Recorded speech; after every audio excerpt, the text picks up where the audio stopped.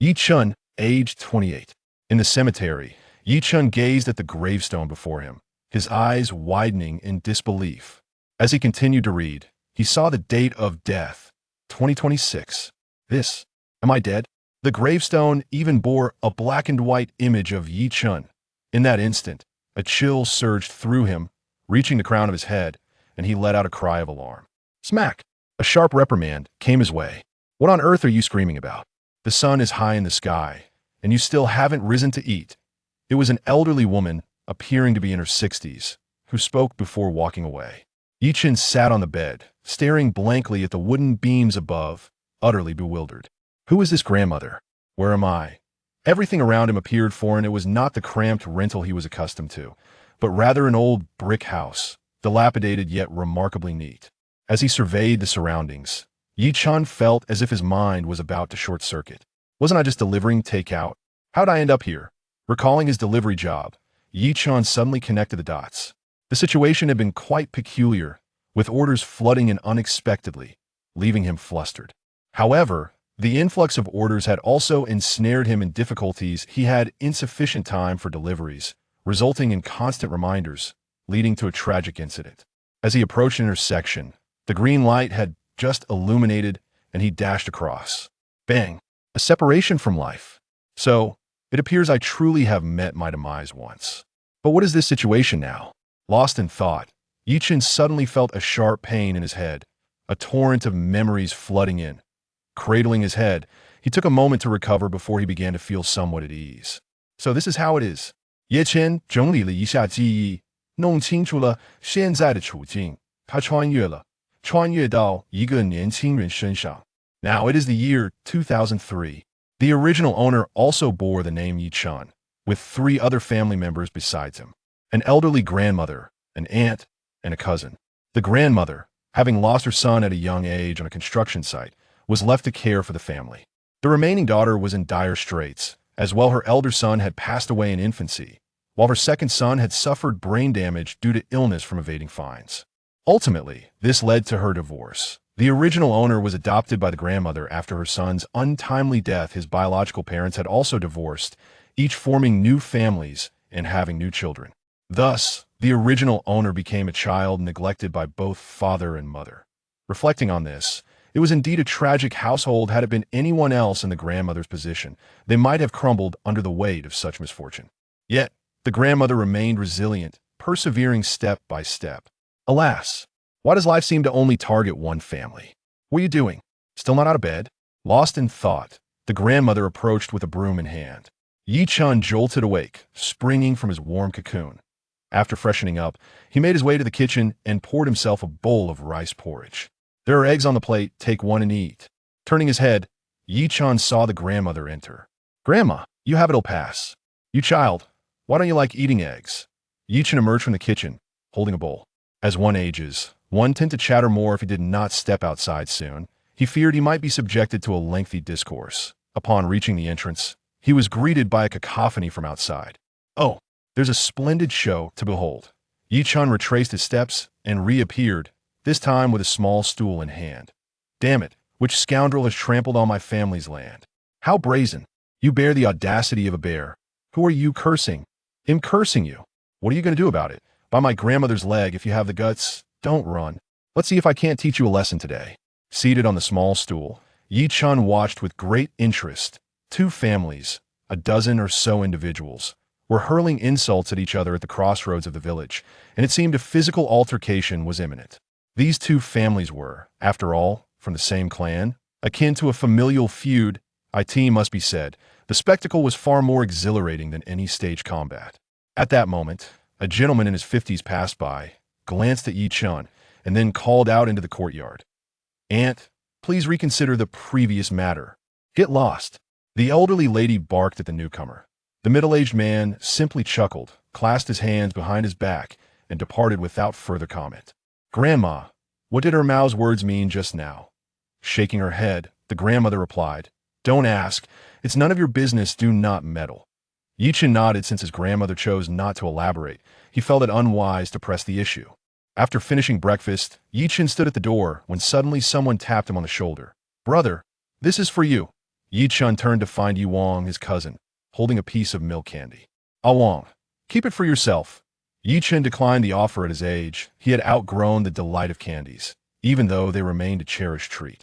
Ah Wang was but a year younger, yet his intellect resembled that of a child of 10. Seeing Yi Chun refuse, Ah Wang insisted, pressing the candy into Yi Chun's hand, then rummaging through his pocket. Brother, I have more. Amused by Ah Wang's cheerful demeanor, Yi Chun smiled in return. All right, I shall accept it. After a while, Yi Chun noticed his grandmother with a bucket, drawing water beside the well. Grandma, what are you fetching water for? It hasn't rained in several days, and I noticed the vegetable garden is drying out and getting some water to irrigate it, she explained. I'll do the watering. By the way, where is my aunt? His grandmother looked up. Your aunt has gone to the town, claiming she has some handiwork to attend to. Yi Chun nodded. The bucket was nearly full, so he grabbed a ladle and headed towards the back of the yard, in the vegetable garden. As he watered the plants, Yi Chun pondered. What exactly was this universal search system? Upon waking, not only had he inherited the memories of the original owner, but he had also acquired a system that had just completed its initialization. Universal search system loading complete. Recommended focus. Ocean. Host. Yi Chun. Physical condition. 7 maximum 15. Points. 0. Luck value. 5. Universal search. Effective on objects with a maximum cross-section exceeding 1 square centimeter, provided the item possesses characteristics of vitality. Upgradable. Shop. Points can be exchanged for items, and the shop points are obtained through acquiring items. Upon perusing the system's introduction, Yi Chun found himself somewhat bewildered. This notion of luck seemed rather ludicrous, reminiscent of an online gaming experience. It was essential to note that he had always been rather unfortunate in such matters. While others might procure a premium vehicle with just a few draws from the lottery system, he had exhausted his diamonds without a single rewarding outcome. Now, with the introduction of a luck value, he wondered what the point was in continuing. The absurdity of measuring probability to enhance probability was truly remarkable. Shaking his head in contemplation, Yi Chun resolved to set aside his musings for the moment and put the system to the test later. After making several trips, he completed his chores. Grandma, I'm going out for a stroll. His grandmother regarded him with a hint of concern. Don't dwell too much on it. If you weren't accepted, it's not the end. There will be other opportunities. Yi Chun chuckled. Grandma, I'm merely going for a walk. If I can't become a teacher, you'll find work elsewhere. I'm not that fragile. That's good to hear. Off you go. Leaving the house, Yi Chun ambled along the path. System, how do I search? Just as he inquired, a line of text materialized before him. The host can initiate or deactivate the search system with mere thought. Ah, so that's how it works? Eager to experiment, Yi Chun contemplated the search function. Although the system suggested a maritime direction, as a person from the inland, he possessed no knowledge of the ocean. Upon activating the search, he noticed a shift in his perspective. The sides of the path, once fields of wheat, now appeared as a dark expanse, interspersed with tiny red dots. Beyond that, nothing was visible. Could it be that this would blind me? Adjusting his view, Yi Chun exhaled in relief. Before him stood a tree, devoid of color, a mere silhouette against a white backdrop, with the tree itself appearing in black. Lowering his gaze, he discerned the silhouette of black tree roots and several large red insects. Yi Chun comprehended that the wheat had grown tall, creating a dense mass of vegetation that rendered the scene nearly indistinguishable. The red dots, he surmised, were likely insects. Thus, it was clear that the black shapes represented plants, whereas the red ones indicated animals. What about fungi? But that was inconsequential. Yi Chun had no knowledge of fungi and had not considered foraging for them. Inexperienced, he knew that one could easily mistake edible varieties for toxic ones, leading to dire consequences. As he continued his leisurely stroll, Yi Chun arrived at the riverbank and, upon glancing around, discovered that there indeed was something to behold. Chapter 2. Catching eels. Gazing into the river, Yi Chun found himself lost in thought. The presence of numerous crayfish was evident. Shifting his gaze, he spotted several elongated figures, which appeared to be eels, an expensive delicacy and one of the few local treasures. However, how was he to catch them? Recalling the memories of the original owner, he remembered there were some nets at home. He hurried back, but before he could reach the door, he overheard a heated argument, prompting him to quicken his pace. "And you ought to sell that piece of land. With 3 plots, you have more than enough. I want to sell, so you can leave. And I'm serious. 1,000 yuan is quite a sum. Besides, with 3 plots, you can't even build a house. It's better to sell. His grandmother's face was flushed with anger. How could one expect to acquire the homestead for merely 1,000 yuan? That was nothing short of robbery. Standing at the entrance, Yichen pieced together the situation. The land had been divided a few years prior, and after his aunt's divorce, she had moved back, changing her name to Yi Wang, thus inheriting a share of the land along with her 2 children. This had displeased some local residents. Initially, there was little fuss, but over the past 2 years, tensions had escalated, with some believing that since his aunt had been married before, her children should not be entitled to land. With this thought in mind, Yichen strode into the room and swiftly seized the neck of the intruder. This man, known as Heir Mao in the village, was of modest height, around 5 feet 3 inches, whereas Yichen towered over him at 6 feet. Gripping the 50-year-old man under his arm, he found it quite effortless. "Brat, do you know who I am?" "I'm your elder," Heir Mao protested, indignant. In the local dialect, elder is a term of respect akin to uncle, encompassing various familial titles such as second uncle or third uncle. Yet Yichen paid no heed. Regardless of Heir Mao's status, he dragged him outside. "Now you realize you're an elder? Trying to acquire land for a mere 1,000 yuan. What a joke. Yichen, you still have 2 cousins and 4 nephews. Heir Mao retorted, his words laced with veiled threats. Such was the nature of rural life. With many family members, conversations often took a hard tone. But Yichen was undeterred. True, he had 4 nephews, but the eldest was only 16 or 17 and rather frail, hardly a threat. With a swift motion, he delivered a blow to Heir Mao's abdomen, causing the man to double over in pain, eliciting a gasp from his grandmother. "Yichen, don't injure him," she exclaimed. Yichen smiled reassuringly. "Grandma, don't worry. I know my limits." With that, he kicked Heir Mao further away. Collapsing to the ground, Heir Mao curled up like a shrimp, grimacing in agony. "Yichen, you've got guts. Just wait," he muttered, struggling to stand and hobbling away. Yichen scoffed, noting that with both of Heir Mao's sons absent and his grandsons being of little use, what could he possibly threaten him with? With a leg like that? "You're hardly a concern." His grandmother expressed her worries. "Yichen, do you think he'll cause trouble?" Yichen shook his head. "Don't worry, Grandma. If they seek trouble, it'll be with me, and it won't amount to anything significant. I'm just concerned they might trouble you. At my age, what can they possibly gain from me?" Yichen preferred not to dwell on the matter further and skillfully diverted the conversation. "By the way, Grandma, I recall we have some fish traps at home. Where are they located? Perhaps in the cow shed? Could you check there?" Of course. The cow shed had fallen into disrepair, but Yichen rummaged through a pile of clutter and unearthed 2 fish traps. In addition, he also found a fishing rod made from a bamboo pole and a net. The fish traps and rod were remnants of his childhood, showing signs of age. Particularly, the traps had several holes. After expending considerable effort to mend the damaged traps, Yichen proceeded to dig for some earthworms near the water well. "Wang, please take care of Grandma. I'll be stepping out for a while." With a cheerful farewell, Yichen set off with enthusiasm. "Well, if it isn't the village's scholar. Why aren't you home studying?" Yichen glanced over to find a woman from a neighboring family. It was best to ignore such individuals. Yichen's family had endured hardships in the village due to the absence of male figures, making them targets for bullying. Especially this woman, who thrived on confrontation, relishing the sense of advantage gained from any dispute. At this point, she was merely seeking trouble. In this day and age, high school students were hardly a rarity. The original owner of Yichen's identity had graduated 2 years prior, aspiring to become a teacher in town, but had yet to succeed, earning him some gossip within the village. Paying her no heed, Yichen hurried to the riverbank. This area was dotted with numerous crayfish burrows, some obscured by aquatic vegetation, making them difficult to spot.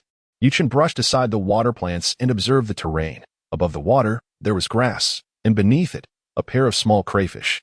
After inspecting the area, he noted many burrows were similarly situated.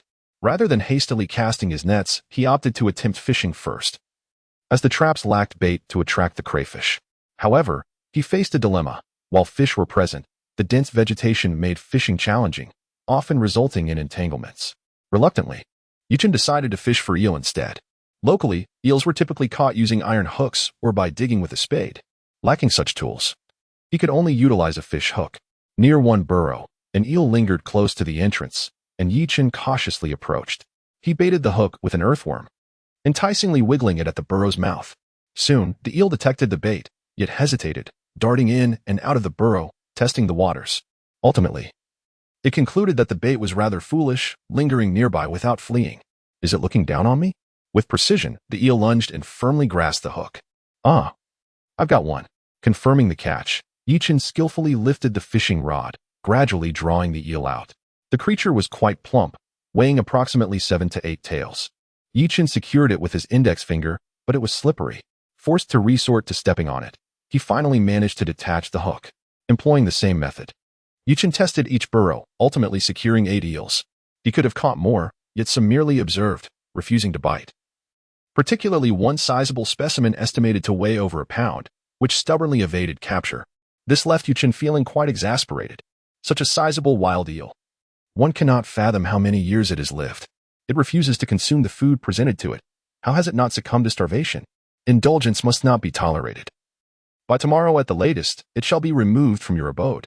As noon approached, beads of sweat began to form upon Yichin's brow. The weather in May, despite the relatively low latitude of this area, had become exceedingly warm due to consecutive days of rising temperatures, likely surpassing 30 degrees. Noticing that the trap had yet to be deployed, Yichin decided to shed his clothing, donning only a pair of shorts as he waded into the water. This location harbored fish, although most resided amidst the aquatic vegetation. As he parted the foliage, Yichin ascended and skillfully baited the hook with worms. As for ground bait, it served merely to attract the fish. He could see them clearly, so was it truly necessary? Observing a crucian carp meandering nearby, Yichin deftly presented the bait. The worms danced enticingly before the crucian carp. The fish circled the hook, thinking, "Ah, such bravado. You dare to perform a dance before me." The time had come to see whether I would partake. To his astonishment, the crucian carp realized it had fallen into a trap. The local crucian carp were not particularly large. The largest Yichin had encountered in both of his lifetimes was merely close to a pound, about the length of a chopstick. After catching 4 crucian carp, each weighing roughly 2 to 3 tails, Yichin decided to cease his efforts. He placed the fish inside the trap and secured it properly. It was already noon, and carrying the bucket, Yichin returned home with great satisfaction. "Brother, what have you caught?" Along approached, peering into the bucket, then exclaimed loudly, "Mom! Grandma! My brother has caught a huge eel." Chapter 3. The Goal in the Province of Fu. Auntie, who was engaged in her handicrafts, turned her gaze towards Yichin upon hearing the commotion. "Achin, what is this about eels?" Yichin set down his fishing rod and approached with a bucket in hand. "Look, oh my, it truly is an eel. And what a large one it is," Yichin exclaimed with delight. "Auntie, why don't you catch one? We can cook it for lunch." "Perhaps not." Yi Yiching hesitated. "Eels are quite expensive now. We could sell it in town this afternoon. Let us have one. I can catch more tomorrow." Yi Yiching still seemed uncertain. "Are they really that easy to catch?" Yichin nodded affirmatively. "Indeed. Otherwise, I wouldn't have caught so many." "All right then. I just bought some tofu in town. Let us do one." With that, Annie scooped up a medium-sized eel and began to prepare it with a pair of scissors. She didn't opt for the larger one, believing the medium size would suffice for the family to savor. If they truly desired meat, it would be wiser to sell it and purchase a couple of pounds of pork instead. Yi-chun said nothing further. The 2 children had grown up, and they merely wished to save some money for future necessities. Before long, the meal was ready. The wild eel tasted delightful, but Yi-chun refrained from indulging. Having recently arrived and still reminiscing about more sumptuous fare, he decided to leave the majority for the others. Despite his abstinence, Grandma and Auntie also consumed little, each taking only a bite and subsequently focusing on the tofu. Consequently, a considerable portion of the eel found its way into Ah Wong's stomach. "Brother, this is delicious. Let us go catch eels together tomorrow." "Sure. If you love them, I'll catch some for you."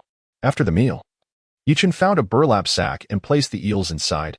They could breathe in the open air, thus preventing suffocation. He secured the sack to the back of his Phoenix brand bicycle and set off towards town. It was a 5-mile journey, and he arrived in no time. At this hour, the town was sparsely populated. He approached a fish shop. "Excuse me, do you buy eels?" "Eels? Yes, we do." The shopkeeper seemed somewhat puzzled. "Isn't it still May? You're already catching eels?" However, considering the recent warm weather, he understood. In previous years, they would have had to wait. But this year had indeed been quite warm, making it feasible to catch them. "Young man, how many do you have?" Yichin didn't respond directly, instead asking, "What price do you offer?" The shopkeeper scrutinized Yichin for a moment. 12 per pound. We'll buy as many as you have." Yichin was taken aback. That seemed rather low. "The goods are at home. I just wanted to inquire. After saying this, Yichen hopped on his bicycle and pedaled away. The shopkeeper was left stunned. Seeing Yichen's youth, he realized the price he had quoted was somewhat low. But he anticipated that the young man would leave without negotiation. He called after him, "Young man, 15 a pound. Are you selling or not?" Yichen ignored him and continued riding, his gaze wandering along the streets. Suddenly, he froze. Ahead of him, a middle-aged woman was startled. "Young man, watch where you're riding." Yichen quickly regained his composure and apologized, while the woman huffed and walked away. But something felt amiss. Yichen stared blankly at the sign by the street, perplexed by the notion of 3G mobile technology in the year 2003. This world seemed vastly different. As he delved into the memories of the original owner, particularly in the realms of economy and technology, he was taken aback. Goodness! The technological advancements in this world appeared to be a decade ahead of his previous life, while the economic situation, though not as dramatic, was still notably improved. Astoundingly, it dawned on him that the prior owner was quite misguided. How could one expect to purchase land for a mere 1,000 yuan? And what of his former employer, who had offered him a paltry 12? What a ripoff! As he strolled along, Yichen parked his vehicle in front of a restaurant. This establishment was quite impressive. Unlike most local eateries that merely had a few tables on the ground floor, this one boasted a spacious layout, complete with a second floor. He had heard from others that this place was typically reserved for receptions, though in a small town, such occasions were rather infrequent. At that moment, a woman in her 30s stood outside the restaurant, simultaneously on the phone and handling a live eel. "Darling, this is unacceptable. It's been 2 days, and I've only managed to catch 2 eels. What am I supposed to do?" she exclaimed, her frustration palpable. "Speak up, will you? Are you even listening?" On the other end, her husband replied helplessly, "Dear, what do you expect me to do? I'm at the river digging for eels right now, and I've just caught one." The woman retorted, "You left this morning, and you've only caught one by now? What good is that?" Hearing their conversation, Yichen approached them.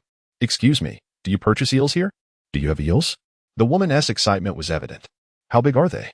Hurry and show me. We can negotiate a price." In response, Yichen removed the sack he was carrying. "Look, these eels are quite substantial. Wow, they're really big." The woman was thrilled. For days, the town had been urging her to procure more eels, and she and her husband had been quite anxious. "Young man, I'll buy these eels at 32 yuan per Jane. What do you think?" 32? Yichen was somewhat astonished. In such a small locality, such a high price was unusual. "All right, please weigh them." Nodding, the woman placed the eels in a basin and weighed them. 5 Jane for Liang. Yichen was pleased. His grandmother had weighed them before giving them to him, and this was indeed the correct weight. "That totals 172. 8 yuan, but I'll give you 180. If you have more eels next time, you can sell them to me at the same price." Yichen smiled. "Thank you, madam. I will certainly bring more to you next time." After Yichen departed, the woman glanced at her phone, realizing the call had not yet ended, and felt a twinge of annoyance. What a waste of phone credit. What are you doing, digging for eels? A grown man, and yet not as useful as a young lad. "Come back. What's wrong, dear?" her husband inquired. Just now, a young man sold over 5 Jane of eels. That should be enough. The man was bewildered, considering that even a half-Jane eel was substantial. How could one have caught over 5 Jane? Upon glancing at the meager contents of his bucket, weighing merely a couple of taels, the man felt a surge of emotion, pondering the vast disparities that exist among individuals.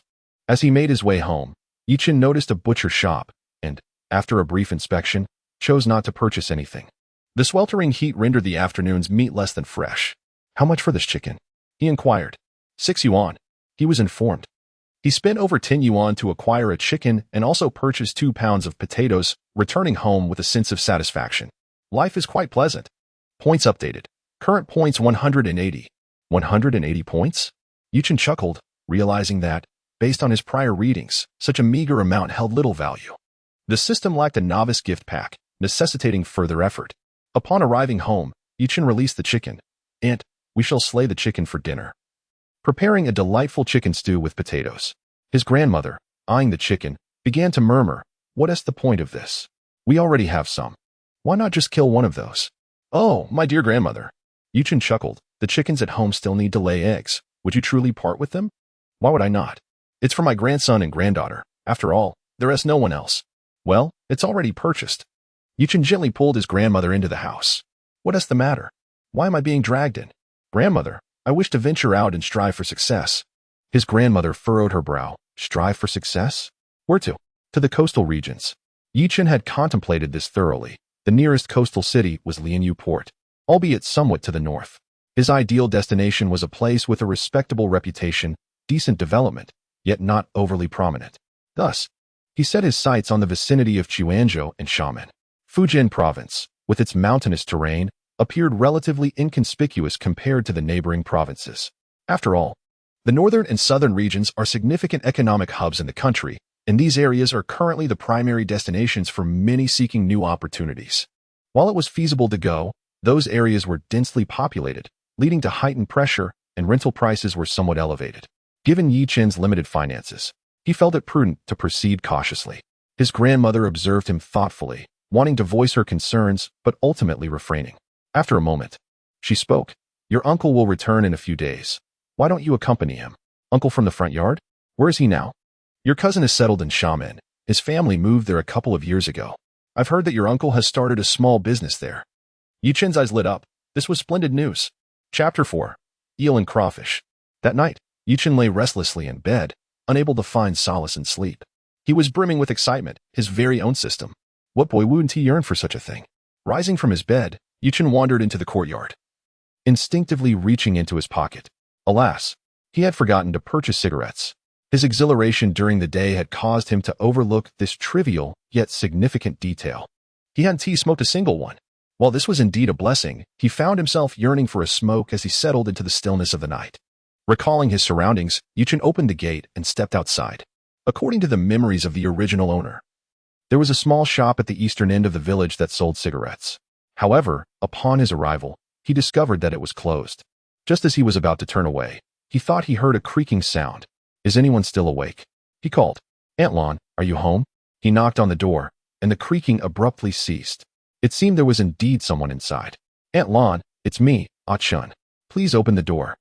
Silence enveloped him, leaving Yichen uncertain. Could it be a thief? In this era, theft was not an uncommon occurrence. He recalled his own home being robbed during his childhood. Aunt Lon, are you there? I heard a sound from inside. If you're home, give me a sign.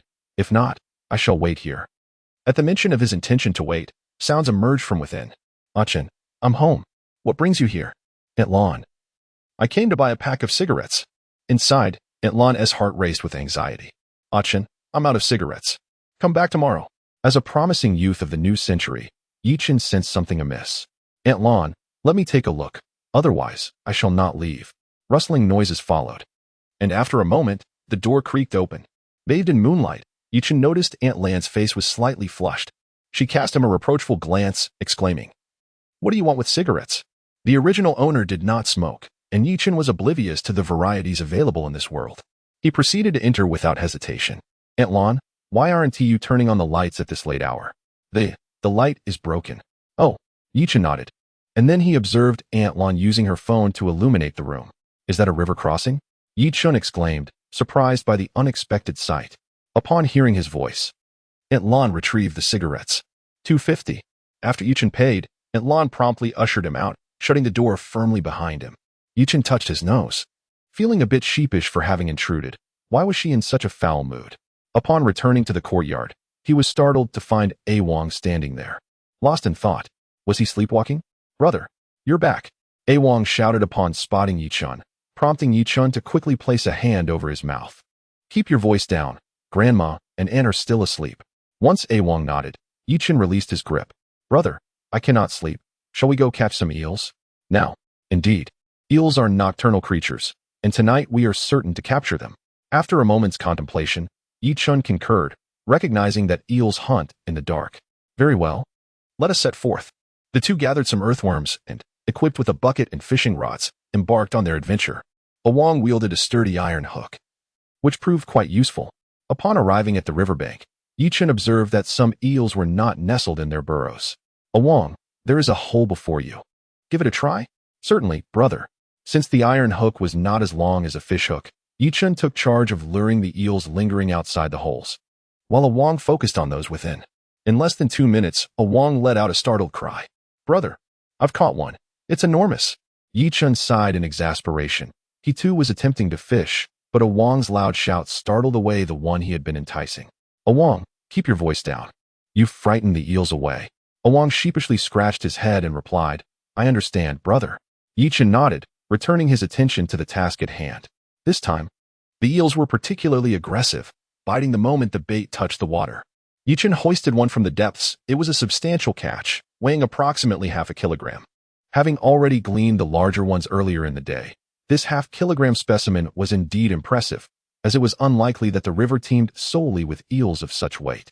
The duo continued their expedition along the riverbank, quickly filling the bucket to nearly half its capacity, estimating they had accumulated around 10 kilograms. Just then, Yichen abruptly halted Awang, commanding him to stay still. Awang turned to see Yichen's serious expression and instinctively froze. Not daring to turn his head back, Yichen swiftly baited a hook with an earthworm, then moved a short distance before gently lowering the hook into the water. Before them was a magnificent eel, truly large, as thick as half an arm and likely weighing over a kilogram. Initially indifferent to Yichen's enticements, the eel soon struck the bait with vigor. Bring it here. Yichen pulled on the rod, successfully bringing the eel ashore. Awang, catch the eel. Awang, momentarily bewildered, turned to see a large eel dangling from Yichen's fishing rod. Is it truly that big? Ignoring his sore neck, Awang lunged forward. What are you doing, Awang? Removing the hook.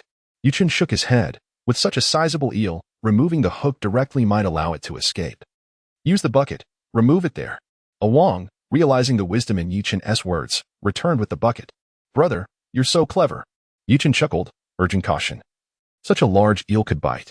Understood, brother. After a considerable effort, they finally managed to detach the hook from the eel. Yichen gazed at the impressive creature, momentarily lost in thought. Awang, do not grab it. Keep your eyes on the bucket. Ensure it does not escape. Certainly, brother, it shall not get away. No sooner had he spoken than the eel began to climb the edge of the bucket, prompting Awang to swiftly slap it back down. Yichen glanced once and then ceased to observe. Awang was obstinate, as stubborn as a mule, unyielding even to his own mother. Only Yichen could sway him. For this lad held Yichen in high esteem, believing him to be omnipotent. They continued to fish along the river until the worms were exhausted, at which point Yichen shook his head. There were few large eels left, the remainder being rather small. Let us return, he suggested. All right, brother. Upon arriving home, Yichen refrained from placing the eels in the yard, as there were numerous cats roaming about, and he feared they might take an interest in his catch. The following morning, Yichen rose early, around 6, and went to collect the traps by the river. To his astonishment, he was taken aback by the sheer number of crayfish. The bucket he had brought was utterly insufficient to contain them all. It appeared they had become quite a nuisance. Reluctantly, Yichen only gathered the crayfish from one trap, leaving the other to be dragged back home. Oh my goodness! Exclaimed an elderly gentleman out for his morning stroll, his eyes widening in disbelief. Yichen, did you catch all of this? Indeed. There are far too many. I must hurry home to release them. Listen to yourself. Is this even human speech? The old man, momentarily forgetting his walk, hurried home to inform his spouse, urging her to rush to town to purchase more traps. Upon returning home, Yichen weighed the catch and was astonished to find over 30 pounds of crayfish. However, the true prize was undoubtedly the 20 pounds of eels he had caught the previous evening. At that moment, his grandmother had just risen and witnessed Yichen speeding away on his bicycle. Yichen, where are you off to? She called out. I'm heading to town. Chapter 5 The Eve of Departure. Handsome. Back again with the eels. Let me see what you've got.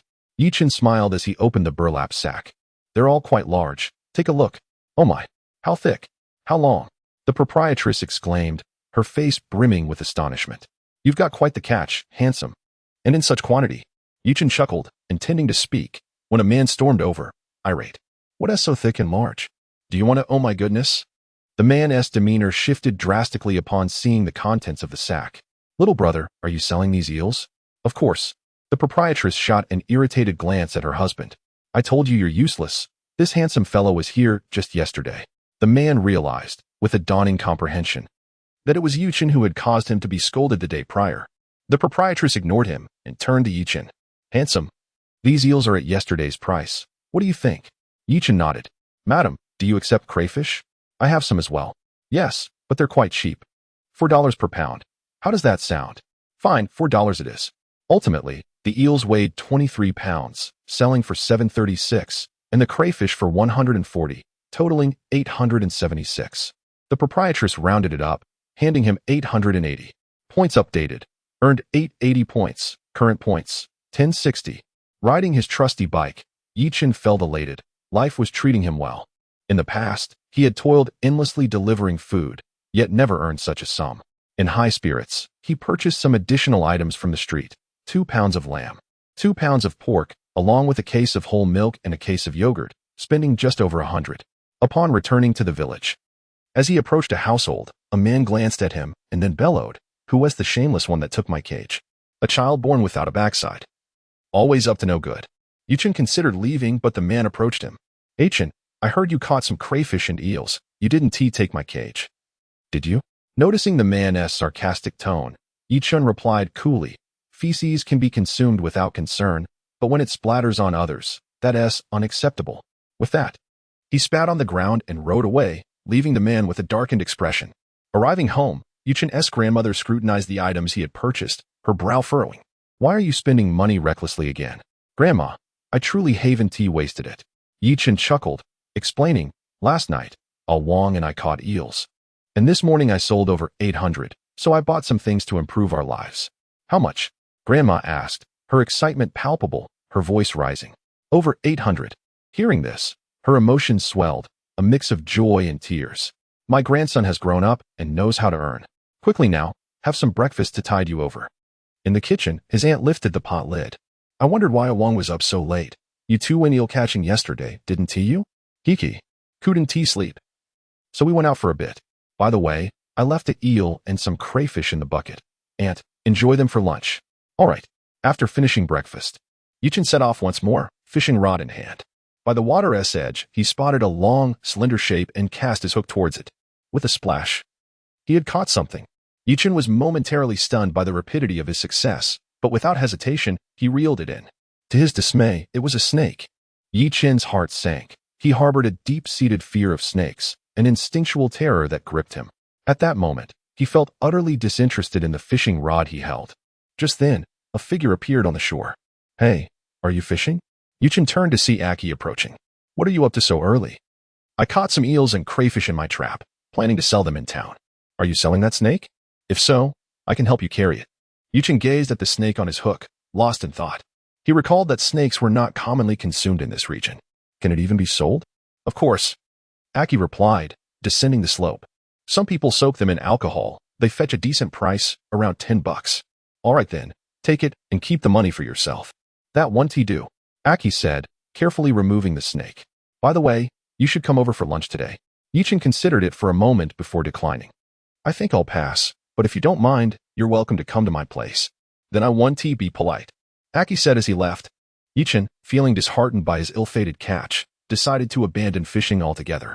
After all, starting off with a snake was hardly a stroke of luck. Upon returning home, he found his aunt cleaning the crayfish. He dashed to the garden and picked a crisp cucumber. The freshness was delightful. As he bit into it, a fragrant aroma filled his senses. It was undeniable that homegrown produce tasted far superior.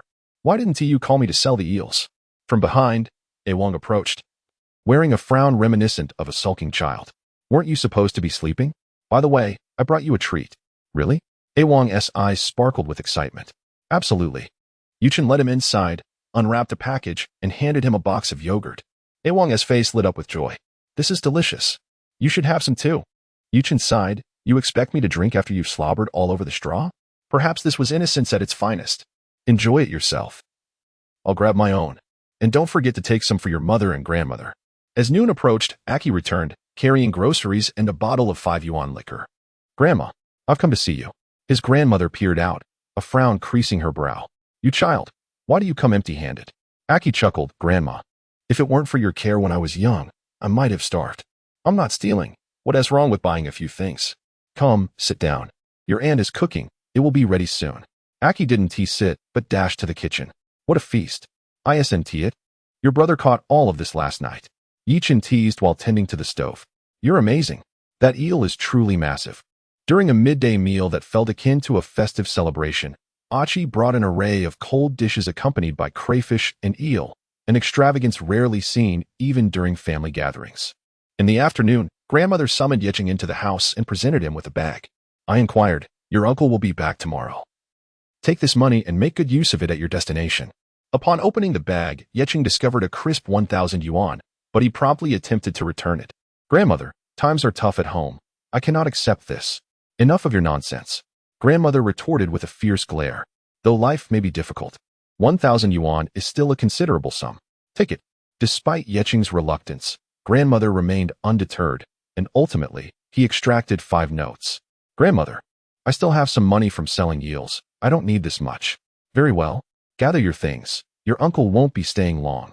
Once outside, strolling along the path, Yecheng let out a sigh and lit a cigarette. Crossing the river costs over 2 yuan a pack, but the flavor remains unchanged. After selling goods, he was left with 932 yuan, and with the additional 500 from grandmother, he totaled 1,432 yuan. Hopefully, it would suffice. Bah, a young man ought to focus on earning money, not smoking. As he walked, a woman nearby spat disdainfully. Yecheng rolled his eyes in response. What business is it of yours if I smoke? Before he could finish, an older man beside her shushed her. Ah, Yecheng, where did you catch those crayfish? They grew in the fields. With that, Yecheng turned to leave. The older man, flustered, stomped his foot and glared at his companion. Why provoke him unnecessarily? Chapter 6. The first coastal expedition. Grandmother was indeed correct. Uncle stayed at home for just a single day before he was set to depart the following morning. Yichen purchased 2 packets of Jinwan cigarettes and, with his luggage in tow, boarded the vehicle. Uncle, have you purchased a car? Yichen's uncle, Yi Fuguwei, was in his 50s and was grandmother's nephew. Over the years, Yichen's family had fared relatively well, largely thanks to Uncle's assistance. Without his support, 2 women and 2 children in the countryside would have faced significant hardships. What car? Just a second-hand one for a few thousand yuan to run a small business. That is quite impressive. In these times, even a motorcycle is considered a luxury in the countryside. Having a car commands a different level of respect. Uncle chuckled heartily as he started the engine. There's water in the back. Drink some if you get thirsty. I've got some. As he spoke, he unwrapped a cigarette and offered one to Uncle. Ah, G1. Fine tobacco.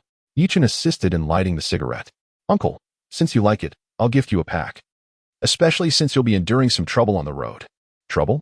It's just a matter of course. Keep it for yourself. By the way, what are you planning to do? Going to the coast. Cough. Yi Fuguwei choked slightly on the smoke.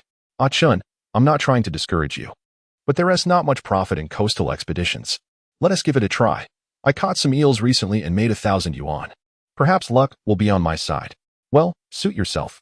The journey is long. You might as well catch some sleep. After saying this, Yi Fuguwei fell silent. Believing that experiencing the world could be beneficial, perhaps grounding Yichen for the future. They set off around 8 in the morning and arrived well past midnight. Stopping in front of a small restaurant in the town, Yi Fuguwei pushed open the door. Let us stay here for the night. Wait a moment, I have some food. Several cold dishes were served, and after a few drinks, Yi Fuguwei began to share stories. This isn't shaman. We are in Chuanzhou. Tomorrow, I will take you to rent a house, and you can simply go to the coast from that village. Avoid the other villages. Chuanzhou? Didn't grandmother say it was shaman? Pondering this, Yichen inquired further, to which Uncle responded with a chuckle, your brother is indeed in shaman. But we are not far from there. Your aunt can manage that. I will just run a small business here. Yichen nodded, realizing that a family relocation to the city might pose some inconveniences. Considering Uncle's earlier remarks, he posed another question. Uncle, why not visit the other villages? Is there some significance to that? Certainly. It's a fishing village. It was quite chaotic years ago, but the village I mentioned is different. This village has a high influx of outsiders, which leads to more conflicts. Recently, they are promoting tourism here, so a crackdown was initiated, just recently. They apprehended over 10 individuals. Yichen was puzzled. Did they arrest locals too? Yi Fuguwei laughed. Why not? This fishing village has wealth, but those with money have fled. What remains cannot stir much trouble. Having enjoyed their meal and drink, Yichen spent the night with Uncle. The next day, he followed him into the fishing village. Come with me. I know a shortcut. The car was taken away by the restaurant staff to transport some items, so the 2 individuals made their way on foot. They traversed a gravel path, bordered by the sea and large boulders, with the terrain proving quite intricate. After navigating this route, they arrived at a fishing village. After inquiring at several houses, they finally found one available for rent at 200 a month, spacious and complete with a yard and kitchen. However, a minimum rental period of 6 months was required, amounting to 1,200 in total. After deducting 50 for cigarettes, Yichen realized he had very little money left. "Ah Chun, if you find it hard to stay, come work at my shop. Even as a waiter, you can earn something." "All right, thank you, uncle." After Yi Fuguwei departed, Yichen rummaged through his pockets and let out a bitter laugh. Only 182 yuan remained, and that was before making any purchases. Subsequently, he visited a small shop at the village entrance to buy some rice, flour, and cooking oil, leaving him with just over 70 yuan. His only tool for gathering from the sea was a small bucket he had purchased at the shop for 10 yuan. "Young man, you look quite unfamiliar here." An elderly man, his hair grizzled and appearing to be in his 60s, lounged in a rocking chair. Yichen glanced at the house behind him and couldn't help but conclude that this man was quite affluent. "Yes, I just arrived. Sir, when is the best time for gathering from the sea here?" "Gathering? You should head out around 5 or 6 in the afternoon. The tide will start receding after 4 today, but it's a small tide, so I doubt you'll find much." Yichen realized the time. It was already past 3, and he feared his chances for success were dwindling. In May 2003, this corresponded to the 4th lunar month. "Thank you, sir." The elder lived next door, just a few steps away. Upon returning to his room, Yichen examined the premises thoroughly. Fortunately, the kitchenware was quite complete. Until the afternoon, he had only eaten a bowl of rice. At 5:30, he set off with his bucket in hand. "Young man, are you really going to gather with just that?" It was the same elder again, and Yichen felt somewhat embarrassed under his gaze. Yet, he had no choice. His funds were utterly depleted. Seemingly perceiving Yichen's predicament, the elder chuckled, "I have a shovel at home. If you need it, just take it." "That would be rather embarrassing. What's there to be shy about? Just take it." "Thank you so much." Yichen hurried into the yard, quickly glanced around, and grabbed a shovel. In his peripheral vision, he noticed a woman who appeared to be in her 40s. She was likely the elder's daughter-in-law. After expressing his gratitude once more, Yichen set off with his tools. At the seaside, there were few people, only a few women in the distance with buckets, while closer by, 3 children were present. 2 of the children were laboriously using shovels to see who could dig deeper when suddenly, another child rushed over. "Look what I caught." The child displayed a decayed fish on a shovel, prompting the other 2 children to scurry away. "How foul." The child smirked. 2 cowards, afraid of a dead fish. "You're the coward. At least you're scared of dead fish." The 2 children's faces flushed with embarrassment, and after a moment of hesitation, one of them declared, "I'm not a coward. My brother plays with poop, and I can too. Can you?" "Humph. What is your brother worth?" "My father dares to eat it. And I have even seen it." "I do not believe it. What is your perspective?" "My father and my mother." A myriad of words omitted here. Yichen was nearly in stitches, grabbing his bucket and fleeing hastily. He feared he might lose his composure if he lingered. One wonders whether these children will return home to a dinner of belt-fried shredded meat. Gazing across the seaside, there was indeed an abundance of items, albeit rather diminutive in size. Were they truly so scattered? After collecting for a while, he had gathered a considerable haul of snails and shells, weighing a few pounds. Yet he remained unfamiliar with these items and their market value. The assortment was rather chaotic. This simply would not do. He might as well catch some loaches instead. The internet is rife with deceivers. Where does such bounty come from? Yichen suddenly recalled the fragmented stone area he had visited previously, a place that appeared to be less frequented. With that thought in mind, he made his way over. Goodness, so densely packed. Upon activating the system, the silhouettes before him coalesced into a vivid tapestry of red. Yichen's eyes widened in astonishment. Rushing forward, he discovered a variety of shellfish, the price of which remained a mystery to him. They were dark and not particularly small, measuring approximately 7 to 8 centimeters, tapering to a fine point on one end while the other was rounded. Yichen mused that surely the treasures of the sea must hold some value. As the tide receded, some remained perched upon the rocks while others lingered in the water. After a while of gathering, with nearly half a bucketful amassed, and as dusk descended, Yichen decided to abandon these in pursuit of another find. He turned his attention to the rocks, whose surfaces were grayish-white, rough and irregular. This was something he recognized: oysters, also known as raw oysters, which were rather inexpensive along the coast. However, it was said that this delicacy served as a station of nourishment for men, and Yichen felt compelled to sample a few. The time for gathering at the shore was limited, merely a few hours. Around 8 o'clock, he hefted his half-full bucket of oysters and another of unknown shellfish, preparing to depart. Yet, before leaving, he sought a moment of convenience. That rocky area over there seemed suitable. Goodness, is this a waterhole? Concealed by a large boulder. He had been unaware of the other side, initially believing it to be part of the ocean. Upon approaching, he discovered it to be a mere puddle. Within the waterhole swam a fish. He had previously known of its existence, yet had not realized it was not in the sea. Testing the depth of the puddle, which measured half a meter, Yichen stepped directly in. Utilizing his system's abilities, he swiftly seized the fish. Upon inspection, it was rather sizable, weighing around 5 pounds, oval-shaped, dark with a hint of purple. Is this fish valuable? Yichen was uncertain. He lifted it triumphantly, forgetting all about his earlier need for relief, and returned home with his bucket in tow. Chapter 7. Discovering blue crabs. Upon returning home, Yichen was still preoccupied with the thought of returning the shovel, only to find that his neighbor had closed the door. After a brief return, he felt an insatiable hunger gnawing at him. He had heard it said that fine ingredients often require merely simple preparation, a notion that resonated deeply with him. Thus, he boiled the unknown shellfish and steamed the oysters, complementing them with a bowl of rice. The meal proved to be surprisingly delightful. The following morning, Yichen, carrying a bucket and the shovel, approached his neighbor's doorstep. "Sir, here is your shovel."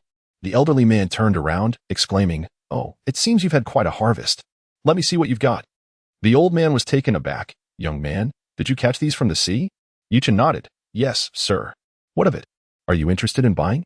Raising an eyebrow, Yichen inquired, "Surely you know the price?" The elder extended his hand, examining the dark fish closely before weighing it in his palm. "This black one must weigh 4 to 5 pounds. Yichen's interest piqued. "Sir, what is this fish called? How much per pound?" The elder chuckled. "You could sell this fish at the market for over 200, but I want to take advantage of you. How does 350 per pound sound?" Yichen felt his breath quicken. Initially, he thought the price was for the entire fish, not per pound. This was astonishingly valuable, truly a treasure from the sea. "All right. I'll sell it to you, sir." But Yichen hesitated, a frown crossing his face. "What is the matter? Do you find it too cheap?" No. Yichen waved his hands. "I simply lack a scale." "That's easily resolved." The elder called out, "Lanner, bring out our scale." Moments later, a woman, whom Yichen had encountered previously, emerged from the house. The elder weighed the fish, declaring, 5 pounds and 1 ounce at 350 per pound. That makes 1,785. The woman chimed in, and both Yichen and the elder were taken aback by her quick calculation. "Miss, you are quite impressive," Yichen exclaimed. The woman smiled. "You are quite the charmer, young man. However, being in my 50s, you should refer to me as aunt or madam." Yichen was astonished. She appeared to be in her 40s. Yet she was indeed in her 50s. This revelation implied that she was not merely the elder's daughter-in-law. They were a couple. Suddenly, Yichen felt a twinge of envy for the elder. "Aunt, you maintain yourself beautifully. You are simply stunning." The woman's smile widened. "You youngsters certainly know how to flatter, unlike some who are already old and have never spoken so sweetly." The elder's expression darkened as he muttered, "All about looks. Yet you hardly show me any appreciation throughout the day." Unavoidably, the aunt's keen hearing caught his words, and her expression shifted. "All you think about is eating. A single fish worth over 1,000, yet you neglect to inquire about our daughter." As she spoke, her gaze fell upon the oysters in Yichen's bucket. "Young man, I'll take all those oysters." Turning to the elderly gentleman, he remarked, "You wish to see, do you not? Tonight, I shall show you plenty." Yichen cast a glance at the elder, a sudden respect washing over him, as he pushed the bucket forward, saying, "Auntie, I am grateful for your lending me your belongings yesterday. I brought these for you." The elder's face instantly paled, and his gaze towards Yichen grew stern. My son-in-law has invited me to dinner in town tonight, so I must take my leave. Where do you think you're going?" The aunt pressed him back down as he attempted to rise. "I'll call him and tell him to come for dinner tonight. You are not going anywhere." The elder closed his eyes, utterly despondent. The aunt turned to Yichen, saying, "Young man, I still need to pay you. Allow me to get it for you." Yichen quickly waved his hands. "It's not worth much. Consider it a token of gratitude. Besides, you purchased my fish. It is only right to offer you something in return." After a moment of contemplation, the aunt replied, "Very well, I have prepared breakfast. Let us share a meal." As Yichen was about to respond, the aunt fixed her gaze on him, stating, "No refusals." Yichen, bemused yet resigned, replied, "All right, then I shall partake." He filled a bowl with porridge and, as he reached the door, discreetly glanced at the elder, only to find the elder looking back at him, creating an awkward moment. "Elder," Yichen began, but the elder waved his hand dismissively. "I understand. It was not intentional, was it?" Choosing silence, Yichen sensed the elder's displeasure and decided it best not to provoke further. After finishing the porridge, Yichen returned to the kitchen, washed the bowl, and neatly put it back. This scene was witnessed by the ant, who remarked, "Young man, just leave that for me. No need to be so polite." Yi Chun smiled gently, responding, "Auntie, my name is Yi Chun. You may call me Xiao Chun. By the way, I recall there are 2 low tides each day. When is it today?" The ant glanced at the time. "It is already 8 o'clock. If you hurry, you might just make it." Considering this, Yi Chun contemplated excusing himself but was halted. "What is it? You do not want the money? Here, take this." She handed him a wad of cash. After counting, it amounted to 18 bills, and Yi Chun returned one, saying, "Auntie, I cannot accept more. Quite honest, I see." The ant responded, pocketing the money. "In this sweltering heat, you cannot go beachcombing like this. Allow me to give you something to shield yourself." She then produced a hat that had only 2 eye openings. "Thank you, Auntie." Transferring the contents of the bucket to the elder's bucket, Yi Chun suddenly had a thought. "Auntie, how much are the things in this bucket worth?" The ant glanced at it. "Why are you collecting so many sea worms? They are not worth much, just a few dimes per pound." "Ah?" Yi Chun was taken aback, realizing that after so much effort, it was merely worth a few dimes per pound. "Thank you, Auntie. I shall take my leave now." Points updated. Earned 1,700 points. Current points, 2,760. Over 2,000 points? Yi Chun returned home, carrying the bucket, and perused the store. Fishing rod, sea rod, 100. 000 points. Fishing rod, hand rod, 50. 000 points. Fishing rod, shore rod, 100. 000 points. Goodness, this is exorbitantly priced. Ultimately, Yi Chun relented, opting to exchange 1,000 points for a sand shovel and another 1,000 for a landing net. Points updated, current points, 760. In response, Yi Chun could only utter a frustrated exclamation. He was utterly perplexed by the purpose of this so-called luck value. Did it mean that the net would simply lure the fish into it? Glancing at his luck value, he saw it stood at 35 points. Subsequently, Yi Chun examined his new possessions. The landing net appeared similar to ordinary nets. As for the sand shovel, it was rather intriguing, seemingly crafted from metal, retractable, and extending to a maximum length of 1.5 meters. Moreover, it was remarkably lightweight, feeling almost like a toy in his hands. Armed with his tools, Yi Chun set forth once more. This time, he ventured a bit farther, reaching a muddy area mixed with sand. Logically, one would expect more people here for coastal foraging. However, the distance and the recent small tides had deterred many. Additionally, Yi Chun had arrived a tad late. Upon his arrival, he was taken aback. Through the cross-section, he spotted several large crabs, alongside numerous long strips hidden beneath the surface. Could these be blue crabs? Chapter 8. The Sandworm Strikes Gold. Yi Chun was positively elated. Judging by their size, these blue crabs were certainly not small, indeed rather substantial, given the bustling activity near the shore. Many crabs weighing just a few taels were swiftly captured, resulting in most blue crabs in the vicinity being rather diminutive. However, the specimens before him appeared to weigh over a pound each, with 2 particularly large ones likely exceeding 2 pounds, nearing 3 pounds. Without further ado, he seized the sand shovel and set to work. Although referred to as a shovel, it was a product of the system, extending in size and, aside from its lightweight nature, rivaled a metal spade in functionality. As he delved into the burrow, a few shovelfuls later, Yi Chun successfully unearthed a blue crab. This particular creature was quite sizable, currently glaring at him while brandishing its formidable claws. Kneeling down, Yi Chun attempted to capture it from behind, only to be startled as the crab raised its claws high. A crab weighing over 2 pounds could inflict a serious pinch. In response, Yi Chun deftly used the shovel to dislodge it, then stepped on it to secure his grip from behind before tossing it into the bucket. After a moment's reflection, he felt something amiss.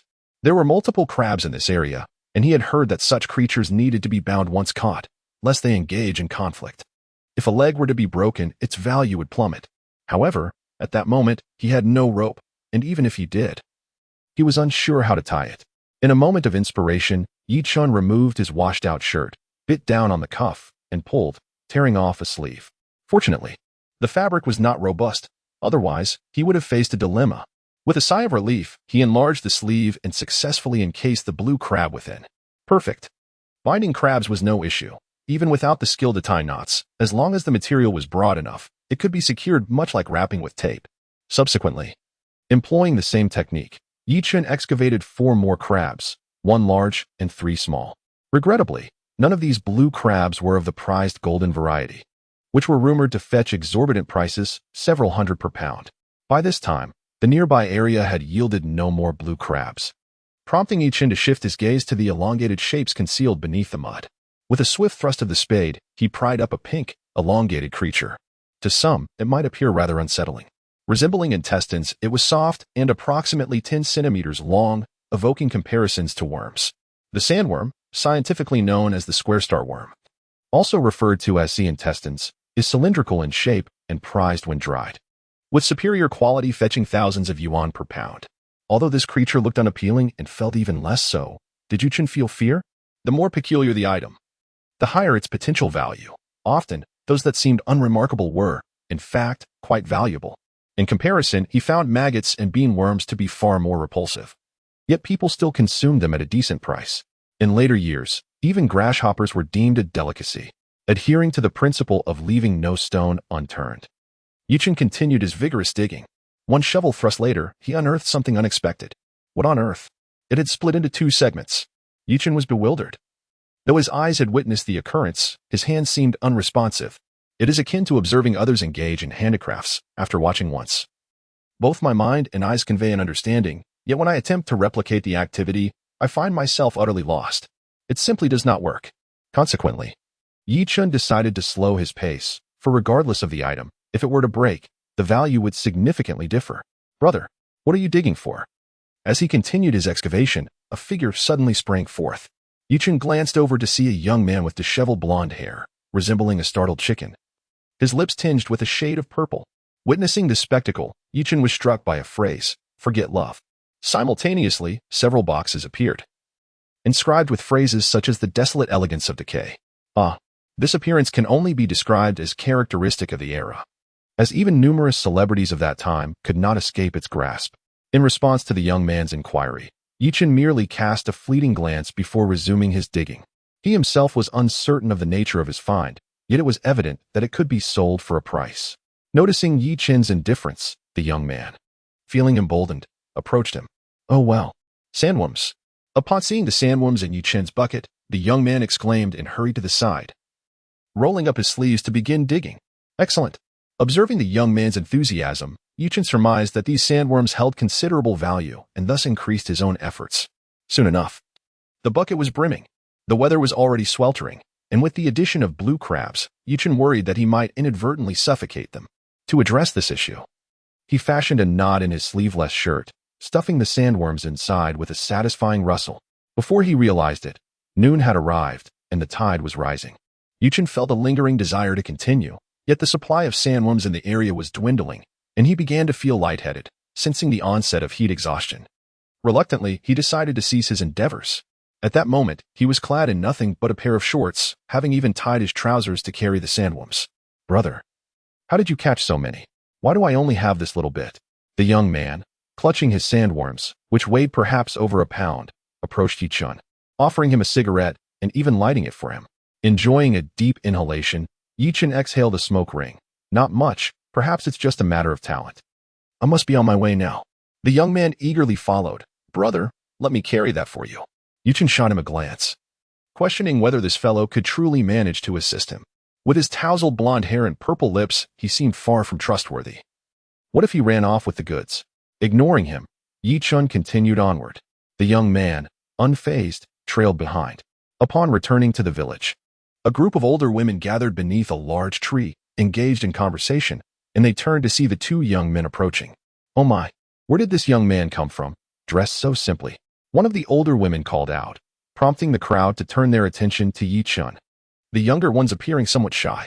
However, the older women paid no heed to their modesty. "Oh, this young man is quite fair-skinned." Indeed, observing his bulging bags, it was evident he had quite the haul. "So, Sui Hua, do you have your eye on him?" As Yichin approached, 2 older women cheerfully intercepted him. The young man went to the beach to gather sea creatures. "What has he collected?" "Not much, just a little something," he replied casually.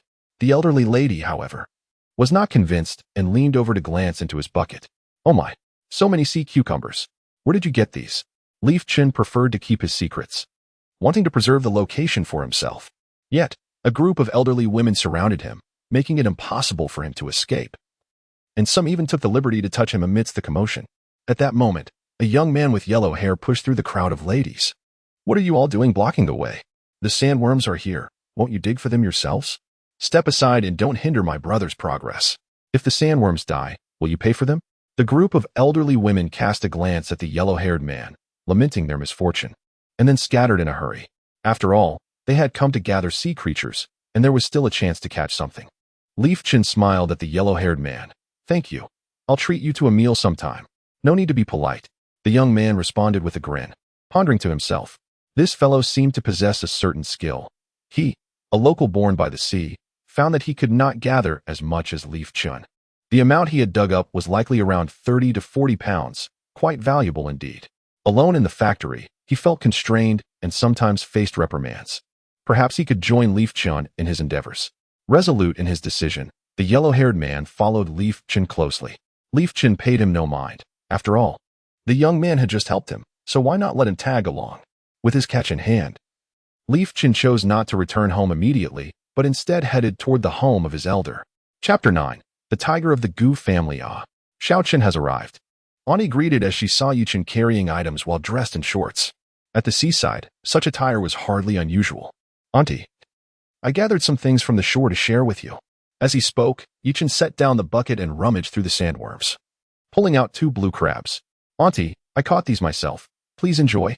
Wow. Blue crabs, and quite sizable too. Let me get some money. Ani called out into the house. Me Lao Tu, bring out some cash. Yu Chen quickly stopped her. Auntie, I caught them myself. Besides, you have been so generous with the fish before. There's no need for money. Although Yu Chen had just arrived, and Uncle Yufugue had mentioned the favorable conditions here, he knew that one must cultivate relationships in the village to avoid being ostracized. Others might not dare to confront him openly. But who knew what could happen behind the scenes?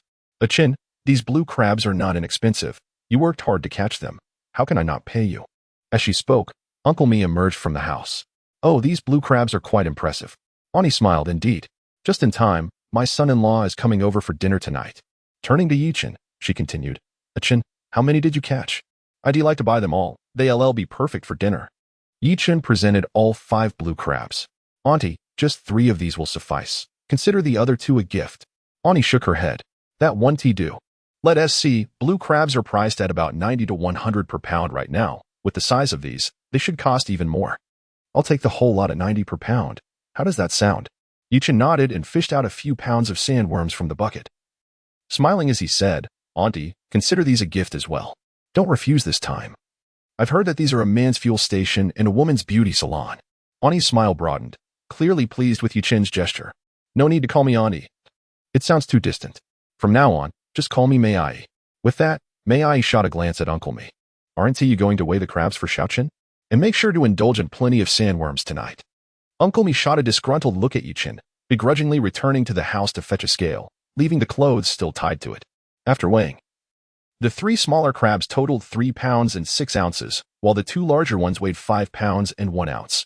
The largest crab alone weighed 2 pounds and 7 ounces, which was quite substantial by domestic standards. Of course, size was secondary now. They had agreed on 90 pounds in total.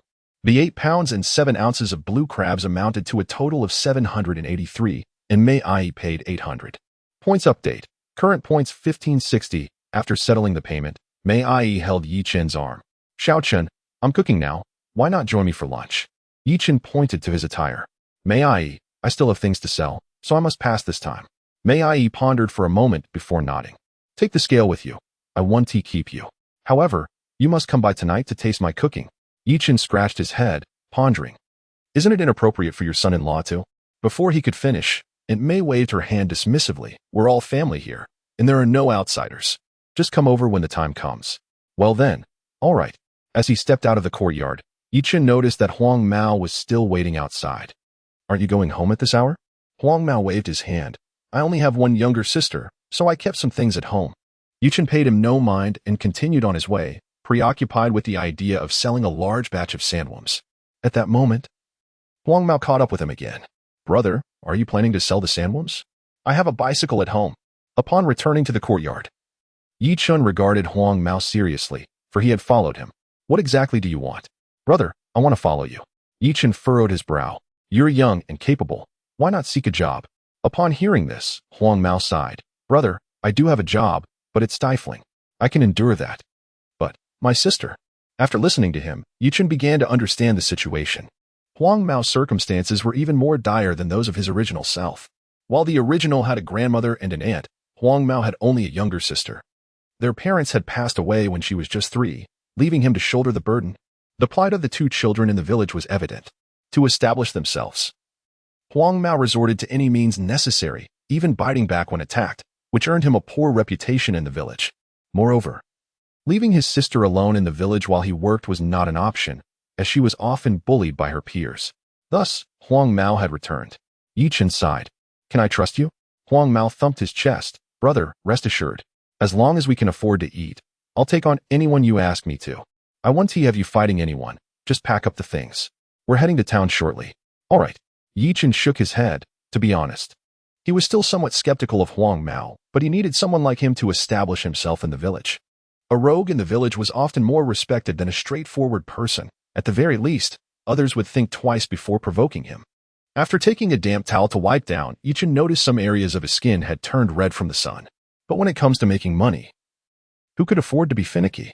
After changing into a fresh set of clothes, he stepped outside again to find Huang Mao sorting the sandworms, transferring the ones from his clothing and bucket into a burlap sack. Yichen approached and patted him on the shoulder. What's your name? Brother. Amihu. Just call me Huzi. Very well, I shall call you Huzi then. Let us go. Huzi shouldered the sack of sandworms and led Yichen to his home. Upon entering, they were greeted by a young girl of about 8 or 9 years old. The little girl, seeing Yichen, appeared frightened and hid behind Huzi, clutching his arm. Huzi set down the sack of sandworms and smiled at Yichen. Brother, this is my sister, Qingqing. As he spoke, he gently patted the little girl on the head. Xiao Qing, be obedient and call me brother. Qingqing glanced at Yichen and quickly lowered her head, softly murmuring, Go, Gidge. Yichen crouched down. Qingqing. Good girl, your brother and I are just going to the town for a short while, and we will return soon. Qingqing instinctively tightened her grip on Huzi's arm, looking up and asking, Go, are you going to fight again? Please don't go. Huzi affectionately ruffled Qingqing's hair. Qingqing, your brother is not going to fight. He is accompanying this big brother to sell some goods. Stay at home and wait for me. I will bring you delicious treats when I come back. As he spoke, Huzi showed Qingqing the contents of the sack. Only then did she release her grip, saying, Just come back quickly. I don't need the snacks. Huzi pushed the old bicycle out, and Yichen smiled wryly. This little girl was so sensible it tugged at his heartstrings. Watching the door close behind them, Huzi smiled and asked, Go, can you ride a bike? Yichen raised an eyebrow, wondering whom he was looking down upon. Back when he was unable to mount this old bicycle, he would swing his leg over effortlessly. Just sit tight and watch how steadily I ride. It turned out that not only did Yichen ride with ease, but Huzi also mounted the bike with remarkable agility, leaping onto it while balancing the sack. Yichen glanced back. Huzi, isn't it tiring to hold onto the sack? Go, it's fine. This way, it won't get damaged. Yichen shook his head. Children from poor families mature quickly, and he hadn't anticipated that Huzi would be such a responsible lad. Chapter 10. The kind-hearted elder brother upon arriving in town. Yichen first visited his uncle Yifugui's store. Chen, what brings you here? He exclaimed, casting a glance at Huzi, his expression clouding with disapproval. In this day and age, the older generation tends to be quite conservative, and they often harbor a strong aversion to Huzi's flamboyant hairstyle. Many parents, upon seeing their children adopt such styles, would be inclined to reprimand them severely or even involve their brothers in administering discipline. Noticing his uncle's expression, Yichen gently pulled him aside. Uncle, this unfortunate child has lost both parents and is now responsible for a younger sister. Upon hearing this, Yifugui's demeanor softened considerably. He stepped outside and beckoned Huzi inside. So, you are Chen's friend? Come in and have a seat. Afterward, he fetched 2 bottles of beverages, handing them to the 2 young men before turning back to Yichen. Chen, what brings you here at this hour? Is it financial trouble? Feel free to discuss anything with your uncle. Yichen shook his head. Uncle, I gathered some seafood while beachcombing. I hope I haven't interrupted your business. Interrupt? Not at all. Yifugui waved his hand dismissively. It's the close season now. There's hardly anyone around. As he spoke, Yifugui glanced at the burlap sack, assuming Yichen had merely collected some common shellfish, likely of little value. However, he was willing to take even the less valuable catches, as the town's economy thrived on affordability. Chen, what have you got? Let me see. Yichen smiled and opened the sack, pulling out a few sandworms. Uncle, How much do these sell for in town? Ah, sandworms. Yifugue took the sandworms from Yi-Chen's hand, inspecting them closely, his eyes wide with disbelief. He was well aware of the situation in the fishing village, having spent considerable time there. The beaches had been thoroughly scoured, and if there were any valuable finds, they would have been collected long ago. Realizing this, Yifugue grasped Yi-Chen's arm and whispered, "Ah-Chen, you haven't engaged in any illicit activities, have you?" Yi-Chen couldn't help but chuckle. "Uncle, what are you thinking? I just caught these at noon. My back is sunburned from it. You can check for yourself." As he spoke, Yi-Chen began to remove his shirt, but Yifugue quickly stopped him. "I believe you. You mentioned having good luck before, and it seems that was indeed the case." Yet, Yifugue appeared somewhat troubled.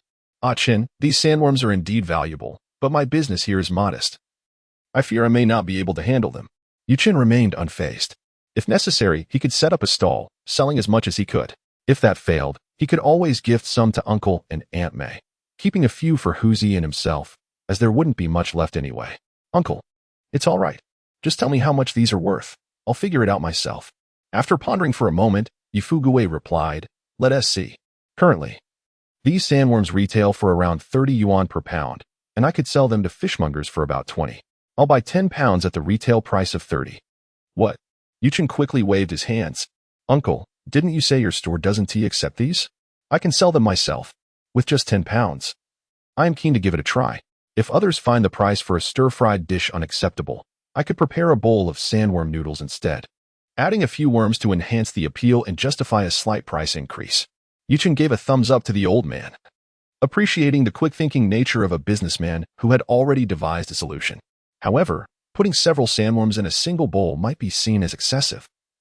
One could easily chop a single worm into several pieces, thus creating an illusion of abundance. Yet, the business was the old man's, and Yi-Chen felt it prudent not to overstep. For the 10 pounds of sandworms, Yi-Chen didn't calculate at the market price of 30 per pound, but rather at the acquisition price of 20 per pound, handing the old man a total of 200.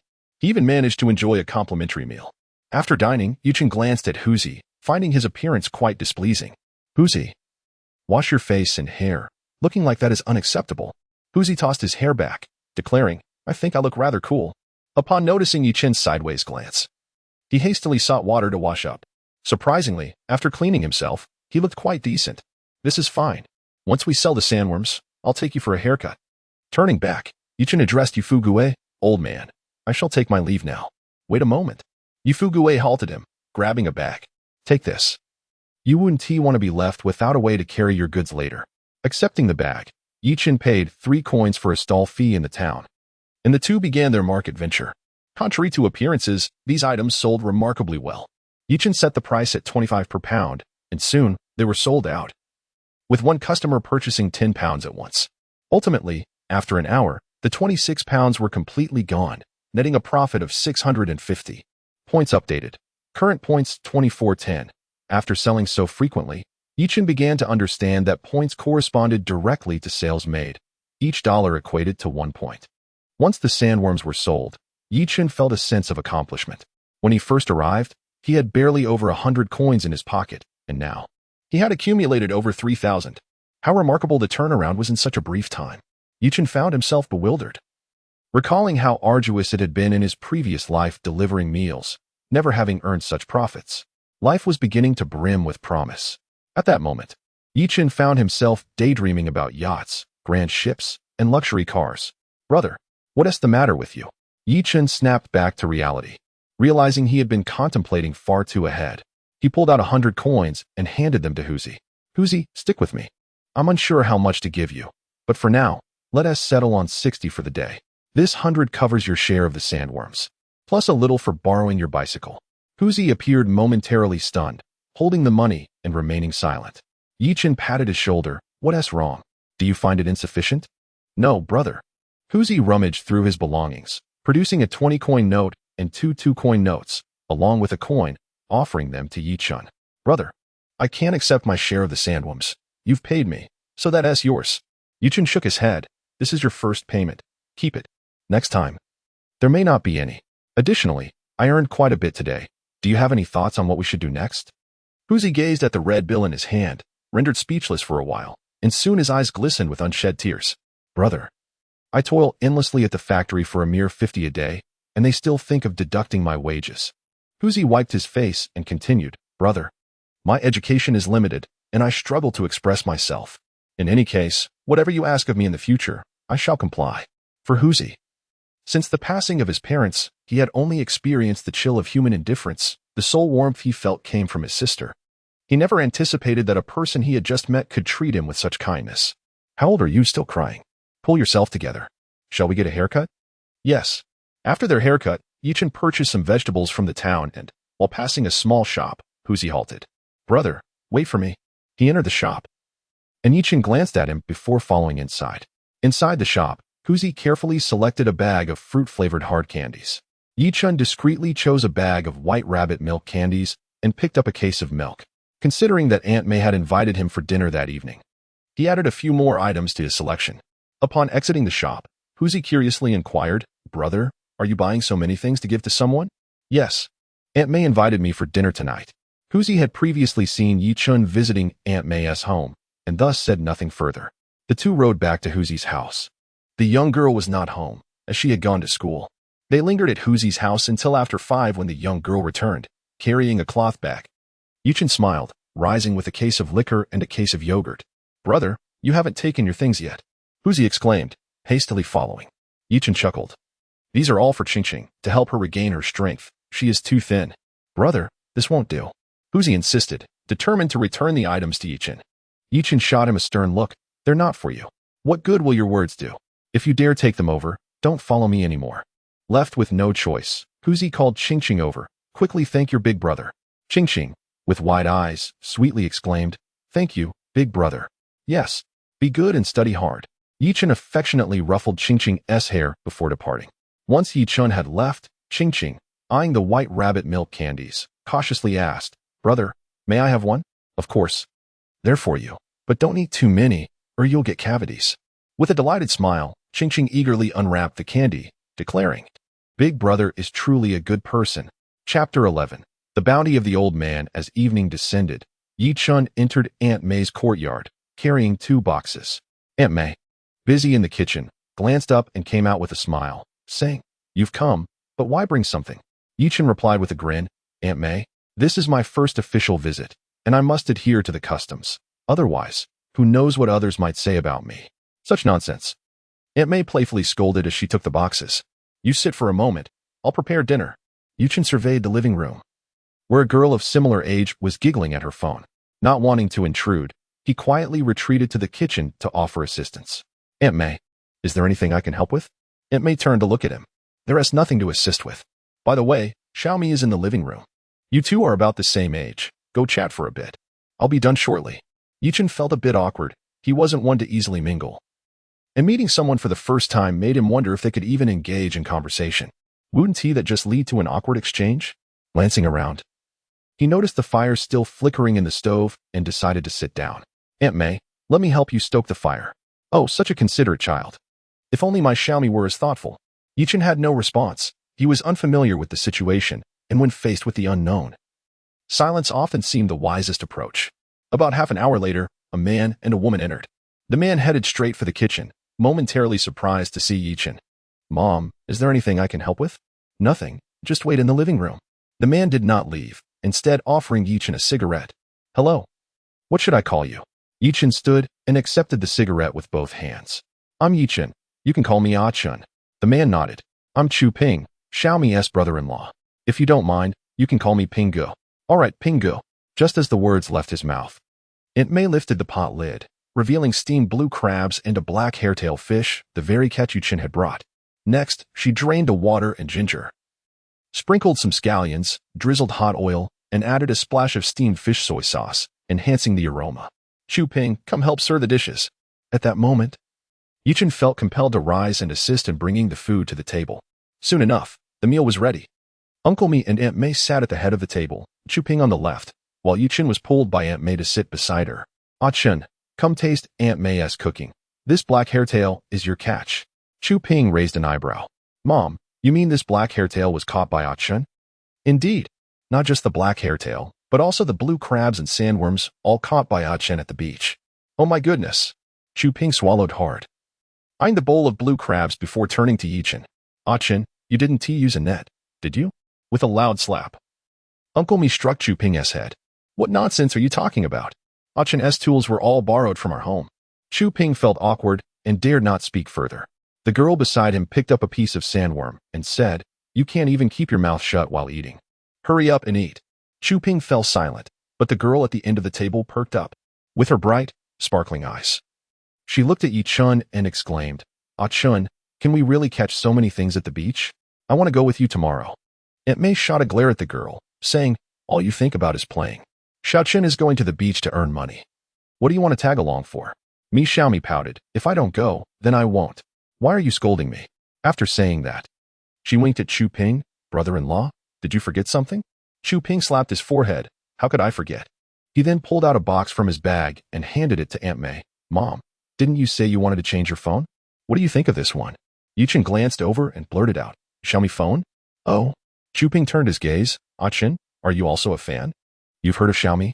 I've heard it from others. Yichin chuckled while secretly admiring Boss Lei. What could he say? Boss Lei was impressive. He couldn't fathom how the world had shifted, and Xiaomi had emerged at this moment. Yet, it wasn't too surprising. After all, 3G phones were already on sale. Yichin pondered if he should get one for himself. After all, not having a phone was quite inconvenient. He then looked at Chu Ping, brother Ping. Can we buy this phone? Chu Ping nodded. We can get it, but you'll have to wait. If you want it quickly, you can pay an extra 200. And I'll get you one. Yichin nodded, just as he was about to speak, and May handed the phone over. If you want it, I'll sell you this one. And I'll buy another later. Aunt May, isn't that a bit inappropriate? What's inappropriate about it? Just give Chu Ping the money later, Aunt May said. And before Yichin could respond, she shoved the phone into his arms. Yichin was both amused and exasperated. Thank you, Aunt May. After finishing the meal and having a bit to drink, as he prepared to head back, Grandpa Mi called out, Xiaoqin, do you have time to go fishing with me tomorrow? Fishing? To be honest, Yichin was quite interested. Grandpa, I have the time. But I don't have a fishing rod. That's not a problem. Just come over. I'll prepare everything else. All right. Yichin agreed. Back in his room, under the influence of alcohol, he quickly fell asleep, only to awaken at 8 o'clock. Remembering his promise from the night before, Yichin hurriedly got up. Arriving at Grandpa's house, he found Grandpa already waiting for him, handing him a rod. I've prepared everything. Just attach the bait, and you can start fishing. Great. Thank you. Grandpa. They made their way to the beach, selecting a rocky shore with few people around. It was just him and Grandpa Mi watching Grandpa cast his line. Yichin's brain registered the technique, and he quickly attached the bait and attempted to cast his own line. However, the result was a failure. He didn't cast it far at all. This was quite awkward.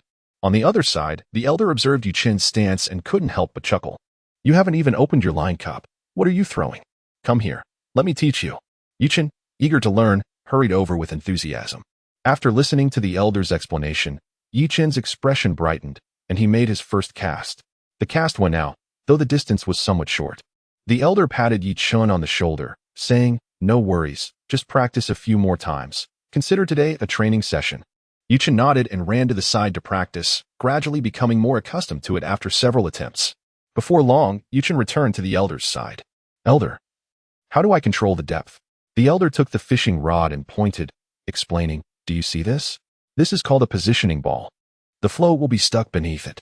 By controlling the positioning ball, you can manage the depth. Take your time. With the elder's guidance, Yichin felt a surge of confidence and moved to another spot to begin fishing. With the assistance of the system, Yichin was able to ascertain the presence of fish. After several tries, he maintained a 50% probability of landing his hook near the fish. Suddenly, under the influence of his enhanced abilities, Yichin began to catch fish one after another. Though they were small, they were exhilarating to catch. After a while, the elder was left bewildered. How was it possible that someone who had just struggled to cast could now be landing fish so effortlessly? The elder felt a tinge of frustration as he gazed into the bucket and saw a single yellow-footed perch, which, although not particularly large, was still of decent value. The yellow-footed perch, scientifically known as the yellowfin sea bream, belongs to the family of fish in the order Perciformes and is not cheap when wild-caught. Especially since they vary in size. The larger they are, the more expensive. As noon approached, Elder Mi reeled in his line and approached Yi-chun. Little Chun, I see your bucket is nearly full. How about I lend you mine? The elder's tone was kind, leaving Yi-chun momentarily astonished. Elder, do you have something in mind? Haha. The elder laughed. Little Chen, may I take a photo with your catch? Yichen felt relieved. Feel free to take a photo. My fishing rod is borrowed from you. If you like, you can take a few more. The elder, unreserved, snapped several pictures and shared them in the group chat with the caption, spent some idle time fishing at sea. My catch is rather mediocre. How stylish the elder was. Even engaging in group chats and sharing pictures. Chapter 12. Sea base in a warm familial gathering. Chu Ping inquired, Father, did you catch this? Old me retorted, what a silly question. When I go fishing, do you expect me to come back empty-handed? Mi Xiaomi chimed in, Dad, you're incredibly skilled. Uncle Mi smirked, then. With a deft gesture, he quickly tapped on his phone, exclaiming, in the middle of the day, and not a soul has come to deliver food. Location image. Yes. Bring 2 portions. In the large supermarket, Chu Ping rolled his eyes, thinking how devoted his father was, utterly consumed by his passion. He then called out to a nearby girl, Sister, the old man has hinted. Why aren't you going? Mi Xiaomi pouted, why don't you go? As Chu Ping lit a cigarette, he waved his hand dismissively. This month, I'll add 500 to your salary. Mi Xiaomi sprang to her feet, brother-in-law. I've been thinking I've gained a bit of weight. It's time for me to lose some. With that, she sauntered out of the supermarket. Chu Ping chuckled to himself, thinking, you can't handle your sister, but surely you can handle her? As he enjoyed his cigarette and scrolled through his phone. A sudden chill ran down his neck. He turned to find his wife glaring at him. A grown man asking a girl to run errands? Aren't you embarrassed? This month, add another 500 to my salary. What? Chu Ping sat down abruptly, realizing he was in trouble. If I lose another 500, I want to even be able to afford a romantic dinner. On the rocky beach, Uncle Mi leaned closer to Yichen. Little Chen, I've purchased this fish. If anyone asks, just say I caught it, all right? Yichen grinned, understanding the unspoken code among fishermen. If one were truly empty-handed, they would rather buy a fish to save face. No problem, Uncle. From now on, this bucket is all yours. Chuckling, Uncle Mi patted Yichen on the shoulder. You're a good lad. If you catch something great next time, come find me. Just as Yichen was about to nod in agreement, he suddenly felt a tug on his line. Uncle, I've got a bite. Can't talk now. Glancing quickly, he saw the fish was not particularly large and had no intention of letting it escape. He effortlessly pulled it ashore. Wow, a pufferfish. Uncle Mi grimaced. You can't keep this catch. They're vicious, biting quickly and causing chaos. Yichen shrugged, unconcerned. Without bait, there is no spot to fish. I only dropped my line where I saw fish. He hadn't anticipated catching such a creature. Gazing at the round pufferfish, he recalled how in his past life, others would catch them merely to clean their shoes. Just then, he noticed he was wearing cloth shoes. Well then, back you go? After rebaiting, Yichen took a few steps before casting his line again. Before long, he reeled in another fish. He changed positions and shortly caught yet another. Uncle Mi watched in astonishment, wondering about Yichen's fishing technique. What is your secret, little Chun? Could you enlighten me? Uncle, there is no secret. I'm just guessing. Guessing? That doesn't seem right. Uncle Mi scratched his head and remarked, even if you're merely guessing, there's no need to change positions, is there? Yichen also scratched his head, pondering the impossibility of conveying to him that he could see the fish. Even if he could articulate it, Uncle would never believe him. Suddenly struck by inspiration, Yichen asked, Uncle, have we prepared any bait for fishing? No, came the reply. Then that settles it. With that, Yichen lifted his hook, bringing up a small fish weighing merely 2 taels. Look, Uncle, this fish is so tiny it still puts up a fight. Wouldn't the other fish just flee at the sight? Uncle nodded, seemingly agreeing, yet a sense of unease lingered. After a moment of contemplation, Uncle Mi slapped his forehead, realizing that while the issue of changing spots had been resolved, one could not catch fish in such a manner. Just as he was about to inquire, Yichen's fishing rod suddenly bit sharply. A big fish. Uncle Mi's earlier concerns were instantly forgotten as he rushed forward. Don't pull too hard. Let out some line. The rod's line tension isn't sufficient. Upon hearing this, Yichen quickly released the reel, watching as the line rapidly unraveled, extending several meters in an instant. Uncle Mi stepped in, easing the tension a bit, and reassured, Don't worry, Xiaochen. Fishing relies on line length. We have over 1,000 meters here. It won't escape us. Yichen sighed in relief. Initially, the fish had been over 100 meters away, well beyond his casting range, yet suddenly it darted towards him, snapping at his hook. Under Uncle's guidance, after about 10 minutes of maneuvering, the line suddenly slackened. Observing this, Yichen hurriedly reeled in, only for the line to tighten once more. At that moment, a distant electric bike approached, and Mi Xiaomi appeared, carrying a lunchbox. "Dad, I've brought your meal." Uncle Mi glanced over and replied nonchalantly, "All right, just set it down." Subsequently, he rubbed his hands together and suggested, "Xiao Chun, why not eat a little first while I help you with the fishing?" Noticing Uncle's eager expression, Yichen handed him the rod, saying, "Uncle, this fish is quite strong, so take your time." "Huh, if it weren't strong, I wouldn't bother fishing." Yichen chose not to press further. Aware that Uncle had only caught one fish all morning and was likely itching for more action. Stepping back, Mi Xiaomi began to unwrap the lunchbox. And upon seeing Yichen, she offered him a box of rice and a box of vegetables. "Here, take this first. I'll fetch you some chopsticks." "Thank you." Yichen, not one for formality, plopped down on the ground and opened the box meal. Mi Xiaomi handed him a pair of chopsticks and a bottle of cola, saying, "There's no soup, so make do with this." Yichen casually accepted it, delighted to find it still cold. Soup or no soup, it doesn't matter. On a hot day like this, nothing beats a refreshing drink. With that, he opened the bottle and downed a few gulps. "Ah, that's satisfying. If only I could have a beer right now." Observing Yichen's demeanor, Mi Xiaomi furrowed her brow and inquired, "What exactly is this refreshing drink you mentioned? Is it tasty?" Ah, Yichen had almost forgotten that the term happy water had yet to gain popularity at this time. Pointing to the cola, he chuckled and said, "This is the happy water. On a scorching day, it can bring joy." "Oh, so this is happy water. It is indeed delightful. But too much of it might lead to weight gain." Just as Yichen had taken a mouthful of rice, he lifted his head upon hearing her words. How could this girl still be concerned about gaining weight? With her figure, she might even have to go hungry once she has children. However, such thoughts were best kept to himself and not spoken aloud. After a few bites, feeling somewhat satiated, he then heard the voice of his grandfather calling out, "Xiaochen, hurry, grab the net." Yichen promptly set down his rice, seized the net, and dashed to the seaside. One must admit, observing the silhouette of the fish was one thing, but bringing it close was an entirely different experience. In his previous life, Yichen had scarcely fished. Even when he had, it was merely for small crucian carp or black fish by the riverbank. Thus, the sight of this fish was quite astonishing, over a meter long. He scooped the fish into the net and, upon weighing it, estimated it to be over 30 pounds. "Grandfather, what kind of fish is this?" "It's a sea bass." "Nanas, truly exhilarating," his grandfather exclaimed with excitement, as though the fish had taken his bait. At that moment, Mi Xiaomi joined them, expressing her admiration. "Dad, you actually caught this fish. That's amazing." "Indeed," his grandfather declared, hands on his hips, brimming with pride. It was indeed impressive to catch such a sizable fish near the shore, especially considering the insufficient strength of the line. "Hey, Xiaomi, why don't you run home and bring our bicycle? We need a large box because this fish won't fit in the bucket." "All right." Chapter 13. The Anglers of the Air Force. After Xiaomi departed, Grandpa Mi gazed at the sea bass, his mouth agape in astonishment. The size of this fish could provide tails for an entire year. "Achin, how about selling me this fish?" "Grandpa, what is the price per pound?" After a moment of contemplation, Grandpa replied, "Given that it's currently the closed fishing season, it might be around 30 to 40 yuan a pound. Calculating at 40 yuan per pound, this fish could be worth over 1,000. Goodness, is it really that expensive?"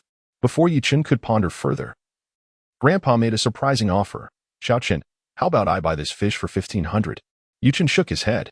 "Grandpa, that's too much. 1,500 would be close to 40 pounds. And let us not forget, you're the one who caught it." Before he could finish, Grandpa interrupted. "No way can I let you lose out on this. Let us settle on 1,000, and I'll gift you the other fish I caught." Yichen scratched his head, feeling a bit embarrassed. After all, the fish was caught by Grandpa, and he provided all the gear. Yet, Grandpa didn't give him a chance to argue. It's settled. No more discussion. "Well, all right then." They placed the fish into a bucket, its bulk protruding outside, while both Yichun and Grandpa snapped photos enthusiastically.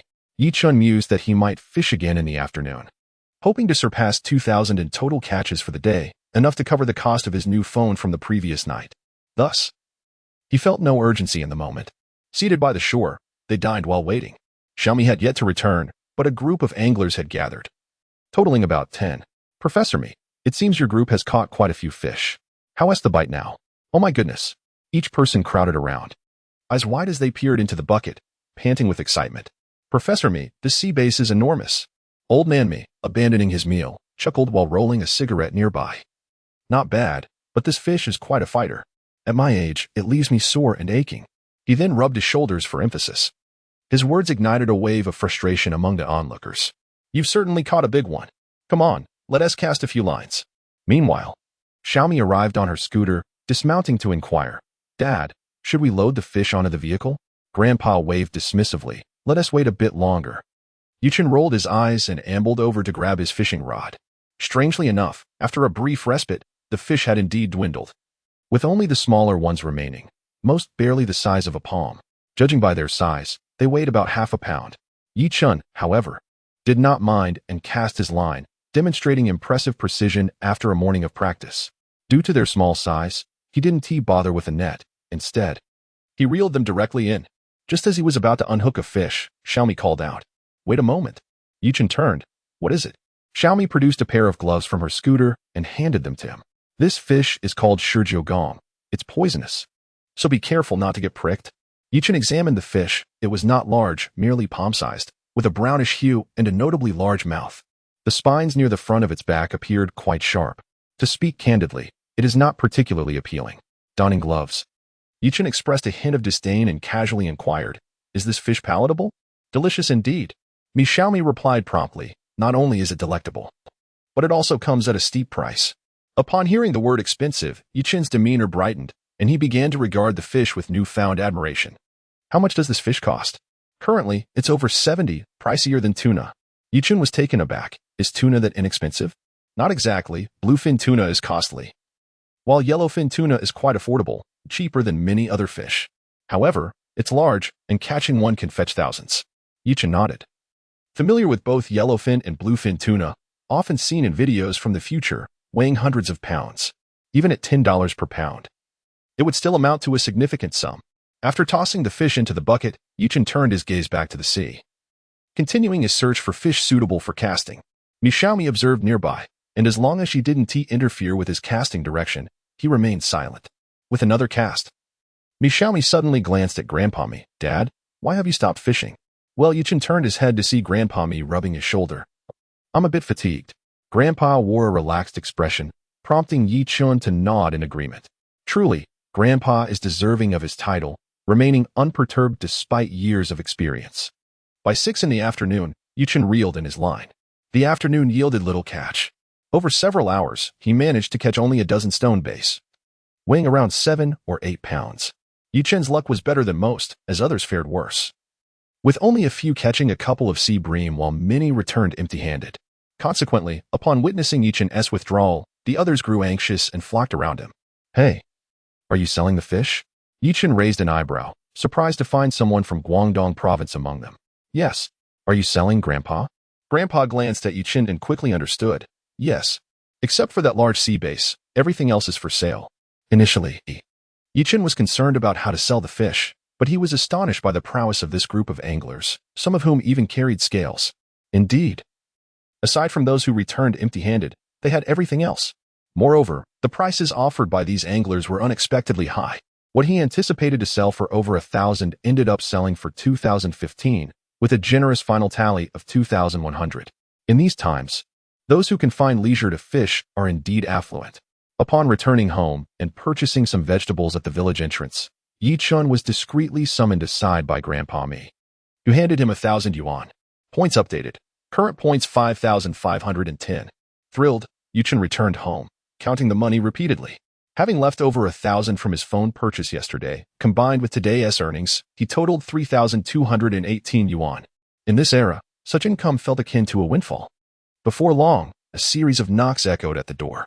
Opening it, Yi Chun was taken aback. Huzi, what brings you here? Huzi presented a bag. Brother, these are homegrown. Thought I'd bring you some. Yi Chun glanced inside to find an assortment of fruits and vegetables, along with a few eggs. Huzi, take it back and give it to your sister. Huzi chuckled. Brother, it was my sister who asked me to bring it. There's not much of value in the countryside, so just accept it. Otherwise, Xiaoqing will make a fuss. After a moment's hesitation, Yi Chun accepted the offering. Huzi, call your sister to join us for a meal. Brother, is that appropriate? What is inappropriate about it? Just go when I ask you to. Stop the needless chatter. Huzi returned home and soon came back, accompanied by a small, timid figure who appeared bashful upon seeing Yi Chun. Brother, Xiaoqing has already prepared dinner. There aren't many dishes, just a tomato and egg stir-fry and some oil-braised eggplant, which I brought along. All right, Come in quickly. It's time to eat. Yichen had purchased some ready-made dishes at the village entrance, a cold pig ear salad and a roast chicken, saving him the trouble of cooking. He severed 2 chicken legs and placed them in Ching's bowl. Eat more meat. It will help you grow.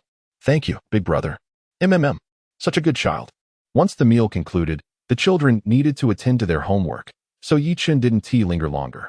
On this sweltering day, after a refreshing cold shower, he lay on his bed. Even past 9 o'clock, sleep eluded him. Tossing and turning, Yichen finally sat up. Upon checking his luck value, he was astonished to find it at 52 points. After contemplating, he realized it was an opportune moment to go beachcombing. He donned his clothes, gathered his tools, and ventured out once more. Chapter 14. The fully automatic capture of the large yellow croaker. There was a resounding knock. The door swung open, revealing Yichen. Brother, what's the matter? Is your sister asleep? Huzi glanced back and nodded. She is asleep. That is good. Shall we go to the beach? Upon hearing this, Huzi perked up slightly. Brother, just wait for me a moment. After a short while, Huzi emerged, equipped with a water bucket, a shovel, and a flashlight. Noticing Yichen's lack of a flashlight, Huzi expressed surprise. Brother, you didn't bring a flashlight? It's fine. We can buy one at the village entrance. All right. Huzi nodded and followed Yichen out. The tide was favorable that evening, and despite the late hour, there were still people at the beach. Even the small convenience store remained open. They purchased 2 bottles of water and a flashlight, then set off. Brother, where are we going? How about just here? Yichen surveyed the area, recognizing it as a distant spot where he had previously dug for sandworms. However, it was now quite crowded, and the catch appeared scarce. Let us keep walking. Yichen led the way. The night was dark, and since his system allowed him to only see living creatures, he was unfamiliar with the terrain. Thus, they proceeded cautiously, stopping occasionally to check their surroundings. Is there anything? Indeed, there was, but it was minimal. After walking for another 10 minutes, Yichen began to feel disheartened. Let us stroll along the beach. It seems there is hardly anything here. Huzi had no objections. Once they reached the seaside, the situation remained bleak, prompting the two to head back along the shore. As they walked, Yichen abruptly halted. What is it? He felt a sudden heaviness in his net. Turning around to look, he exclaimed, What the heck? Huzi also turned to see, and upon realizing, his urgency escalated as he quickly switched off the flashlight. Brother, it's a large yellow croaker. Turn off the light. Having heard about the large yellow croaker, Yichen promptly extinguished the light, daring only to utilize a sliver of ambient glow. He hastily removed his clothing to wrap up the fish. The yellow croaker made no attempt to escape, appearing lethargic, and Yichen was at a loss as to why it had surfaced here. Brother, you need to knock it out. This fish won't last long. All right. The fish was sizable, and with a few firm strikes from his sand shovel, it lay still. Let us go back. Throughout their return journey, Yichen felt a sense of unease. He lacked any connections in the area and had no means of refrigeration, leaving him uncertain about how to sell the fish. Huzi, does your family have a refrigerator? Huzi's voice echoed back, tinged with melancholy. Brother, do I look like someone who has a refrigerator? Yichen sighed, having held little hope to begin with. Upon reaching the village, he hesitated but ultimately steeled himself and knocked on Uncle Mi's door. At that moment, Uncle Mi was still basking in the thrill of the sea bass and had not yet fallen asleep. The door opened shortly after. Xiaochen, what brings you here at this late hour? Yichen quickly darted inside, while Huzi, aware of Yichen's purpose, chose not to follow. Uncle, I just caught a splendid fish, but I have no idea how to handle it. With a chuckle, Uncle Mi replied, No problem. What kind of fish? The large yellow croaker. The elderly man squinted his eyes and inquired, How big is it? It must weigh around 5 or 6 pounds. Goodness. He opened his mouth wide in surprise, hastily turning off the light, then pointed towards the fish in Yichen's arms. This one, right? Yichen nodded, slowly revealing a small opening, glimmering in the faint light. In an instant, the old man covered the fish again. Chen, this fish is too precious. I can't bear to eat it. However, I can guide you on a path, provided you agree to one condition. Please, go ahead. After a moment's thought, the old man continued, Here's the deal. I will help you sell the fish, but you must say that I caught it. Do you understand? Yichen nodded. All right. Thank you, sir. It's a small matter. I'll find you a buyer right away. The old man then pulled out his phone and opened a group chat. One night caught yellow croaker, shimmering gold, in excellent condition. Interested parties please contact. As he spoke, he lifted a corner of the covering cloth, snapped a photo, and sent it out. Estimated at 5 or 6 pounds. Highest bidder wins. Before long, the group chat erupted with excitement. Professor Me, hold it for me. The price is negotiable. Leave it for me, Professor Me. I'm negotiating a business deal. You must save that fish for me. I'll fly over first thing in the morning. Observing the messages, Professor Me chuckled and showed Yi Chun, rest assured, my young friend. Yi Chun smiled. With you handling it, I am naturally at ease. It's getting late. I won't disturb you any longer. Upon exiting, Yi Chun's heart raced with anticipation, uncertain of how much they might sell the fish for. Brother, is it all set? Yi Chun nodded. Let us head to the convenience store and grab some beer. They loaded a box of beer along with some peanuts and broad beans, pairing it with the leftover dinner, and began to drink heartily. As they indulged, Yi Chun produced 500 yuan, saying, Tiger, take this. Don't think it's too little. Once the fish sells, I'll give you more. Tiger accepted the money, tucked a bill into his pocket, and returned the rest to Yi Chun. Brother, although I'm leaving, I haven't done anything wrong. I only take what I deserve. Yi Chun furrowed his brow. Truthfully, he felt a bit guilty that Tiger only took one bill, considering the enormity of the yellow croaker. Tiger, how about this? From now on, you can follow me. Aside from a guaranteed 60, I'll also give you a 5% commission. What do you think? Brother, don't say that. Let us forget about the commission. Besides, such gains don't come every day. I know the situation in the village. Making 50 or 60 from beachcombing is already considered fortunate. Yi Chun continued to shake his head. He was unlike the others in the village. Even without the tide, he could still procure some seafood. Let us do it my way. Tiger was bewildered, while others sought to deduct wages. Here was someone who was intent on giving more. Setting aside the commission, who wouldn't he want to work for 60 in the village? Tiger raised a beer bottle to his lips, cracking it open with determination. Brother, without further ado, I toast to you. A bottle of beer was swiftly consumed, leaving Yi Chun feeling a bit intimidated. He could drink, but this particular beverage was quite filling. Who's you? Brother, you can take your time. With that remark, Yi Chun's temper flared. With a flick of the bottle, a small whirlwind ensued, and in mere seconds, a bottle of beer vanished into his stomach. Brother, how do you manage that? Yi Chun's impressive feat left Huzi in awe. He never imagined beer could be downed in such a manner. Ultimately, the two of them shared a case of beer, finishing it off in no time. The following morning, noticing that Grandpa Mi's door remained closed, Yi Chun borrowed a bicycle from Huzi and made his way to town. The mobile phone he purchased was of the Unicom variety, prompting a visit to the Unicom service center. In this day and age, acquiring a SIM card was rather convenient, as real name registration was not mandatory. Yi Chun recalled that in rural areas, China Mobile often boasted better signal strength, albeit at a higher cost. Unicom's advantage lay in its affordable data plans. For instance, the card he currently held featured a 66 yuan package, supplemented by a 20 yuan data bundle, offering a total of 600 megabytes of data, quite a bargain indeed. After concluding the SIM card transaction, Yi Chun returned, and as he passed by Grandpa Mi's door, he noticed a car parked outside. He pondered whether it might be time for him to obtain a driver's license, considering that a vehicle would inevitably be purchased sooner or later. Chapter 15. The Arrival of Archie. Thank you, Professor Me. I must return now. Please do grant me the pleasure of your company next time. We should have a proper conversation. Certainly. Just give me a heads up before your next visit. As the door swung open, a middle-aged man in his 40s, wearing a broad smile, engaged in conversation with the esteemed Mr. Me before eventually departing in his vehicle. Once the car had driven out of sight, Mr. Me beckoned Yi Chun over with a subtle gesture. Take a wild guess at the selling price. Grandfather, how could I possibly guess? With a chuckle, Mr. Me raised a single finger. Yi Chun arched an eyebrow. 10,000? Mr. Me shook his head. No, it's 11,000 per pound. You miscalculated the fish's weight. It totaled 6 pounds and 3 ounces, fetching a handsome sum of 63,000. Goodness. Yi Chun was astounded, never imagining that such a catch could command such a price, equating to 20 per gram. Observing Yi Chun's astonishment, Mr. Me patted his shoulder. Currently, the market price for large yellow croaker isn't quite as extravagant, but due to the fishing moratorium and some urgent buyers, the price has surged. Yi Chun was at a loss for words, merely nodding in response.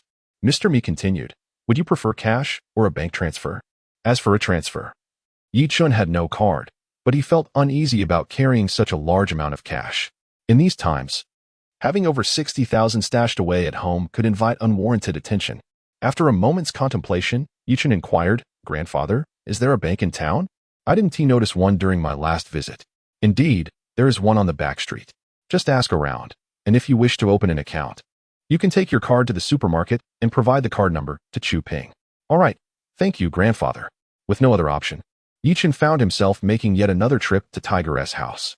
Before that, he returned briefly home. Upon arriving at Tiger's residence, Yichen rummaged through his pockets. Tiger, here is 3,150 yuan. Please count it. To be honest, without this money, Yichen would have been left with mere pocket change.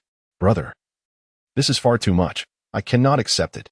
Tiger quickly pushed Yichen's hand away, astonished at the sum. In the past, he had never seen such a large amount, even during monthly paydays. Tiger, listen to me.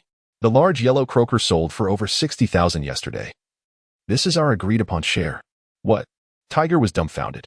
A single fish could sell for over 60,000?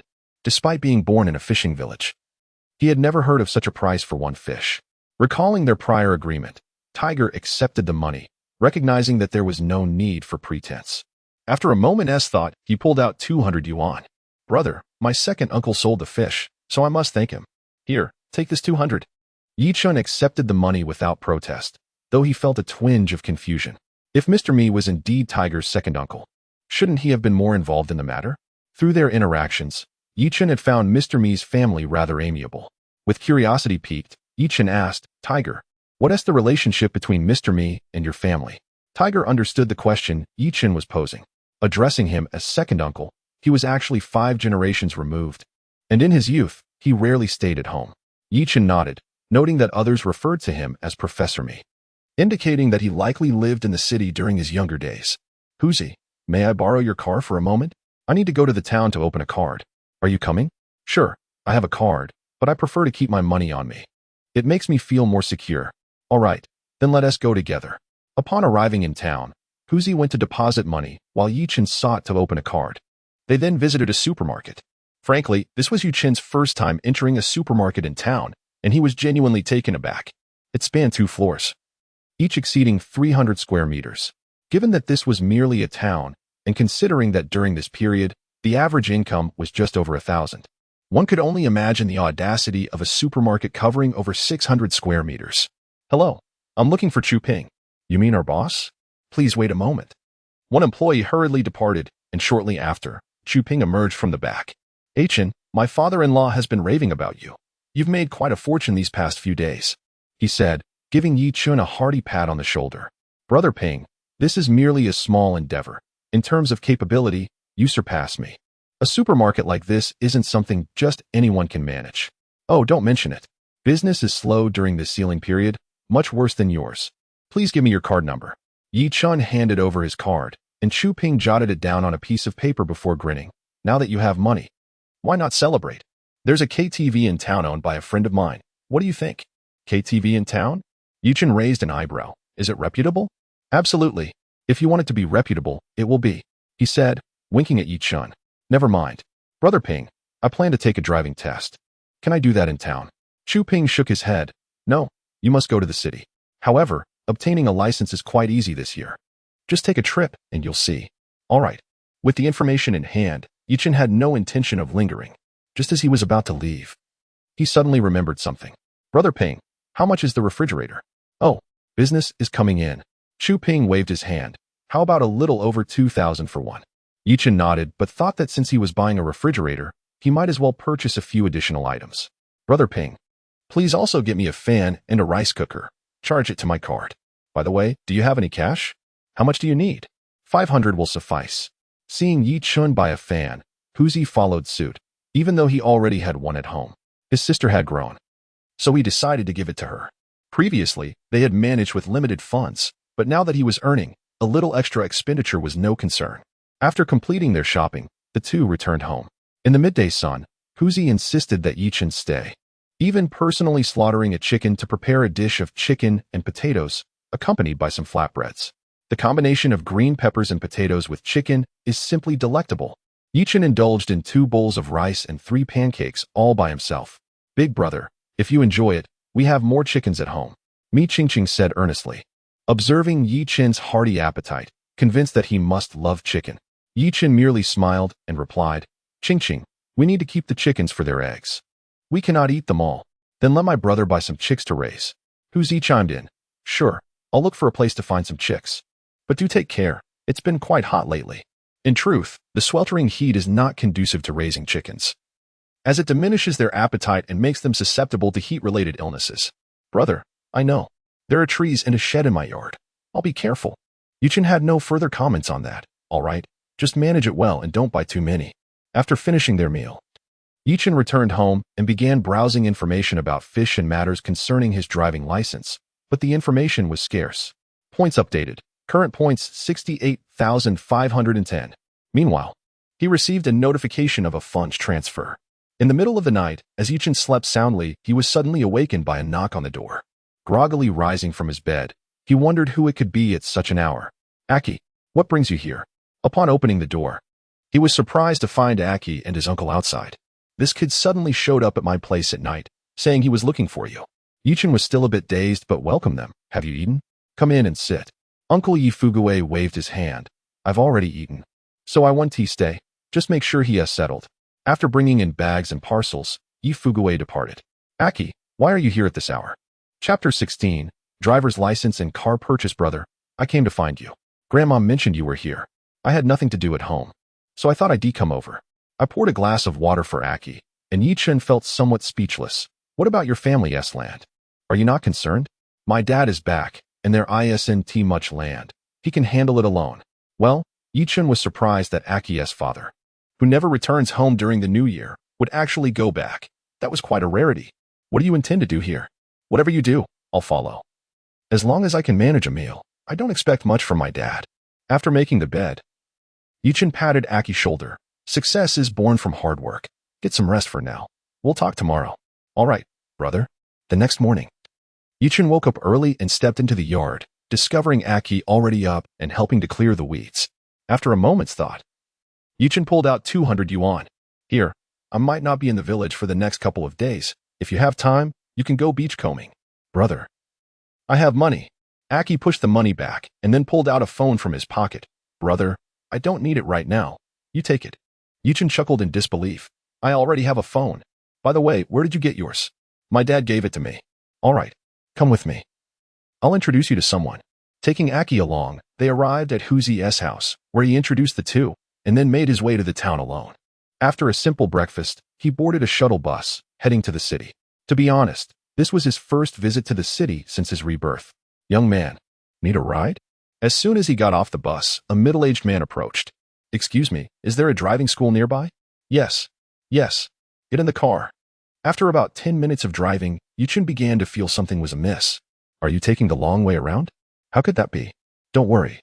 We'll be there soon. The driver pressed the accelerator and drove a few hundred meters before stopping. Young man, we've arrived. That LLB 20. Yichen felt extremely displeased. He was certain he had passed this spot before, just a short distance from the intersection. Damn it. If the driver had taken him on a detour, he could have easily bragged about his excellent navigation. With a dark expression, he paid the 20 yuan and turned to leave. Upon entering the driving school, Yichen was taken aback. There were a dozen or so people gathered around a single car, which was quite absurd considering it wasn't peak season. In the later years, unless it was summer or winter vacation, there usually weren't this many people. Young man, here to learn driving? Yichen nodded, lighting a cigarette. Yes. I'm here to learn. Are you the instructor? Yes. I'm the instructor. What type of vehicle do you wish to learn? Instead of directly answering, Yichen offered the instructor a cigarette. Instructor, is it easy to learn driving now? Oh, it's exceedingly easy. Come, let us have a chat. Following the instructor into a room, Yichen spoke up first. Instructor, do you have something faster? I have limited time. Upon hearing this, the instructor burst into laughter. This young man is quite sensible. Our small vehicle costs 1,200, while the larger one is 1,800. Typically, if the progress is swift, one can complete it in just over a month. Of course, if you wish to learn at a quicker pace, that is also feasible. What type of vehicle would you like to learn? Yichen pondered for a moment. The larger vehicle held little significance for him, given his current achievements. Even mastering a small tricycle would suffice. Even if his future catches were abundant, he could always delegate the task of transporting goods to others. After all, more catches would inevitably lead to more fatigue. He must prioritize his own safety. After all, he had just been reborn and did not wish to meet an untimely end. Thus, it was settled. Instructor, I'll stick with the small vehicle. The instructor remained silent, taking a puff of his cigarette before rising and waving at Yi-chun. The gesture was casual, just 4 fingers raised. Yi-chun understood immediately, producing a pack of cigarettes and placing it on the table. "Instructor, please wait a moment. I'll return shortly." Exiting the driving school, he found a bank and withdrew 4,000 yuan, then purchased an envelope from a nearby shop. After a moment's thought, he also bought 2 bottles of water before heading back to the driving school. "Instructor, on this sweltering day, let us quench our thirst." He handed over the water, subtly slipping the envelope into the instructor's hands. As a seasoned instructor at the driving school, one touch was enough for him to gauge its contents. And his demeanor instantly brightened. "Young man, my surname is Wong. You can call me Brother Wong. Now, let us fill out the form." Once the form was completed, Instructor Wong cheerfully led Yi-chun to the practice area. "Can you drive?" Yi-chun nodded yes. "That's great. Hop in and give it a try." The vehicle was a domestic model, its age unknown, appearing rather dilapidated. Yi-chun chose not to comment. After all, driving schools often made do with what they had. Upon opening the door, a strong odor assaulted him, and even before driving, he felt slightly nauseous. To be frank, some individuals experience motion sickness not solely due to the bumps of the ride, but rather because of the overwhelming scent. Indeed, it was quite potent. The sensation of wanting to vomit hit him immediately as he got in. Suppressing his discomfort, Yi-chun closed the door and fastened his seatbelt. He started the engine and shifted gears, only to find that the vehicle even required pressing the accelerator. One must commend the audacity of the driving school. To combat the nausea, Yi-chun decided to belt out a tune from memory, singing a line to alleviate the tension. "To want to stay but cannot" is the most solitary. The more he sang, the faster he drove, feeling utterly liberated. "Slow down." The instructor called from the passenger seat, wiping the sweat from his brow. "This young man drives quite recklessly." Yi-chun, ever obedient, eased off the accelerator, gradually adhering to the instructor's directions for several laps before finally coming to a stop. "Instructor, am I the only one practicing in this vehicle?" "Indeed. Most learners prefer larger vehicles. There are fewer who opt for the small ones. It's clear you possess some skill. Return this afternoon for further practice." In the city, Yi-chun stayed for 3 days, and guess what happened? He obtained his license. It was quite absurd. Moreover, he had taken the exam himself, which consisted of only 2 components, cone maneuvering and road testing. Upon completion, he was awarded his license. In his hotel room, Yi-chun held the license, feeling somewhat unsettled. This driving school certainly had an unconventional approach. No wonder there are so many learners despite the abundance of dilapidated vehicles. However, the legitimacy of this driver's license seems somewhat dubious. Nevertheless, having obtained it, there is little point in overthinking, so Yi-chun descended and checked out of his accommodation. Over the past 3 days, he had thoroughly explored the vicinity, possessing a clear understanding of what was available nearby. As he strolled, he stumbled upon a second-hand car dealership. The proprietor, noticing Yi-chun's youth, courteously offered him a cup of tea. "Young man, have you found a car that piques your interest? Would you like me to assist you with some recommendations?" Yi-chun pointed at a van. "How much for this one?" "This vehicle? It's priced at 15,000. Yi-chun rolled his eyes, thinking the owner must consider him a fool. Given its condition, it couldn't possibly be worth more than 6,000. "How about 5,000 with a discount?" The owner grimaced. "Young man, you can't discount it that steeply. That would be akin to slicing right through the backbone. How about I sell it to you for 10,000 instead?" Yi-chun shook his head, choosing not to respond, and turned his gaze to other vehicles. "Come now. How about 8,000? That's already quite low. Too expensive. I'll take this one for 8,000. At that moment, Yi-chun was seated in a well-maintained car, assessing its features, which seemed satisfactory. "Not acceptable," the owner asserted firmly. "Are you joking? I acquired this car for nearly 8,000. Selling it for that price would be a considerable loss. Listen, I'm not going to negotiate further. If you genuinely desire this vehicle, it's 10,000. And I'll even assist you with an oil change." Yi-chun hesitated. In the future, this car would certainly not be worth 10,000. Yet, at present, it was not the time for significant price reductions. "Fine, 10,000 it is. Let us proceed with the bank transfer." With determination, Yi-chun finalized the deal that very day. In the evening, he did not linger in the city, driving his newly acquired car back home. In this era, navigation systems still relied on Ka-li-da, which had cost him over 1,000 for the integrated unit. "Brother, whose car is this?" Chapter 17. Returning to the village for clamming at the entrance of Huzi's home, Yi-chun paused upon seeing Aki. "How's the new purchase?" Aki, awestruck, exclaimed. "My brother is truly remarkable. You've struck it rich, haven't you?" It seems you're the only one in the village. Aside from your uncle and the village chief, who owns a car? The village chief? Yichen recalled fragments of the original owner's memories, confirming that indeed. There was a small sedan, presumably a Himar. It's a second-hand vehicle. Let's not dwell on that. Have you two eaten? I bought some ingredients from the town. Come in. We're cooking. Huzi was unfazed by Yichen's car purchase. That cost 60,000 yuan. Upon hearing that dinner was being prepared, Yichen gathered the ingredients, closed the car door, and entered the courtyard, only to be met with a frown. You two grown men are chatting while letting a young girl like Qingqing do the cooking? In the kitchen, Qingqing peeked out, saying, "No, big brother. My brother is cooking isn't good." Yichen turned his gaze to Aki. Aki, you can cook, right? Aki shrugged. Brother, it's not my fault. We're just using the seafood we caught this afternoon. I truly can't handle sea delicacies. Big brother, don't blame them. They need to go clam digging tonight. I can manage. Qingqing interjected. Yichen approached the kitchen and gently ruffled Qingqing's hair. You're such a good girl. Is there anything I can assist you with? Qingqing shook her head. No. Just relax, big brother.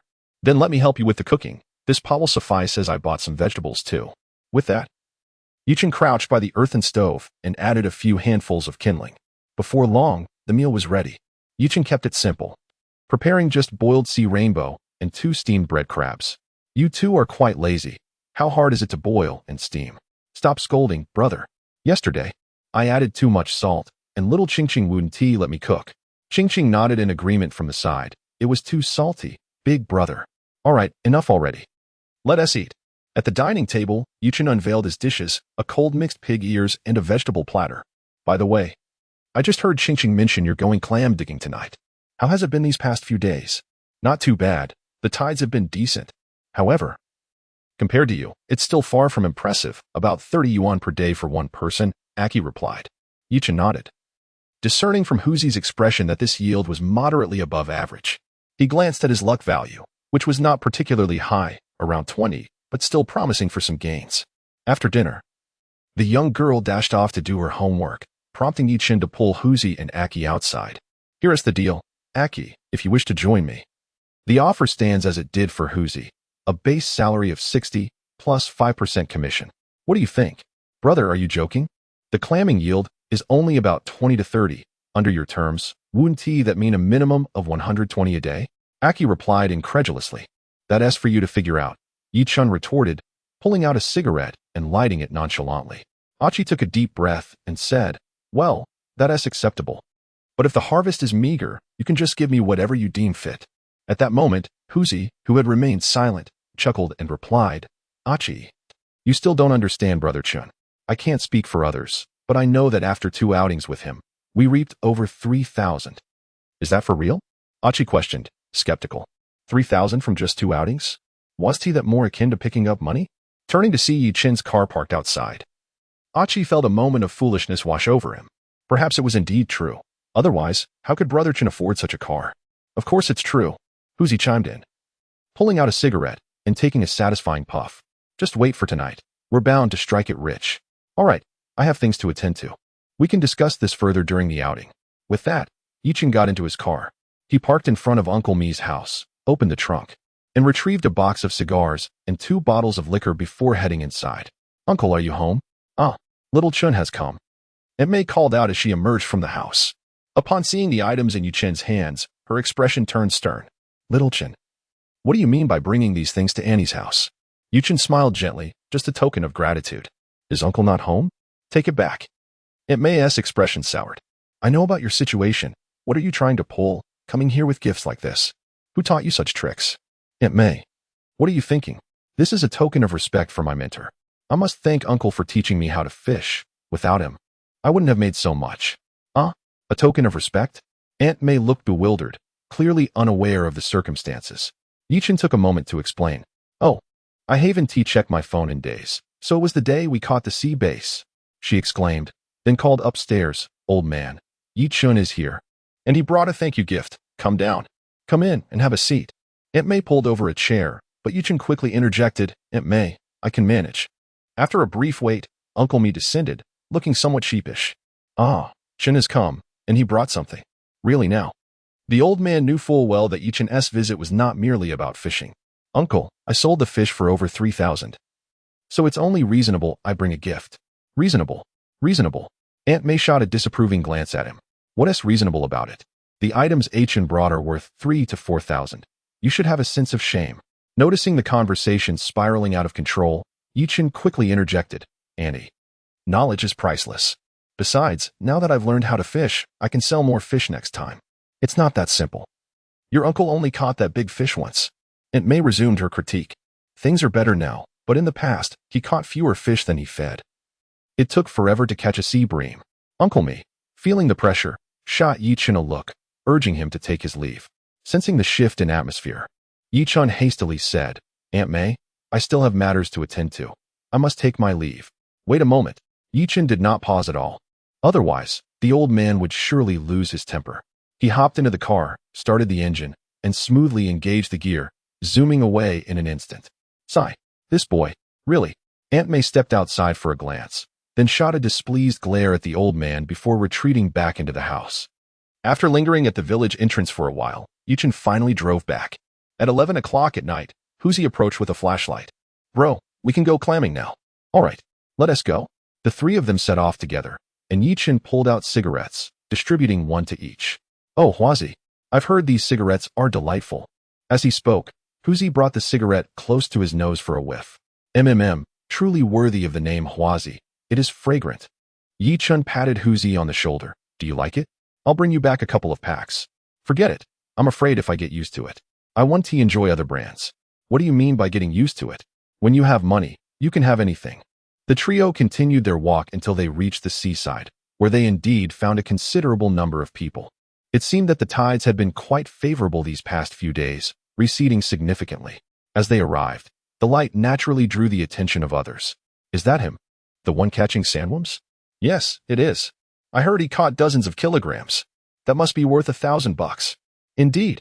Two middle-aged women whispered to one another. And suddenly, one of them brightened up. Shall we follow them? The other woman shook her head. Clamming is all about luck. It's not like there are bountiful catches every day. Besides, that rascal Huzi has been taking people clamming these past few days. And he hasn't seen much success either. That is true. Chapter 18. The Earth Dragon. Unbeknownst to Yi-Chen and his companions, they continued their journey into the distance. Oblivious to the circumstances around them, Yi-Chen occasionally glanced around, noting the scarcity of goods, yet pressed on. Brother, there is no one here. Should we continue? Of course. Trust me. Ahead of Yi-Chen lay a small creek, which would flood the area during high tide. Consequently, he stumbled and fell into the mud, his mouth filled with dirt and sand. Brother, are you all right? Huzi and Aki hurriedly helped him up. Ugh. Spit out the mud, Yi-Chen said, wiping his forehead. Feeling a twinge of pain. Something feels off, he murmured to himself. Brother, what's wrong? Aki looked at him with concern, sensing something was amiss. Fearing that Yi-Chen might have been dazed from the fall. Ignoring Aki, Yi-Chen activated his system and, in an instant, pulled the tube back. Before his eyes appeared a serpent-like creature. It was known that this was Fuxing Province, home to some formidable tattooed figures. A moment's inattention could lead to trouble. What is going on? Yi-Chen pointed to a spot not far from where he had fallen. That place seems suspicious. Be cautious. Saying this, Yi-Chen approached. Though a hint of fear lingered, he believed that if he remained vigilant, all would be well. After observing closely, he found nothing unusual, when suddenly, Aki shouted, Brother, there is a hole. Could it be a snake? Yi-Chen felt no fear towards snake-like creatures, except for actual snakes. For some reason, he had been afraid of them since childhood, an instinctual dread that persisted, even knowing they were not venomous. On the seaside, it shouldn't be, Huzi remarked, glancing at the hole before seizing a shovel to dig. Huzi, dig over here. Upon hearing Yi-Chun's command, Huzi quickly adjusted his direction, while Yi-Chen and Aki joined in, eagerly digging beside him. As they neared the target, Yi-Chen urgently cautioned, Wait, slow down, take it easy. With utmost care, the top layer of soil was removed. Wow, an earth dragon. Earth dragon? Yi-Chen gazed curiously at the creature that had emerged, having heard that it was quite valuable. Though it appeared rather ordinary, resembling an eel. The earth dragon, scientifically known as the crab-eating eel, differs from eels in that it possesses pectoral, dorsal, and caudal fins, and is resilient in freshwater environments. Is this thing worth anything? Huzi captured the earth dragon in a bucket. Absolutely. Over 300 per pound. This one must weigh at least a pound. Upon hearing the price, Yi-Chen's spirits lifted. Over 300, considerably more expensive than tuna. Brother, let us keep searching. Given the Earth Dragon-esque collective nature, there might be more than just this one. Yichen nodded, and the trio began to scour the creek. Before long, Yichen halted and waved to Aki. Aki, there's a hole here. Can you dig? Is that all right? Don't worry, Brother Chun. I've never dug for earth dragons, but I've certainly dug for eels. Aki was quite exhilarated, as the price was over 300 per pound. Digging up a single pound was equivalent to 10 pounds of eel. However, that might not be entirely accurate, considering this place was not like those inland towns, where eels might be even more expensive. Nevertheless, this was the most expensive thing Aki had ever encountered. As Aki began to dig, Yichen turned around to continue his search.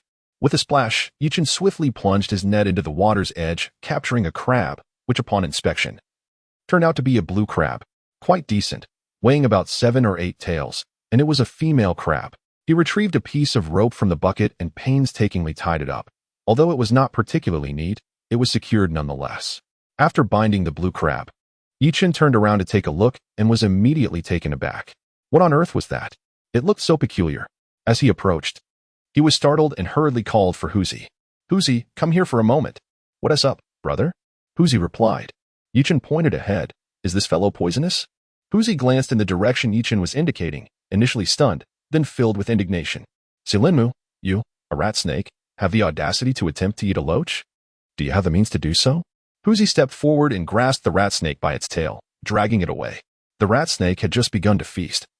Having only latched onto the loach's head, and upon being disturbed, it promptly released its grip. At the edge of the stream, the loach, freed from its predicament, swam away. But Yichen was quick-witted and scooped it up with the net. Brother, how is it? The loach isn't dead, right? Huzi's concern was understandable. Even Yichen feared it might have perished. This loach was quite large, estimated to weigh about 1 pound 7 or 8 tails. It's alive. Bring over the bucket. That's great. After Huzi brought the bucket, just as they placed the loach inside, Aki's voice echoed from a distance. I got one, brother, and it's not small either. Hey, quite impressive. Yichen scanned the area and noted that this one must weigh at least 7 or 8 tails. Humming a tune, Yichen strolled around the area. The stream meandered, making it impossible for him to survey it all at once. After inspecting this section, Yichen ventured upstream for about 100 meters. Yet found nothing more and decided to call it a day. Let us go, there shouldn't be anything left. Upon hearing Yichen's words, the two remained somewhat reluctant. Brother Chen, why don't you take a break while we search a bit more? Sure. Although Yichen was aware that there was likely nothing left, he could not show it. After all, this was a loach, and anyone would wish to search a little longer. He found a stone, lit a cigarette, and waited in quiet anticipation. Half an hour later, with no further discoveries, they finally returned. Can we go back now? Yes. Although slightly disheartened, they soon regained their excitement.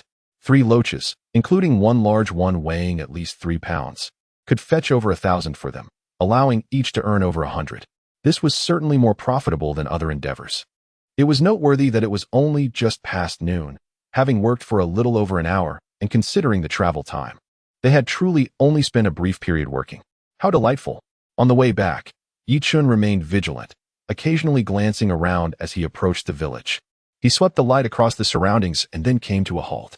Huzi, invigorated by the moment, had come to understand that whenever Yichen stopped, there was surely something to be gained. Brother, where is it? I'm on it. Yichen was taken aback. You can tell there's something just because I stopped? You trust me that much? Yet, he indeed made a discovery. At that large stone, he had glimpsed something that resembled a crab leg. All right. Huzi immediately rushed over, and upon inspecting it, exclaimed, Oh my goodness, this is quite heavy. Aki, lend me a hand. The crevice in the stone was too small for their hands to fit, so the 3 had no choice but to work together to pry it open. Lo and behold, 3 large blue crabs. This one here must weigh over 1 pound. Not bad, not bad. Tie them up. Yichen felt rather pleased. He hadn't anticipated that even on the verge of reaching the village, he could still stumble upon some extra rewards. Chapter 19. The Beautiful Boss in the Dead of Night. Yichen was awakened by a cacophony at his door. Upon opening it, he was met with a tempestuous night, where fierce winds howled and large raindrops pelted against his face. Quickly, he shut the door and conducted a thorough inspection of his abode. Fortunately, despite the house's age, a humble brick structure, it was free from leaks. With only minor seepage in a few corners, an inconsequential issue. As he returned to bed, he awoke again to the light of dawn. Outside, the winds had calmed considerably, although the sky remained overcast with low-hanging clouds. "Brother Chun, I've prepared some rice porridge. Would you care for a bit?" After serving himself a bowl, Yichun took a taste and his eyes sparkled with delight. "Quite good. Your culinary skills have improved." "Not at all," replied Aki, slightly bashful. "I learned a bit from Ching Ching these past few days."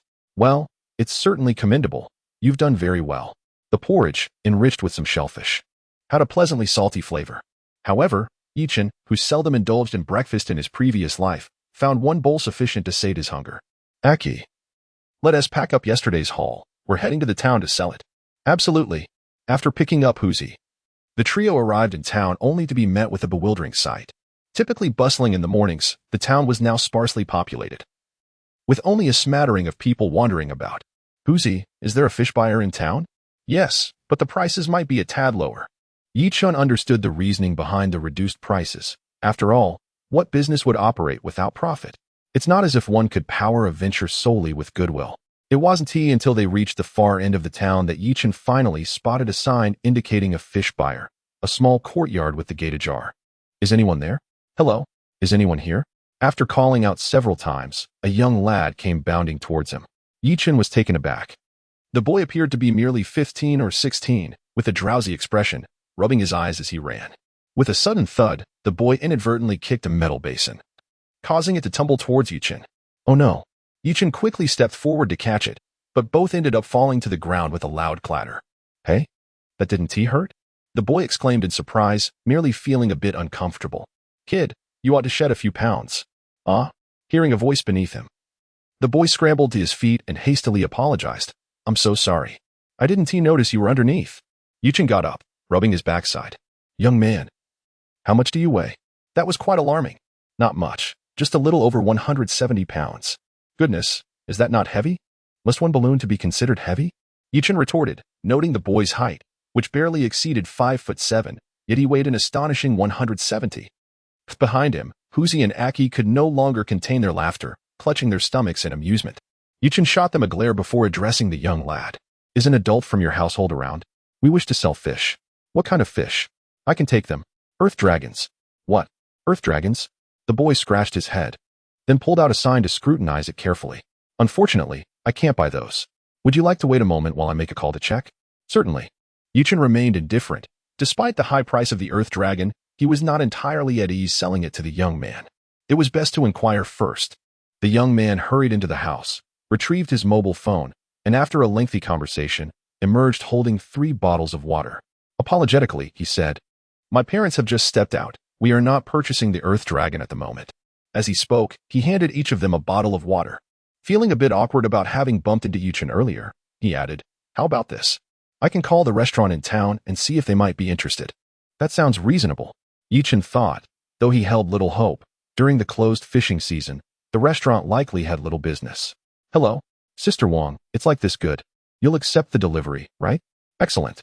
After hanging up, the young man cheerfully announced, "Brother, there's a restaurant in the town center that is willing to buy. Just take it there." "Thank you."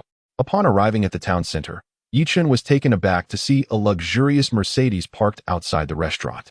An unexpected sight in what had seemed an unremarkable place. They unloaded their goods from the vehicle and entered the restaurant, only to be stopped by a waitress as soon as they walked in. "Are you here to deliver the Earth Dragon?" she inquired. "Yes," they replied. "Follow me." The waitress led them to the restaurant's backyard. Upon entering, the trio halted in their tracks, captivated by a fish pond to the side. "Wow, those fish are remarkably white. Wait, are those really leg fish?" Just then, a tall woman by the pond turned to face Yichun and his companions. "Where's the Earth Dragon? I'd like to take a look first." Yichun quickly opened the box. "It's quite large, and there are blue crabs too." The woman's eyes sparkled with interest as she bent down to examine the condition of the Earth Dragon. In that instant, Yichun felt a warmth rise in his chest. The woman's features were strikingly fair.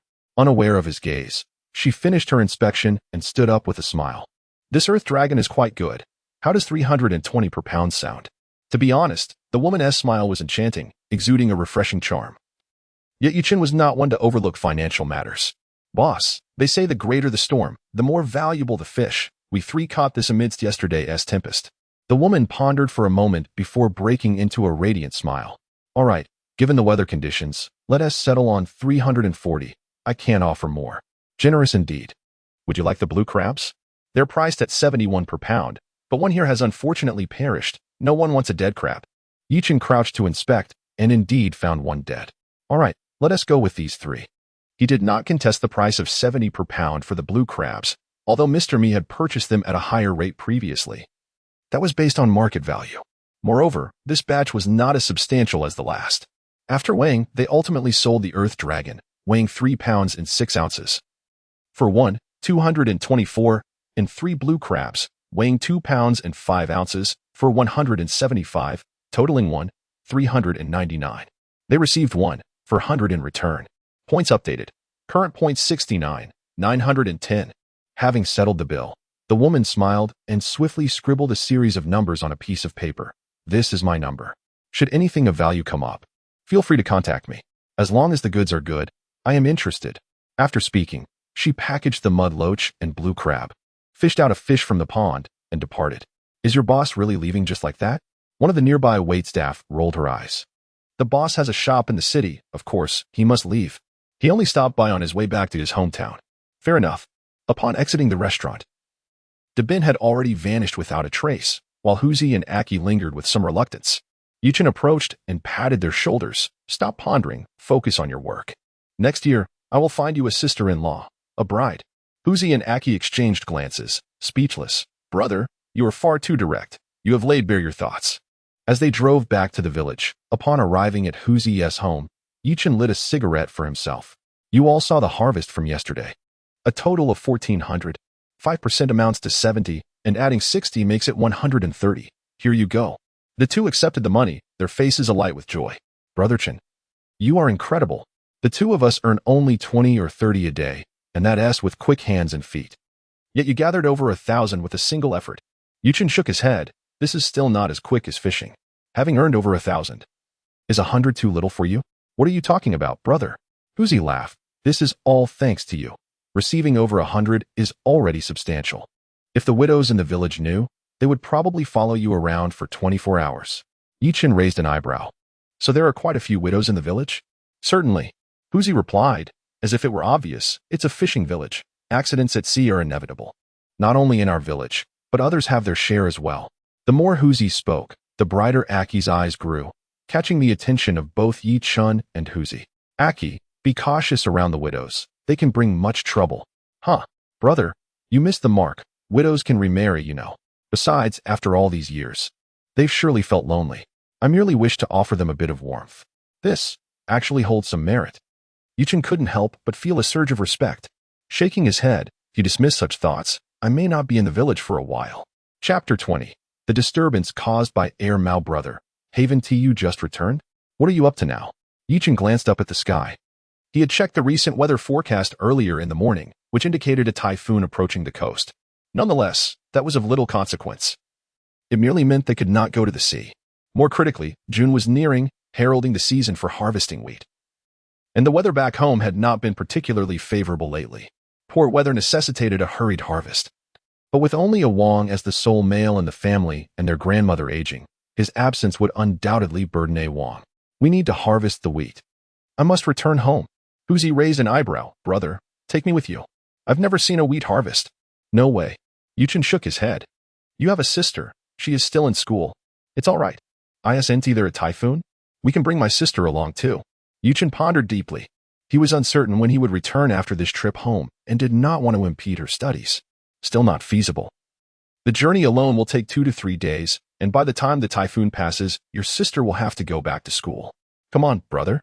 My sister is doing exceptionally well in her studies. She's in the 4th grade and has already completed her lessons.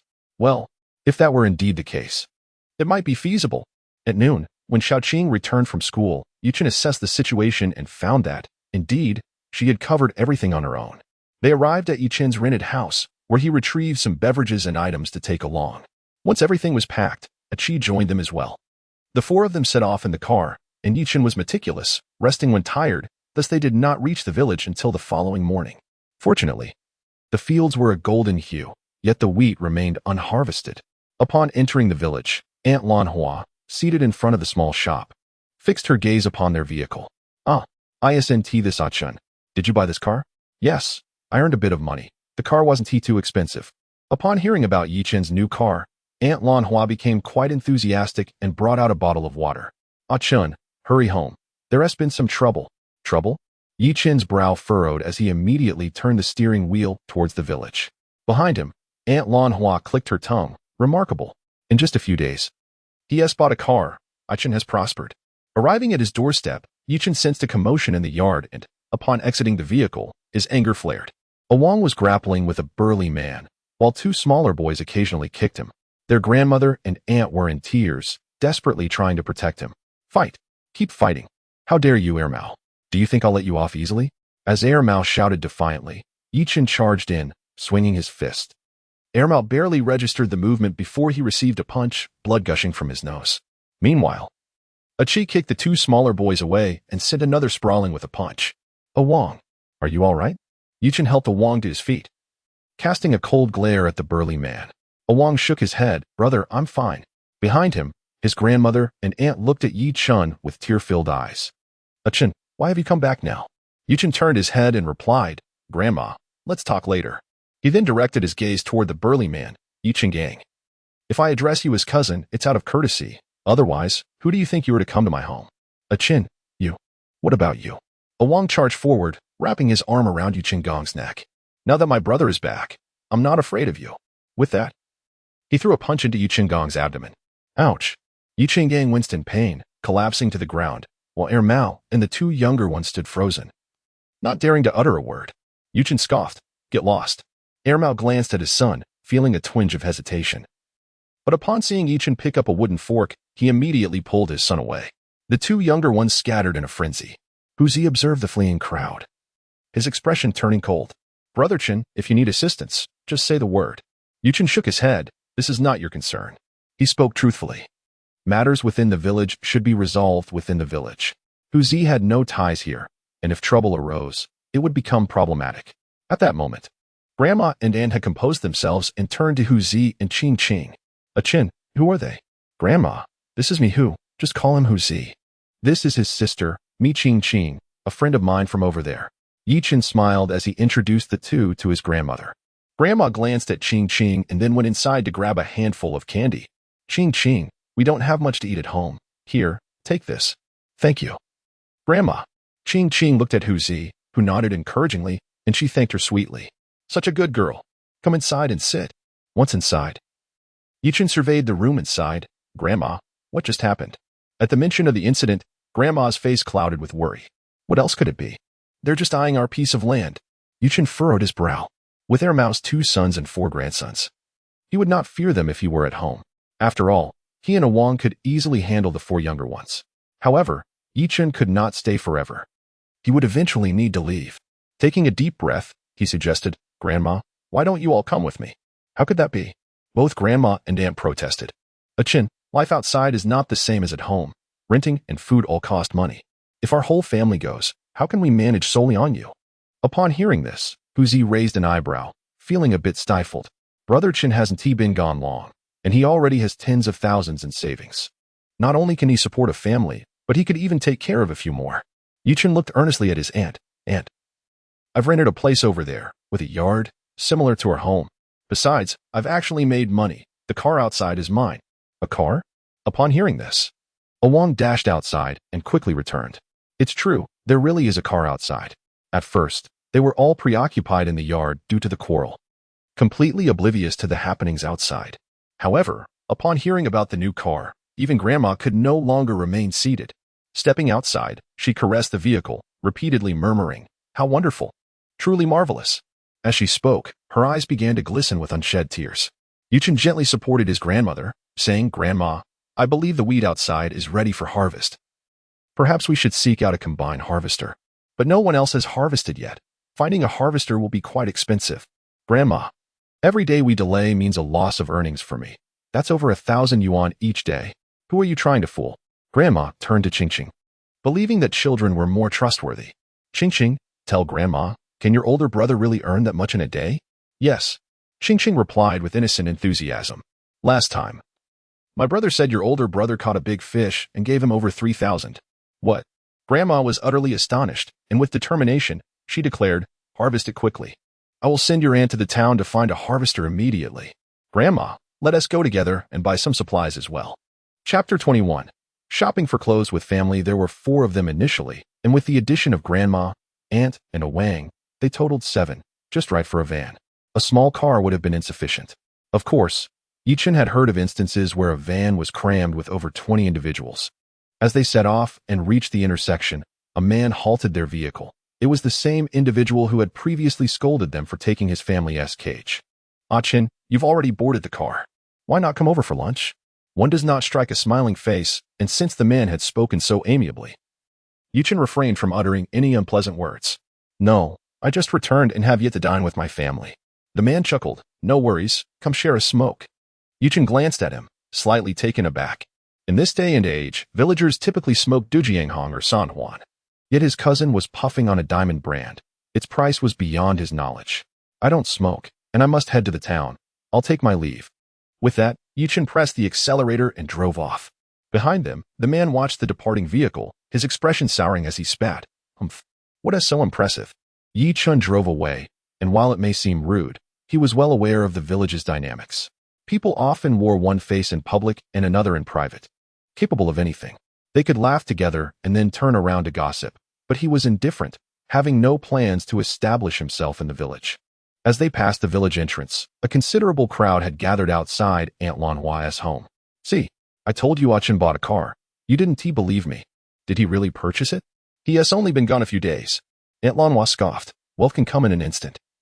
A villager just returned home during the new year, bought a car and a house, and now his entire family struts around proudly. That is true. But what does Achin do? Didn't he ask? When he returns, you can inquire. Among the crowd, Ermao's wife turned pale and flushed, suddenly recalling something, and hurried home. In the vehicle, Yichin turned to ask, Grandma, have you eaten? Not yet. Ermao came over early, and there was no time to cook. Yichin nodded, and a few minutes later, he parked at the town entrance, where a breakfast shop awaited. 7 people ordered 7 baskets of dumplings and 7 bowls of oil tea, not expensive, with dumplings costing 2 yuan per basket and oil tea 1 yuan per bowl, totaling 3 yuan per person. Brother, this is delicious. I want more. A Wang wiped his mouth, looking at Yichin with innocent eagerness. Yichin couldn't help but smile. Despite their family's poverty, they had never lacked food, or else he wouldn't have grown so tall. Yet, to say the food was exceptionally good would be an exaggeration. All right, how many more do you want? Would 2 baskets be enough? Upon hearing his brother would get him 2 baskets, Wang's face brightened instantly. Brother, that is plenty. Yichin then turned to the others. Do you all want more?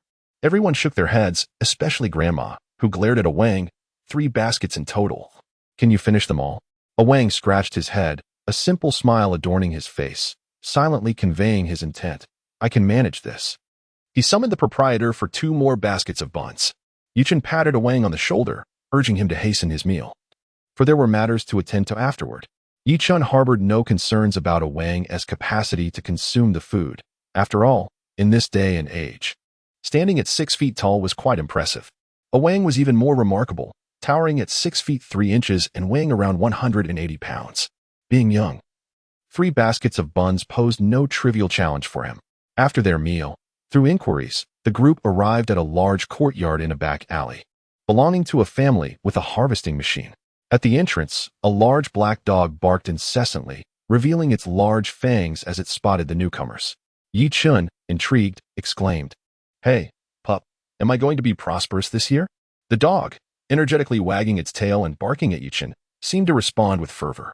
With a chuckle, Yichin produced a fried starch sausage he had procured from the street, breaking off a piece and tossing it to the dog. The dog sniffed, licked its tongue, and devoured the morsel, afterward appearing somewhat awkward as it looked around. This scene was witnessed by a middle-aged man who had come out, his expression wary as he scrutinized Yichin. This was not the same as in the modern era. Dog theft was rampant. The man had seen the dog consume something, and his caution stemmed from uncertainty. If it were just Yichin and his 3 companions, it would be one thing, but with the presence of elders and children, he felt somewhat bemused. What are you all doing? The man inquired, subtly grasping a shoulder pole. Yichin was startled. In this town, being suspected of dog theft could lead to serious trouble. Uncle, "We are here to find a harvesting machine," he replied, hastily offering a cigarette. "Quasi?" The middle-aged man relaxed slightly. In these times, smoking this brand suggested they were not dog thieves. Accepting the cigarette, he frowned, stating, "The weather has been poor lately. Many are not harvesting. There is only one family." The man's message was clear. There was only one family with a few acres of land, making it not particularly worthwhile to go. "Uncle, how about doubling the price? I remember it used to be 40 per acre. I'll pay 80. The man appeared tempted. The difference between 40 and 80 was not merely about land, as it also saved on fuel and labor costs. "All right, but I don't operate the machine. My son does. He is out at a banquet right now. Let me call and check." "Uncle, take your time." It was mid-morning, and the middle-aged man's son had only just left for his relative's house. After making the call, he felt delighted, given that it was just one family. The task would be completed swiftly, translating into a few hundred yuan earned. "All right, since we've taken the job, no drinking at noon." After hanging up, he provided the address, and Yichen and his companions made another trip to the grain station. The price was not high. Typically, it ranged from 0.8 to 0.9 yuan, but now it was only 0.7 or 0.6 yuan. Nevertheless, it was acceptable, as it would be sold immediately, with higher moisture content than sun-dried grain. "Grandma, let us go buy some clothes for you and Aunt." "What clothes? I'm old enough. I can't possibly look beautiful anymore." Yichen chuckled softly. "Indeed. In my eyes, both Grandma and Aunt are exceptionally beautiful." With his persuasive charm, he managed to convince his grandmother, who reluctantly acquiesced.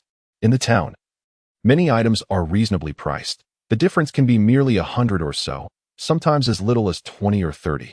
Moreover, when Grandma embarks on shopping, she becomes formidable. An item priced at 70 or 80 can be bargained down to a mere 28. Do not inquire about the precision of these figures. The shopkeepers were left astounded. For the elderly lady would negotiate even to the last cent were it not for the large family purchasing numerous items. The shopkeepers might have wished to hasten their departure.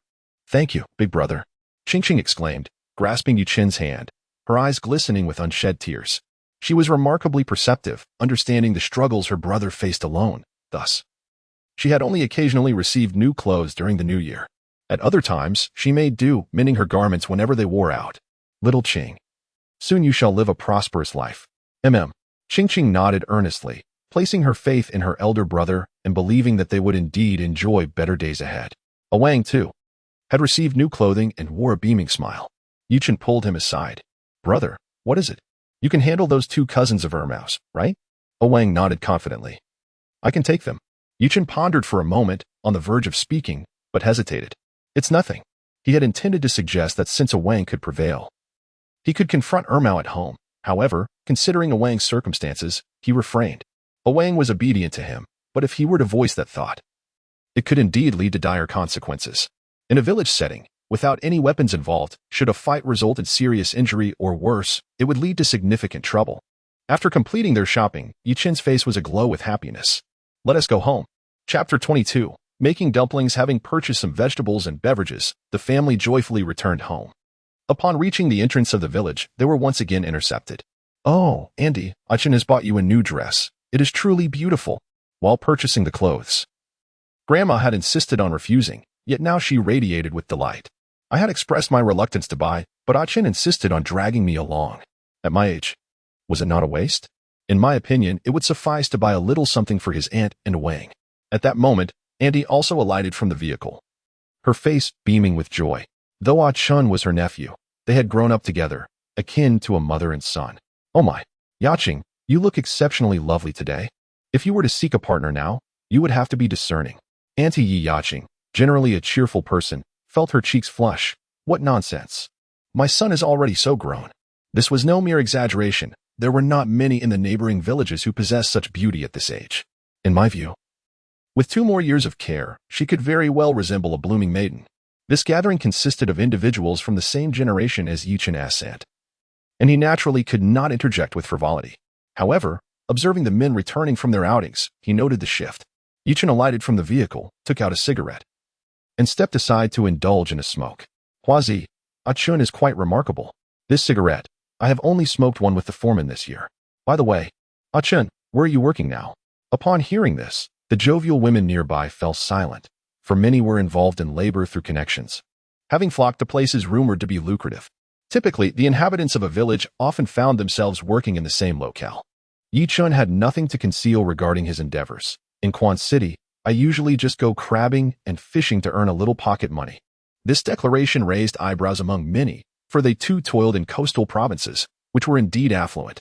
Thus, encountering coastal workers was common. How could one earn a living crabbing? What nonsense! Nevertheless, some discerning individuals paid attention, pondering the possibility that it could be true.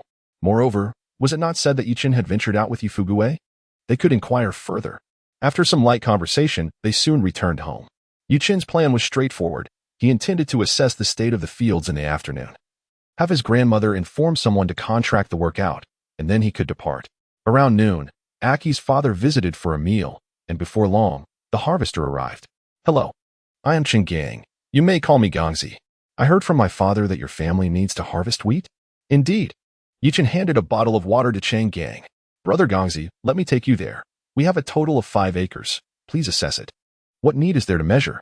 Chang Gang chuckled.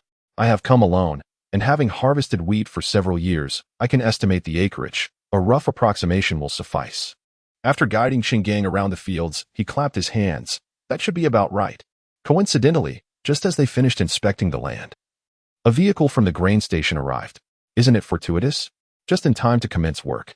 The subsequent tasks were overseen by Aunt Yi Yaching, while others busied themselves tidying up. After all, there wasn't much to do. Once the harvester completed its work, it simply needed to be unloaded into the truck and then weighed. In the evening, the kitchen resounded with rhythmic chopping sounds as Yichin wielded a cleaver, diligently chopping chives and pork. Meanwhile, his aunt was preparing the dough. It must be said that making meat filling proved to be quite laborious, requiring constant movement of the hands. After approximately half an hour, the chopping was finally complete. An egg was added, along with a splash of oil and various seasonings, and a sprinkle of chopped green onions to blend it all together, creating the filling. The dumpling wrappers were quite simple. In their region, dumplings resembled large wontons, with square rather than round skins. Thus, it sufficed to roll out the dough and cut it with a knife, a much quicker process compared to crafting circular dumpling skins. Big brother, how do you fold them? Teach me quickly, Ching exclaimed, her curiosity piqued by this unfamiliar endeavor. Observing Yichin deftly shape one, she was eager to learn. Taking a wrapper, Yichin instructed Ching, watch closely. First, place the filling in the center, not too much, as your small hands may struggle to hold it. Then fold it in half, press down with your fingers at the bottom, and pinch the ends to seal it. Wow, big brother, you're amazing, Ching exclaimed, imitating his actions and soon producing one herself, albeit a rather misshapen and flat version. Not bad, just like that. Yichin encouraged her, reminding her that they were merely at home, not in a restaurant, so as long as it tasted right, that was sufficient. This encouragement energized the young girl, who, as the process continued, grew increasingly eager. Big brother, stop. You're going to finish before me. Laughter filled the room, as it was only the children who could muster such enthusiasm in work. Yichin spread his hands and stepped outside for a smoke, relishing the comforts of life. Achin, don't smoke too much, his grandmother called. All right, Grandma. Dinner was a delightful affair, and midway through the meal, Aki's father arrived once more. His grandmother promptly invited him. Chenghua, come and have a bite. No, Auntie, I'm here to find Ah Chun regarding a matter. Ah Chun, can we speak privately for a moment? Upon hearing this, Yichin rose to approach. Uncle, what is the matter? Yichin inquired. Their village, Yiwang Village, bore an imposing name, yet it was merely a community of the Yi and Wang families. Wang Chenghua hesitated before speaking. Ah Chun, I heard you've been out at sea. Is it true that you can earn money doing that? He added quickly, fearing Yichin might misinterpret his intentions. Don't take this the wrong way. I'm not trying to encroach on your livelihood, but Aki is my son. I'm unable to support him, but, at this point, Yichin comprehended the concern for his son. Uncle, Aki has been following me since childhood. You need not worry. He won't go hungry. Wang Chengwa nodded. That's good to hear. I won't intrude any longer. However, Yichin promptly stopped him. Uncle, Aki is still inside. Wouldn't you like to go in and chat with him? Wang Chenghua glanced back momentarily, then shook his head, stating, I shall refrain from further comment. I simply wish for you all to enjoy your meal. With that, a look of despondency crossed his face as he departed. As his son matured, Wang Chenghua felt increasingly redundant, grappling with a sense of inadequacy. As a father, he had yet to receive anything substantial from his offspring. Yichen observed his retreating figure and empathized with Wang Qinghua's sentiments, having witnessed much in his previous life as a courier. Resolving to dismiss such thoughts, Yichen turned back to the house and resumed his meal. The following morning, the group had a modest breakfast before embarking on their journey homeward. With little to carry, merely a few garments, they found their belongings manageable. However, it is worth mentioning that Aki had brought along a cast net, a hand-thrown fishing net, from home. Chapter 23. After the typhoon, before reaching Quan City, the wind howled outside, accompanied by torrential rain. Battling the elements, Yichen drove cautiously. Has the typhoon not passed after 3 days? Hearing Yichen's inquiry, Huzi checked his phone. Brother Chun, the typhoon has made a loop and returned. This left Yichen somewhat bewildered. Why would it return after leaving? In the late hours, Yichen chose to exercise caution and stopped at a hotel in Quan City. Let us stay here for the night and assess the situation tomorrow. He booked 3 rooms, and Yichen, Aki, and Wang pushed 2 beds together to share for the night. The following day, the wind had lessened slightly, though the rain persisted. Yet it posed no hindrance to driving. Initially, Yichen contemplated having a meal before departing, but was dissuaded, as they suggested that dining could wait until reaching their destination. After more than an hour, they arrived back in the village. Qingqing and Huzi alighted from the vehicle at her doorstep, intending to check on the chickens and ducks. Although they had left enough food prior to their departure, the inclement weather warranted a quick inspection. Huzi, please bring Qingqing over for a meal later. Sure, brother. Upon entering the home, Yichen's grandmother and aunt admired the small courtyard. Yichen, this yard is quite spacious. We could plant some vegetables. Indeed. It is a common sentiment among people to think of gardening upon seeing land. Yichen had considered planting as well, but being alone, he thought it futile to cultivate a small patch that would be insufficient, and a larger one would yield more than he could consume, so he opted against it. Grandma, how about we plant some cucumbers or melons? Sounds good. Once inside, the grandmother and aunt began preparing a meal. A quick survey revealed a lack of flour. Rice was available, but in their hometown, the staple was still flour, so they decided to cook some rice porridge instead. Grandma, I'll check the small shop at the village entrance. If there's none, we can manage with rice porridge. Aki, come with me. The shopkeeper appeared to be a woman in her late 20s, and she greeted Yichen with evident delight. Director Yin, what brings you here so early? Yichen was unsure of the meaning behind Director Yin or wine director, but judging by the shopkeeper's smile, it seemed benign. Do you have any flour? Just call me sister. You need flour, right? Do you require anything else? Just some ready-to-eat food will do. The shopkeeper led Yichen and Aki to the flour section, as the bag was rather heavy for her to manage alone. For the men, however, it was manageable.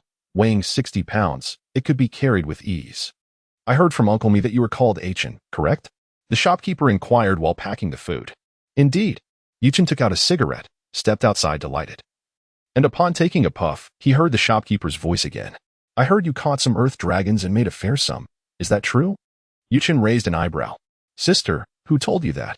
A few days ago, someone from the village returned and mentioned seeing Huzi selling earth dragons at a restaurant. Yichen nodded. There is some truth to it. I was just lucky, only caught 3. Only 3? The proprietress lifted her head in surprise. The villagers claim you caught 1 or 2 dozen pounds. How large must that be? It must be quite valuable. Coughing, Yichen was choked by the smoke. What is going on here? When they sell, the earth dragon fetches over 300 per pound. If they truly caught 1 or 2 dozen pounds, that would amount to several thousand. Sister, it's just over 3 pounds. There's no way it's 1 or 2 dozen. Don't listen to the nonsense of others. Oh, well, that's still impressive, worth about 1,000. Yichen chose not to elaborate. Earning over 1,000 from the sea was indeed substantial. Many had spent decades without such a yield. Moreover, he harbored some concerns. The sandworms had been spotted previously, and now the earth dragon had also attracted attention, leaving him wary of potential envy. Here, it's all packed. The flour is 130. Let us say 50 for these cooked dishes. Yichen glanced at the prices, which seemed reasonable. After paying and preparing to leave, Aki leaned over the counter. Sister, give me a pack of Huazi. Aki, I have no cigarettes left. Just take some from me. Aki waved his hand dismissively. Bro, can I keep relying on you for cigarettes? Yichen found this odd and scrutinized him closely, uncovering the truth. The lad wasn't merely after cigarettes. His gaze was clearly fixated on the proprietress. After paying, Aki hoisted the flour but appeared reluctant to leave. Let us go. Yichen shot him a disapproving look. Once outside, Yichen opened his umbrella. Aki, you seem rather daring. Be careful lest her husband returns and harms you. Brother? Am I really that foolish? This proprietress is a young widow. Her husband passed away 3 years ago, and she has no children. Well, Yichin couldn't help but examine Aki twice. You're quite perceptive. You figured this out in just a few days? Aki chuckled sheepishly, scratching his head without further comment. Yichin felt it was unnecessary to say more. Widows could remarry, and Aki was of age, no longer requiring his guidance, save for a gentle reminder. Upon returning home, Huzi and Xingxing had also arrived. Grandma, we brought back the flour. What shall we eat? Let us make some pancakes. I noticed some vegetables in the yard earlier. Can we use them? Yichin was taken aback. There were indeed vegetables in the yard. He walked over and brushed aside the weeds, discovering some hidden beneath. After pulling up a couple of green onions, he thought to chop them into scallions to mix into the batter. Scallion pancakes would be delightful. The batter was prepared by his aunt, while the pancakes required his grandmother's expertise. Despite her age, her hands were steady when cooking, and once she started making pancakes, her technique was impeccable. Unlike the flat frying pans typically used for pancakes, his grandmother utilized a regular pot. Pouring the batter onto the pot's wall in a circular motion, and a pancake would emerge. Xingxing, eager to try her hand, asked, Grandma, may I give it a shot? Of course. Go ahead. Given her petite stature, Xingxing managed well with simple tasks but needed to stand on a stool to draw a circle for the pancake. Not to mention, given Huzi's height, Xingxing would likely grow into a little potato herself. After laboriously tracing a circle, Xingxing looked somewhat disheartened. Grandma, am I not making it quite well? Very well. Much better than your elder brother. Yichun touched his nose, attributing the issues to the original owner, certainly not to himself. One must admit, despite being a pancake cooked without oil, it is utterly delightful. Soft yet crispy, with a fragrant hint of scallions, it is simply splendid. After finishing his meal, Yichin ventured into town to purchase bedding and pillows. As night fell, the wind subsided and the rain ceased. Huzi arrived, carrying a bucket and tools. Brother, let us go to the sea. Now, indeed, after the typhoon, there will be more catch. We must hurry, or it will be too late. Hearing that there would be an abundance of catch post-typhoon invigorated Yichin. Let us go. This time, it was not just the three of them. A Wong also joined, bringing not only a bucket but also a sack. Upon reaching the beach, Yichin was astonished. There were throngs of people. However, the bounty was plentiful. As he activated the system, it was densely packed with treasures. Blue crabs, a fine catch. Tied up. Octopus, splendid. Chapter 24. Red-spotted fish. When Yichin arrived, initially, no one noticed, but gradually, some individuals sensed something amiss. Who is this young man beside me, and why is he so relentless? This cannot be called a mere beachcombing expedition. It is evidently a quest for supplies. Even Aki and his companions felt somewhat disheartened, as Brother Chen was simply too formidable, relegating them to mere bystanders. Their tasks consisted of binding blue crabs, capturing octopuses, and sifting through the sand to unearth mantis shrimp. This was their lot. Slowly, a crowd began to gather around Yichin, each person mirroring his search. Come on, brothers, let us put some effort into it. By a large rock. The four of them combined their strength to shift it aside, causing an immediate hush in the crowd, which was soon replaced by an uproar. Look at this blue crab. It's enormous. Goodness. It must weigh over 2 pounds. Not just that. I dare say that one over there could be 3 pounds. Yi Chun and his companions had no time to entertain their chatter. They had 3 blue crabs in total, one for each of them except for a Wong, who received one as well. Witnessing the diminishing bounty, the others grew eager, rushing to lift stones. Most returned empty-handed, yet there were a few fortunate souls. Haha, I found one too. Not large, just about a pound. This was a couple, not particularly young, yet their faces were beaming with joy. This single find was worth several dozen yuan. Collecting shells or snails would hardly yield an equivalent value unless one stumbled upon something extraordinarily rare. Upon hearing of another catch, the crowd was galvanized, and their enthusiasm surged as they resumed their search. At this moment, Yi Chun made his way to another side. Brother, aren't you going to collect any more? Yi Chun shook his head. Before him lay a small puddle, approximately 3 to 4 meters in diameter. Hand me the net. He grasped the net and, with keen precision, thrust it into the water. With a splash, the fish darted in the opposite direction. Undeterred, Yi Chun understood that netting fish also depended on fortune, and fortunately, in a confined puddle, the fish could not escape. Once, twice, thrice. After several attempts yielded no results, frustration mounted within Yichin. Damn it, I refuse to be thwarted. Assessing the water's depth at less than a meter, he leapt into the puddle, beckoning the others to join him. Come on, block this side and drive them over there. The confined space prompted the fish to flail in agitation. Brother, this fish is enormous. Wang shouted as the fish struck his leg painfully. Yichen paused to inspect. Thankfully, the fish remained within their encirclement. The commotion attracted a number of onlookers, many of whom, having expended effort lifting stones without success, cursed their luck. They opted to watch Yichen and his companions attempt to capture the fish. Progressing a few steps further, Yichen opened his system interface and discovered the fish was just a few paces ahead. Stealthily, he approached, only to find the fish seemingly resigned to its fate. Charging directly at him. With a swift motion, Yichen plunged his hands down, firmly grasping the fish's head, surprised by its strength. The fish flailed its tail, striking against Yichen's leg with a sharp sound that was quite painful. Groping about, Yichen managed to grasp the fish by its gills and hoisted it up, finally releasing a sigh of relief. Red grouper, my dear wife, give me a slap, for I feel as if I am caught in a dream. With a resounding clap, he rubbed his eyes. This was indeed no dream. A crowd stood agape, glancing at the impressive catch before them, then back at their own meager finds. Was this truly a day at the shore? With a mere flick of the wrist, they had caught blue crabs and red groupers, while they, on the other hand, had only gathered a few cat's-eye snails and moonshells, feeling quite disgruntled. Yichen's head buzzed. Was this truly a red grouper? Holding the fish? It appeared rather ordinary, adorned only with numerous orange-red speckles. He felt it didn't exhibit the vividness he had anticipated. Recalling having once seen a red grouper on his phone that was far more vibrant, he noted the astonished reactions of those around him. This fish seemed to hold considerable value. Weighing it in his hands, he estimated it to be around 5 or 6 pounds and approximately half a meter in length. Huzi nudged Yichen's lower back. Brother, let us head back. This fish is quite valuable. Do you have any idea of its price? I have a rough idea, Huzi replied, indicating he was somewhat knowledgeable about the matter. Yichen, not wanting to be careless, climbed out of the puddle and placed the fish into a bucket, its large tail still protruding. After tidying up their belongings, the group began their journey homeward. Upon their return, Grandma was already asleep, and Andy, noticing that Yichen and his friends were drenched, brewed some ginger tea. Have some, it will ward off the chill. At that moment, Huzi returned after changing into dry clothes. Huzi, how much do you think this fish weighs per pound? Huzi scratched his head, looking somewhat troubled.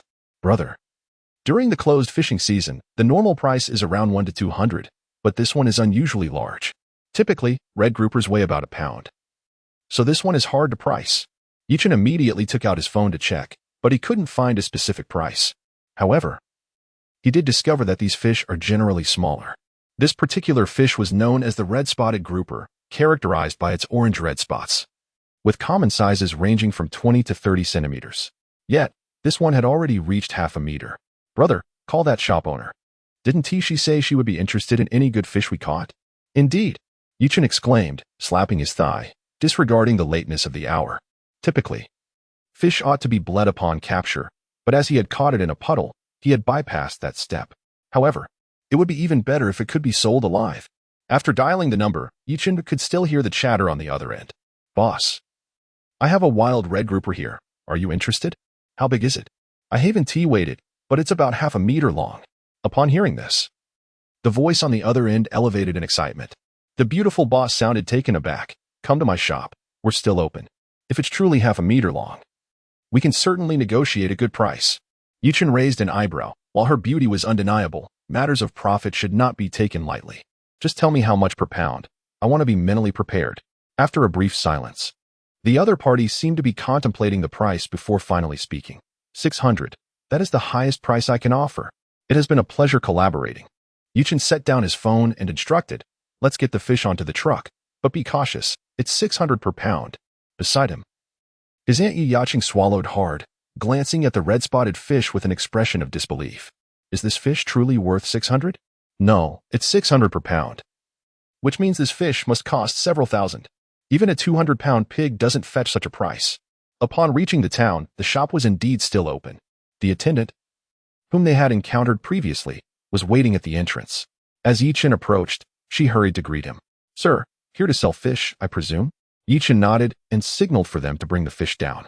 Once inside, the attendant offered drinks and led them to the backyard. After weighing the fish, it came to 6 pounds and 2 ounces. Wow, this fish is quite plump.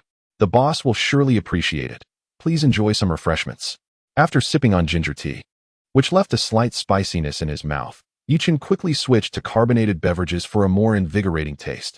Your boss mentioned 600 per pound, correct? The attendant smiled. Rest assured, sir, the boss has stated that as long as the fish is in good condition, payment will be made on the spot. Yichen found this boss to his liking, prompt payment without any delays. The 6 pounds and 2 ounces of fish, at 600 per pound, resulted in a comfortable total of 3,720 yuan. Points updated.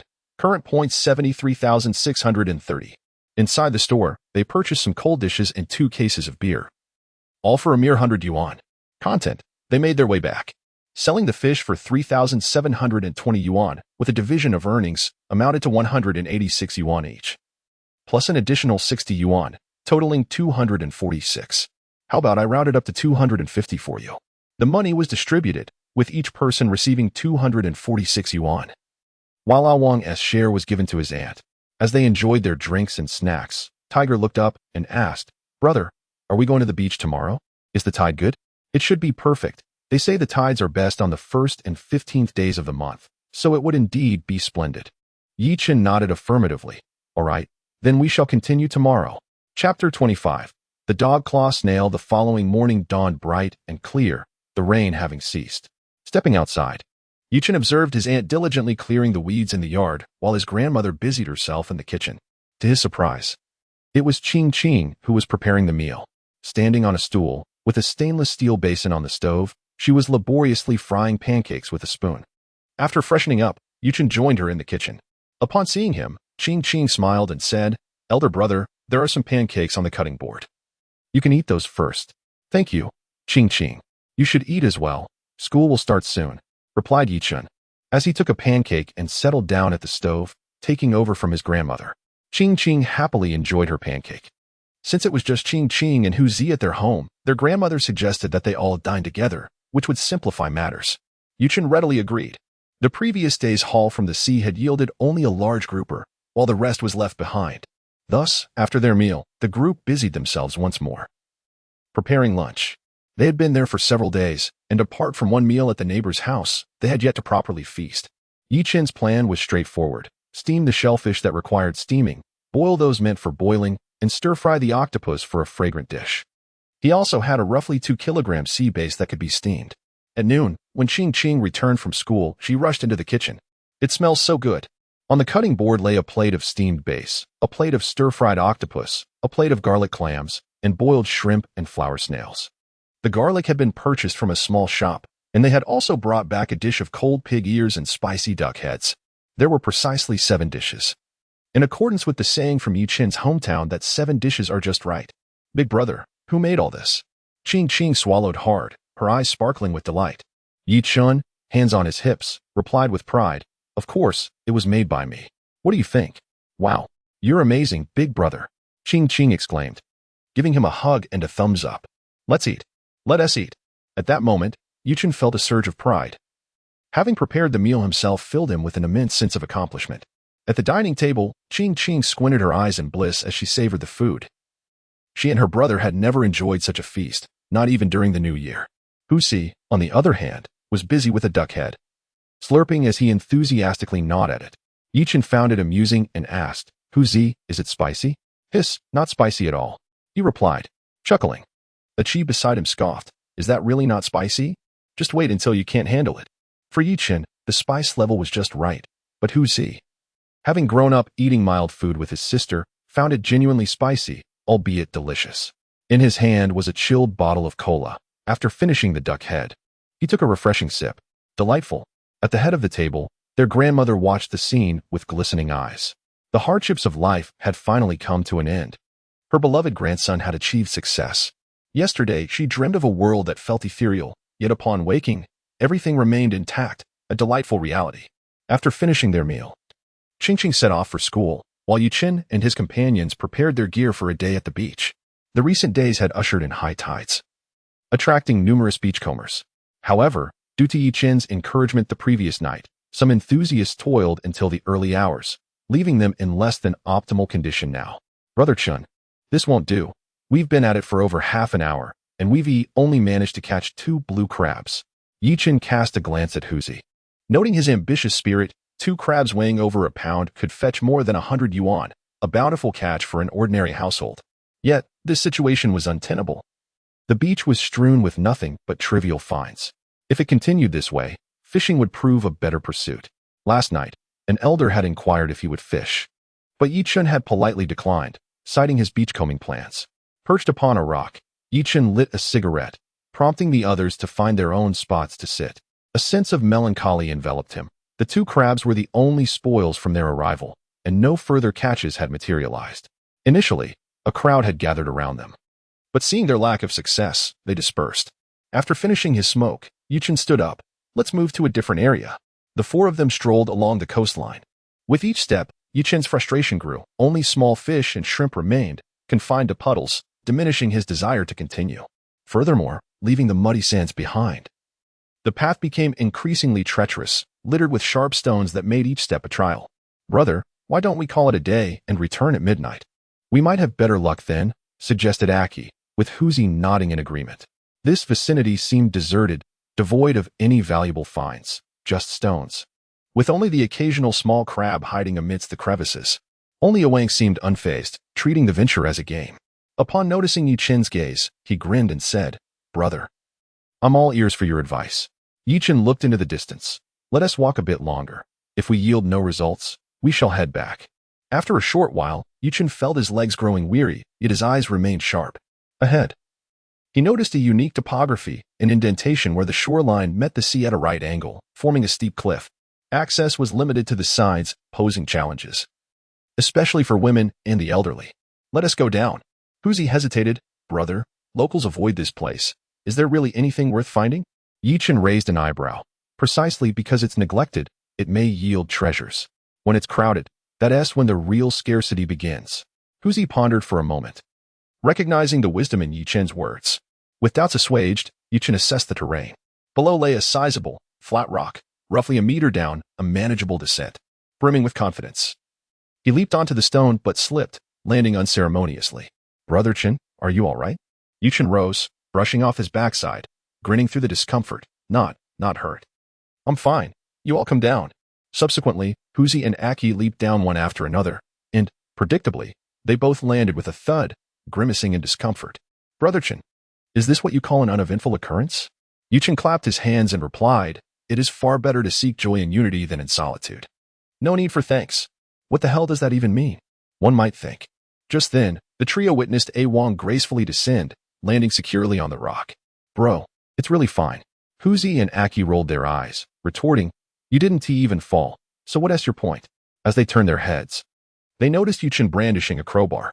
Aki approached with curiosity, asking, Brother Chen, what is this peculiar object?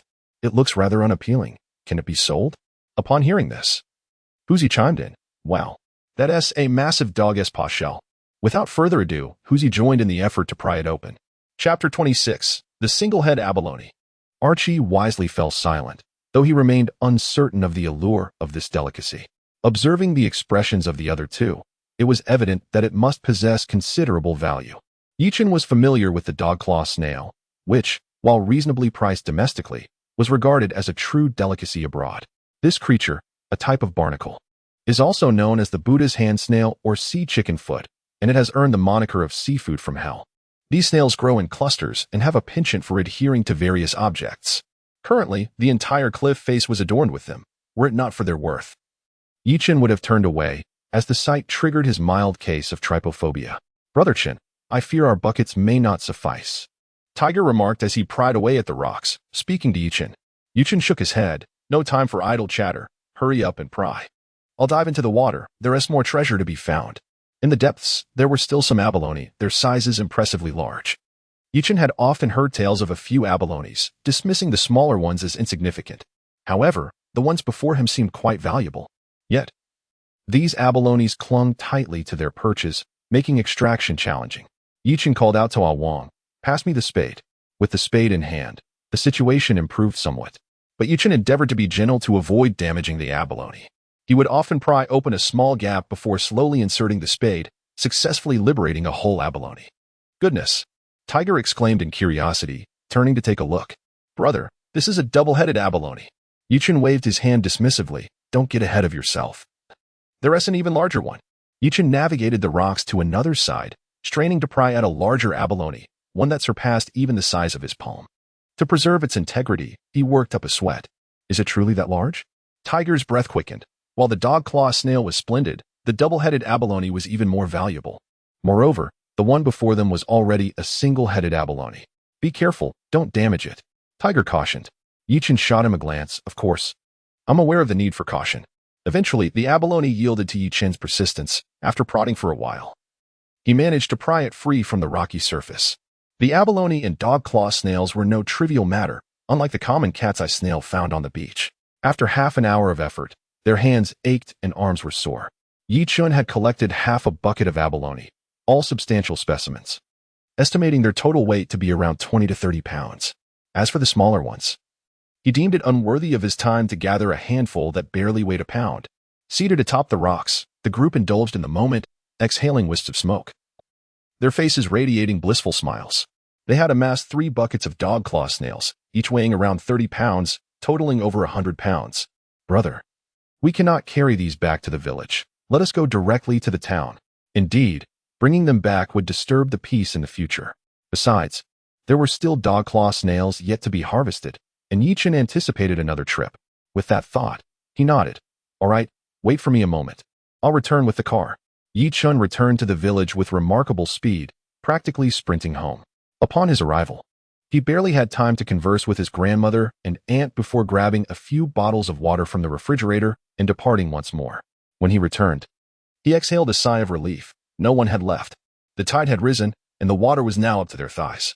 Yet the 3 of them stood frozen in the water. They swiftly transferred their belongings to the car, and all 4 of them breathed a collective sigh of relief. Come, let's drink some water. I'll make a phone call. In the sweltering, humid water, they gulped down the refreshing liquid. The call was made to the owner of a restaurant in town, who surprisingly was present, having come to collect some red-spotted fish, instructing him to come directly. In a matter of minutes, they arrived at the restaurant in town. It was afternoon, and the establishment was empty. The female owner, clad in a short-sleeved top and shorts, lounged in the hall, crossing her long, slender legs. Quite fair-skinned.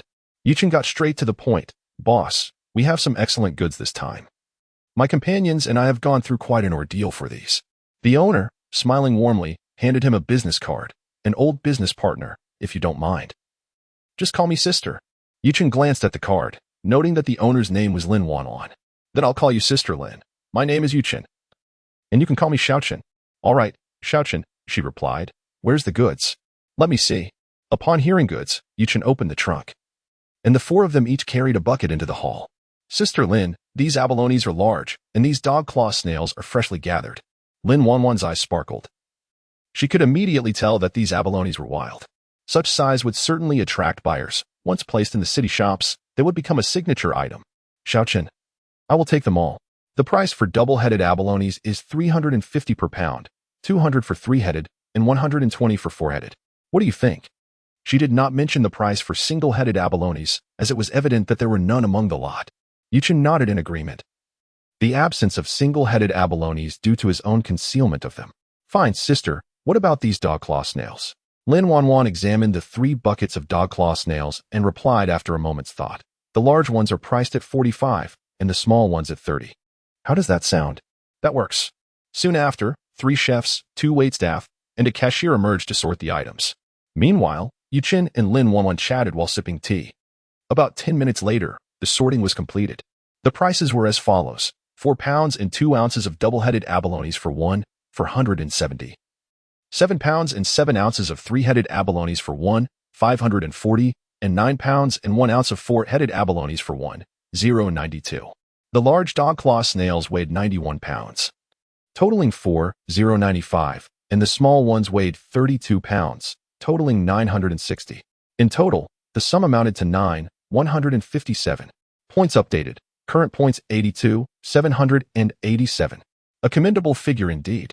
Initially, due to expenses related to purchasing a vehicle, Yichen's funds had dwindled below 40,000, but now he had surpassed 50,000.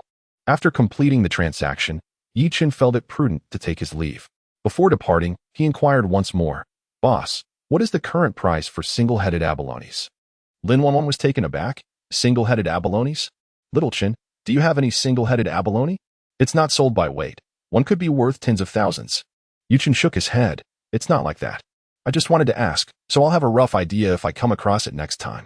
Lin Wanwan smiled, harboring some skepticism towards Yi Chen's words, thinking he was quite the sly one. Little Chun, if you find any, do sell them to me. I'll pay 30,000 each.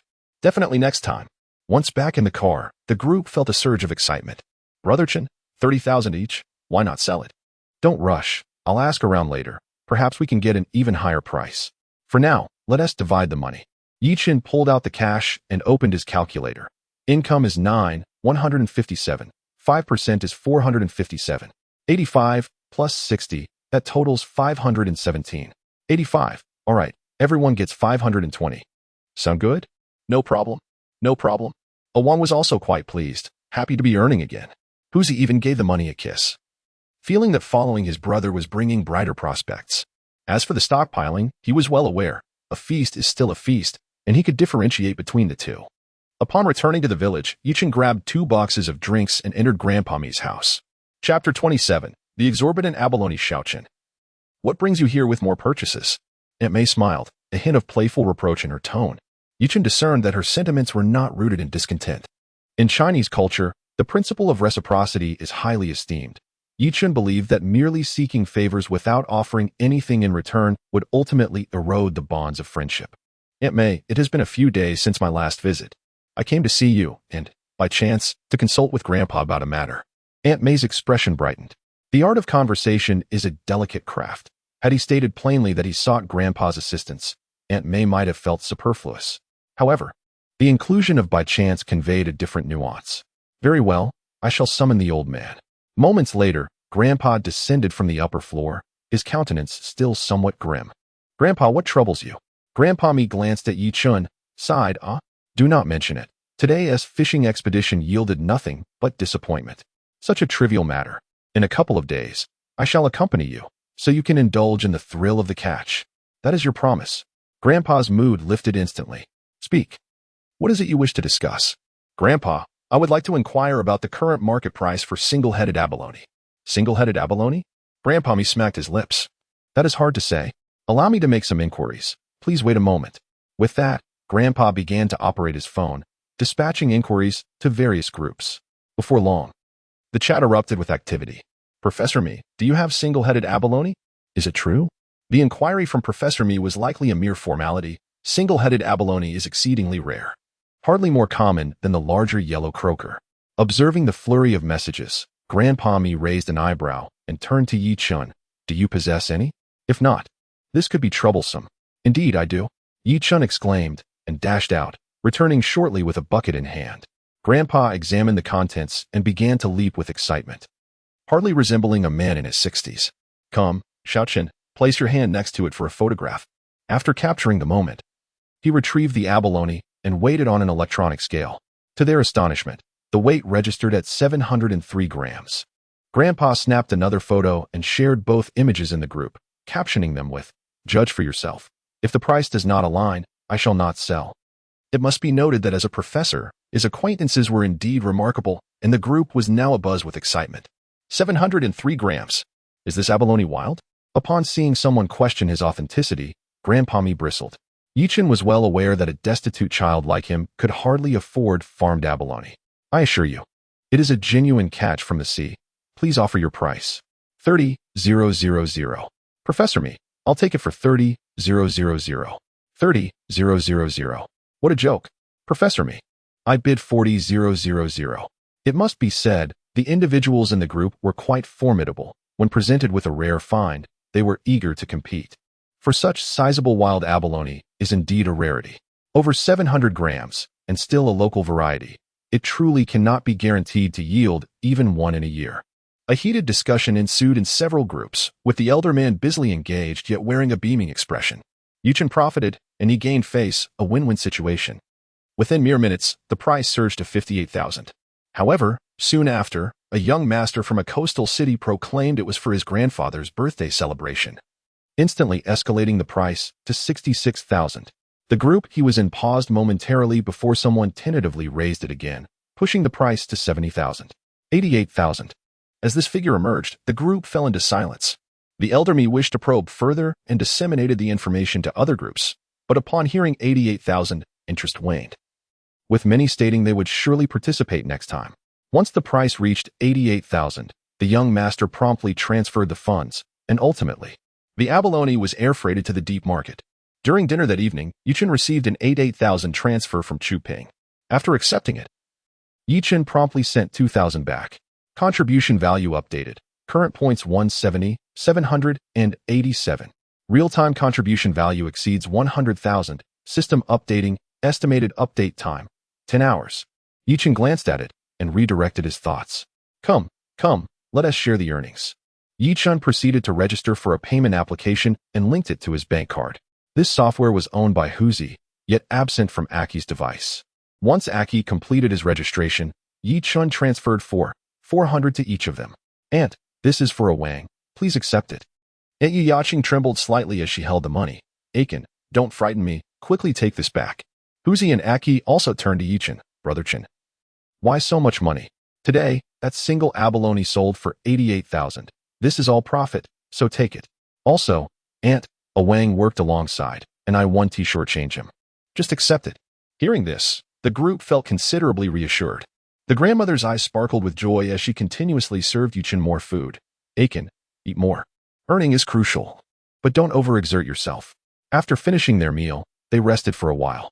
In the dead of night, they stealthily rose, not even turning on the flashlight, grabbing buckets and departing. After 2 hours of labor, Yichen arrived with his vehicle, loading a burlap sack and 2 buckets, and hurriedly transported them to the town.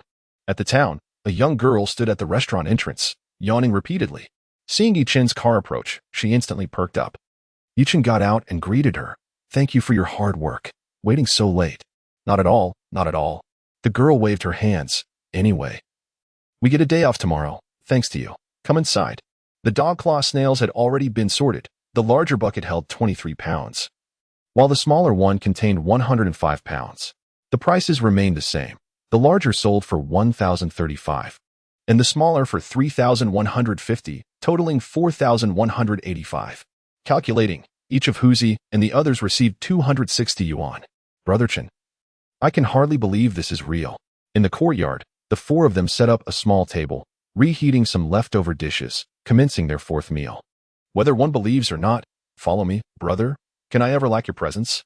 It is no wonder that fortune smiles upon me. Tiger is genuinely elated. Unlike Aki and Wang, they have been friends since childhood. For Yichen to lead him towards wealth is akin to being a benefactor reborn. Without further ado, brother, I raise my glass to you. With that, Tiger downed his drink in one gulp. Yichen mirrored his actions, emptying his cup as well. Tiger, though his reputation in the village may be less than stellar, is a man of deep loyalty. Yichen perceives that such individuals are far more dependable than those who rely on cunning tricks. Brother Chen, shall we go to the sea tomorrow? Yichen pondered for a moment before shaking his head. No, let us take a break tomorrow. Considering the day's accomplishments, both Tiger and Aki nodded in agreement.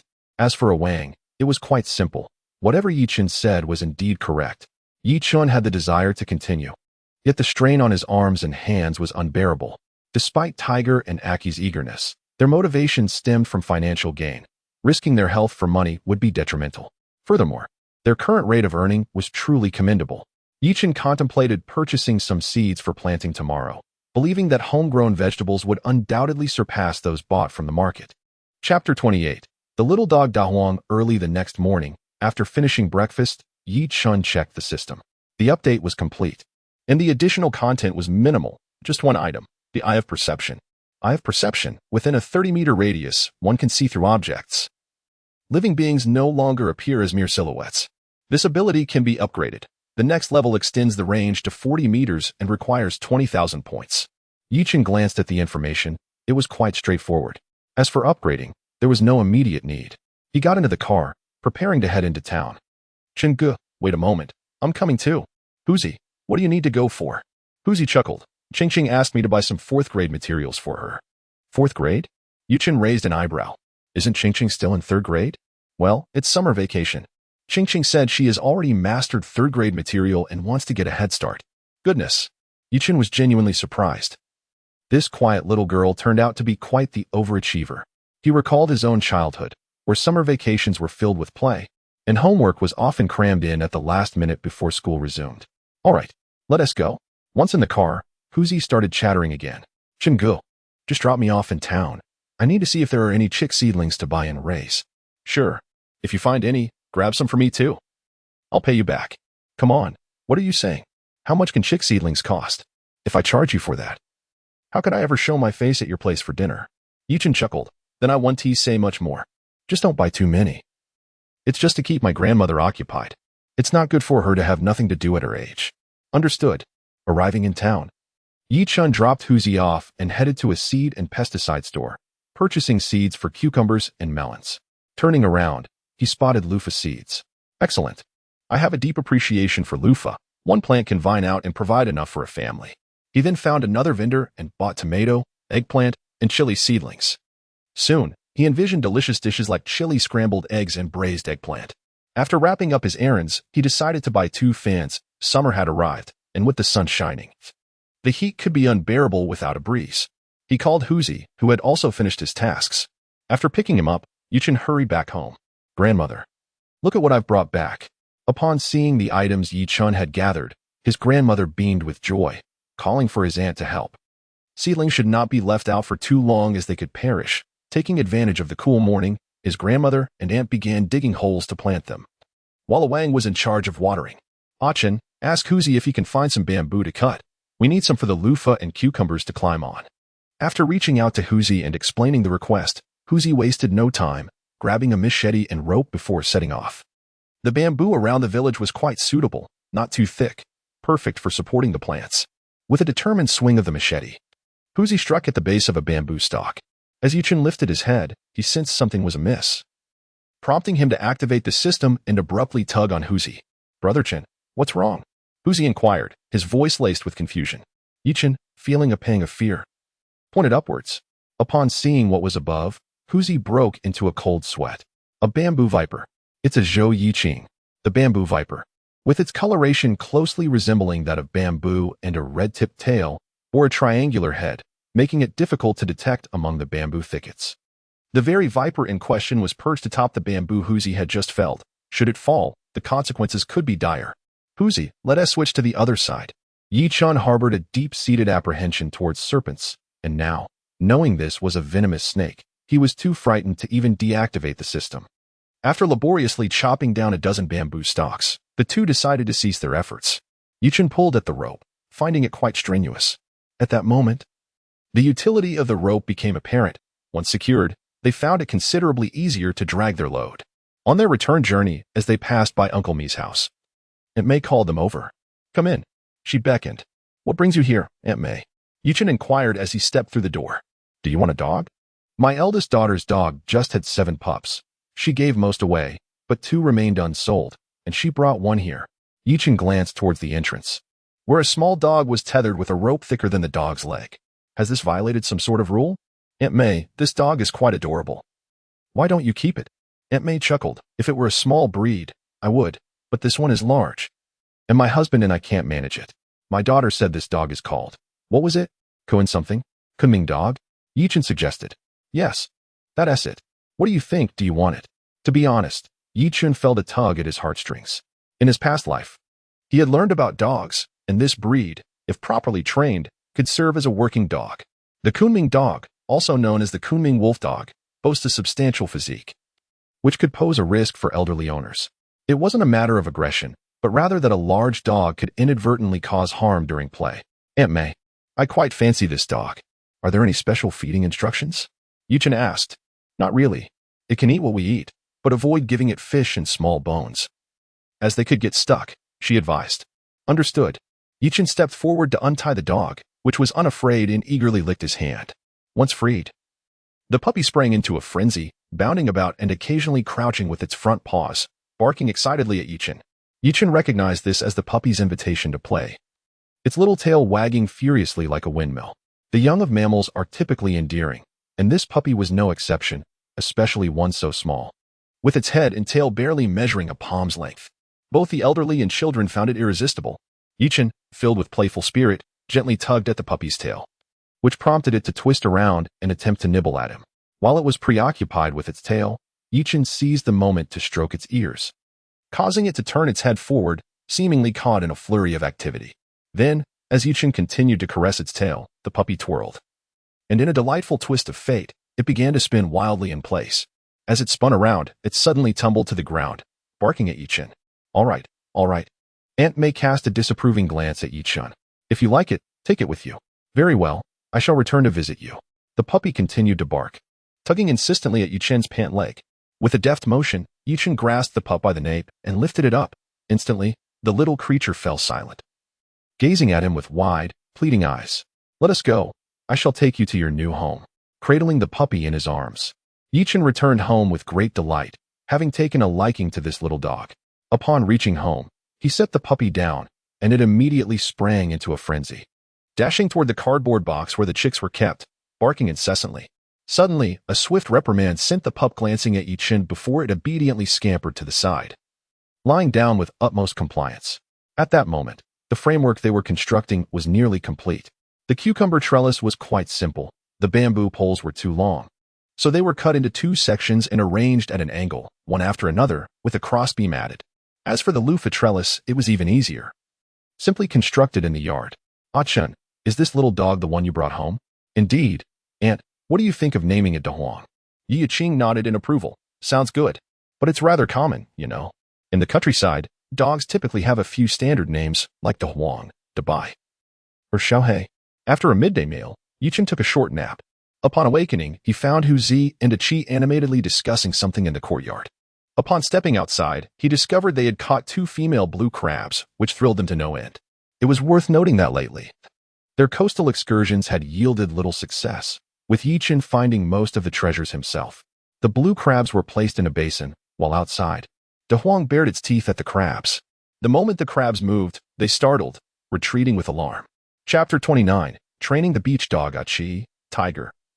These blue crabs are quite impressive. You may take them to sell. So what? Achi chuckled. Tiger and I have already discussed it. We still have blue crabs at home, and it's perfect for dinner tonight. These are fatty crabs. Are you truly willing to indulge? Why wouldn't we? Earning money is all for the sake of living. Yichen couldn't help but glance at Tiger, realizing he had become rather extravagant. Just days ago, he was deeply moved by a meager 60 yuan salary, yet now, he casually spoke of treating himself to a few dozen yuan worth of crabs. All right then, after all, you caught them. However, since they were feasting on blue crabs, Yichen decided to gather a few more items. Not only seafood, but also pork and beef, after all. Consuming too much seafood isn't advisable, especially considering his grandmother's age. He also retrieved some clams that needed to expel sand, setting them in several basins to thaw and clean. This excitement drove Dahuang into a frenzy as he circled around the group, barking intermittently. Yichen, feeling a bit helpless, took the discarded clothing he had used to tie the crabs, fashioned it into a ball, and tossed it for Dahuang to play with. After a few throws, he discovered that Dahuang showed no interest in the makeshift toy. Instead, he was completely captivated by the seafood, spinning around in delight. Yichen's mind whirled with a sudden thought. Just as there are search dogs and retrievers, could he not train Dahuang to be a beach dog? This would provide him with an additional working companion. Earning a few buns a day would be quite worthwhile. Without further ado, the next afternoon around 3 o'clock, which marked low tide, Yichen took Dahuang to the beach. On the way, he purchased some ham sausages from a small shop at the seaside. Following the typhoon's aftermath, the beach had improved slightly, yet it remained bustling with people. Utilizing his system, Yichen casually picked up a cat's eye shell and let Dahuang sniff it. The dog's excitement was palpable. His tail wagged vigorously, as if he were about to take flight. Yichen smiled, pleased with the reaction. Then, with a flick of his wrist, he threw the shell. Dahuang, upon seeing this, dashed after it, but being so small, he tripped over the sand, executing an authentic doggy tumble. Nevertheless, Dahuang's determination shone through, as he scrambled back to his feet and charged forward once more. Observing this, Yichen promptly bit into a ham sausage and broke off a piece, waiting until Dahuang grasped the cat's eye shell in his mouth. The sound of gnawing was irresistible to the little pup, prompting him to scamper back to Yichen. Once beside him, without hesitation, Yichen pried the shell from Dahuang's mouth and placed it on the ground. Dahuang, eager for more, lunged toward it. But Yichen swiftly grabbed the scruff of his neck and stuffed the ham sausage into his mouth. Initially, the dog was quite indignant, but upon tasting the sausage, he could not help but wag his tail, looking at Yi Chun with an expression of endearment. Yi Chun chuckled, pointing at the cat's eye shell. De Huang, do you understand? With wide, sparkling eyes, De Huang looked back, his canine face filled with confusion. Yi Chun paid no mind to whether the dog comprehended. He knew that mastery of such tasks would not occur overnight. Seizing the cat's eye snail, he cast it aside once more. De Huang swiftly reappeared, promptly seizing the snail, and the familiar sound of slurping ensued. De Huang, relishing the moment, savored the ham sausage again, seemingly enlightened by the experience. After a couple more attempts, De Huang adeptly returned without the need for slurping, having developed an instinctive response. Observing the effectiveness of the training, Yi Chun unearthed another clam to further instruct De Huang. However, he underestimated De Huang's intellect. The dog swiftly returned, dropping the clam and gazing at Yi Chun with eager anticipation. Well done, my canine companion. You are nearly ready for mastery. Huang excitedly clapped from behind. Brother, let me have a turn.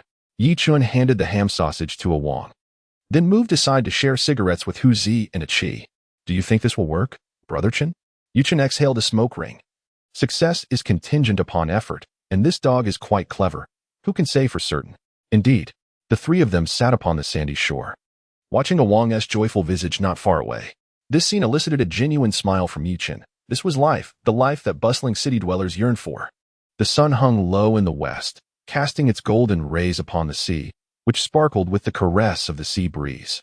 In the distance, one could glimpse the throngs of clam diggers and frolicking children, resembling a picturesque painting. So stunning. As evening approached, the tide began to rise. And Yi Chun approached Huang. Hand me the ham sausage. I'm going to give De Huang another lesson. Tomorrow, you two should come along for some training. Huh? Chi and Hu Zi appeared puzzled.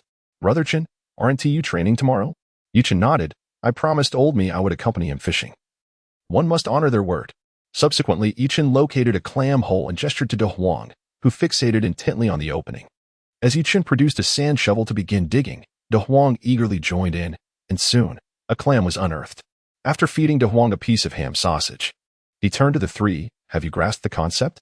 Who will join me tomorrow? Huang was eager to participate, but Yi Chun preferred that he not go alone. Hu Zi glanced at Chi. I'll join Huang. Excellent. Let us dig 2 more, then we shall depart.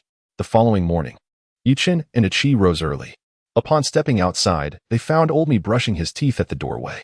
Old Me, I'm heading to the town. Let us go fishing together shortly. Hearing the mention of fishing, Old Me hurriedly rinsed his mouth. All right. Hurry up. Yi Chun chuckled. Old Me, a professor, was inexplicably passionate about fishing.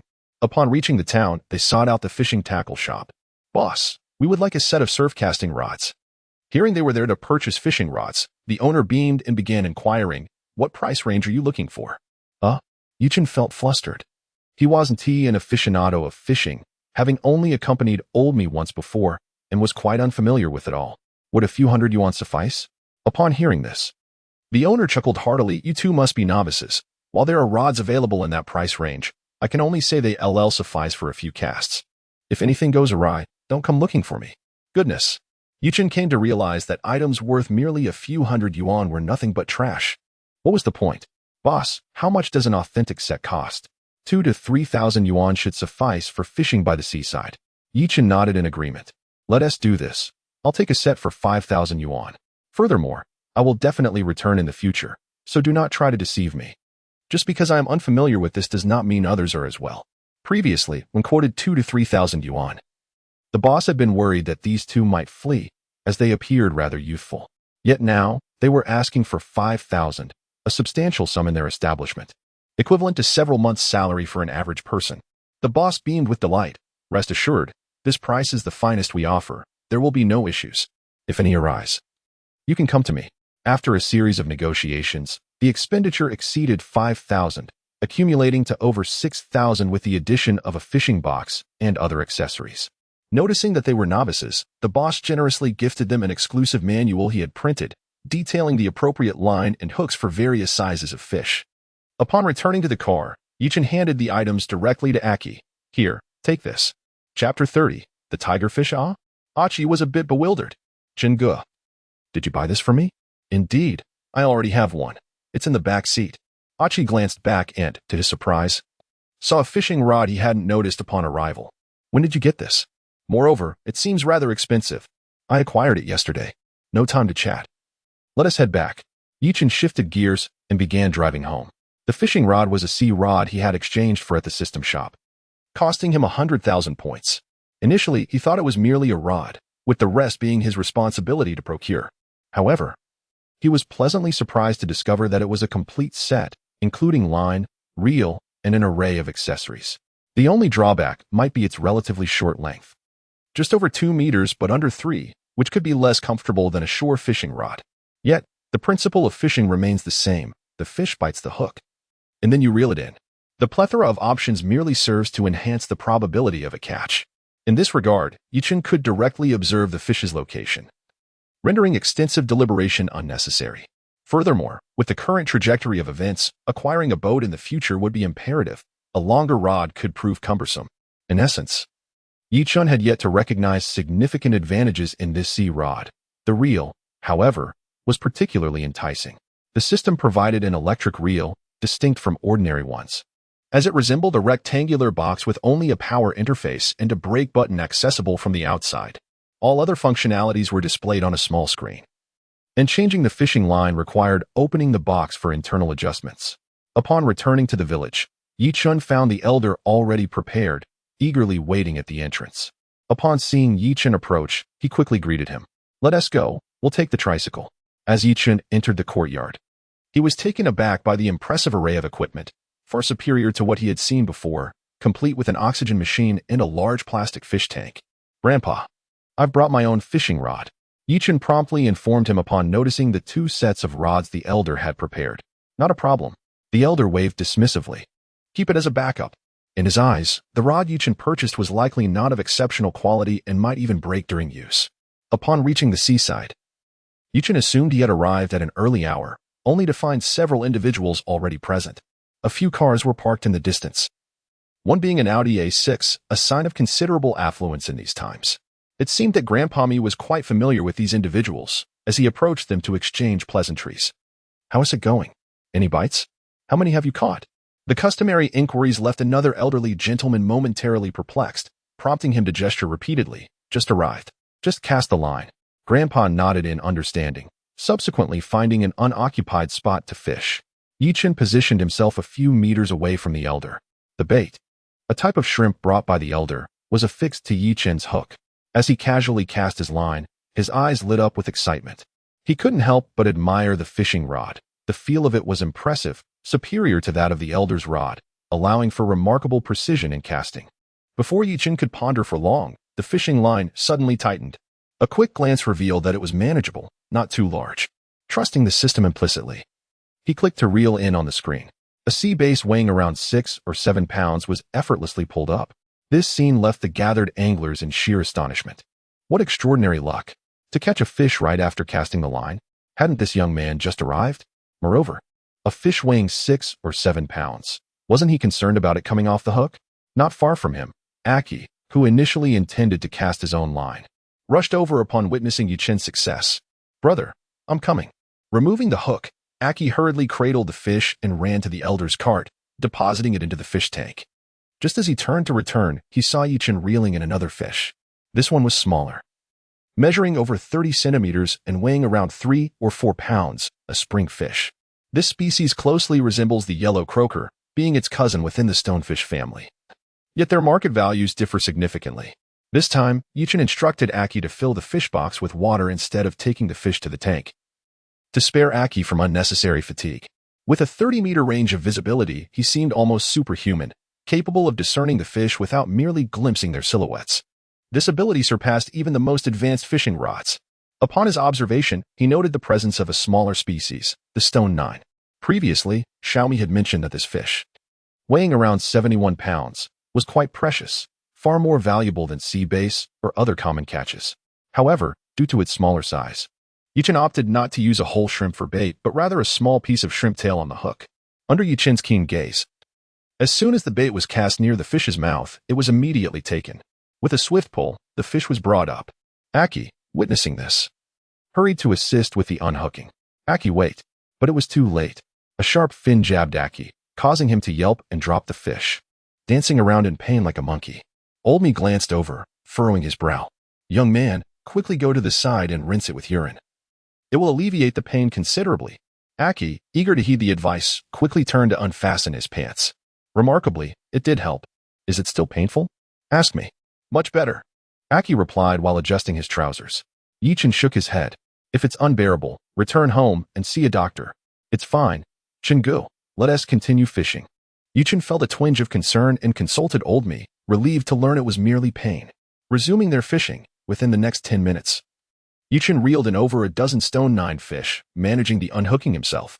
Otherwise, he would have caught even more. However, after his efforts, the nearby stone 9 fish had vanished, though they still lurked further out. At that moment, Yichen witnessed Old Me reel in his line. Ah, Xiaochen, may I take a few casts? The catch is still yours. I don't want any. Of course, Yichen replied, moving beside the elder. While fish were present here, they were not distant but rather close, just over 20 meters away. However, the old gentleman's skills are truly remarkable. With a single cast, he can reach distances of 60 to 70 meters. If he were fishing with lures, he might indeed catch something. But alas, he prefers bottom fishing, and no fish have ventured near. In such circumstances, Yichun could only conclude that the old gentleman was simply experiencing bad luck. Handing his fishing rod to the elder, Yichun chuckled lightly. Old sir, don't cast too far. 20 to 30 meters will suffice. The old gentleman heeded the advice and cast his line just as suggested. Xiaochen, this fishing rod is quite impressive. Where did you purchase it? He inquired. I encountered someone in town yesterday who mentioned it was custom-made. Since he no longer wished to use it, I decided to buy it from him, Yichun replied, having prepared this response in advance, feigning ignorance about the rod's origin. Well, you have quite the luck. Wait, what is this? I've got a bite. The old gentleman exclaimed, exhilarated. But then his expression turned blank as he examined the fishing rod. Achin, quickly, how do I reel it in? Yichun gestured at the screen, where the reel began to wind the line. Old sir, there are instructions on the screen. Just click once. Ah, understood. The old gentleman responded eagerly. Yichun observed the water's surface, puzzled that he had not noticed the fish earlier. It resembled a stone, and he could not discern what kind of fish it was indeed. It was quite unsightly. As the fish was drawn to the surface, the old gentleman hastily tapped the screen to stop the reel, jumping in excitement. It's a tiger fish, a tiger fish. Haha. Chapter 31. What kind of fishing technique is this? Tiger fish? This hardly resembles a tiger. The old man's voice attracted other anglers, who, upon hearing it was a tiger fish, gathered around without even glancing at their own rods. Since there were no fish biting anyway, it made little difference. Old Me, impressive. You managed to catch such a fish? I've never seen anyone reel in one of those. Hurry, pull it up, so I can take a picture. Old Master Me chuckled heartily, waving his hands dismissively. Oh, it's nothing special, just ordinary, huh? The onlookers couldn't help but feel a twinge of envy at Old Master Me's demeanor. It was one thing for a young fellow to catch a fish. After all, youth has its advantages, but Old Master Me was of similar age to them. While they were all struggling in good spirits, seeing him suddenly land a fish felt rather unbalanced. To make matters worse, he wore a smug expression, almost begging for a bit of playful ridicule. Old Me, don't let your joy lead to misfortune. If that fish gets away, it would be quite the debacle. Old Master Me nodded, acknowledging the wisdom in that remark. He had initially intended to play with the fish a bit longer, but decided to reel it in, securing his triumph before the onlookers. The fish, once brought ashore, was not particularly large, measuring around 20 to 30 centimeters, weighing perhaps just over 2 kilograms. As for its appearance, Yichun maintained his previous assessment. It was quite unattractive, leaving him puzzled as to why the older gentlemen were so excited. As the fish lay on the ground, Yichun was about to unhook it when one of the older gentlemen suddenly tugged at him. Young man, what are you doing? That fish is poisonous. Old Master Me turned to Yichun, affirming, he speaks the truth. Do not handle it. This fish is even more venomous than the previous stonefish. There are tongs in the tricycle, both large and small. Could you fetch them for me? Hearing this, Yichun clicked his tongue in surprise. Goodness, more poisonous than the stonefish? That sounds like it would cause immense pain. After all, just moments ago, Aki was hopping about in discomfort. Had he stepped on his own foot, he might have taken off like a rocket. Without delay, Yichun jogged over to the tricycle. This electric contraption had an openable front seat, revealing a sizable compartment akin to a toolbox. Inside, there was an array of fishing gear, floats, sinkers, lines, hooks, everything one could possibly need. Yichun quickly spotted the large tongs, a standard pair for clamping, and also unearthed a smaller set. Returning to Old Master Me's side, he handed over the smaller tongs, while Old Master Me instructed him to use the larger ones to grip the fish. Xiaochun, fishing by the seaside carries its risks. The stonefish can be venomous, and this type of fish is no exception. In the future, if you encounter unfamiliar species, do not take unnecessary risks. As Old Master Me deftly removed the hook, he imparted knowledge to Yichun. This fish was known as the tigerfish, or stonefish, also referred to as the rose venomous puffer. It preferred to conceal itself among the rocky seabed, seldom moving, and typically employed a strategy of ambush to capture prey. Its resemblance to stones made it a master of camouflage, rivaling even the bamboo viper in the bamboo grove. Furthermore, the venom from this fish could cause excruciating pain that might last for days, and in severe cases, could even pose a threat to one's life. In the realm of nature, toxic substances are typically not inexpensive. This fish, although unsightly, is quite delectable, garnering quite a following among enthusiasts. However, the exact price remains undisclosed, with the old fisherman merely stating that such fish are scarce and inquiries must be made for specifics. With a net, he scooped the fish into a container. While he cast his line again, exuding an air of confidence as he reveled in the admiration of the onlookers. The crowd lingered, as the fish were not biting. They were content to observe a little longer. Yet, after 7 or 8 minutes passed without a catch, impatience began to brew among the spectators. An elderly gentleman approached and patted the fisherman on the shoulder, saying, "Old friend, this isn't going so well." As he turned to leave, the fisherman lamented, "Why not stay a while? I have cigarettes. Care to join me?" The crowd, well aware of the fisherman's intentions, rolled their eyes as if to say, "As if none of us have cigarettes." The group began to disperse, except for one man, perhaps in his 50s, who remained, positioned merely 10 meters from the fisherman. He had observed the guidance provided by Yichun. With a glint in his eye, he produced a pack of cigarettes and beckoned Yichun aside. "Young man, care for a smoke?" Yichun, somewhat puzzled, accepted the cigarette. "Sir, what is this about?" "No need for such formality. My surname is Chien. Just call me Uncle Chien." Yichun blinked, contemplating, as he had never met this man before. "All right then, Uncle Chien, you can call me Xiaochun. Is there something you need?" The man chuckled softly, then leaned in to speak quietly. "I saw you guiding old me on where to fish. Could you assist me as well?" "Don't worry. There will be compensation. The catch will be yours. I merely seek the thrill of the chase." Yichun's interest piqued. This seemed like an ideal opportunity for a chosen worker.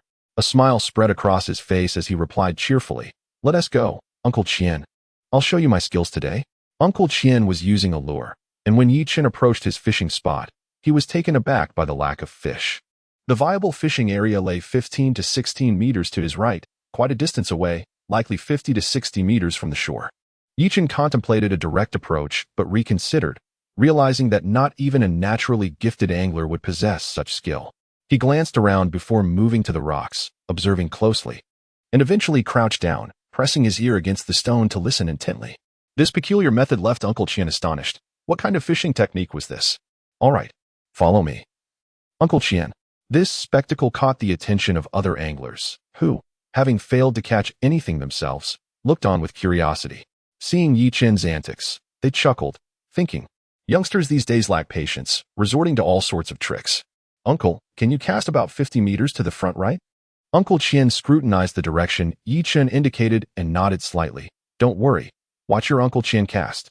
With that, he launched his line, sending it over 60 meters away. Yichun said nothing. After all, with lures, depth isn't the issue, only direction matters. Chien Daoming was reeling in his line. Having pulled in nearly 20 meters without a single fish, feeling somewhat disheartened. Just then, the fishing line suddenly jerked to the left, moving with remarkable speed. A bite. Ha! Chien Daoming, with a cigarette but clenched between his teeth, was filled with excitement, and without hesitation, he began to reel in the line. However, as he pulled, he sensed something was amiss. There was considerable resistance, and beads of sweat streamed down his forehead. "Please don't let the line snap." At that moment, Chien Daoming felt a mix of joy and trepidation. Catching a big fish was undeniably thrilling, yet the thought of losing it would haunt him for days. "Play it cool. Uncle, take your time." Yichun, feeling a twinge of anxiety himself, noted that the fish had yet to come within 30 meters of their position. He was uncertain of the creature's identity, only aware that it was quite long, appearing to measure about a meter. If he managed to catch it, it would be his. Yet, if it escaped, he too would be restless for 3 nights. Patience, don't panic. Qian Daoming reassured himself. Suddenly, Yichen witnessed Qian Daoming's hand tremble violently, startling him. Damn it, he exclaimed, hastily spitting out the cigarette but licking his lips. In his moment of tension, he had completely forgotten about the cigarette still in his mouth. Before long, several onlookers had gathered around, their eyes fixated on the surface of the sea, expressions tinged with anxiety, as if the fish were theirs to catch. With the crowd growing, Qian Daoming's nerves intensified, but after about 20 minutes of expertly maneuvering the fish, he finally managed to reel it in. Yichen shook his head, feeling a hint of disappointment. It was a mackerel, not particularly valuable. Nevertheless, the others were quite exhilarated. For them, the worth of the catch was secondary. It was all about the thrill of the size. Chapter 32. Striving to be a laborer, Boss Qian. What a catch. This mackerel must weigh around 10 pounds, quite a rare sight. Qian Daoming chuckled as he dispersed the smoke. What does it matter if I'm a boss or not? I'm done with that. Come, everyone, have a puff. Indeed, it was a moment to share in the joy. Though they spoke lightly, their eyes frequently darted towards Yichen. Just moments ago, they had been amused by his antics, yet now he was out fishing with Boss Qian, prompting them to reconsider their initial impressions. Could it be that this truly works? Is it possible to hear the fish from the shore? Listening to the sounds of the water, perhaps? Boss Qian was ecstatic. From a nearby bag, he retrieved a camera and handed it to an elderly gentleman. Come, snap a couple of pictures for me. Yichen shook his head with a smile. Indeed, a seasoned fisherman had everything at his disposal, even a camera. With both hands gripping the fish, Qian Daoming leaned in closer, prompting Yichen to nod in approval. He recognized the elder's prowess in photography. He had a knack for capturing the right angles, making the fish appear larger than life, obscuring Qian Daoming, leaving only his head visible in the photo. After taking the pictures, Qian Daoming wished to share a few jovial remarks with others, but they all appeared rather distracted, making conversation difficult. He contemplated casting his line again and glanced back at Yichen. Uncle Qian, feel free to cast as many times as you wish here. Eventually, you'll reap the rewards. Haha, may your words bring me luck. Yichen glanced around before turning to leave, as he still had to check on Old Man Me. After taking a few steps, several individuals caught up to him. Young man, come have a smoke. Hands reached out simultaneously, and Yichen felt a moment of urgency. Whom should he accept from? Would it be impolite not to accept any at all? Before he could dwell on it further, the group animatedly surrounded him, with some shoving cigarettes into his mouth, others hanging them from his ears, while yet another pressed one into his hand. This unexpected attention left him flabbergasted. When had he ever experienced such treatment? Not all of these gentlemen were empty-handed. A few had caught fish, albeit small ones weighing only a couple of ounces. The best among them had caught a small green-spotted fish, weighing around a pound. Under normal circumstances, this would be quite ordinary, but now it felt somewhat lacking. Qian Daoming had landed a sizable fish, while Old Man Me had caught a tigerfish, and just moments ago, a sea bass weighing 3 to 4 pounds. Their envy was palpable. Young man. Yes, the same old refrain. Yichen had initially intended to check on Old Man Me's catch, but with so many eager to assist him, he no longer cared about that moment. This time, the group did not disperse. They congregated closely together, having put away their rods, eager to learn a thing or two from him. Yichen walked a considerable distance, stopping after 30 to 40 meters. Who wants to go first? I will. An elder, eager to learn, directly handed his fishing rod to Yichen, hoping to observe his technique. The rod featured a large float, and after some consideration, Yichen adjusted the position far into the distance. Young man, isn't this deeper than the water level? Indeed. I find it obstructive.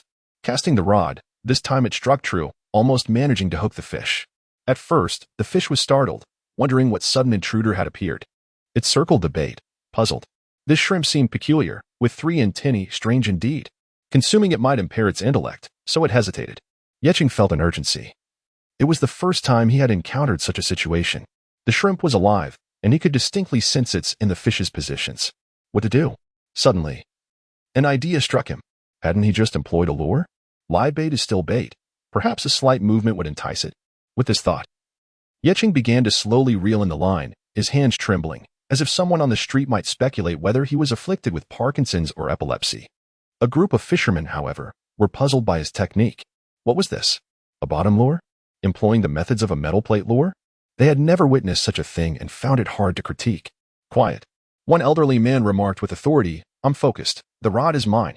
If the fish escapes, who will take responsibility? The atmosphere fell silent, as everyone turned their attention to Yecheng's actions. Underwater, as Yecheng tugged, the fish swam closer, scrutinizing the shrimp bait. Initially lifeless after being hooked, the shrimp instinctively reacted to the pain from Yecheng's trembling movements. The fish could no longer contain itself. A mere morsel dared to dance above it? With a swift gulp, it swallowed the shrimp. If it affected its intellect, so be it. The opportunity to feast was paramount. But soon, the fish sensed something amiss. The shrimp's prick was painful, inciting a frenzy. On the shore, the line plunged sharply, and Yecheng began to reel it in. The fish was not large, perhaps 5 or 6 pounds, insufficient to snap the line. Had he truly hooked one? The elders stood in astonishment, feeling somewhat outpaced by the rapid advancements in fishing techniques. As the fish surfaced, the group erupted in excitement. It was a green bass, worth hundreds. Yecheng recognized it too, currently. It fetched around 100 plus per pound. Elder, feel free to fish here. You should have a fruitful catch. Good, good. As Yecheng was surrounded by the enthusiastic elders, one quickly intervened, producing a pack of cigarettes. The fish is yours, but take this. He stuffed it into Yecheng's pocket. Yecheng intended to refuse, feeling it improper to accept a gift after receiving the fish, but before he could protest, he was whisked away by the eager elders. To them, a mere pack of cigarettes was inconsequential. Their fishing continued until midday, with lines cast far and communications stifled by the distance and the seaside-esque cacophony. Upon returning to the elders, Miao Shao came over, bringing 2 lunchboxes. How was the haul, elder? Ah, quite splendid. There is another tiger grouper, quite a decent size, weighing over 10 pounds. Oh, splendid. The harvest is entirely one's own. Having such a large tiger grouper brings great joy to Yichun. Haha. I'll continue fishing for a while. You go ahead and eat. Upon arriving at the car, Mi Xiaomi, seated inside, saw Yichun approach and handed him a box meal. Here. This is for you. Thank you. Yichun graciously accepted, having dined at home before. And a mere box meal was hardly something to refuse. Doing so would only invite accusations of pretentiousness. Opening the meal box revealed a delightful spread: braised pork, shredded potatoes, and 2 large, crimson prawns, utterly appetizing. Is it tasty? My sister made it. I brought it along. Delicious. These prawns are excellent. Really? Mi Xiaomi beamed with joy, as her sister prepared the other dishes, but she had solely prepared the prawns, merely adding a pinch of salt, which made her slightly bashful. Of course, it is true. Kiki. Now, do enjoy your meal. As Yichun savored the food, he couldn't help but admit it was indeed remarkable. Before long, another individual approached. Surprisingly, it was a Wang, bringing food as well. This is splendid. Yichun had initially intended to save some for Achi, but now the dilemma was resolved. Hey, Achi. Where have you been? Come back for dinner. After about 10 minutes, Achi returned, looking utterly dejected. Brother, the line snapped. Yichun pondered what had gone wrong, and upon glancing at Achi's hands, he quickly understood. No worries. It's normal for a novice to have line breaks. Hurry and eat. Achi remained disheartened, lamenting that his brother had spent a considerable amount on it, and now fishing seemed impossible. Brother, do you also snap lines? Ah, yes, I have as well. Just practice more, and you'll improve. Having finished his meal, Yichun relinquished the rod to Achi. Achi still felt somewhat unsatisfied. Shaochen, your fishing rod is truly remarkable. Such a fine line yet unbreakable. No need for a leader. Yichun smiled wryly. After all, a fishing line costs 20,000 points in the system. How could it be anything less than excellent? Rebaiting the hook, Yichun glanced at the sea and was taken aback, nearly losing his balance. Holy smokes. A big catch. A Wang, bring my bag over and scoop out a larger fish from the tank. Right away, brother. Chapter 33. The great tiger striped fish. The fish was so enormous that Yichun had no choice but to change his hook and bait. A fish weighing over a pound was caught, and Yichun cast his line into the water. The resulting splash was substantial, instantly captivating the attention of the larger fish. As the live fish began to swim, it was swiftly devoured. Yichun felt a sudden weight in his hand, a tremendous force nearly pulling him into the sea. Hey Wang, come help me. He attempted to adjust the parameters of the electric reel, but found himself unable to free a hand. He feared that if he did, the rod would escape his grasp. This was a matter of 100,000 points. Once Wang took over, the situation eased slightly, allowing Yichun to promptly modify the settings, adjusting the drag to 40 kilograms. This adjustment made a significant difference. Any pull exceeding 40 kilograms would release line, while anything below would automatically reel it in. Despite this, the line continued to be pulled taut, and Yichun remained unperturbed. with 2,000 meters of fishing line. He thought, let the fish run. He doubted it could maintain a 2-kilometer sprint against 40 kilograms of resistance. Brother, could this be a shark? Impossible.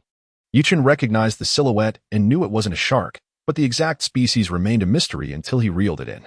It was indeed quite a struggle. While it wasn't as exaggerated as one fish requiring 10 minutes effort, it was certainly not to be underestimated. Given the 80 kilograms of resistance, Yichen couldn't manage it alone and had to alternate with A Wang. Nearby, Mr. Mi was watching intently, neglecting his meal. He occasionally rubbed his hands together, displaying an eager demeanor. Yichen dared not take such a risk. If Mr. Mi were to be pulled in, it would spell disaster, potentially even endangering lives. Brother, want to smoke a cigarette? After about 10 minutes of battling, Yichen found himself at the forefront, feeling as though his abdomen might tear from the strain. A burning pain radiating through him. Ideally, when reeling in such a large fish, the best method is to distribute the pressure across the abdomen. But who could have anticipated such a colossal catch while fishing by the sea? Even though he had seen large fish for sale at the tackle shop that morning, he had never considered purchasing one. With a cigarette clenched between his teeth, Yichen's expression was grave, beads of sweat forming on his brow. Brother, are you all right? If not, let me take over. He, standing nearby, noticed Yichen's face had turned pale, concern etched on his features. Yichen shot him a glance. You should worry about yourself. What's wrong? Isn't it hurting anymore? It hurts, but I thought if I distributed my focus, perhaps it would alleviate some of the strain. Enough with that. Just take a break. Yichen persisted, having only switched hands 5 minutes prior. However, do not underestimate those 5 minutes. The current circumstances were far more challenging than fishing from a boat, which had railings for support. Now he stood precariously on rocky terrain, facing the open sea. Have some water. Xiaomi approached with a bottle of cola, twisting off the cap before offering it to A Wang. A Wang, intending to shove it into Yichen's mouth, was met with a disapproving glare. Carbonated? Are you trying to suffocate me? Hand it over. I'll drink it later. Oh, right. Yichen gritted his teeth, enduring the challenge not as a test of explosive strength, but of endurance. After nearly 10 minutes of grappling with an 80-pound fish, he could no longer maintain his grip. A Wang, it's your turn. A Wang, the hefty fellow, truly lived up to his reputation, managing to hold on for a full 15 minutes, exhausting the fish to the point of near collapse. As the fishing reel began to wind in, they managed to bring it back. Yichen and the old man, originally slumped on the side smoking, sprang to their feet as the fish neared the shore. Look at that grouper. It's massive. The mention of the grouper made Yichen stand up as well. If it was indeed a grouper, he could not let it slip away. The distance had seemed manageable. But now that it was close, he felt a surge of anxiety. The area was rife with rocky formations, and the water's surface was still a ways off. It was a precarious situation. This grouper was over a meter long and weighed several dozen pounds. While the thrill of catching a large fish was exhilarating, the thought of netting it filled him with dread, fearing that a rough attempt might tear the net and allow the fish to escape. His mounting anxiety became unbearable, prompting Yichen to plunge into the water. Xiaochen, the old man called out, attempting to grasp him, but it was too late. Submerged, Yichen swam toward the grouper, momentarily at a loss as to how to approach it. The grouper, known for its brown and black speckled exterior and formidable size, was a sight to behold, radiating an intimidating presence. With a rush of urgency, Yichen threw a punch at the fish's head, landing 2 solid blows that momentarily dazed it. Instinctively, the grouper thrashed, its tail striking Yichen's leg with a painful smack. A sharp jolt of pain shot through him, causing his leg to cramp. In the water, such a cramp could be perilous, and he was no expert swimmer, struggling to stabilize himself. In a moment of desperation, he recalled the system's initial functionality, one of which promised to enhance physical attributes. System, enhance physical attributes. Physical attributes have been enhanced. Current physical attributes, 8, consuming 10,000 points. Next enhancement will consume 20,000 points. In an instant, Yichen felt revitalized. The pain in his leg dissipated, his back straightened, and he was invigorated. You think you can hit me? Just wait and see. With renewed vigor, he pounded the grouper relentlessly. The once powerful fish now appeared feeble, devoid of energy in the water. Old man, do you have a rope? Yes, yes. Let me fetch it. The old man called out, instructing Xiaomi to retrieve the rope. This rope, originally used for securing aquariums, was quickly uncoiled for the purpose. Yichen threaded the rope through the fish's gills and out its mouth, tying a secure knot before tossing it ashore. Finally returning to the bank, Yi-Chen breathed a sigh of relief. The shoreline was bustling with onlookers, all enthusiastically commenting on the impressive catch. Take a picture. Take a picture. A throng gathered behind the fish for a group photo, awestruck by the size of the grouper, an unprecedented sight for them. The air was filled with the sound of cameras clicking. Esteemed gentlemen, the fish must be placed into the tank promptly, otherwise it shall perish. Indeed. Let us hasten to transfer it into the tank. Initially, it was manageable for 2 individuals to cradle the fish, one at the head and the other at the tail. Yet the sheer number of people escalated the effort to 5 or 6 lifting it together. Fortunately, the gentleman possesses a spacious aquarium, just ample enough to accommodate the fish, which is also equipped with an oxygenator, ensuring that it will survive for the time being. What a magnificent creature this fish is. When it was brought up earlier, it weighed approximately 70 to 80 pounds, and I can only imagine how it must curl up in the tank. If I had caught such a fish, I would surely be unable to sleep tonight. After much discussion, the gentlemen eventually dispersed, each invigorated by the thought of perhaps catching one themselves. The fishing continued. Yet the afternoon's yield proved less fruitful. After 3 hours, a small school of silver pomfret was finally encountered, numbering perhaps 20 to 30. These fish are relatively small, the largest weighing merely 7 to 8 tails. Yi-Chen managed to catch fewer than 10, totaling around 5 to 6 pounds, before the fish vanished. As evening approached, Yi-Chen checked his luck, which stood at a mere 2 points. He promptly decided to reel in his line, just as he intended to leave with Uncle Mi. Qian Daoming approached him. "Shuchen, how about joining me for a meal?" Yi-Chen blinked, hesitating. "Uncle, I can't. I still need to deal with the fish. Once I have finished, I shall certainly visit next time."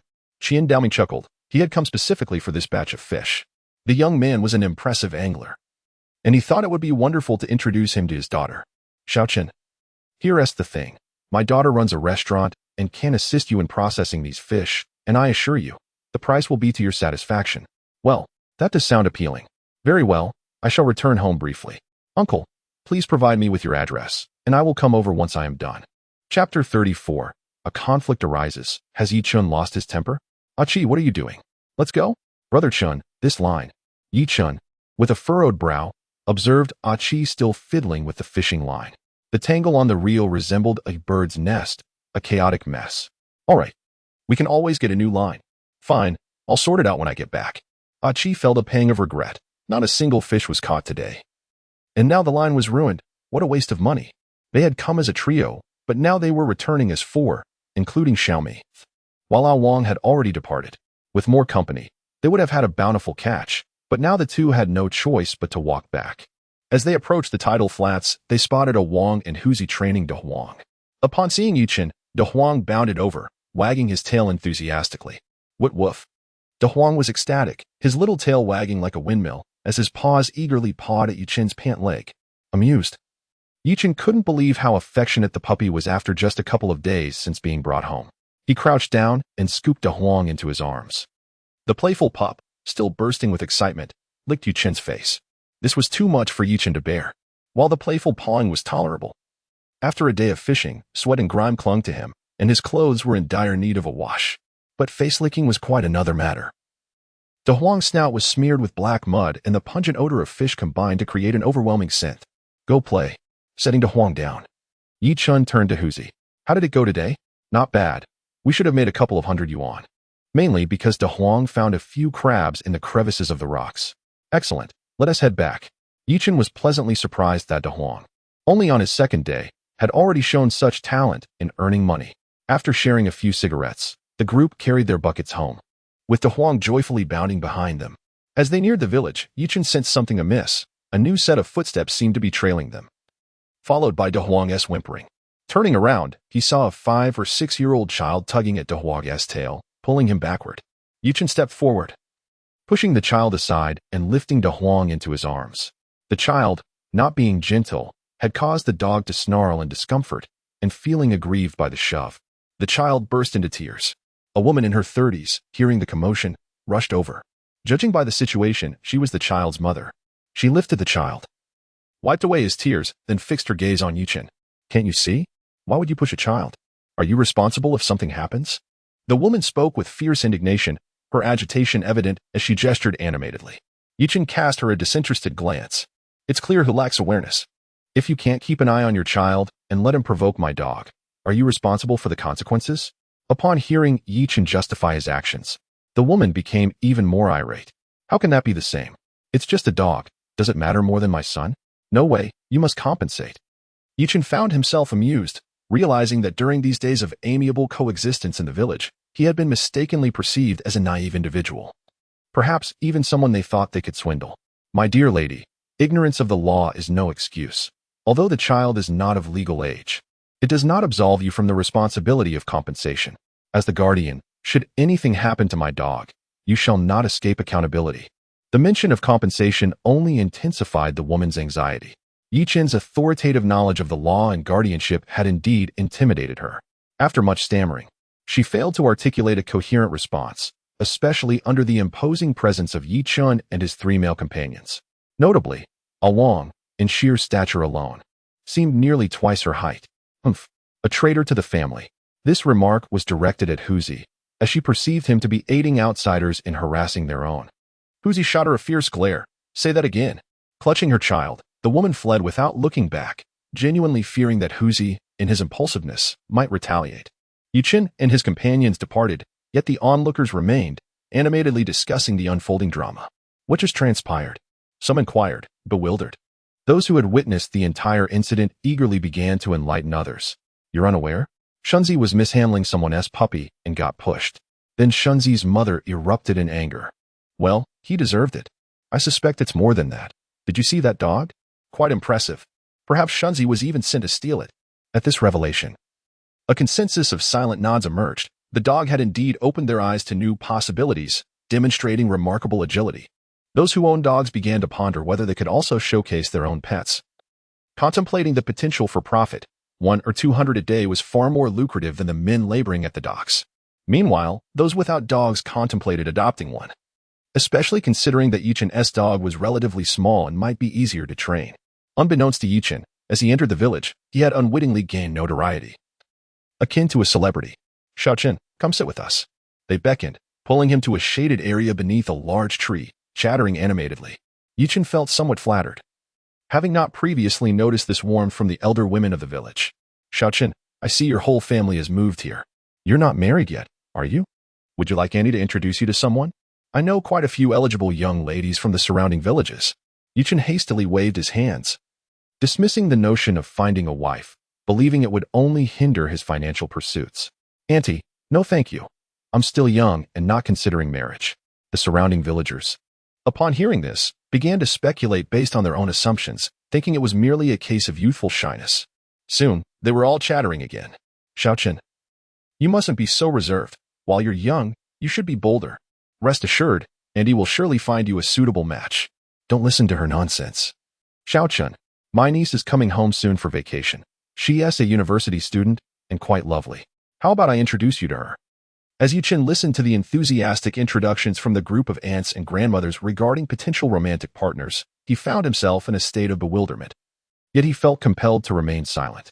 Their fervent compliments made it somewhat inappropriate for him to express any displeasure. What on earth was going on with these women? I truly have no intention of seeking a girlfriend. Yichen wore a serious expression, leaving the group puzzled. Was he genuinely not looking for a partner? Well, although it was a bit regrettable, there were more pressing matters at hand. Xiaochen, my husband also wishes to go fishing. Would it be all right if he fished beside you tomorrow? Yichen finally grasped the situation. These individuals must have noticed the imposing vehicle belonging to his uncle. After all, it was hard to conceal such a magnificent tiger-striped car. Everyone, feel free to fish if you wish. The sea does not belong to me. I have matters to attend to, so I shall return home. Upon hearing this, the group beamed with delight, and Yichen seized the opportunity to slip away. Achin, what would you like to eat today? His aunt inquired cheerfully from the kitchen, having learned of Yichen's day's accomplishments from a Wang. Aunt, I have plans tonight, so I want to be dining at home. Just prepare whatever you all wish to eat. Achi provided a brief explanation, and his aunt, with a look of regret, simply replied, I understand. Chapter 35. Visiting in a household of 4 men, accompanied by an aunt and a grandmother, the youngest, Qingqing, remained at home to complete her homework. Yichen, opting for comfort, donned a pair of shorts and fetched a basin of water to wash himself in the courtyard. After refreshing himself and changing into clean attire, He borrowed a fish tank from his uncle and set off in a van, following the address provided by Uncle Chien. The van's back seats had been removed, leaving only 4 seats, perfect for transporting a few items. Yet, he pondered whether he should acquire a tricycle in the muddy terrain. A tricycle would prove more useful than the van. The electric tricycle had the advantage of external power connections, making it ideal for seaside fishing with an oxygen pump attached. Furthermore, in the marshy areas, it offered better maneuverability. Even if it got stuck, it could be easily pushed out, providing a more effortless experience than the van. As he contemplated, he arrived at the address given by Uncle Chien, situated on the outskirts of town. Yichen parked beside a large courtyard and made a phone call, soon spotting Uncle Chien emerging from within. "Uncle Chien, what a magnificent house!" Yichen exclaimed, eliciting a hearty laugh from Uncle Chien. "I built it for fun. With your abilities, it won't be long before you can create something similar. Come in and have a seat." Entering the courtyard with Uncle Chien, Yichen noticed a sleek black Cadillac. In this era, a Cadillac was a true symbol of luxury, and owning one denoted a certain social status. "Uncle Chien, you must visit the spa often?" Yichen remarked, prompting a surprised response from Uncle Chien. "Xiaochen, have you studied fortune-telling? How did you know?" Yichen shook his head, gesturing towards the car. "If I'm not mistaken, many who drive such a vehicle frequent spas, right?" Uncle Chien immediately gave him a thumbs up. "You're quite the insider. One day, when you have time, I'll take you to the city for a night out. Full of lights and excitement, you'll surely be enchanted. Is it a full-service experience?" Yichen teased. Uncle Chien paused, contemplating who might be providing such services, briefly considering if the lad had prior experience, but soon realized the jest. "Indeed, it's a full-service affair. Haha, you're quite knowledgeable." Inside the house, a woman emerged with an eye roll, casting a disapproving glance at Uncle Chien, then stopping in her tracks upon seeing Yichen. "It's you?" They both exclaimed in unison, a mix of surprise and confusion evident in their expressions. Yichen couldn't fathom it. Was she the owner of the restaurant he had delivered goods to several times? Wasn't her surname Lin? Could she possibly be Uncle Chien's daughter? Uncle Chien, whose surname was Chien, and his daughter bearing the surname Lin. What an odd situation. Chien Daoming, feeling slightly uneasy, glanced between Lin Wanwan and Yichen with a wary expression. "Dear daughter, do you know Xiaochen?" Lin Wanwan nodded. "Dad, he has delivered goods to me a few times." Chien Daoming let out a sigh of relief. "Just a few deliveries? That's a relief. I thought there might be more to it." "That's good to hear. I was hoping to introduce you both. By the way, Xiaochen has brought goods today. Please offer him a fair price." Lin Wanwan cast a sidelong glance at Uncle Chien and remarked, Chen has delivered goods several times, and I have never shortchanged him. Let me see the merchandise before we proceed." Upon hearing the mention of the goods, Yichen stepped outside to unveil the trunk. Lin Wanwan immediately covered her mouth in astonishment. "Is it really that large?" Uncle Chien patted his daughter's shoulder. Xiaochen caught this one, and even braved the sea to reel it in. The sight of such a sizable fish initially surprised Lin Wanwan, but the revelation that Yichun had ventured into the ocean to procure it left her even more astounded. She glanced at Yichun and exclaimed, "You truly are bold." While many perceive the grouper as a rather modest catch, one should not forget that it is a predatory fish, fierce in nature. With its large mouth and sharp teeth, a bite would be quite painful. "Sister Lin, the fish was exhausted from the struggle. Otherwise, I wouldn't have dared to go down. Please set a price." "All right, let me assess." There were not only large groupers in the catch, others had also contributed, leaving behind only a few for their meals, with the rest gathered here. Moments later, the result was in. "Chen, there are too many fish to classify and weigh. I'll just estimate at 4,000. How does that sound?" Yichen was pleased with the offer. Based on his calculations, the fish were likely worth just over 3,000, so receiving 4,000 exceeded his expectations. "Fine. What about the large grouper?" Lin Wanwan replied, "That one needs to be weighed. For such a hefty one, I'll offer you 130 per pound. How does that sound?" Yichen nodded in agreement. "All right. Is there a scale? We can weigh it now?" "Yes." Lin Wanwan brought over an electronic scale. Together with Uncle Chien, Yichen carefully lifted the large fish tank, weighed it, and then transferred the fish into a basin for another measurement.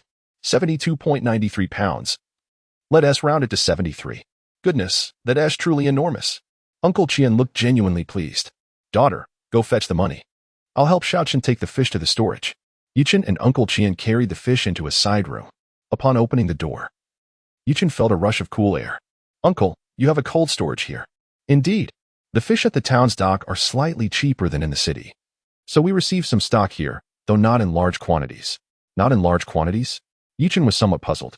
Although the cold storage was modest, Uncle Qian merely ran a restaurant and did not specialize in fish. Did he really require this 20-odd square meters of cold storage?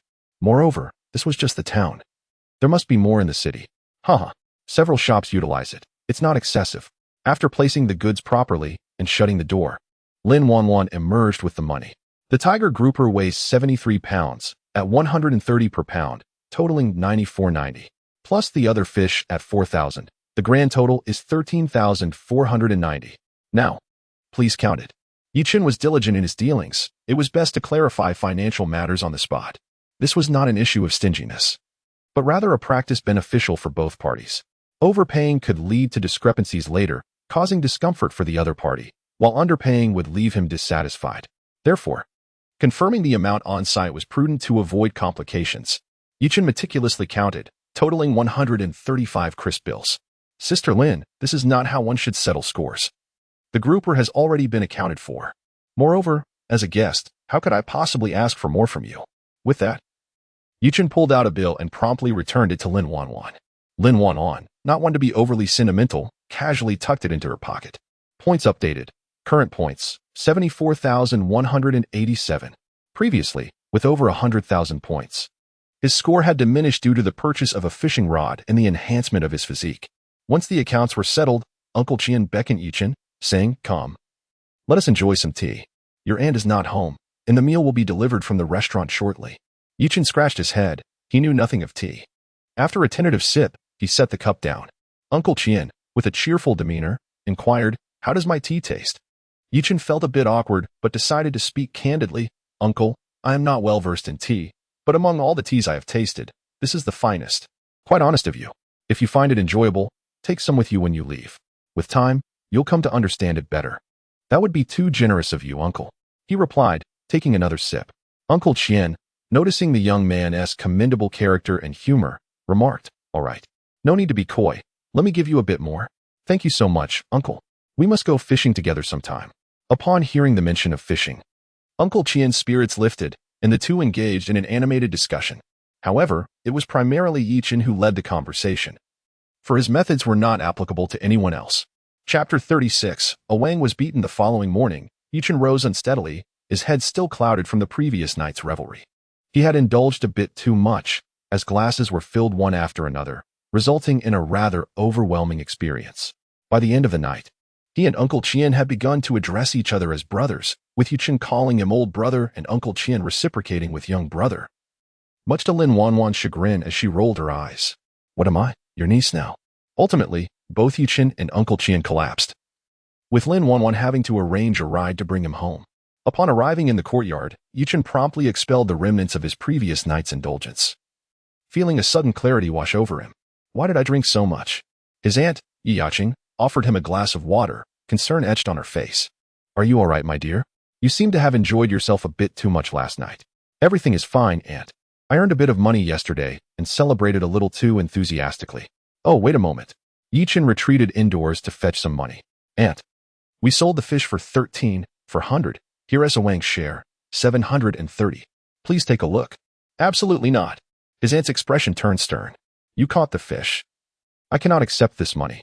"Aunt, what are you saying? Wang helped out as well. You should accept it. There's also something for Tiger." No, she insisted, pulling Yichen into the inner room, her brow furrowed. "Chen, please don't misunderstand me. You caught the fish, and I know your share. However, you mustn't be too soft-hearted. What's done is done. Those who participated deserve their share, while those who didn't tease should receive only a nominal payment. Otherwise, what will others think if they can just ask for money for doing nothing?" After contemplating her words, Yichen recognized the validity of her argument. But he was determined to proceed differently this time, perhaps reconsidering in the future. "Aunt, let us divide it this time. I will clarify this matter with him today." "All right. But you must be clear about it." Yichen smiled in response and inquired where the others had gone. Upon learning they were training to Huang, he decided to head to the seaside. Upon arriving at the beach, Yichen was taken aback. The shoreline was bustling with a dozen or so dogs, each tethered by a leash, barking incessantly. After scanning the area, he finally spotted Wang and the others, albeit from a distance.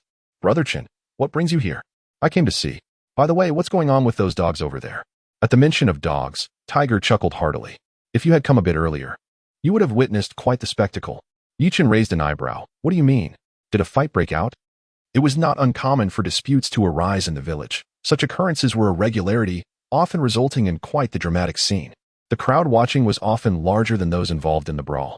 No fights broke out among the people, but the dogs went at it. Let me explain. After listening for a while, Yichen grasped the situation. These individuals believed that De Huang could bring in profits and wondered if their dogs could do the same. Thus, they arrived early to train their dogs, not realizing that many others shared the same thought. Consequently, there were far too many dogs, leading to chaos as they began to clash.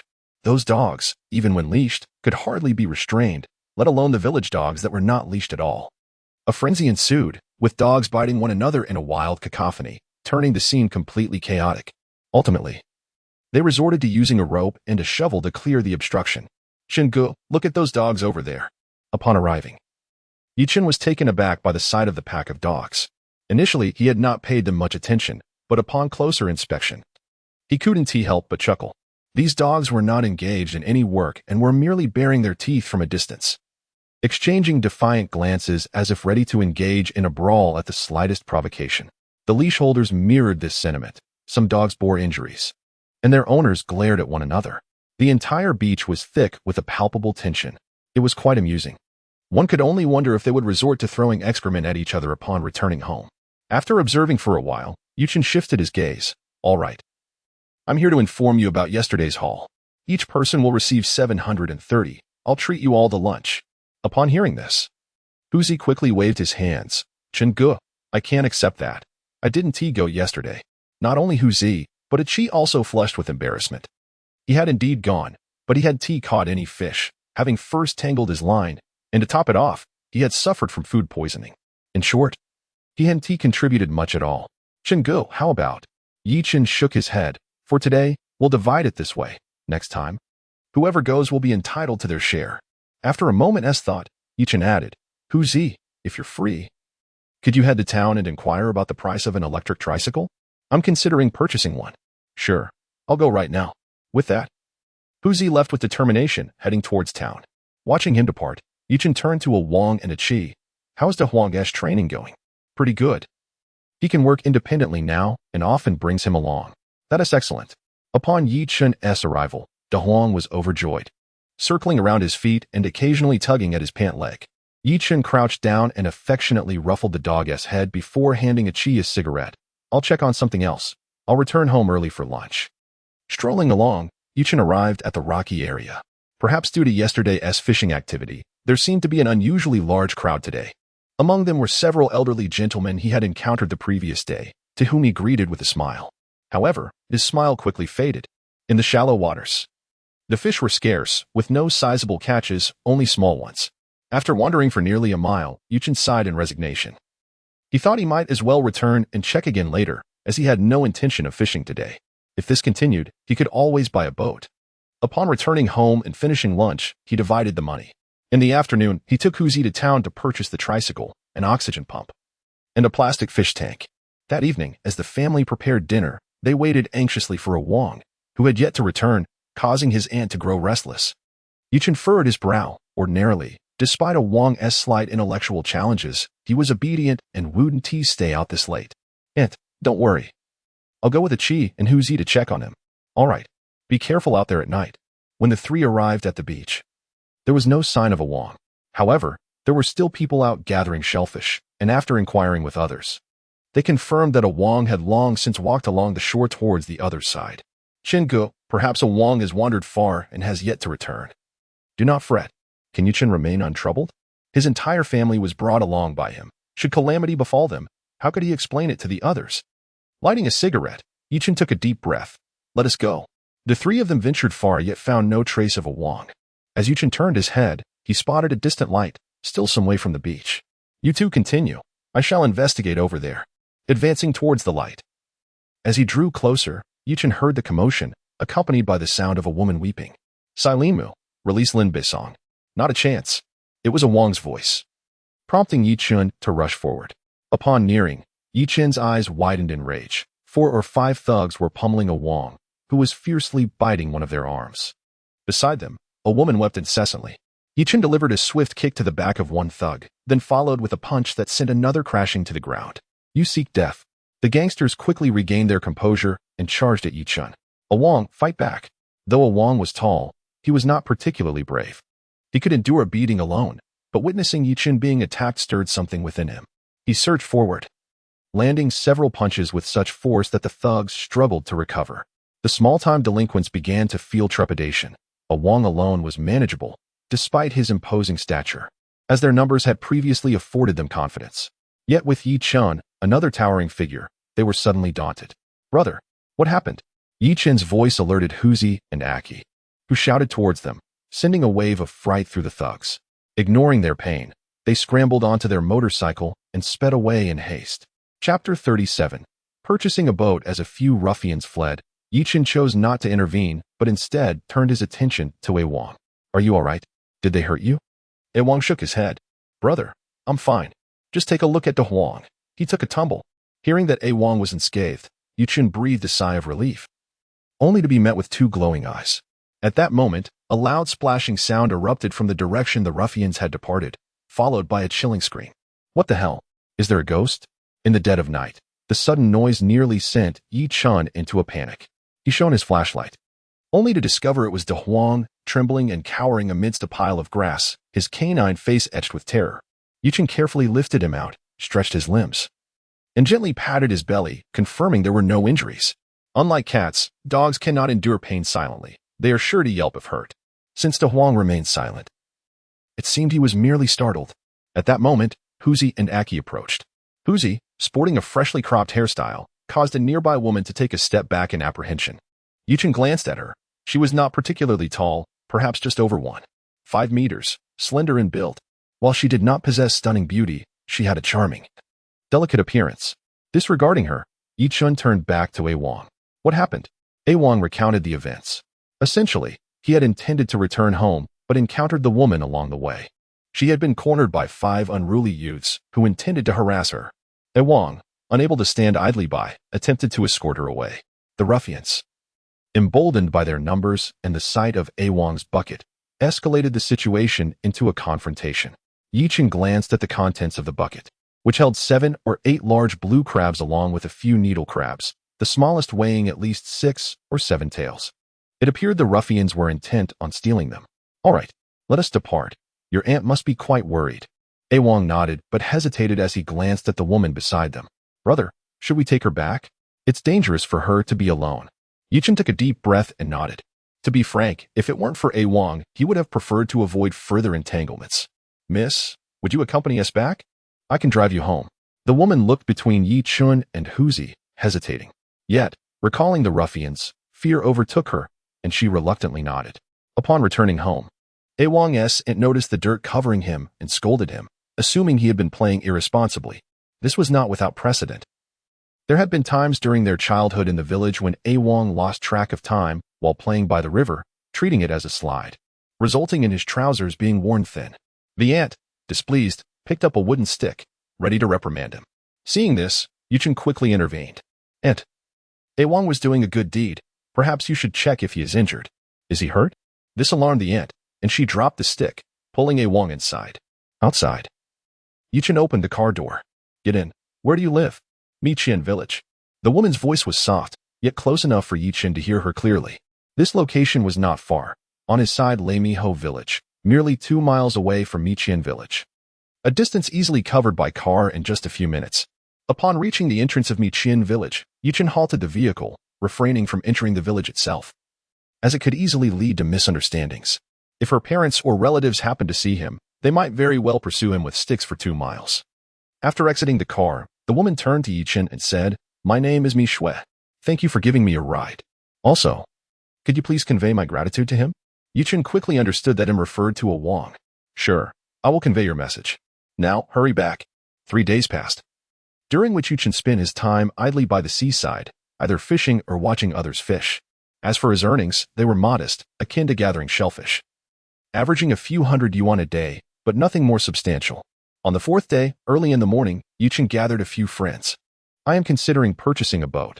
Does anyone here know how to operate one? Silence enveloped the group, creating an atmosphere of awkwardness. Yi Chun turned to Hu Zi, who had grown up by the sea. Hu Zi, do you know how to operate a boat? Hu Zi nodded and then shook his head. Brother, what type of boat are you referring to? A small one with a shell and an engine is manageable, but anything larger is beyond my capability. Small or large? Yi Chun pondered deeply. He was unfamiliar with boats, but understood that a vessel too small would not suffice. A 5 or 6 meter boat might even be dragged away by the fish. Hu Zi, how big is a boat priced around 100,000? Can you operate it? No. 100,000 is quite substantial. Something around 20 to 30,000 is more feasible. Yi Chun contemplated the prospect of buying a boat, but was dismayed to find that no one could operate it. How about this? I will head to the city today to explore boats, and you all can accompany me to learn about obtaining a license. I will cover the expenses. All right then. After breakfast, Yi Chun drove to the city, first arranging for Hu Zi and Chi to learn about acquiring their licenses. And then he located 2 suitable boat manufacturers based on information gathered online. Upon arriving at the boat factory, a man named Manager Lee, who wore a name tag, warmly escorted Yi Chun for a thorough tour upon hearing about the boat purchase. Mr. Yi, our factory has been established for several years. You can rest assured regarding our quality control. Manager Lee was quite cordial. In these times, many sought employment elsewhere, while boat purchases had dwindled, making survival difficult for such small factories. After surveying the premises, Yi Chun felt the boats were indeed satisfactory and of appropriate size. Pointing at a boat under construction, approximately 13 or 14 meters long, he inquired, how much would such a boat cost? The staff member hesitated momentarily, responding, Sir, purchasing a boat differs from acquiring a car.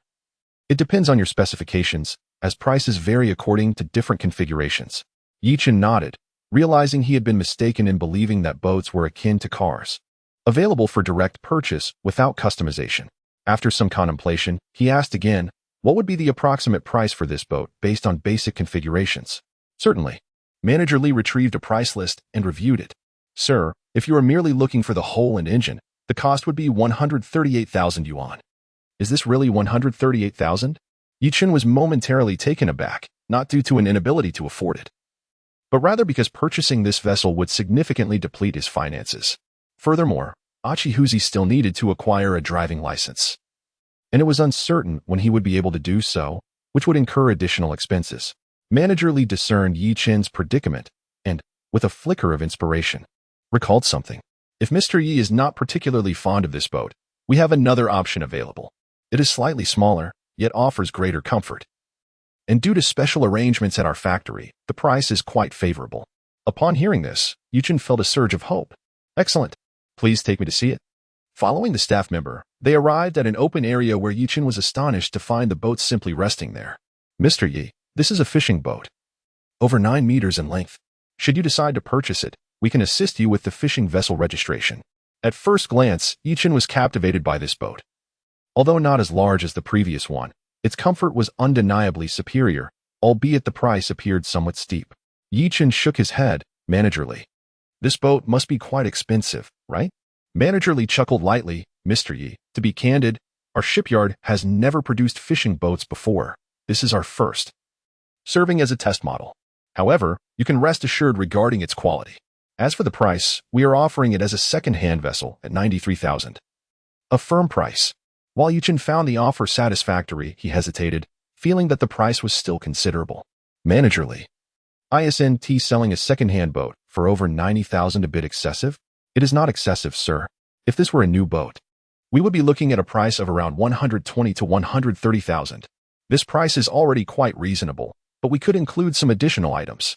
After contemplating for a moment, Yi Chun ultimately decided to proceed. All right. However, I cannot take it now, as I do not yet have a license. Can I pay a deposit for now? Of course. Absolutely. Manager Lee was delighted. This boat truly could not be sold for a lower price, yet it remained unsold. Chapter 38 Uncle Chien, are you here so soon? The deposit was 30,000, but before paying it, Yi Chun insisted on inspecting the boat. Naturally, Manager Lee agreed, confident that no vessel in the vicinity could be found at a better price. Upon boarding, Yi Chun found himself increasingly enamored with the vessel, its pristine white hull, the enclosed cockpit, and a spacious aft deck. Mr. Yi, this boat is equipped with a 200 horsepower diesel engine, an 800-liter fuel tank, and a 400-liter freshwater tank, along with a 20 kilowatts generator. Yichen calculated that 400 liters of fresh water, assuming a consumption of 50 liters per person per day, would sufficiently sustain 4 individuals for 2 days. Subsequently, Manager Lee led Yichen to the lower deck's lounge. This is the bedroom. Equipped with an ensuite bathroom and air conditioning, it can comfortably accommodate 2 people.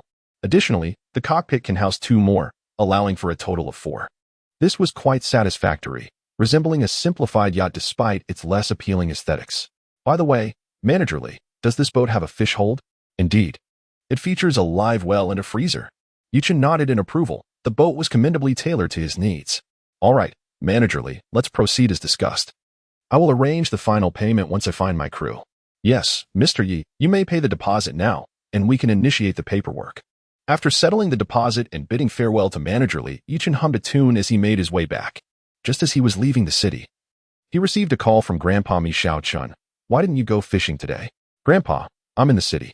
By the way, do you know anyone who can operate a boat? Someone who can operate a boat? Why do you ask? Grandpa, I bought a boat. What? And you didn't mention it? Your Uncle Qian can sail. Give me a moment. I'll call him. After hanging up, Yichen slapped his forehead. How could he have forgotten? Both Uncle Qian and Grandpa Mi were from coastal regions and surely knew individuals skilled in navigation. Yichen decided not to rush back, finding a parking spot to wait. Sure enough, it wasn't long before Uncle Qian's call came through. Xiaochen, why didn't you inform me about the boat purchase? Send me the location. I'll head over right now. All right, I guess I can't go back now. Yichen sent the boatyard's address and then drove to wait there. Within an hour, Qian Daoming arrived in his Cadillac. Let us go, Xiaochen. I'll accompany you to inspect the boat. At the boatyard, Manager Lee appeared bewildered. Hadn't it been just over an hour since Yichen's departure? Surely he wasn't here to cancel the order? Mr. Yi, what brings you back? Oh, my Uncle Qian can sail. He is here to take a look. Hearing that they weren't there to cancel, Manager Lee sighed with relief. Mr. Yi, you may inspect the boat, but it cannot be taken away yet. The paperwork is still incomplete. How about a test sail? Qian Daoming interjected. That is permissible. Excellent. Subsequently, the boat was lowered into the water, and Uncle Qian caressed the helm with a hint of nostalgia. Let's go. I'll take you for a thrilling ride.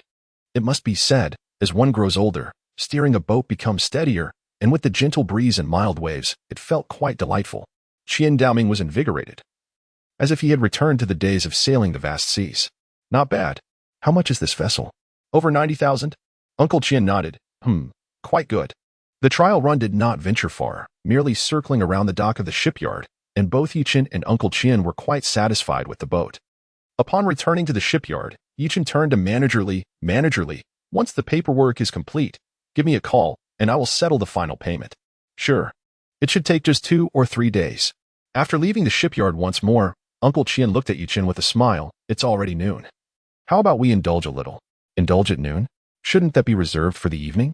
Yichen was puzzled by Uncle Qian's intentions. Uncle Qian, let's forego the indulgence. Since you've come such a long way, I should treat you. Let's go have a meal first. A meal sounds good. Uncle Qian's eyes squinted mischievously. My family owns a restaurant. Do I really need you to treat me? Come, let us go wash up. Without giving Yichen a chance to protest, Uncle Qian pulled him along, leaving his small van parked at the shipyard. Eventually, they arrived at a bathing establishment, where the receptionist's eyes lit up upon seeing Uncle Qian. Brother Qian, bringing someone to have fun, huh? This caught Yichen off guard, prompting him to glance at the young woman again. She appeared to be around his age. Was it appropriate for her to call Uncle Qian Brother Qian? He was surprised to discover that Uncle Qian was quite the socialite, behaving like a youthful lad. As Yichen took the hand tag offered by the young woman, he adeptly exchanged his shoes and entered. This left Uncle Qian momentarily astonished. So skilled? Yichen, with his strong build and expressive eyes, turned out to be quite the seasoned patron, impressive indeed. Inside the bathing facility, there were both communal and private rooms, and both Yichen and Uncle Qian opted for private ones. Initially considering sharing a room, Yichen quickly dismissed the idea. He didn't want to flaunt his physique and inadvertently undermine others' self-esteem. Once inside his room, Yichen wasted no time, shedding his clothes in the sweltering summer heat to take a shower. However, being a man, he was swift in his cleansing routine. After a few minutes of soaking, he rinsed off and finished with a quick shake. Donned in a bathrobe, he ascended to the 3rd floor, only to discover that Uncle Qian was already waiting for him. Upon seeing Yichen approach, Uncle Qian spoke to the staff and then draped an arm over Yichen's shoulder. Come on, little brother. Didn't you want a full-service experience last time? Let us arrange that. Uncle Qian's face radiated joy, and Yichen couldn't shake the feeling that this arrangement was more for Uncle Qian's amusement than for himself. Hello, I'm Technician Xiaolan, number 6, and I'm delighted to serve you. In the room, Yichen regarded the young woman, who was quite attractive, whether due to makeup or not was inconsequential. He nodded. All right then, but be gentle. Yichen let out a cry of distress, beads of cold sweat forming on his forehead. Xiaolan, somewhat speechless, remarked, You asked for a stronger touch. Boss, is this pressure adequate?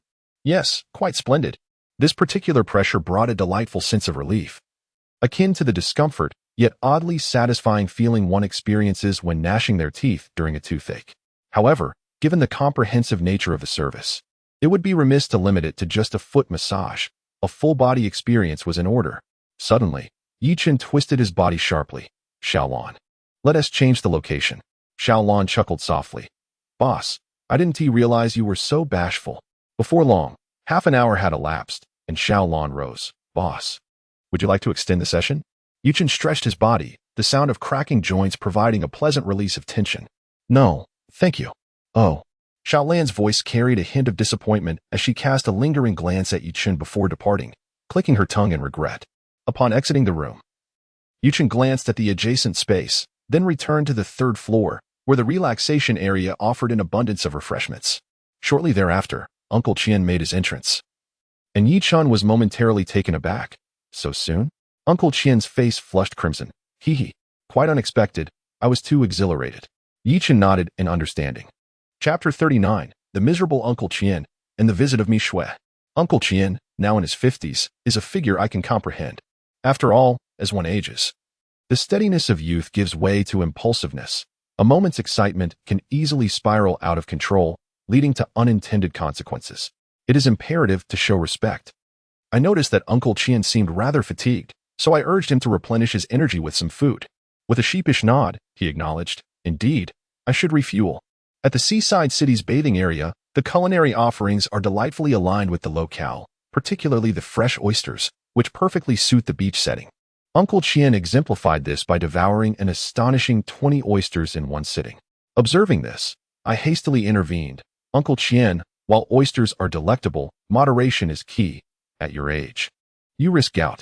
Upon hearing this, Uncle Qian conceded, You make a valid point. He then set aside the oysters and downed a hefty glass of wheat juice. I couldn't help but facepalm. Was he truly absorbing my advice, or merely pretending? Uncle, you drove here. Don't worry, I have you to rely on, if needed. You can have a drink too. We can find someone else to drive. Rolling my eyes in exasperation, I realized that despite his age, Uncle Qian's mindset remained remarkably youthful. After a sumptuous meal, we descended to settle the bill. To my astonishment, the total came to an astounding $12.88. I gasped in disbelief. What on earth had Uncle Qian been doing to rack up such a high bill? Glancing at him, I could only marvel at his audacity. With a hearty laugh, Uncle Qian pulled me along, exclaiming, Ha, my brother, you've treated me lavishly. Next time, it will be my turn to treat. His jovial demeanor was infectious, yet I sensed an underlying tension. Turning around, I was met with a pair of piercing eyes fixed intently on Uncle Qian. Old Qian. Living quite extravagantly, are we? Startled, Uncle Qian slowly turned to face the source of the voice, his legs momentarily giving way beneath him. Haha, my dear wife. What brings you here? Not far off, a woman in her 40s shot him a cold smirk. What? I can't be here? Now, tell me, what are you doing here? Uncle Qian's forehead glistened with sweat as his eyes darted nervously. He gestured towards me. Haha, my dear, I came with Little Chen to admire the boats. Little Chen has purchased a vessel, and we are merely celebrating. I sighed internally, realizing that Uncle Qian had come under pretense, assuming a different identity to justify his presence. Nevertheless, facing the woman's scrutinizing gaze, I nodded in agreement. Yes, Auntie. I feel quite embarrassed for having Uncle Qian assist me in inspecting the boat on such a hot day. He merely came to freshen up. Narrowing her eyes, the woman scrutinized Uncle Qian. Really? Absolutely. Just a quick wash and a meal. Nothing more. Uncle Qian's chest puffed up with feigned confidence. Nothing more? Is that what you desire? Uncle Qian chuckled awkwardly, falling silent. The woman shot him a disapproving glance before turning to me, her expression softening. You're Little Chen, right? I've heard about you from Wanwan. Next time you catch fish, consider selling them to us. We can negotiate a fair price. I smiled in response. Thank you, Auntie. I've been pondering how to handle my fish catch. The words spoken were indeed delightful, and Aunt Lin greeted with a smile. Then it is settled. I have other matters to attend to, so do come over for dinner next time. All right, Aunt. Aunt Lin shot a glare at Uncle Qian. Come on, we're heading home. Uncle Qian looked at Yichen with a bitter expression, while Yichen turned his head away, feeling that this was a matter best left untouched. Uncle Qian sighed with melancholy. Wife, I've had a drink. I cannot drive. I can drive. Watching the car depart, Yichen let out a sigh. Well, he would have to take a taxi back to the shipyard. Nevertheless, Yichen felt rather pleased. Both Sister Lin and Aunt Lin along with Uncle Qian had spoken, marking the success of this supply channel. As for whether Uncle Qian would face scrutiny upon his return, that was no longer his concern. Hopefully, after consuming so many oysters, it would have some effect on Uncle Qian. Driving back to the village, it was already afternoon, and the house was empty. It was still a day of rest. With Qingqing having gone to the seaside with his aunt and grandmother, Yichen surveyed the vegetable patch in the yard, noticing that the leaves were somewhat wilted. Indeed, it had not rained for several days, and some of the vegetables were still seedlings that needed watering. This was the perfect time. It is best not to water at noon. The heat causes the water droplets on the leaves to act as magnifying lenses, potentially burning the leaves. As for the seeds, maintaining moist soil suffices. And given the current weather, they should sprout soon. Yichun had already spotted green shoots emerging from parts of the soil, though whether they were grass remained uncertain. Typically, the vegetables and fruits planted could be harvested in about 3 months, which would be around September. By then, the sea would likely be open, making it perfectly timed. After tending to the vegetable patch, Yichen caught sight of a small head peeking in at the entrance, surveying the yard. Wasn't that the girl Mi Shui? What brings her here at this hour? Yichen pondered as he stepped outside. Upon seeing Yichen emerge, Mi Shui appeared somewhat nervous, her hands awkwardly unsure of where to rest. Chen, brother Chen, hello. Hello, and what brings you here at this time? Yichen assessed Mi Shui. Noticing she held a basket, Mi Shui lowered her head, avoiding Yichen's gaze. In truth, even if she looked straight ahead, she could not see his face. Yet she felt a bit shy nonetheless. I came to thank Brother A. Wong, and here, this is for you. Mi Shui extended the basket to Yichen, which contained eggs, tomatoes, eggplants, cucumbers, and the like, presumably homegrown. Mi Shui, it's lovely that you came. But why bring these things? As he spoke, Yichen accepted the basket and returned indoors to fetch a basin to pour its contents into. Mi Shui felt a bit embarrassed. Initially, encouraged by Yichen's words, she had resolved to deliver the basket. But she hadn't expected Yichen to turn and accept it so quickly. Brother Chun, is a Wong at home? Yichen shook his head. He went to the city with Huzi and the others to take a sailor exam. Why do you ask? Mi Shui looked somewhat disappointed. Oh, it's nothing. I just wanted to express my gratitude. Since he is not here, I'll take my leave. As she spoke, Mi Shui turned to depart. But Yichen caught her arm. Wait a moment. Yichen turned and returned to the house, opening the refrigerator to find a bag. He packed 2 blue crabs and, after a moment's thought, added some bread crabs and cat's eye snails. Upon reaching the door, he handed the bag to Mi Shui, saying, take this. It's all from the beach, and we can't finish it at home. Mi Shui, upon seeing the blue crabs, shook her head repeatedly. Who would eat these after catching them at the beach? They are meant to be sold. Brother Chun, this is too precious. I cannot accept it. Please take it back. Yichen smiled gently. Just take it and enjoy. There's more in the fridge. You should hurry back. It's getting late and could be dangerous. With that, he gently pushed her away. Left with no choice, Mi Shui hopped onto her bicycle, turning back to smile at Yichen. Thank you, Brother Chen. I'll come by again when a Wong returns. Yes, do hurry along. As he watched Mi Shui leave, Yichen chuckled softly, thinking how much a Wong, that silly boy, was liked by others. However, he wouldn't invite her to stay for dinner. She seemed quite shy. It was only their second meeting, and he felt it would be uncomfortable for her to join for a meal. Once they became more familiar, sharing a meal would feel more natural. That evening, after dinner, Yichen had intended to take a stroll, but the previously clear skies suddenly turned tumultuous, with strong winds stirring and the atmosphere darkening. Chapter 40. The marriage urging from Grandma. As Yichen gazed out at the tempestuous winds, he let out a sigh, realizing that little could be accomplished in these days. Qingqing, your brother has gone to the city and won't be back anytime soon. You should stay here for a while. Qingqing shook her head. Big brother, there are still chickens and ducks at home that need my attention. I'm used to being alone. It's fine. Yichen reflected on this and agreed that their homes were not far apart. Thus, there was no necessity to reside together. Very well. I shall escort you back. If anything arises, do not hesitate to inform me. I understand. Over this period, Qingqing and Yichen had grown familiar with one another. She stuck her tongue out playfully, appearing rather endearing. After ensuring Qingqing returned home safely, Yichen returned to inspect his own abode. Once he confirmed everything was in order, he finally laid down to rest. The following morning, as anticipated, thunder rumbled ominously outside, accompanied by the relentless drumming of rain. After finishing breakfast, Yichen lit a cigarette and settled at the entrance, quietly observing the torrential downpour, momentarily lost in thought. Truth be told, he had a fondness for such weather. The sounds of rain, thunder, and wind harmonizing together brought him a sense of relief. If only the rain would lessen a bit. Chen, you should check on Xiaoqing's house. With such heavy rain, I worry there may be issues. Grandma expressed her concern, noting that Qingqing's house was in a similar state of disrepair as Yichen's rental. If a problem arose, it would be troublesome for the young girl to manage alone, especially with Huzi away. Donning a raincoat, as an umbrella would surely be swept away by the wind, Yichen made his way to Huzi's home. Upon pushing open the door, he was greeted by the sight of a petite figure busily engaged in tasks. Yichen approached quickly. Qingqing, why are you out in this rain? Turning her head, Qingqing flashed a bright smile, revealing a row of pearly white teeth. Big brother, the little chicks cannot be caught in the rain. The chicken coop is leaking, so I must move them indoors. Yichen felt a pang of sympathy and gently pulled the young girl back to the room. The chicks cannot be soaked, but neither should you be out here in the rain. Go change into dry clothes. I can handle it. But big brother, I can manage. Yichen's expression turned serious.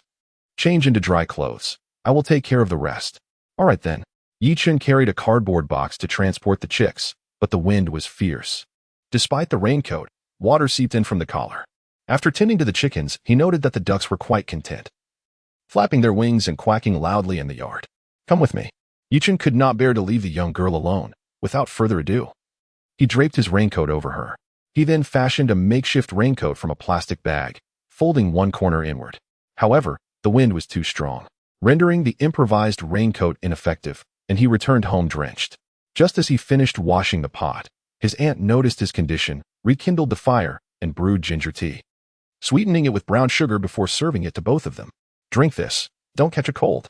The taste of ginger tea was peculiar, a blend of sweetness and spiciness.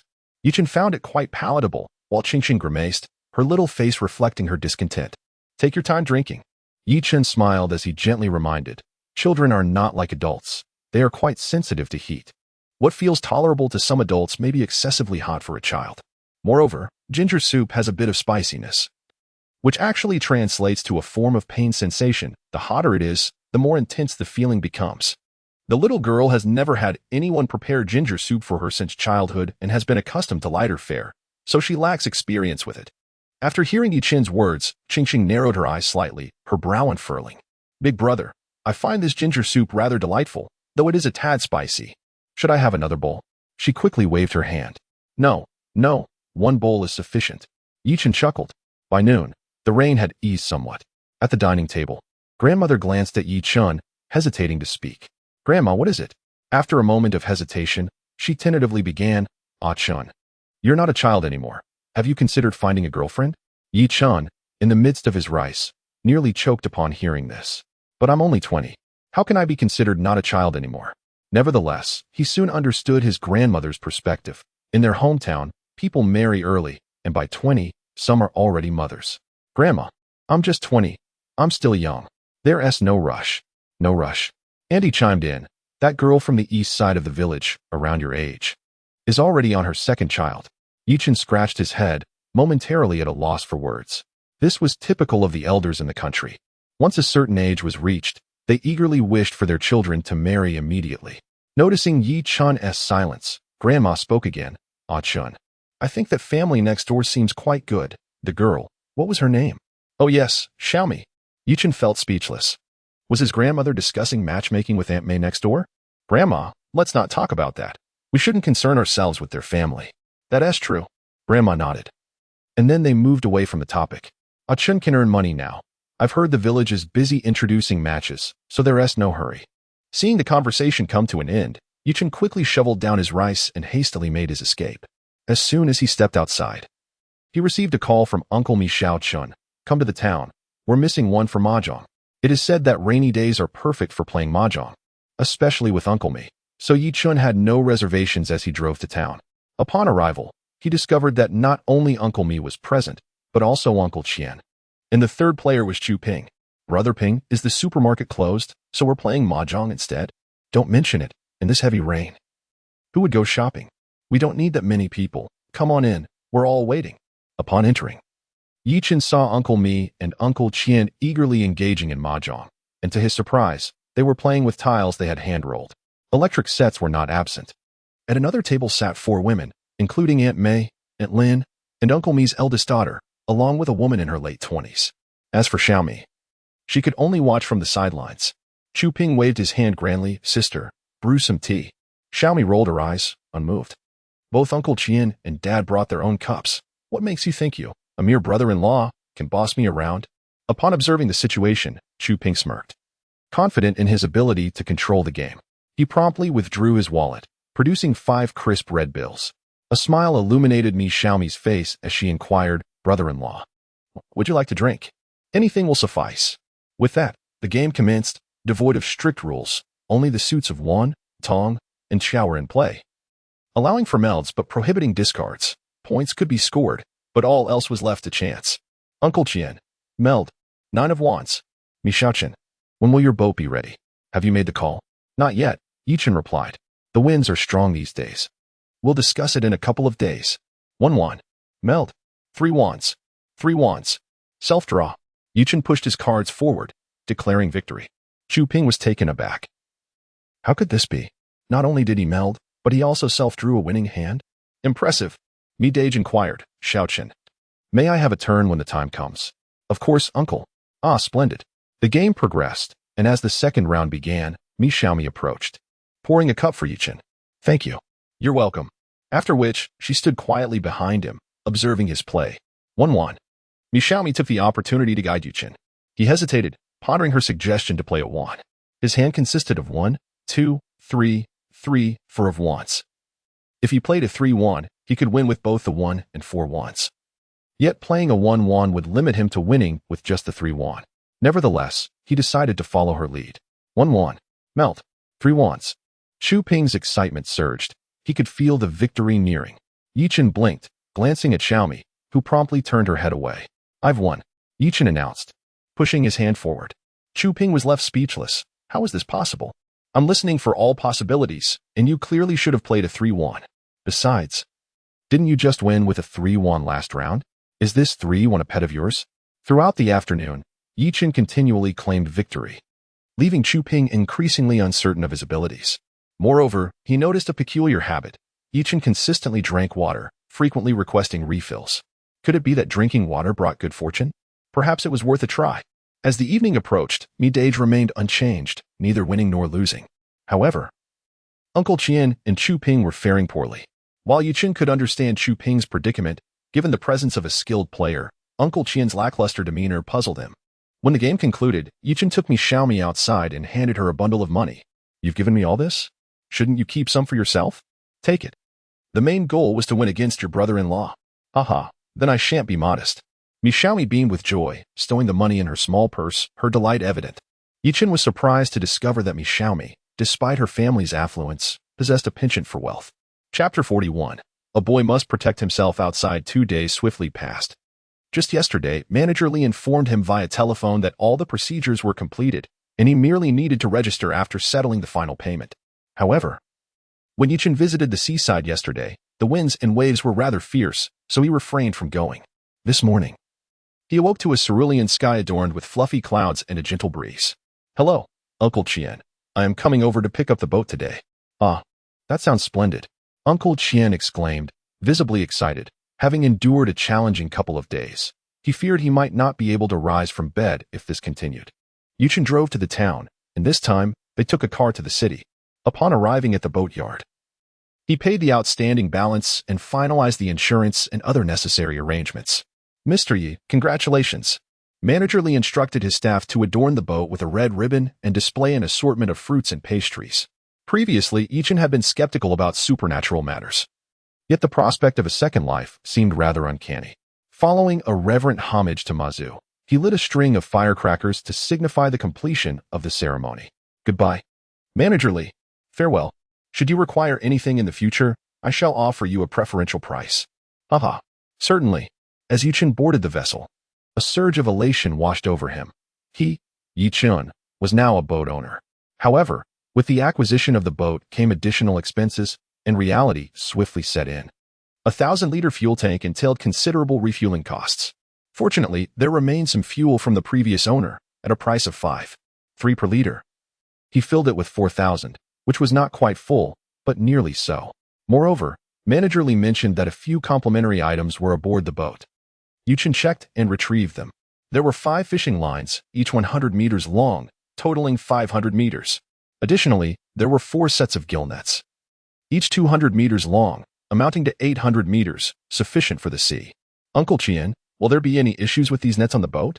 Uncle Chien scrutinized the fishing gear, furrowing his brow. There is a potential for trouble. Let's dock the boat at the city pier, and I will arrange for someone to transport it to the town. Yichun nodded. Although the boat was newly purchased and the tools were complimentary, being discovered with such items could lead to complications. By the way, Xiaochen, may I bring 2 friends along for some fun? Friends? Sure. Without a moment's hesitation, Yichun acquiesced to Uncle Qian's request. After all, in this world, connections are invaluable. Uncle Qian drove a Cadillac, and his daughter owned a Mercedes-Benz, suggesting that his acquaintances likely belonged to a similar social circle. They navigated the boat to the city pier, where they waited for a while. Before long, a man driving a pickup truck approached and loaded the fishing gear into his vehicle. After a brief wait, 2 young women arrived, dragging their suitcases and eagerly boarding the boat. Clad in shorts, tank tops, and white sneakers, they exuded an aura of freshness. Yichun was momentarily taken aback. Were these the friends of Uncle Qian? What kind of friends were they? As he pondered, Uncle Qian chuckled heartily and revved the engine, causing the boat to roar into motion.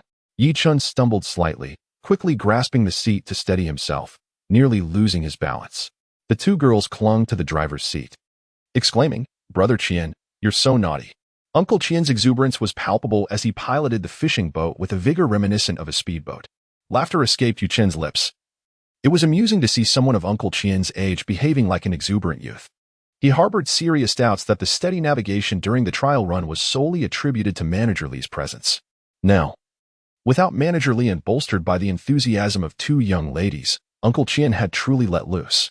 As they departed from the coastline, the fishing ban meant that few vessels graced the waters. Those still at sea were primarily anglers. For fishermen, this venture often proved to be a losing endeavor, after all. Fishing is fraught with uncertainties, and the chances of coming back empty-handed are all too common. The costs of bait, ice, and fuel accumulate, and not every fisherman can withstand such financial strain. Only someone like Uncle Qian, who was well off, could afford such indulgences had he not been advanced in years. He might have even considered acquiring a larger vessel. "Brother Qian, slow down," one of the girls called out. Uncle Qian turned. "What is the matter?" The 2 young women exchanged amused glances. "Brother Qian, we need to change our clothes." "Haha, very well. I shall reduce my speed." At that moment, the girl shot Yichun a flirtatious glance before opening the trunk before him. Goodness! Yichun's eyes widened in surprise. What was this? It had 3 corners? Quite the frugal choice. The 2 young women selected some fabric and descended to the lower deck. Uncle Qian halted the boat and settled onto the sofa behind the cockpit alongside Yichun. "So, how's it going, little brother?" Yichun nodded. "In this arena, you truly excel, Uncle Qian." Uncle Qian shook his head, not interested. "I found this for you. Why not go down and take a look?" To be honest, Yichun felt a flicker of temptation. After all, who could blame a young man for feeling a surge of impulsiveness? Yet, after a moment's contemplation, he declined, reasoning that with a new boat and no safety measures in place, it was too risky. After a while, the 2 young women returned, prompting Yichun to adjust his seating position, feeling somewhat uncomfortable. Imagine being on the vast sea with 2 stunning women dressed provocatively. Could any young man resist such a sight? At that moment, the girls retrieved a laptop from their luggage, connected it to the boat's sound system, and began playing upbeat music that resonated with the spirit of the times. As the music pulsed, even Uncle Qian joined in the revelry. Yichun, however, felt the winds picking up, as if the sea itself was responding to the lively atmosphere. He realized he could no longer indulge in the view. Taking a deep breath, he made his way to the deck, lighting a cigarette to compose himself. Music has a way of intoxicating the senses, and he genuinely worried he might lose control. Should he let his impulses take over, the consequences could be dire. The stakes were high. Behind him, the sound of music surged, amplifying his irritation as the bass reverberated in his mind, raising his blood pressure. In the salon area behind the cockpit, Uncle Chien danced with increasing abandon, momentarily forgetting the events of the past few days as he led one of the girls outside. Before leaving, he glanced back at Yuchen, who also noticed the direction of his gaze. It was unmistakably toward the cabin. A young woman remained above, feeling somewhat out of sorts as she danced alone. She approached Yuchen, inquiring, "Brother, what are you pondering? Why not join me?" Her voice carried a hint of annoyance, startling Yuchen into a quick inhale of his cigarette. I fear I might make a mistake." "Make a mistake?" The girl shook her head. "Brother, how would you know unless you give it a try?" With that, she inched closer to him. Yuchen shifted his arm, acutely aware of the sweltering heat of summer aboard the boat. Yet, he found her scent quite alluring, not the subtle fragrance of skincare products, but rather that of perfume, which he found somewhat unappealing. The girl scrutinized Yuchen, pouting slightly, a flicker of irritation crossing her face. Despite her attire, she was not one to be taken lightly, having never mingled with anyone in such a manner. Her interest in Yuchen stemmed from his commendable stature. He was tall, with a pleasing visage, and his robust arms and shoulders suggested strength. The more Yuchen hesitated, the more determined she became. She stood to leave but stumbled, falling directly toward him. Yuchen froze momentarily, exhaling a sigh. "It seems rain is imminent, yet I have no umbrella." "No umbrella?" The girl murmured, suddenly realizing, "You don't have one." "But I do." Unable to restrain himself, Yuchen grasped her hand and hurried toward the lower deck. "There are people down below. The upper deck will suffice." In less than 2 minutes, Uncle Chien unexpectedly ascended from below, causing Yuchen to startle and regain his composure. By heavens, boys must always safeguard themselves in public. Chapter 42. Encountering Ermal again, the girl cast a glance at Yuchen, realizing that this affair had come to naught. She shot a resentful look at Uncle Chien, her demeanor tinged with displeasure. Yuchen exhaled in relief, igniting a cigarette and offering one to Uncle Chien as well. After a moment's thought, he produced 2 more. "Do you smoke?" The girl who had accompanied Uncle Chien accepted the cigarette, saying, "Thank you, brother." The other girl pouted, "I don't smoke. Thank you." "Not smoking? Quite commendable." At this moment, Yuchen had regained his composure and looked at Uncle Chien with a hint of surprise. "Uncle Chien, didn't you just go down?" Uncle Chien's face flushed with embarrassment as he sighed. "The heart is willing, but the body is weak." Understanding dawned upon Yuchen. Reflecting on the events of the past few days, he empathized with Uncle Chien's predicament, having been caught by Aunt Lin. He likely hadn't enjoyed the best of times since. As noon approached, the 4 of them had a simple meal aboard the vessel, consisting of meager snacks and fruits. Yuchen pondered the inadequacy of this arrangement. Now that they had a boat, they would undoubtedly need to address lunch while out at sea. Relying on instant noodles and snacks daily was not sustainable in the long run. "Perhaps I should acquire some kitchenware," he mused. With electricity available on the boat, they could set up an induction cooker and perhaps even a barbecue grill. On calm days, grilling would be quite delightful. Moreover, they could catch fresh ingredients. Nothing could be fresher than what they could procure themselves, as long as they didn't simply gnaw on the catch as soon as it was pulled from the water. In the afternoon, Uncle Chien took the boat for a leisurely cruise, not venturing far as Yuchen had provided the fuel, and he couldn't afford to waste it. The 2 girls amused themselves with singing and drinking aboard the vessel, occasionally inviting Yuchen to join them, creating an atmosphere of bliss. Yuchen, not one to remain idle, accepted their invitation and sang a piece.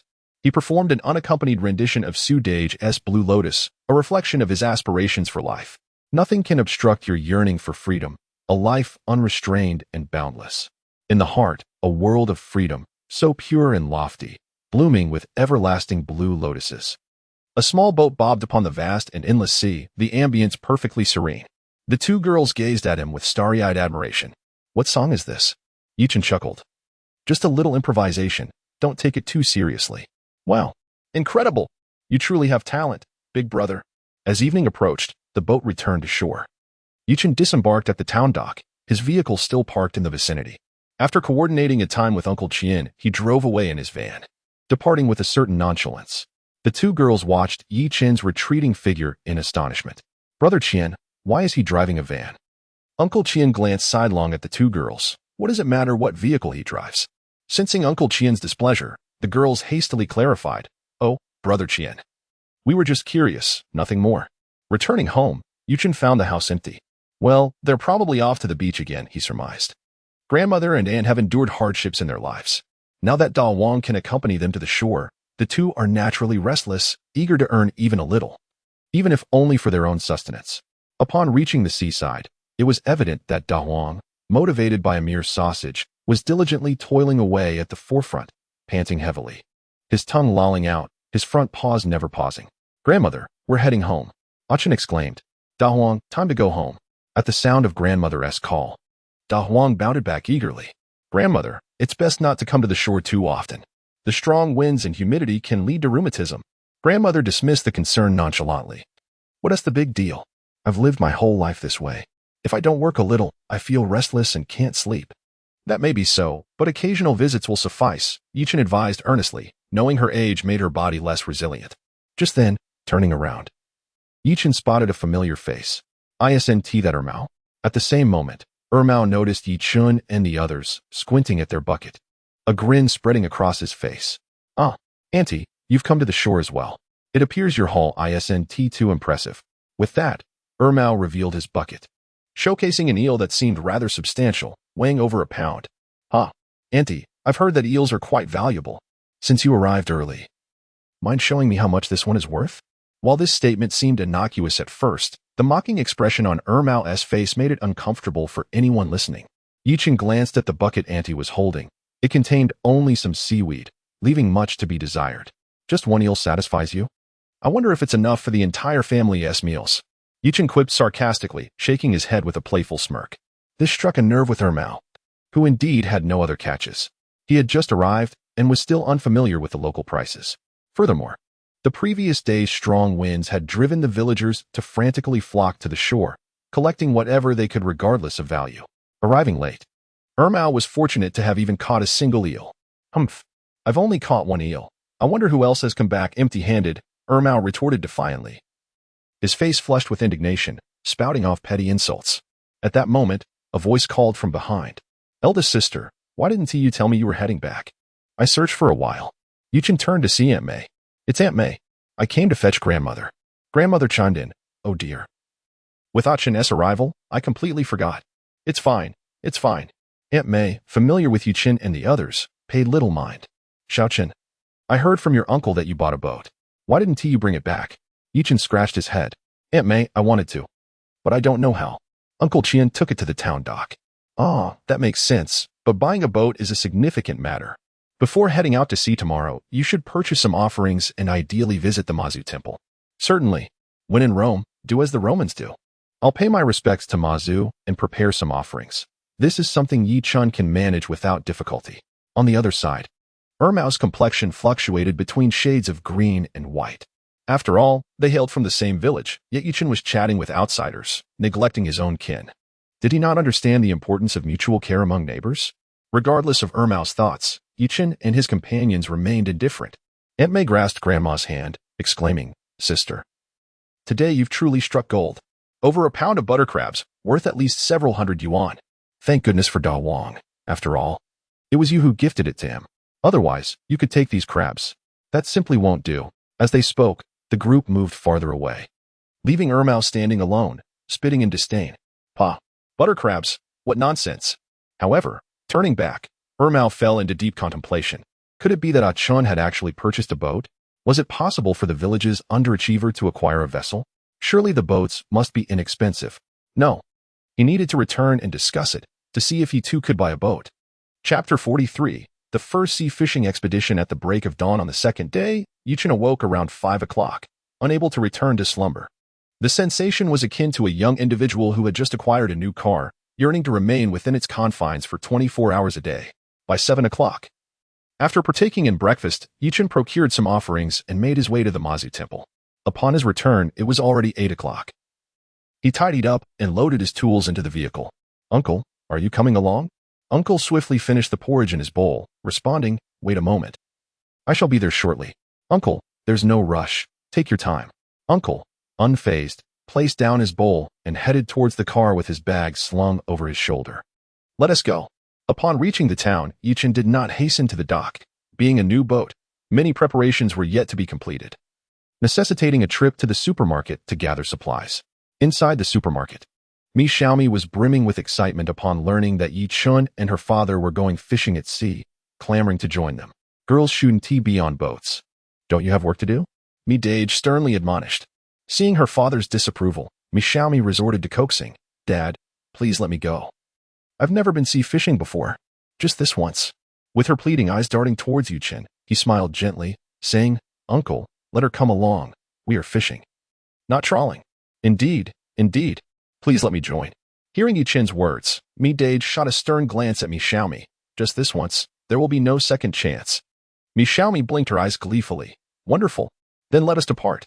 Though it was said to be a singular occasion, much like donning a dress, once experienced, it inevitably leads to countless others. Who could predict? After loading the supplies into the vehicle, Yuchen waved his hand grandly. Let us go. Upon arriving at the dock, Uncle Qian was already awaiting them, bearing a considerable assortment of provisions, a steamed grouper, a large piece of beef shank, and an assortment of fruit pastries. Nearby, a large platter of firecrackers was also prepared, as it was their first official sea expedition, and one ought to make it memorable. Yuchen, you go first. Yuchen stepped forward, uncertain of the local customs, and proceeded with his own approach. He opened a bottle of baijiu, intending to pour a cup, but hesitated and retracted his hand. He was unsure whether Mazu indulged in alcohol, yet as a descendant, he believed it prudent to prepare offerings, lest she have a preference. Failing to do so would be presumptuous. Naturally, it was not solely baijiu. He decided to gather a variety of spirits, including beer and red wine. Particularly, red wine was known for its beauty-enhancing properties. Who knows, if Mazu enjoyed it, perhaps she would bless him with a bountiful catch. Pouring a cup of each type, Yuchen began to mutter incantations. Mazu, today I am unprepared. I beseech your forgiveness. Should you prefer another libation, please send me a dream. Whether it be rice wine or yellow wine, or perhaps mulberry or bayberry wine, I shall gladly provide it all. After finishing his words, Yuchen lit 3 incense sticks, saying, Mazu, I humbly beseech you to bless our journey at sea, that we may encounter bountiful catches. It is particularly for my esteemed self, who is yet to reel in any significant fish. I hope to fulfill this long-held dream. I promise to return and pay my respects. And if seafood does not please you, I can offer something else in my dreams. As Yuchen rambled on, those behind him could no longer contain themselves. Uncle Mi grasped Yuchen's arm, urging, Xiaochun, cease your chatter lest you offend Mazu. Realizing the truth in this, Yuchen likened it to an elderly patriarch seated in a place of honor, enduring the incessant prattle of his grandchildren. It was indeed inappropriate. Subsequently, a few individuals stepped forward, uttering their own prayers for blessings and prosperity, thus fulfilling their ritual. Let us set sail. The group busily gathered various electrical appliances and food supplies, loading them onto the boat. Uncle Qian, why have you brought a freezer, and a dual-temperature one at that? Uncle Qian chuckled heartily. Let us not dwell on the details. I simply find you quite agreeable. Having purchased a new boat, why not procure some provisions? Remember to host a feast upon our return. Absolutely. The matter of hosting was a given. Uncle Qian would have insisted on organizing a banquet regardless. After all, he had procured the appliances from a supermarket owned by Uncle Mi's son-in-law, Chu Ping, allowing him to acquire items at a fraction of the cost. Moreover, with a new vessel, it was only fitting that everyone share in the joy. Upon boarding the boat, Xiaomi gazed in awe at the pristine vessel, excitedly exploring every nook and cranny, her eyes filled with wonder. Although she hailed from a coastal town, she had never ventured out to sea. Both her parents were educators, and she had spent her childhood in the city. Her father had worked in a corporation and had sailed for research purposes. But such circumstances precluded him from taking her along. Thus, at this moment, Xiaomi tugged at Yuchen, urging him to provide her with a tour. Upon reaching the lower lounge, Xiaomi's eyes sparkled with delight. The bed in this cabin is quite spacious. In truth, it was not particularly large, after all. It was merely a boat measuring over 9 meters in length. There was a limit to its dimensions. The bed, measuring 1.5 meters, could comfortably accommodate 2 individuals. After inspecting the bathroom, which boasted a shower and a toilet, they returned to the upper deck, where Xiaomi opened her arms to embrace the briny sea breeze, reminiscent of a picturesque tableau. However, the moment of joy was fleeting. Shortly thereafter, Xiaomi's excitement waned. Uncle Qian piloted the boat with exuberance, and due to its modest size, it swayed precariously, causing her to succumb to seasickness, leaning over the railing to retch. Uncle Qian, please slow down. Xiaomi is feeling quite ill. Uncle Qian, upon observing her condition, realized it was far worse than merely feeling unwell. it was a full-blown episode of vomiting, rendering breakfast a wasted effort. Should we halt the boat? Yichen consulted his system and, after a moment's thought, nodded in agreement. The vessel had traveled for an hour, covering a considerable distance. With a top speed of 28 knots, it equated to over 50 kilometers, a significant journey indeed. Furthermore, the fishing season was currently closed. Yet the waters teemed with fish. As the boat came to a standstill, Yichen rummaged through the supplies and retrieved a medical kit, locating some seasickness medication. Take this medicine and drink some water. Xiaomi weakly nodded, no longer retching, though it was clear there was nothing left to expel. While Xiaomi rested, the three men began their fishing endeavors. Perhaps Xiaomi's earlier efforts to attract fish had borne fruit, as several swam toward the boat. This was delightful. Yichen felt a surge of joy and decided against casting his rod, instead opting to drop his line directly at the boat's edge. However, to his dismay, the fish circled around but failed to bite. Was his bait not enticing enough? At last, a fish. I too have caught one. Uncle Qian and Grandpa Mi were soon celebrating catches, reeling in fish one after another. Yichen, feeling a twinge of frustration, wondered why they were so fortunate while he remained empty-handed. Observing closely, he noted that they were using live shrimp for bait. Could this be the reason for their success? Adopting the strategy of joining the winning side, Yichen switched to live bait as well. This time, the results were evident, before the hook even submerged. A fish leapt from the water, shaking off the hook. Finally, it was happening. Uncle Qian and Grandpa Mi turned their attention towards him, their eyes alight with excitement as the fish splashed on the surface. Oh my, is that a salmon? Chapter 44, The School of Mahi-Mahi Salmon? What kind of fish is salmon? It is no wonder that Yichen inquired so much. Being new to this environment, he was unfamiliar with many fish. The name salmon was one he had never encountered before. The fish on the hook bore a resemblance to a typical fish, yet it lacked any distinctive features. Compared to that peculiar stonefish, it appeared quite normal. Salmon, Mr. Mi exclaimed, clicking his tongue. You may not have heard of salmon, but surely you have heard of the Atlantic salmon? Atlantic salmon? Yichen was taken aback to discover that this was indeed the esteemed Atlantic salmon, which he had heard was quite expensive in hotels. Prices often soared to 188, 288, or even 388, and the portions were scant, mostly comprised of ice, with only a small amount of fish flesh adhering to it. Isn't that rather pricey? Yichen queried. Mr. Mi chuckled lightly. Expensive? Not at all. It's merely over 30 per pound. It's not even as valuable as catching a sizable sea bass. What? Yichen was stunned. Could one truly find only a couple of ounces of meat in a restaurant for such a steep price? The disparity was outrageous. Uncle Qian laughed and took the opportunity to enlighten Yichen. Little Chun, don't be fooled by the restaurant prices. That is for sashimi, akin to tuna, which cannot be sold whole. In fact, the sashimi from such fish is considered a standard product. Yellowfin tuna costs about 40 to 50. So how much do you think this would be? After a moment of contemplation, Yichen acknowledged the truth in Uncle Qian's words. He had previously seen videos of tuna being cut, and the massive fish tail contained a considerable amount of meat, which was often discarded, a sheer waste. Not to mention, the enormous fish head, which might yield only the eyes, was also wasted. With such a large fish head, wouldn't a whole spicy fish head dish be delightful? Returning his thoughts to the task at hand, he pulled for a few more minutes until a fish measuring around 70 to 80 centimeters and weighing a good dozen pounds surfaced. Its appearance was rather appealing, with a silvery blue body shimmering under the sunlight. Both Mr. Mi and Uncle Qian gathered around to admire it. Quite sizable, Yichen exclaimed as he tossed the fish into the live well. Let us prepare it for lunch today. I've never tasted Atlantic salmon before, and I'm eager to try. Are you really willing to part with it? Yichen raised an eyebrow. Uncle, you've already helped me with the boat. How could I possibly hesitate over a single fish? Besides, it's more expensive in the restaurant. Selling it would feel like a loss. Mr. Mi rubbed his hands in anticipation, genuinely curious about its flavor. Although he had tasted salmon before, it was predominantly imported from high-latitude regions like Norway and Chile.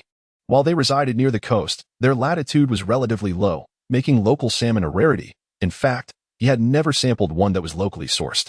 Thanks to your efforts, I too shall relish this delicacy. Suddenly, Mr. Mi sprang to his feet, rushing to his fishing spot to grab his rod. Saltwater fish differ significantly from freshwater fish. They possess considerable strength. At that moment, the fishing line had already unraveled over 20 meters, prompting Mr. Mi to quickly adjust the drag. Wait, this fish is substantial. Upon hearing this, Uncle Qian hurriedly began to reel in his line to prevent it from snapping. Yichen, not fully grasping the situation, followed suit, observing Uncle Qian's actions and reeling in his line as well. At first glance, the fish was indeed substantial. With a large head tapering towards the tail, its length estimated to exceed 1.5 meters, weighing around 30 to 40 pounds. As the elder tightened the reel, the fish sensed the sting and began to thrash violently, quickly struggling in the opposite direction. This sudden movement caused the elder to sway, but fortunately, the boat was equipped with railings, preventing him from being thrown overboard. An inevitable tug-of-war ensued between man and fish. Such a situation was exhausting and posed the risk of losing the hook. If the force exerted was too great and the line lacked sufficient tensile strength, snapping the line was a certainty. Additionally, if the hook was not securely lodged, it could tear through the fish's lip, resulting in the same outcome. Thankfully, due to the nature of their sea fishing expedition, the elder's main line and leader line were robust enough to avoid any breakage. Xiaochen, help me put on the belly support. Upon locating the support, Yichun assisted the elder in donning it, which seemed to invigorate him, alleviating his discomfort as he fiercely battled the fish. After about 10 minutes, a fish with a yellow underside and a greenish-blue top was drawn alongside the boat. Uncle Qian shook his head, remarking, "A ghost knife fish, not particularly valuable." As he spoke, he picked up a rope, fashioned a slip knot around the fish's tail, and hoisted it aboard. "Uncle Qian, is this fish really called a ghost knife?" Uncle Qian nodded. "Do you see the large lump on its head? It resembles a big gander's lump, hence the name ghost knife. While this fish is quite large, its market value is low, at about 21 pounds. The fish's head was indeed large, but overall, Yichun found it rather aesthetically pleasing. The elder was also quite pleased. For him, fishing was primarily about enjoyment. And as long as the fish was sizable, he had no expectations of making a profit. After the elder had caught the fish, Yichun resumed casting his line. The fish were scarce at this moment, and he caught a few mackerel and ribbonfish intermittently. Just as Yichun prepared to reel in his line, he suddenly froze. In the distance, a vast expanse of red was approaching, densely packed. A school of fish. It must be a school of fish. As long as they were not sardines or the like, they would surely yield a substantial catch. "Elder, Uncle Qian, get ready. The school of fish is coming." The elder and Uncle Qian were momentarily stunned. Where was the school of fish? The bite had been poor, and it seemed implausible to claim there was a school. However, due to their trust in Yichun, they glanced around. Upon noticing the seabirds circling excitedly in the distant sky, they were taken aback. There really was a school of fish? This was urgent. They were running low on bait. After a brief moment of astonishment, Uncle Qian grew anxious. Encountering a school of fish would certainly yield a fruitful catch, yet they had not anticipated this scenario, leading to insufficient bait. Elder Me also felt a pang of frustration, pondering until he suddenly slapped his forehead. "Old Qian, quickly chop up that ghost knife." "Right. We have the ghost knife. And we can chop up other miscellaneous fish as well." The school of fish was still some distance away, and Yichun busied himself with a large knife in hand. He decided he could simply slice up a piece later with the small knife on the boat. Once they finished their preparations, some scattered fish had already approached the boat. Yichun baited a piece of meat and cast it back into the water. With the abundance of fish, he had no concerns about them biting. He could clearly see that these fish were quite sizable, larger than a dinner plate.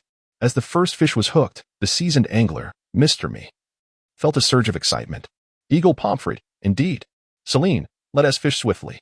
From that moment on, every cast seemed to yield a catch without pause. Fortunately, the fish were small, weighing only a few pounds, with the largest around 6 or 7, making it manageable for their trio to handle effortlessly. The thrill of fishing invigorated Mr. Me, who appeared as spirited as a youthful lad, as he gleefully pulled in one catch after another. The only drawback was the necessity of unhooking the fish. Yichun recalled watching a video of tuna fishing, where the fish were small enough to be reeled in directly without the hassle of unhooking, making it a truly delightful experience. However, at present, despite the tedious task of unhooking, Yichun dared not linger. The price of the fish was uncertain, but the more they caught, the more they earned. He could almost sense the tantalizing symbols of wealth before him, a vivid reminder of monetary gain. After 2 hours of intense fishing, the school of fish dissipated, leaving the 3 men sprawled on the deck, somewhat exhausted. "Uncle Qian, what is the price per pound for these fish?" Although weary, Uncle Qian's face radiated joy, having thoroughly enjoyed the experience. For the smaller eagle pomfrets, around 70 to 80, and the larger ones over 100. Quite expensive. Yichun was taken aback, as if struck by a thunderclap, feeling a jolt of astonishment. "That's exorbitant. In just those brief 2 hours, they had amassed at least several hundred pounds of fish. How much money would that amount to? Chapter 45. Fishing with me Xiaomi. Uncle Qian, as a restaurant owner, how many pounds do you think we have here? Uncle Qian pondered for a moment, realizing that Yi Chen's catch was not significantly more than theirs. It was primarily due to encountering a school of fish, allowing for a casual cast that would land near the fish. Taking himself as an example, with fish handling included, he averaged 1 fish every 2 minutes, totaling 30 fish in an hour. After 2 hours of fishing, that amounted to 60 fish. Uncle Qian smacked his lips, remarking that fishing like this was akin to trawling. If we each account for 60 fish, averaging 5 pounds per fish, that totals 300 pounds. For 3 people, that would be 900 pounds. Nearly reaching 1,000 pounds. Goodness. Yi Chen rubbed his eyes, feeling as if he were in a dream. 1,000 pounds of fish, according to Uncle Qian, ranged from 70 to 80 pounds for the smaller ones and over 100 for the larger ones. Averaging around 90 pounds, that could yield 90,000 yuan. This was overwhelming. Yi Chen had never made this much money in his life. 90,000 yuan, how many deliveries would that take? Based on the delivery orders, excluding complaints and such, averaging 3 yuan per order, that equates to a staggering 30,000 orders. Uncle Qian, Grandpa me, lend a hand to get the fish into the ice storage. Sure thing. The 3 of them were filled with enthusiasm, both exhausted and elated. Grandpa me had never caught so many fish before. As for Uncle Qian, being a restaurant owner, the seasonal seafood was not as abundant, and catching so many eagle rays excited him immensely. Moreover, each fish was quite sizable, all splendid specimens. After filling the ice storage, Yi Chen checked the time. It was already past 1 o'clock. Uncle Qian, Grandpa me, you two rest while I prepare lunch. Yi Chen busied himself, first gutting the salmon he had caught, placing the fillets on ice, and then retrieving some vegetables and beef. Just then, Mi Xiaomi emerged from the lounge, yawning. Yi Chen, good morning. Xiaomi, are you still half asleep? It's already afternoon. Mi Xiaomi instantly woke up. It's noon already? No wonder I'm so hungry. Are you cooking? Yi Chen nodded. There are vegetables in the fridge. Take a look and see what you want me to prepare. Just let me know what you need. I'll help out. With that, Mi Xiaomi began washing vegetables and peeling potatoes, clearly not inexperienced in the kitchen. Yi Chen, feeling a bit tired himself, kept it simple and made potato stew with beef, scrambled eggs with tomatoes, and stir-fried pork with chili. He sliced the fish fillets, though not visually appealing. It was for their own consumption, so aesthetics were not a priority. Once everything was ready, lacking mustard or anything fancy, he settled for some soy sauce to accompany the meal. Dinner is served. At the dining table, Mi Xiaomi seemed either affected by the seasickness medication or had simply adjusted, as her appetite was robust. Yi Chen, this scrambled egg with tomato is truly delightful. You must come to my house next time and cook it again. You're eating my meal. How can I have the guest cook? Grandpa me glanced at Mi Xiaomi, who seemed to only cause mischief on the boat, either feeling nauseous or sleeping, and upon waking, making numerous requests without offering to lend a hand. Dear sir, it is unnecessary. Perhaps next time you could refrain from dining at my home, as my aunt excels in culinary arts far beyond my capabilities. For the inaugural voyage of the new boat, you truly ought to host a banquet. In my opinion, a simple homemade meal would suffice. Mi Xiaomi cast a glance at the elder. Double standards. What did you say? That is quite disrespectful. Yi Chen quickly interjected. No. Dear sir, please do not take offense. Why not sample this salmon? I have yet to taste it. Certainly, I have not tried the one from our side either. The elder, Uncle Qian, and Mi Xiaomi each took a piece of fish, savoring it carefully. It was acceptable, the freshness was commendable. Yet the texture left much to be desired. Overall, it was a fair comparison. This statement was rather astute. Salmon, being a cold water fish, is predominantly imported in the domestic market. This is not to say that there are none locally. Certain northern provinces do produce it, albeit in limited quantities. Yi Chen took a bite as well. It was tolerable, though he could not claim to be particularly fond of it. Sashimi is a delicacy that some adore, while others find it somewhat challenging to appreciate. As the meal progressed, they initially ate at a leisurely pace, but once their appetites awakened, they swiftly polished off the dishes. Dear sir, Uncle Qian, why not take a moment to rest? Our ice storage is currently full. Let's pause for a bit and then cast a few more lines before we head back.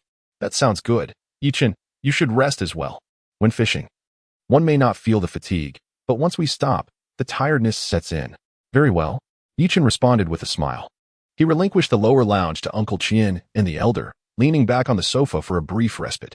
Over an hour later, Yichen awoke to find Mi Xiaomi standing alone on the deck, gazing out at the vast ocean. He approached with his fishing rod and glanced around. There were still fish present, primarily eagle rays, albeit scattered and sparse. Mi Xiaomi turned towards him, her curiosity piqued. "Are you going to fish? Could you teach me?" "Certainly," Yichen replied with a smile. "Here, grasp the rod. Hook the line with your finger, and then cast it forward." He guided her alongside, using his fishing rod. So there was no concern about tangling the line. Mi Xiaomi followed the steps, casting repeatedly, her brow furrowing in concentration. Her casts were too short, reaching only about 30 meters at most, while the others barely reached 20. "Yichun, am I being too clumsy?" "Not at all. This is not the shore. There is water all around, so just let it flow." "All right then." Mi Xiaomi sighed and continued to practice casting, an inevitable phase for every novice. Under Yichun's watchful gaze, her next attempt was still quite close, perhaps around 10 meters, but coincidentally, a fish was nearby. Mi Xiaomi felt a twinge of disappointment. "I've cast incorrectly again." "Wait, there's a fish on the line." As Mi Xiaomi began to reel in, Yichun quickly intervened. For the fish was nearly at the hook. A sudden movement might frighten it away. Just then, the line tightened, indicating a fish had indeed bitten. "Reel it in." "Aha, a fish has truly taken the bait." Mi Xiaomi tapped the screen on the fishing reel, and the line was swiftly retrieved. The fish was small, so there was no need for concern, and it could be easily lifted. Wow, an eagle ray. Mi Xiaomi was filled with joy. It was his first catch. A large eagle pomfret weighing over 3 pounds, far surpassing the small carbs found in the river. This must be what they call the beginner's luck. Yichun marveled at the sight, noting that amidst the surrounding waters, Michigan Xiaomi had managed to strike precisely at the target and reel in the fish. Encouraged by this initial success, Mi Xiaomi continued to fish, successfully catching 3 more, including a splendid eagle pomfret weighing 7 pounds. However, after this catch, the fish seemed to vanish. "You try. I can't catch any more." Yichun nodded and took over the fishing rod. Witnessing the astonishing power of skillful fishing, 1 fish every 3 minutes, a remarkable pace. "How's the catch?" Uncle Chien and Grandpa Mi approached with their fishing rods, inquiring with smiles. "Not bad. The bites are quite good." With the addition of the 2 seasoned anglers, the remaining fish in the area quickly dissipated. As evening approached, Uncle Chien and Grandpa Mi decided to pack up. "Xiaoqin, it's time to head back. There aren't many fish left." Yichun nodded, acknowledging that the fishing had indeed slowed down. Just as he contemplated returning, he turned for one last glance and was taken aback.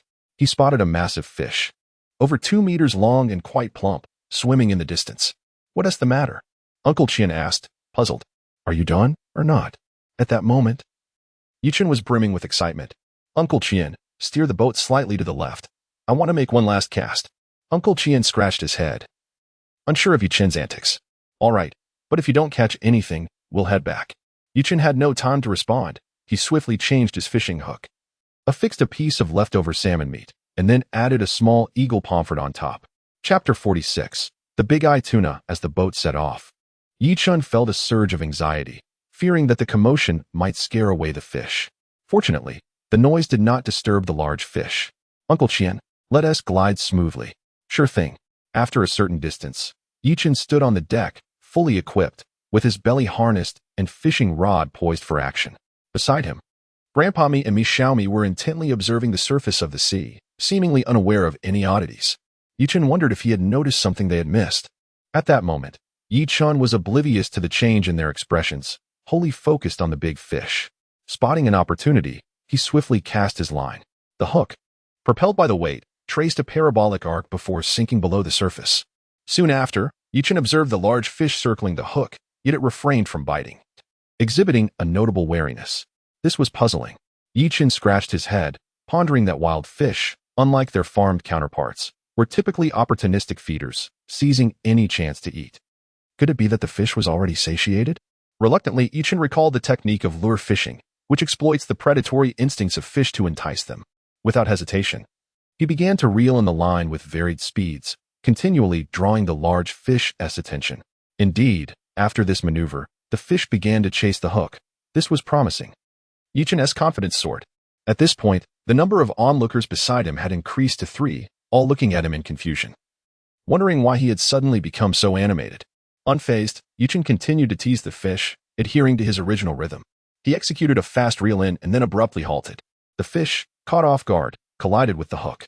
If this were on land, It would have been a clear case of trickery, but fish operate differently, despite being well fed. This large fish could not resist the bait that was now tantalizingly close. With a swift gulp, the salmon and eagle ray were swallowed whole. Here it comes. Yi Chun felt a sudden weight on the rod as it bent sharply, the reel spinning rapidly as line was pulled out. There truly was a fish. Grandpa Mi and Uncle Qian exchanged glances, astonished by Yi Chun's seemingly supernatural ability. Was he a human fish finder, or perhaps a descendant of Mazu? Not only were they shocked, but they were also eager to take part in the action. Observing the line being drawn out, they wondered just how massive the fish could be. Particularly, Grandpa Mi, who had used Yu Chen's rod before, understood its exceptional quality. Seizing the moment while Yu Chen wrestled with the fish, he took a quick glance. My goodness! The force of 80 kilograms, fully 80 kilograms, was still pulling line out. Incredible! Uncle Qian and Grandpa Mi watched eagerly, yet it was not the right moment to take over. The fish was still struggling fiercely, and Yu Chen had to bear the brunt of it. Yu Chen himself was feeling the strain, weighing in at 160 pounds. He leaned against the railing for support, but the continuous effort made his arms ache, and sweat streamed down his face. Keep going. You can do it. Uncle Qian cheered, simultaneously massaging Yi Chen's arms to alleviate the tension in his muscles. Noticing this, Mi Xiaomi hurried into the cabin to fetch several bottles of water, preparing for any eventuality. My goodness. Sir, please assist me in adjusting the parameters to 70. After pulling for nearly 10 minutes, Yi Chen's body trembled, his entire back drenched in sweat, and his lips appeared somewhat pale. Grandpa Mi hurriedly approached to help adjust the settings. Though it was merely 10 kilograms, for a person, even a single kilogram can create a tremendous disparity in pressure. Once the adjustments were made, Yi Chen's body relaxed. Mi Xiaomi unscrewed a bottle cap and quickly offered him a few sips of water. After drinking, Yi Chen felt somewhat better. Uncle Qian, may I have a cigarette? As he lit a cigarette, Yi Chen held his head high. Do not inquire why, just know it stung his eyes. Fortunately, once the cigarette was finished, the fishing line relaxed a bit. Observing this, Uncle Qian swiftly took over the fishing rod from Yi Chen. With a sigh of relief, Yi Chen plopped down on the deck and grabbed a bottle of water, gulping it down in quick succession. Mi Xiaomi handed him a towel. Wipe off your sweat. Thank you. After resting for 2 minutes, Yi Chen regained his composure and stood beside Uncle Qian, watching him reel in the fish. It must be said that Uncle Qian indeed possessed experience. Often, he followed the fish's movements, keeping the line taut, patient, and unhurried. However, age took its toll, and after just 10 minutes, he had to hand the rod back to Grandpa Mi. Grandpa Mi was even older than Uncle Qian. Yi Chun hesitated momentarily before adjusting the drag to 30. Any higher could lead to complications. Yet, this adjustment brought forth another dilemma. With a lower drag, the pressure on the fish decreased, causing the line to come out faster, and at this rate, it would eventually run out. Uncle Qian, you should steer the boat. This isn't a viable solution. All right, but do be cautious. After this exchange, Uncle Qian took control of the boat, while Yi Chun and Grandpa Mi remained to reel in the fish. Although it was said to be a duo, in truth, Grandpa Mi could only offer minimal support. The bulk of the effort still relied on Yi Chun. After approximately 40 minutes, Grandpa Mi had to step in twice, but soon found it overwhelming, leaving Yi Chun to manage alone. As night fell, a light rain began to fall, accompanied by a gentle wind. Though not fierce, the combination with the boat's movement caused waves to occasionally splash onto the deck. At this juncture, Grandpa Mi had returned to the cabin, leaving Mi Xiaomi to keep an eye on Yi Chun. Noticing Yi Chen's lips turning blue and white, she offered to take the rod. Yi Chen, may I help you fish for a while? No. Yi Chen shook his head. The fish was substantial, and Mi Xiaomi, being frail, would certainly struggle, and it was quite perilous. Very well. Subsequently, Mi Xiaomi frequently offered Yi Chen water, while he leaned against the railing, exerting every effort to endure. Finally, after another half hour, the fish seemed to tire, its struggles lessening. At this moment, it was a test of endurance. The fish would pull for a while, then Yi Chun would pull in response, alternating tirelessly. Once the rain ceased, Yi Chun lit a cigarette, and just then, Uncle Qian approached. Let me take over. You rest for a bit. Handing the fishing rod back to Uncle Qian, Yi Chun sprawled out on the ground, smoking languidly, while Mi Xiaomi fetched some chocolate for him. You need to replenish your energy. Additionally, wait here. I shall prepare some ginger soup to prevent you from catching a cold. Yi Chun weakly shook his head, lacking the strength to even respond. After 3 arduous hours of struggle, at last, the fish was drawn alongside the boat. Uncle Qian turned around, saying, "Xiao Cheng, check if there is a harpoon. This fish is substantial, and without a harpoon, we cannot manage it." Understood. Upon hearing that the fish was close, Yichen summoned some strength and rushed into the cabin, rummaging through the belongings, but ultimately found nothing. However, while there was none on the boat, the system had one. After a brief search, Yichun expended 20,000 points to procure a harpoon, perfectly weighted. "Uncle Qian, where shall I strike?" "Aim for the eye. The flesh on its body is quite precious." With the harpoon in hand, Yichun took careful aim at the fish's head and thrust it with considerable force, piercing its eye directly. "Excellent. Hold tight." The fish, feeling the pain, thrashed violently, nearly unbalancing Yichun. Once assured of their grip, Uncle Qian tied a knot with a rope around the fish's tail, and together, the four of them heaved the fish aboard. Old Me shook his head in amazement, exclaiming, "Goodness, a big-eyed tuna. It must weigh over 200 pounds. We must bleed it quickly." Chapter 47 reported.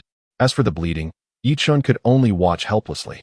He observed Uncle Qian making several incisions at the fish's fins and then removing its gills. Water was poured over to cool it down, as high temperatures could ruin the flesh. Understood. Yichun took the hose and continuously rinsed the fish, effectively lowering its temperature. After a while, the bleeding ceased, and Uncle Qian signaled to lift the tuna into the ice storage. The surplus pomfret was taken out, placed on the deck, covered with ice, and then draped with a cloth. "Xiao Chen, you should rest for a while. I'll steer the boat back." At this moment, Yichen's legs trembled, and he hesitated before speaking up. "Uncle Qian, why don't you take a break too? Everyone is quite exhausted, and I believe the fish on the deck will be fine until tomorrow." "No worries." Uncle Qian chuckled. "I had a long nap this afternoon. I'm quite energetic now. You go get some rest." "All right then." Yichun returned to the lounge, quickly washed up, and collapsed into slumber. He awoke once more to the sound of commotion and glanced at the time. It was already past 5 in the morning. "Uncle Qian, we've arrived at the dock." "Why didn't you wake me?" On the deck, Uncle Qian and Uncle Mi were engaged in a cloud of smoke.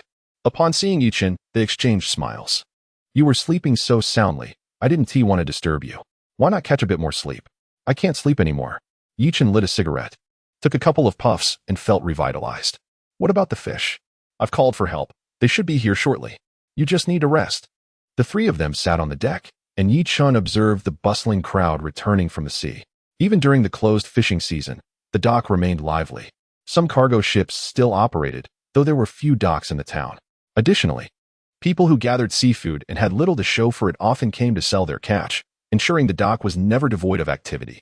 After a while, Xiaomi rode up on an electric bike, a bag hanging from her basket. Come, have some breakfast." Yichen, feeling ravenous, could hardly bear the hunger. Yet his appetite seemed diminished. After consuming a steamer of buns and a bit of water, he found himself unable to eat further. Coincidentally, the people Uncle Qian called for had also arrived. From a truck emerged 3 brawny men, each possessing an imposing physique. "Boss Qian, where are the goods?" "They're in the ice storage on the deck. Just take care of it, as we can hardly manage anymore." "No problem." The 3 workers boarded the boat, and upon seeing the disarray, their expressions darkened. "Could you at least organize this a bit? How are we supposed to manage?" Sensing the unease, Yichun hurried to the lounge and fetched 3 packs of cigarettes. "Brothers, could you lend a hand?" The men's eyes lit up. "Cigarettes, not cheap." "No worries.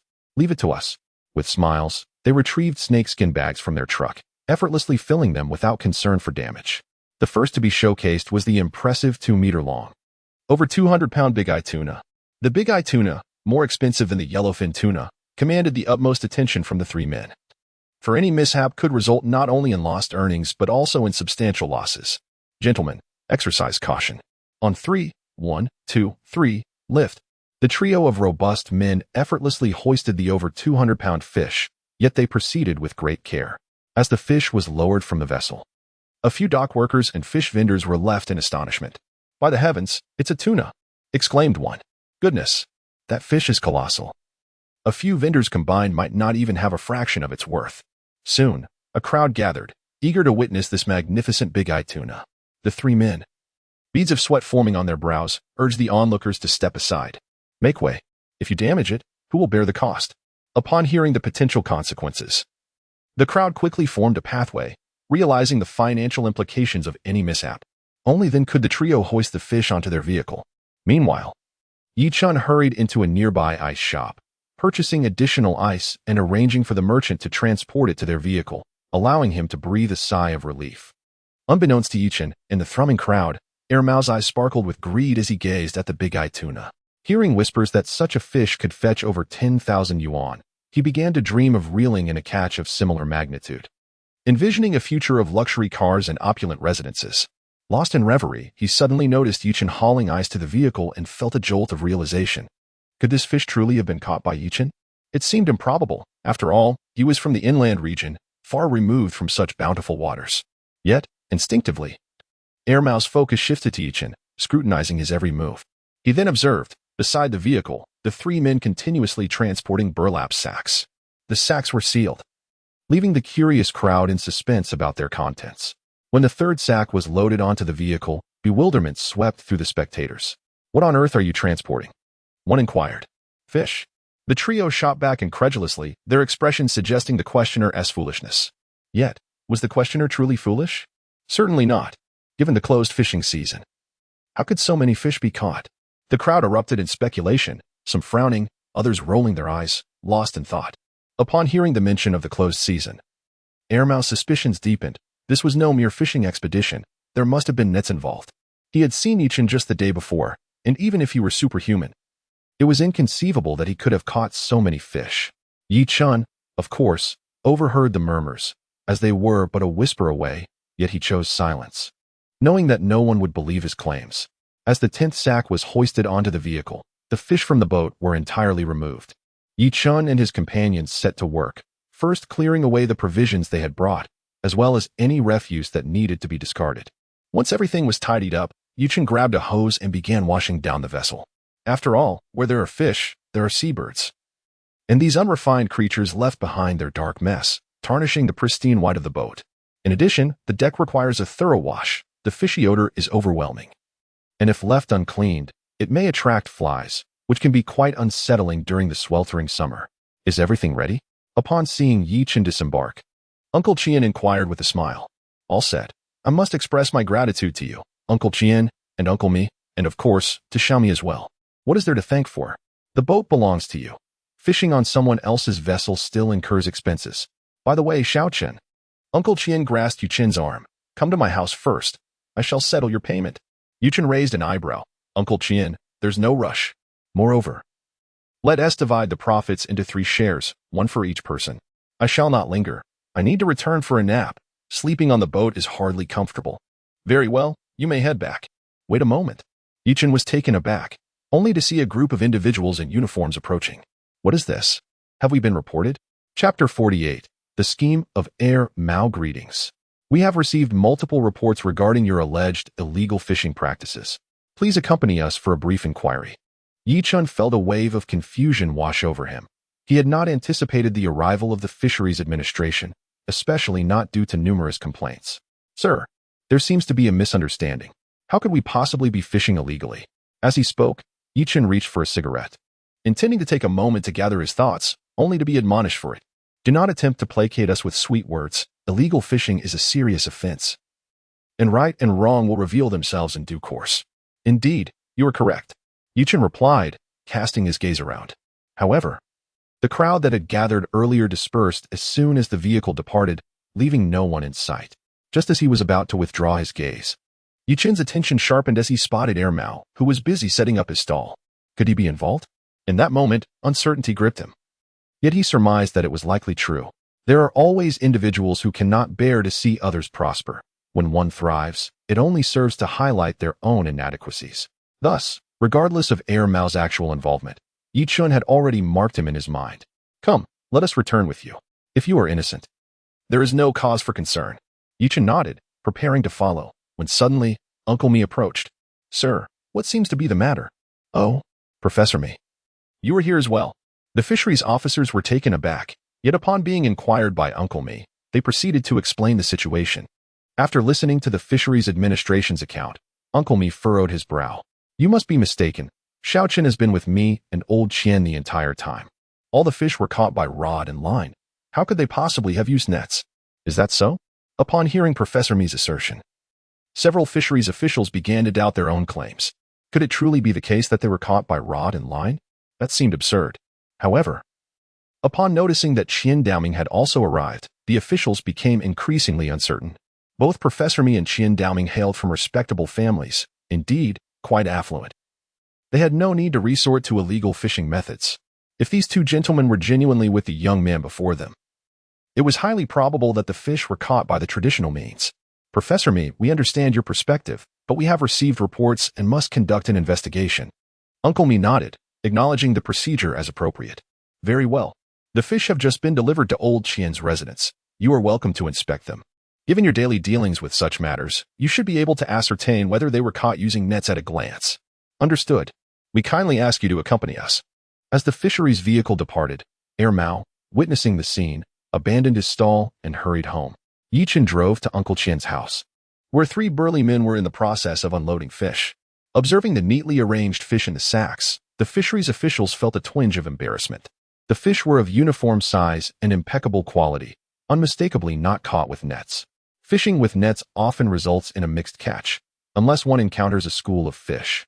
It is common to pull up a net full of refuse. Additionally, the quality of the catch is typically compromised, whether through trawling or gill netting, as there are usually some fish of inferior quality among the haul. At present, there is no need to observe further. What has been caught are all eagle rays, likely encountered in a large school, resulting in an exhilarating fishing experience.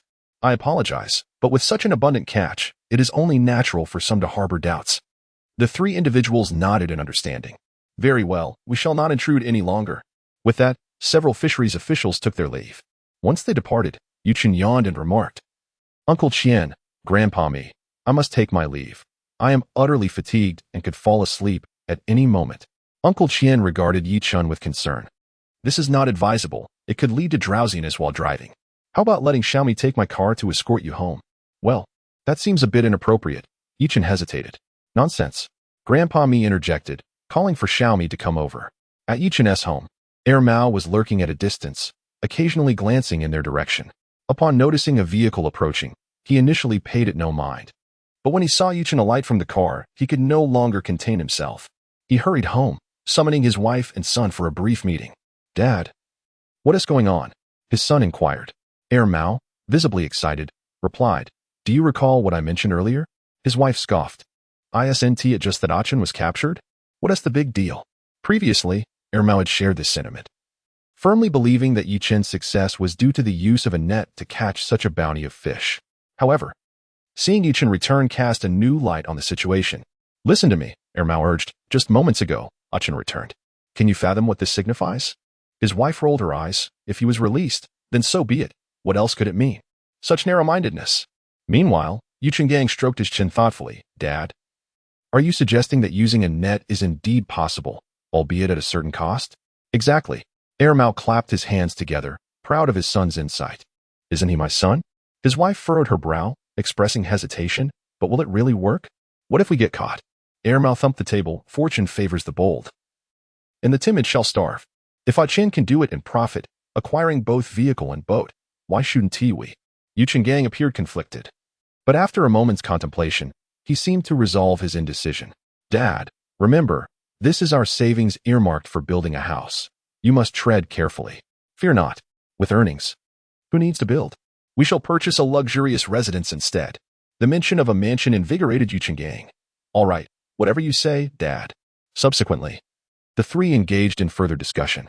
Unfamiliar with the coastal area and lacking knowledge of boat pricing, their immediate priority was to secure a vessel. Ideally, they sought a new boat. If the cost proved prohibitive, they could opt for a used one, planning to upgrade once their income increased. Having established their plan, the trio began visiting neighbors, as they resided in a fishing village populated by fishermen, making inquiries all the more logical. Unbeknownst to Yichen, had he been aware, he might have found Mao's ambitions laughable for 3 years. It was only in the evening that he awoke, drawn by the enticing aroma wafting from the kitchen.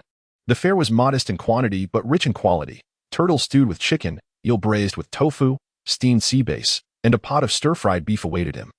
In our household, there are merely 4 individuals. Can this fellow truly consume all this? Grandma, what is all this for? It appears exceedingly lavish. With a beaming smile, Grandma replied, This afternoon, that girl from Xiaomai came by and said you were too fatigued and needed some nourishment. Ching-ching, while stir-frying the vegetables. glanced back at Yi-chun and said, "Big brother, do try my culinary skills later. I have yet to prepare these dishes." Yi-chun approached the stove, inhaling the fragrant aroma, and gave Ching-Ching a thumbs up. "It smells delightful. It must be delicious." "Hee, then you must eat a lot later." "Certainly." When it comes to dining, Yi-chun recalled the invitation he needed to extend and promptly messaged a few individuals. "There aren't many, just Uncle De, Uncle Chien, and the family of Uncle Me." After a moment's contemplation, he also sent a message to Huzi and the others, asking them to return tomorrow for a proper celebration. Having completed these tasks, Yi-chun made his way to Uncle Me's house, where he found Uncle Me just waking up, and Aunt May had yet to start cooking. "Uncle, Aunt May, why not come to my house for a meal? I've prepared plenty. Let us enjoy it together." "Oh, that sounds splendid." Chapter 49. A dinner invitation. Early the next morning, Yi-chun accompanied his grandmother and aunt to the town to procure ingredients for the day's feast. While there were some seafood supplies at home, other meats and vegetables were required for the meal. In the town, Yi-chun encountered Mi Shui, who, upon learning that a Wang would be returning today, was filled with joy and inquired if she could lend a hand. Yi-chun readily agreed, knowing that their trio alone would likely lead to a bit of chaos. With Yi-chun's consent, Mi Shui enthusiastically assisted in selecting and bargaining for vegetables, while Yi-chun's aunt, Yi Yaching, observed Mi Shui with growing approval. The more she looked, the more pleased she became, yet a twinge of worry crept into her mind. How wonderful it would be if Mi Shui could be a Wang's partner, but alas, given a Wang's current state, the young lady might not be interested. Upon returning home, the kitchen was abuzz with activity, the four of them busily engaged in their respective tasks of chopping meat and preparing vegetables. Though few in number, they needed at least 10 dishes to cater to their large gathering. Fortunately, it wasn't long before a Wang and his companions returned. As soon as they met, a Wang enveloped Yi-chun in a hearty hug, exclaiming, "Brother, I passed the Sailor S exam. Isn't that impressive?" Yi-chun gave him a thumbs up, replying, "Excellent. You won't need to go back this time, right?" A Wang nodded, explaining that both of his companions had also passed and were currently practicing on the boat, which would take some time. Yi-chun then distributed cigarettes to Hu Zi and Chi, both of whom were touched by the gesture. "Brother, we didn't expect you to remember us amidst your busy schedule. We need a hug." Yi-chun rolled his eyes and pushed Hu Zi away. "What nonsense. Hurry up and smoke, then get back to work. Don't you see what a Wang is doing? Have some awareness." Chi glanced sideways, noticing a Wang was still preparing vegetables. "What the heck? You're whispering, yet your hands aren't moving." Observing Chi's expression, Yi-chun took a closer look and decided to retract his earlier comment. Meanwhile, Mi Shui's face flushed crimson as she sensed the gazes upon her. Quietly glancing at a Wang, she urged, "Stop talking and let us get to work." "All right, let us see who can prepare faster." Yi-chun sighed, thinking to himself, "A Wang, you should seize the moment. Engaging in a vegetable prepping contest is such a waste." As noon approached, Uncle Yufugue arrived first. "Auntie, why don't you come sit with me for a while? We could catch up." "I would love to, but I've just arrived and have much to do. I promise to visit soon." "That's fine. Just let me know when you do." With guests arriving, Yi-chun could no longer assist in the kitchen. Today, he was the host, responsible for entertaining the guests. Stepping outside, the two engaged in casual conversation, and Uncle Yufugue expressed his reflections. "Achin, I initially thought your venture to the sea was sheer folly and that you would suffer for it, yet I never imagined you would truly make a name for yourself. Perhaps it is merely good fortune, a blessing from the heavens," Yi-chun replied. Uncle shook his head. "You've purchased a boat. It's not just luck. You are meant for this path." Yi-chun nodded, acknowledging the truth in the words spoken. With the system at his disposal, it was indeed time for him to embrace this vocation. While opportunities on land were not entirely absent, they were fraught with complications. Most of the valuable resources had already been seized, leaving behind only those that were safeguarded, which paled in comparison to the bounty found at sea. At that moment, Uncle Mi emerged from the courtyard, momentarily taken aback upon seeing Yi Fugue. "Oh, Boss Yi, you and Ah-chun are relatives," he exclaimed, stepping forward to offer a cigarette. "Old sir, you jest. I hardly deserve the title of boss. I am merely scraping by. Ah-chun is my nephew. He mentioned he bought a ship, so I came to take a look." Uncle Mi accepted the cigarette and took a satisfying puff.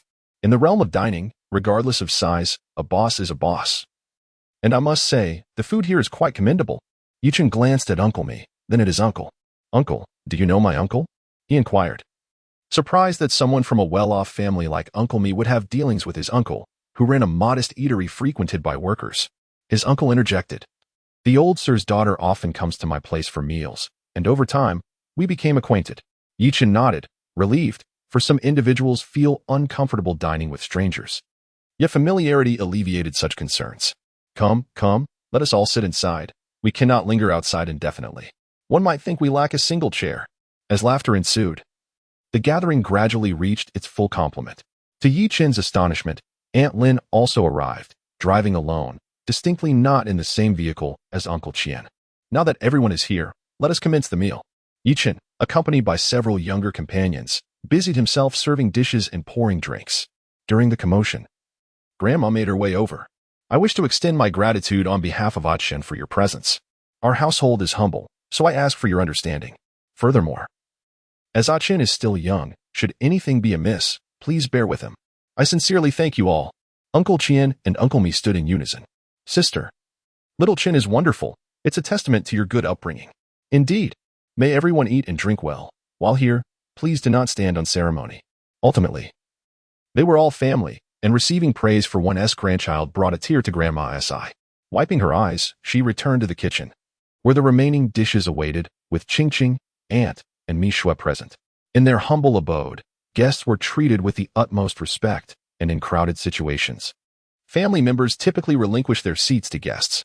However, this led to an awkward silence at the dining table, as no one was willing to occupy the host's seat. Uncle Mi, unable to bear the tension, rose and headed straight for the kitchen, with Yi Chen following closely behind. Auntie, what are you doing? Come over and eat. Grandma chuckled softly. You all eat, we will manage ourselves. It feels more comfortable that way. That one tea do. Uncle Mi insisted, refusing to relent, pulling Grandma along with him. Yi Chen surveyed the remaining guests with a smile. What are you all waiting for? Let us go eat. Ultimately, after considerable effort, everyone gathered around the table to dine. Yi Chen and his companions stood to eat, and no one objected. After all, it was their own home, where familiarity prevailed, and formality was unnecessary. The meal was quite successful, yet Yi Chen felt a tinge of dissatisfaction. The table was too small, and a larger one would be preferable, along with a more spacious dwelling. While they dined indoors, passers-by occasionally stole glances from outside the courtyard. The presence of Uncle Qian and Aunt Lin's car, parked prominently, exuded an air of grandeur, unmistakably a symbol of considerable worth. The newly arrived Yi Chen had evidently struck it rich. Rumors suggested he had even purchased a boat. Indeed. Were you aware of the events at the dock yesterday? Let me tell you. What? Dozens of sacks of fish? That must amount to several £1,000s. Who would dispute that? I heard the Fisheries Administration showed up, but ultimately claimed it was all caught by angling. After the meal, Yi Chen felt overwhelmed by the crowd outside. Why were there so many people? Once the guests departed, a throng of onlookers surrounded him, some inquiring if he sought a wife, others asking about hiring fishermen. With several £1,000s of fish, could Yi Chen possibly manage it all alone? He would certainly need assistance. Unable to endure the commotion, Yi Chen ushered Huzi and the others into the vehicle and departed the scene. The onlookers clicked their tongues in disappointment. What a pity. Huh. It's not as if you weren't frightened. You were the most animated just a moment ago. Grandmother peeked out from the courtyard, hurriedly closing the door, hoping a quarrel wouldn't ensue. Chapter 50. Is Father Shun home? Upon arriving in town, Yi Chen reserved a private room at a KTV and sang until dusk. At that moment, Uncle Qian's call came in, informing Yi Chen that the accounts had been settled and he could come to finalize the transaction. With his heart racing and hands trembling in excitement, Yi Chen jumped into his car and sped toward Uncle Qian's residence. Upon arrival, Uncle Qian welcomed him warmly and presented a ledger. Here are the prices and quantities. Please verify if everything is correct. Yi Chen took the ledger and began to examine it. The Eagle pomfret was categorized into two specifications. Those weighing under 5 pounds totaled 732 pounds, while those over 5 pounds amounted to 311 pounds, bringing the total to 1,043 pounds, which aligned closely with their estimates. As for the pricing, the smaller fish were sold at 71 per pound, yielding a total of 51,972, while the larger ones went for 113 per pound, amounting to 35,143, culminating in a grand total of 87,115. Additionally, there was a large eye tuna priced at 82 per pound, with a total weight of 235 pounds, selling for 19,270. Thus, the total value of these fish was 106,385, rounded to a neat 106,400. Yichun had no doubts regarding this figure. However, he was puzzled by the amount allocated to him. According to the ledger, he should rightfully receive 1/3, which would be over 30,000. Yet the actual sum was a surprising 63,840, almost double. Uncle Chien, this amount seems incorrect, he remarked. Uncle Chien chuckled heartily. What is wrong with it? The boat is yours, the fuel costs were yours, and you caught the tuna. There is no reason for me and Uncle Me to take advantage of you. Just accept it. I'll transfer the funds to you tomorrow. But Uncle Chien, you contributed as well. It hardly seems fair to receive so much. Uncle Chien waved him off. No need for such politeness. If you feel uncomfortable, simply treat us to a meal. It's a small matter. With that, Uncle Chien gently ushered Yichun outside. Let us go. Your Aunt Lin isn't home today, so there is no dinner waiting for you. Yichun couldn't help but smile in disbelief as he was pushed into his car. Before departing, he noticed Uncle Chien rubbing his hands together. A look of excitement on his face. Uncle Chien, you're not planning something mischievous again, are you? Uncle Chien shot him a stern look. Don't speak carelessly. Now hurry up and leave, or I might just have to give you a gentle nudge. With an eye roll, Yichun pressed the accelerator and drove off. After picking up Huzi, he dropped Mishue off at her home before returning himself. Upon arriving home, he discovered that his grandmother and aunt appeared quite anxious. Rummaging through the yard. Grandma, what is the matter? Chen, De Huang is missing. What? De Huang is missing? His grandmother nodded, visibly distressed. After you all left, I noticed many people outside, so I closed the door. It was only just now that I opened it, intending to give De Huang some leftover food. But I cannot find him anywhere. Don't worry, Grandma, we will look for him. From the original 3 individuals, the search had now expanded to 7. Yet they scoured the yard and house thoroughly without success. Yichun furrowed his brow. Typically, De Huang would come running at the mere sound of his name, but now, Grandma, Aunt, you both prepared dinner. We will head outside to search. It is certain that the dog cannot be found at home. It likely ran out around noon when guests arrived, and no one noticed its absence. The 4 individuals continuously wandered through the village, a time when meals were being prepared, resulting in few people outside, and thus many remained unaware of their intentions, merely exchanging greetings upon encounter. Some had their doors firmly shut, rendering the interior invisible. Upon returning to the village entrance, the 4 gathered in a circle. Brother, I suspect that De Huang was likely taken by someone. After all, being so small, it wouldn't have strayed far enough to be lost, one suggested. Yichun shared this sentiment, acknowledging that children are often fond of dogs, increasing the likelihood of it being taken. Moreover, De Huang's allure extended beyond children. Adults found it equally captivating. A dog that could generate income is indeed precious. Let us head back for now, he proposed. However, Awang expressed his discontent. Brother, aren't we going to search? How could we? It's late at night. How would we search? Would we invade someone's home?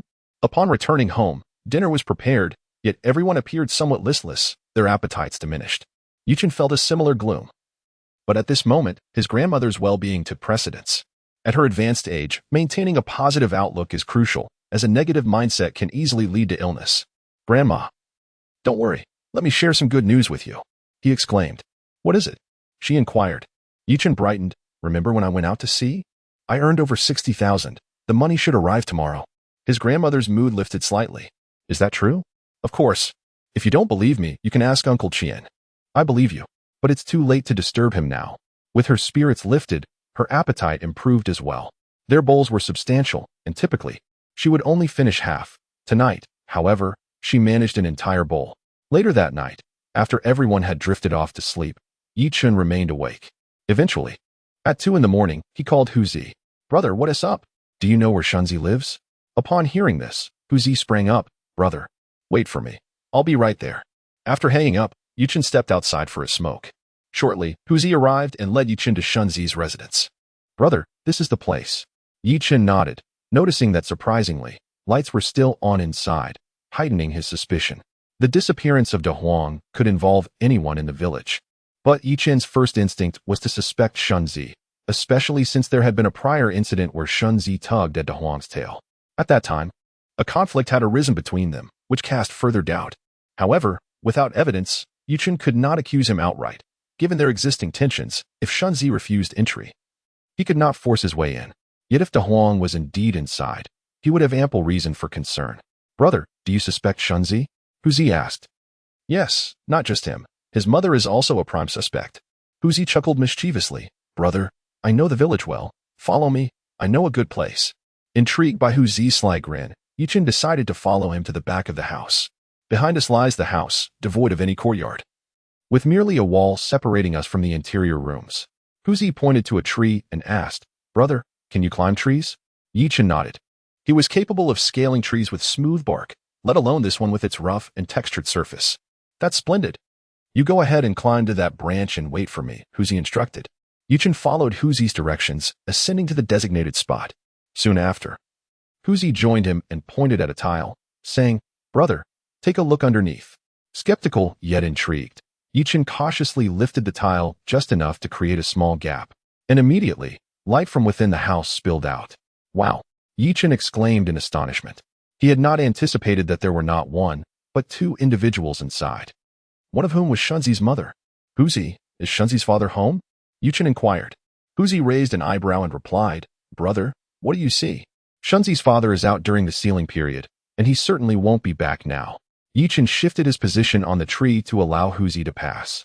Once Huzi lifted the tile, he hurriedly and carefully replaced it. The thrill of the moment was palpable. Chapter 51, The Secret of Daping. Brother, what shall we do now? Yichin pondered for a moment. Let us first record the events to clarify the situation. If the dog truly belongs to them, we need not hold back. The two conferred briefly before positioning themselves on a sturdy tree branch, their bodies intertwined. Huzi steadied himself with one hand on the rooftop while using the other to lift a tile. Meanwhile, Yichin retrieved his mobile phone to capture the unfolding scene. Simultaneously, they remained vigilant, listening intently to the sounds within. Daping, could you turn off the light? Shunzi is next door, and I fear. Fear what? Shunzi is but a child, not his father. Besides, even if he sees, the seal period is still quite long. By then, he would have forgotten all about it. Now, continue. One must admit, Daping possessed quite a talent, as he commenced a martial arts display in the room, showcasing skills such as the 18 dragon subduing palms and Iron Mountain stance, executed with remarkable finesse. With such prowess, it was no wonder he succeeded in his thievery. On the rooftop, the two young men were captivated, their blood boiling with excitement. Huzi nudged Yichin. Brother, I hadn't noticed before, but her figure is quite appealing. Yichin nodded in agreement, choosing not to elaborate. After a while, the commotion below subsided, replaced by murmurs of conversation. Daping, is Yichin's dog all right? What issues could arise? The place I reside is seldom visited. It's merely a dog. Once it matures, we shall let it out. How could Yichin claim it as his? Yichin's gaze sharpened, locking onto Daping. Under Yichin's scrutiny, Daping donned his clothing and walked out with a bewildered expression. Huzi, let us follow him. All right, brother. The two trailed Daping, maintaining a distance until he entered a small house, at which point they cautiously approached. Brother, this is Daping's home. He hails from afar, named Wang Daping, and lives here alone. Yichin surveyed the surroundings, noting the remoteness of the place. No other houses were in sight, just this single dwelling, with grass towering high around it. Yet, this isolation proved advantageous for their concealment. Daping's residence featured a low courtyard, about 2 meters high. The two found some objects to elevate themselves, allowing them to observe the yard. Peering over the wall, Yichin scrutinized the courtyard. But there was no sign of the dog, Dahuang. However, their efforts were not in vain. They witnessed Daping organizing a fishing net before placing it into a bag and securing it to his bicycle. Brother, what is he up to? Silence. Let us observe further. Yichin activated the recording, capturing Daping as he wheeled his bicycle to the door and locked it behind him. Yichin and Huzi exchanged knowing glances and stealthily followed. Upon reaching the seaside, a more open expanse greeted them. They slowed their pace, watching as Daping pushed a small boat into the water before departing. Their expressions turned vibrant. This outing not only unveiled information about Dahuang, but also yielded unexpected discoveries. Incredible, absolutely marvelous. Brother, what shall we do next? Yichin shared a cigarette with Huzi, taking a puff himself, a smile gracing his lips as he exhaled the smoke slowly. Wait. All right. Huzi, invigorated by the spectacle he had just witnessed, felt no fatigue. The two concealed their figures and patiently awaited their next move. Approximately half an hour later, Daping returned by boat once more. After ensuring everything was in order, Daping secured 2 burlap sacks onto his bicycle and set off again. Yichin activated the recording device, following closely behind. Upon returning to Daping's residence, The footage revealed Deping's joyous expression as he unveiled the contents of the sacks. One contained a fish trap, while the other was filled with crabs, eels, and lobsters. Yi-chun patted Huzi on the shoulder, signaling him to leave promptly. "Brother, how do we call the police?" Huzi inquired. Yi-chun shook his head. "What for?" "I have a better plan. We'll discuss it later. Then I shall take my leave." After bidding Huzi farewell, Yi-chun opened the door to his home. Once he confirmed that the recording on his phone was intact, he finally drifted off to sleep. After a late night, he awoke the next day to find it was already noon. "Ah-chun is awake. Quickly wash your face. The meal is ready." Yi-chun responded affirmatively, proceeding to brush his teeth and wash his face. Once he was refreshed, he felt slightly more alert. The lunch was quite ordinary, featuring steamed buns prepared by his grandmother. Along with rice, he could eat whatever he fancied. Yi-chun particularly favored the homemade buns, which were distinct in their texture, possessing a delightful chewiness that contrasted sharply with those sold commercially, which would become soggy upon reheating. After finishing lunch, Yi-chun informed his grandmother, "Grandma, I am taking Huzi and Aki into the city. I likely won't return until evening. Be careful on the road." Accompanied by Aki and Huzi, they made their way to the city, delivering them to their destination before heading to the computer market. "Hello, are you here to assemble a computer?" Yi-chun nodded. "How long will it take?" Upon realizing Yi-chun was indeed there for computer assembly, the young man greeted him warmly, offering a cup of water. "It's quick. It will be ready shortly. Let's first review the specifications." Before long, the young man emerged with a list. Yi-chun's expression darkened as he pointed to the quote, "Change this motherboard, and also replace this octa-core 16-thread processor with a Core i7. Additionally, please include a DVD drive with burning capabilities." The young man was taken aback. "Have you worked in a computer market before?" Yi-chun smiled. "I haven't, but I am well aware of your tricks." "Have you worked for 2 years? What's the matter?" The young man shook his head. "This is my first order of the day. I didn't expect to encounter a fellow practitioner. How about this, for 10,000 yuan? I will provide you with a complete set." "All right, let's get started." In an hour, the young man completed the assembly and, after finishing the adjustments, sighed at Yi-chun. "If everyone were like you, we wouldn't be making any profit." Yi-chun shrugged. "No profit? Then perhaps I should reconsider. I no longer want the computer." "Brother, don't be like that. Let's settle the bill first." Yi-chun settled the account and rolled his eyes. In the realm of business, if one fails to profit, what purpose does it serve? One might indulge in idle chatter, but now that the pretense has dissipated, who is left to impress? Shortly afterward, a notification chimed on the phone, revealing a bank balance of 103,600. The fruits of his endeavors abroad had arrived, lifting Yi-chun's spirits once more. He loaded his belongings into the car, purchased a card reader and a disc, and then set off for home. Upon arrival, he eagerly detached the memory card from his phone.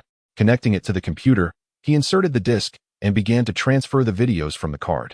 As the transfer neared completion, Yi-chun decided to split it into 2 sessions.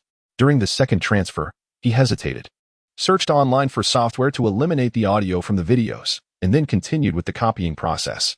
All set, Yi-chun settled into his chair and placed a call to Huzi. Chapter 52. The performance is about to begin, brother. What is the matter? It's like this. De Huang was taken away by Shunzi's mother and Deping. I was considering whether Shunzi's family has any other relatives, so I thought I might inquire if I could get him back. On the other end, Huzi rolled his eyes. "Chen-gu, you're being overly cautious again. I wonder what scheme you're concocting this time." "Brother, Shunzi's house is the third one on the left. That belongs to Shunzi's third uncle. You can ask around. Their relationship is quite amicable." "All right. Understood." After hanging up, Yi-chun chuckled to himself. "Got it." Stepping outside, Yi-chun strolled towards Shunzi's neighborhood. Glancing around before heading toward a particular courtyard, he paused at the entrance and called out, "Uncle, are you home?" Hearing his voice, a middle-aged woman emerged from within. Momentarily taken aback upon seeing Yi-chun, "Ah-chun, you've come. Please, come in and sit down." Li Yanhua was effusively welcoming, pulling Yi-chun into the courtyard. "Ah-chun, let me tell you, I have a niece who is 19 this year and currently attending university. She is quite beautiful. Would you like me to introduce you?" Yi-chun scratched his head, bewildered by the sudden turn of events. "Andy, I'm not here for matchmaking." "I understand. But for matchmaking, we should go to town. No need to do it at home. I'm just saying this. You sit tight, and I'll pour you a cup of tea." The woman busied herself, pouring Yi-chun a cup of tea and offering him some sunflower seeds. Yi-chun felt a bit embarrassed by her hospitality. "Auntie, I've been here for several days, and I don't know everyone yet. I just came to visit and chat. There's no need for such formality. Formalities? Our family is known for its warmth towards guests. Yichen nodded. Auntie, your home is beautifully decorated. May I take a look? Of course. There's nothing to hide. This little house was built for my son to marry. You might find it useful someday. Exactly. Yichen nodded eagerly and stepped inside. Feigning curiosity, he scanned the interior, his eyes suddenly catching sight of a television beside a DVD player. Feigning surprise, he exclaimed, Auntie, what is this? Li Yanhua turned to look, her face lighting up with a smile.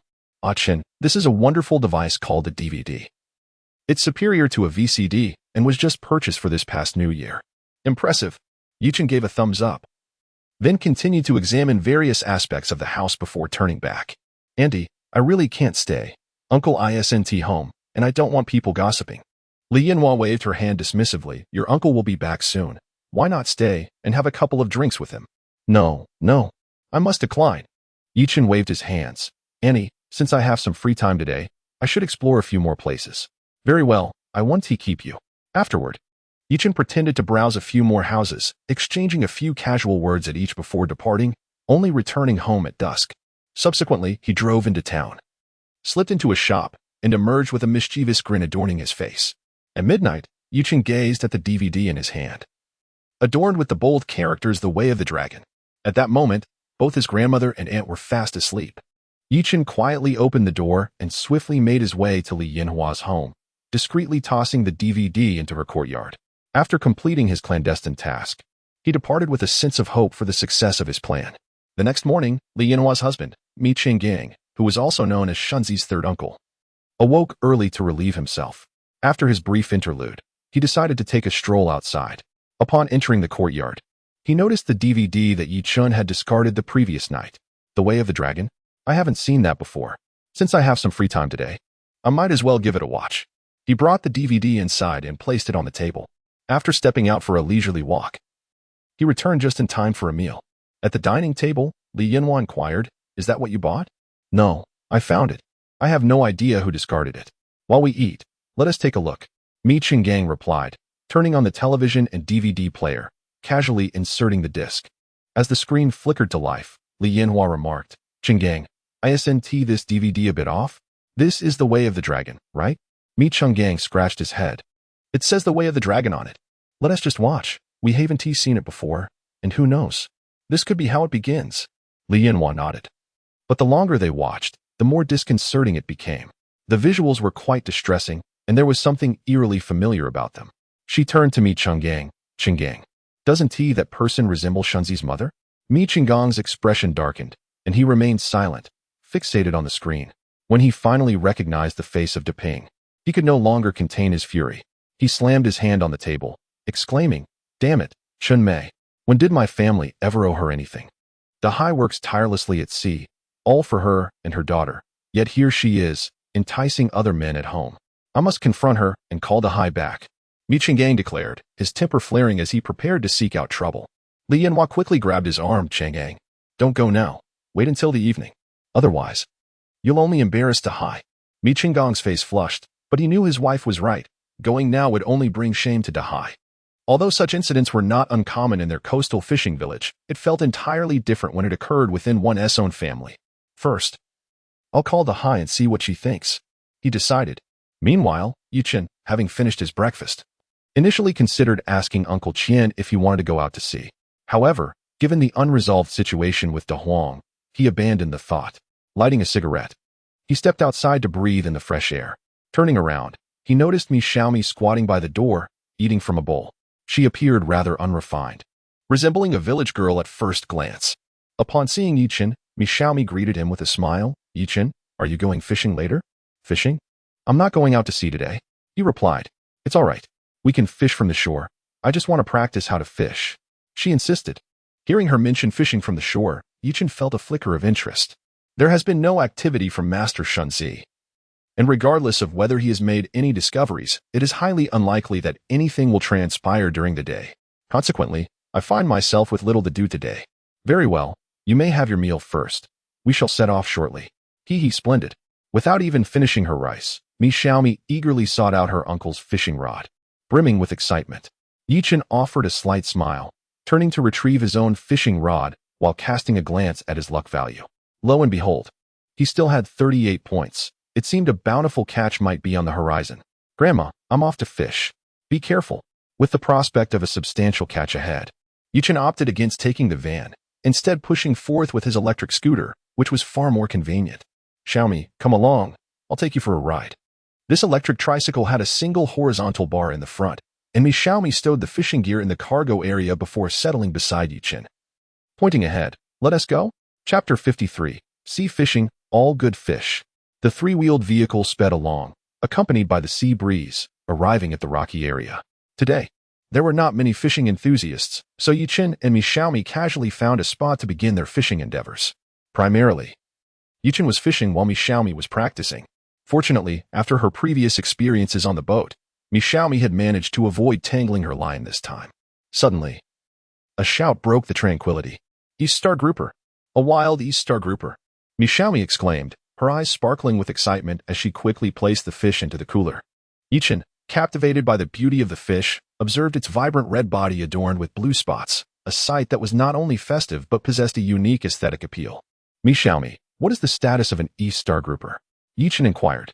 "Certainly, it is a high-end seafood," Xiaomi responded, her eyes gleaming as if she could see money beckoning her. "Currently, this fish is priced at over 300 per pound, and if the market is favorable, it could reach 400 to 500. Goodness. Yi-Chen licked his lips, realizing how exorbitantly priced it was. He promptly accessed the internet for further information. To his astonishment, he discovered the reason for such a high price. This fish resides in coastal coral reef areas and is notoriously difficult to catch. Its limited supply in the market leads to many being imported. How splendid. Yi-Chen gazed out at the sea, searching for other fish, pondering whether he might also catch one. The one Xiaomi had caught weighed around 3 to 4 pounds, potentially worth over 1,000 yuan. Before long, Yi-Chen spotted a promising candidate within 30 meters, a range in which he could discern its full form. There, a 2 to 3 pound East Star Grouper stealthily concealed itself among the rocks, intently focusing on a nearby lobster. Suddenly, it lunged forward, swiftly devouring the lobster before retreating back to its rocky hideaway, awaiting its next opportunity. Yi-Chen chuckled to himself, realizing that this East Star Grouper was quite hungry and had a strong predatory instinct.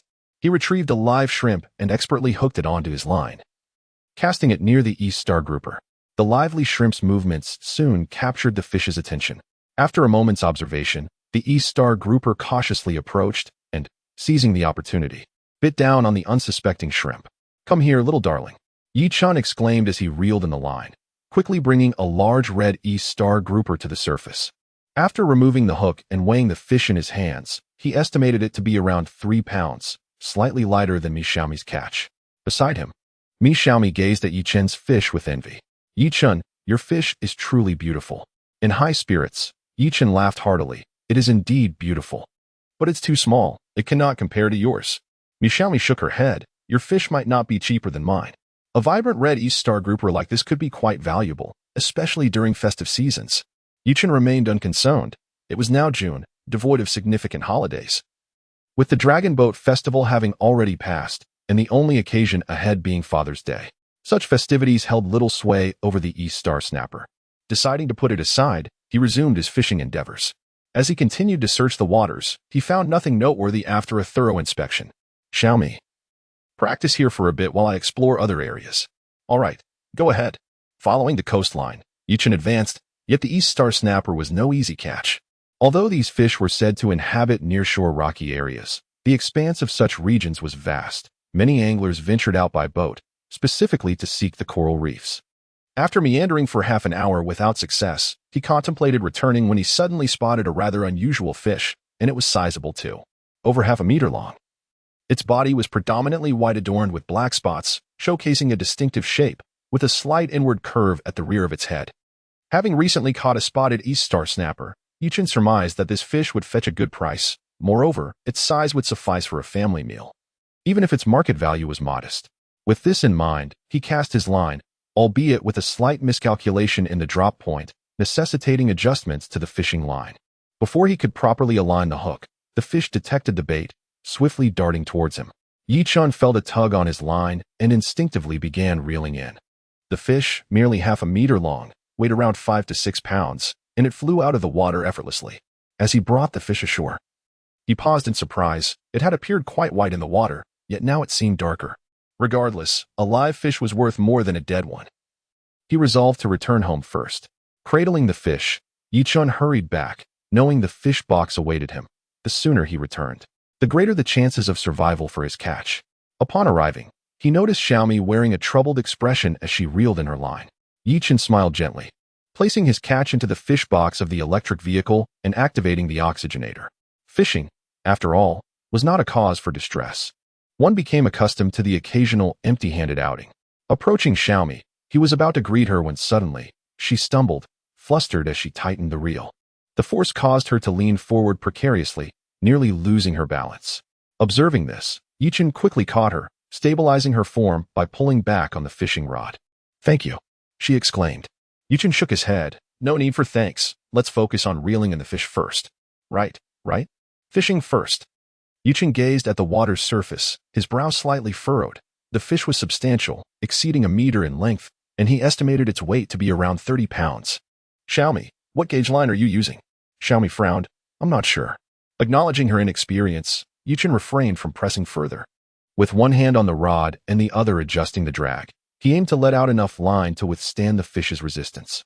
Fortunately, after about 10 minutes of testing the waters, Yichun discerned the situation, as long as he did not apply excessive force. There was a high probability that he could successfully land the fish. After sharing the situation with Xiaomi, she exhibited a palpable excitement. To catch such a magnificent fish on her second fishing expedition was beyond her wildest dreams. The two stood by the seaside, with Yichun positioning himself to support the fishing rod, while Xiaomi took the lead, tirelessly reeling in and releasing the line. After half an hour, the fish finally succumbed to fatigue. Xiaomi skillfully reeled in more than she released, and soon, most of the fishing line had been retrieved. As the fish gradually approached the shore, they caught sight of its impressive form. A parrotfish of such size.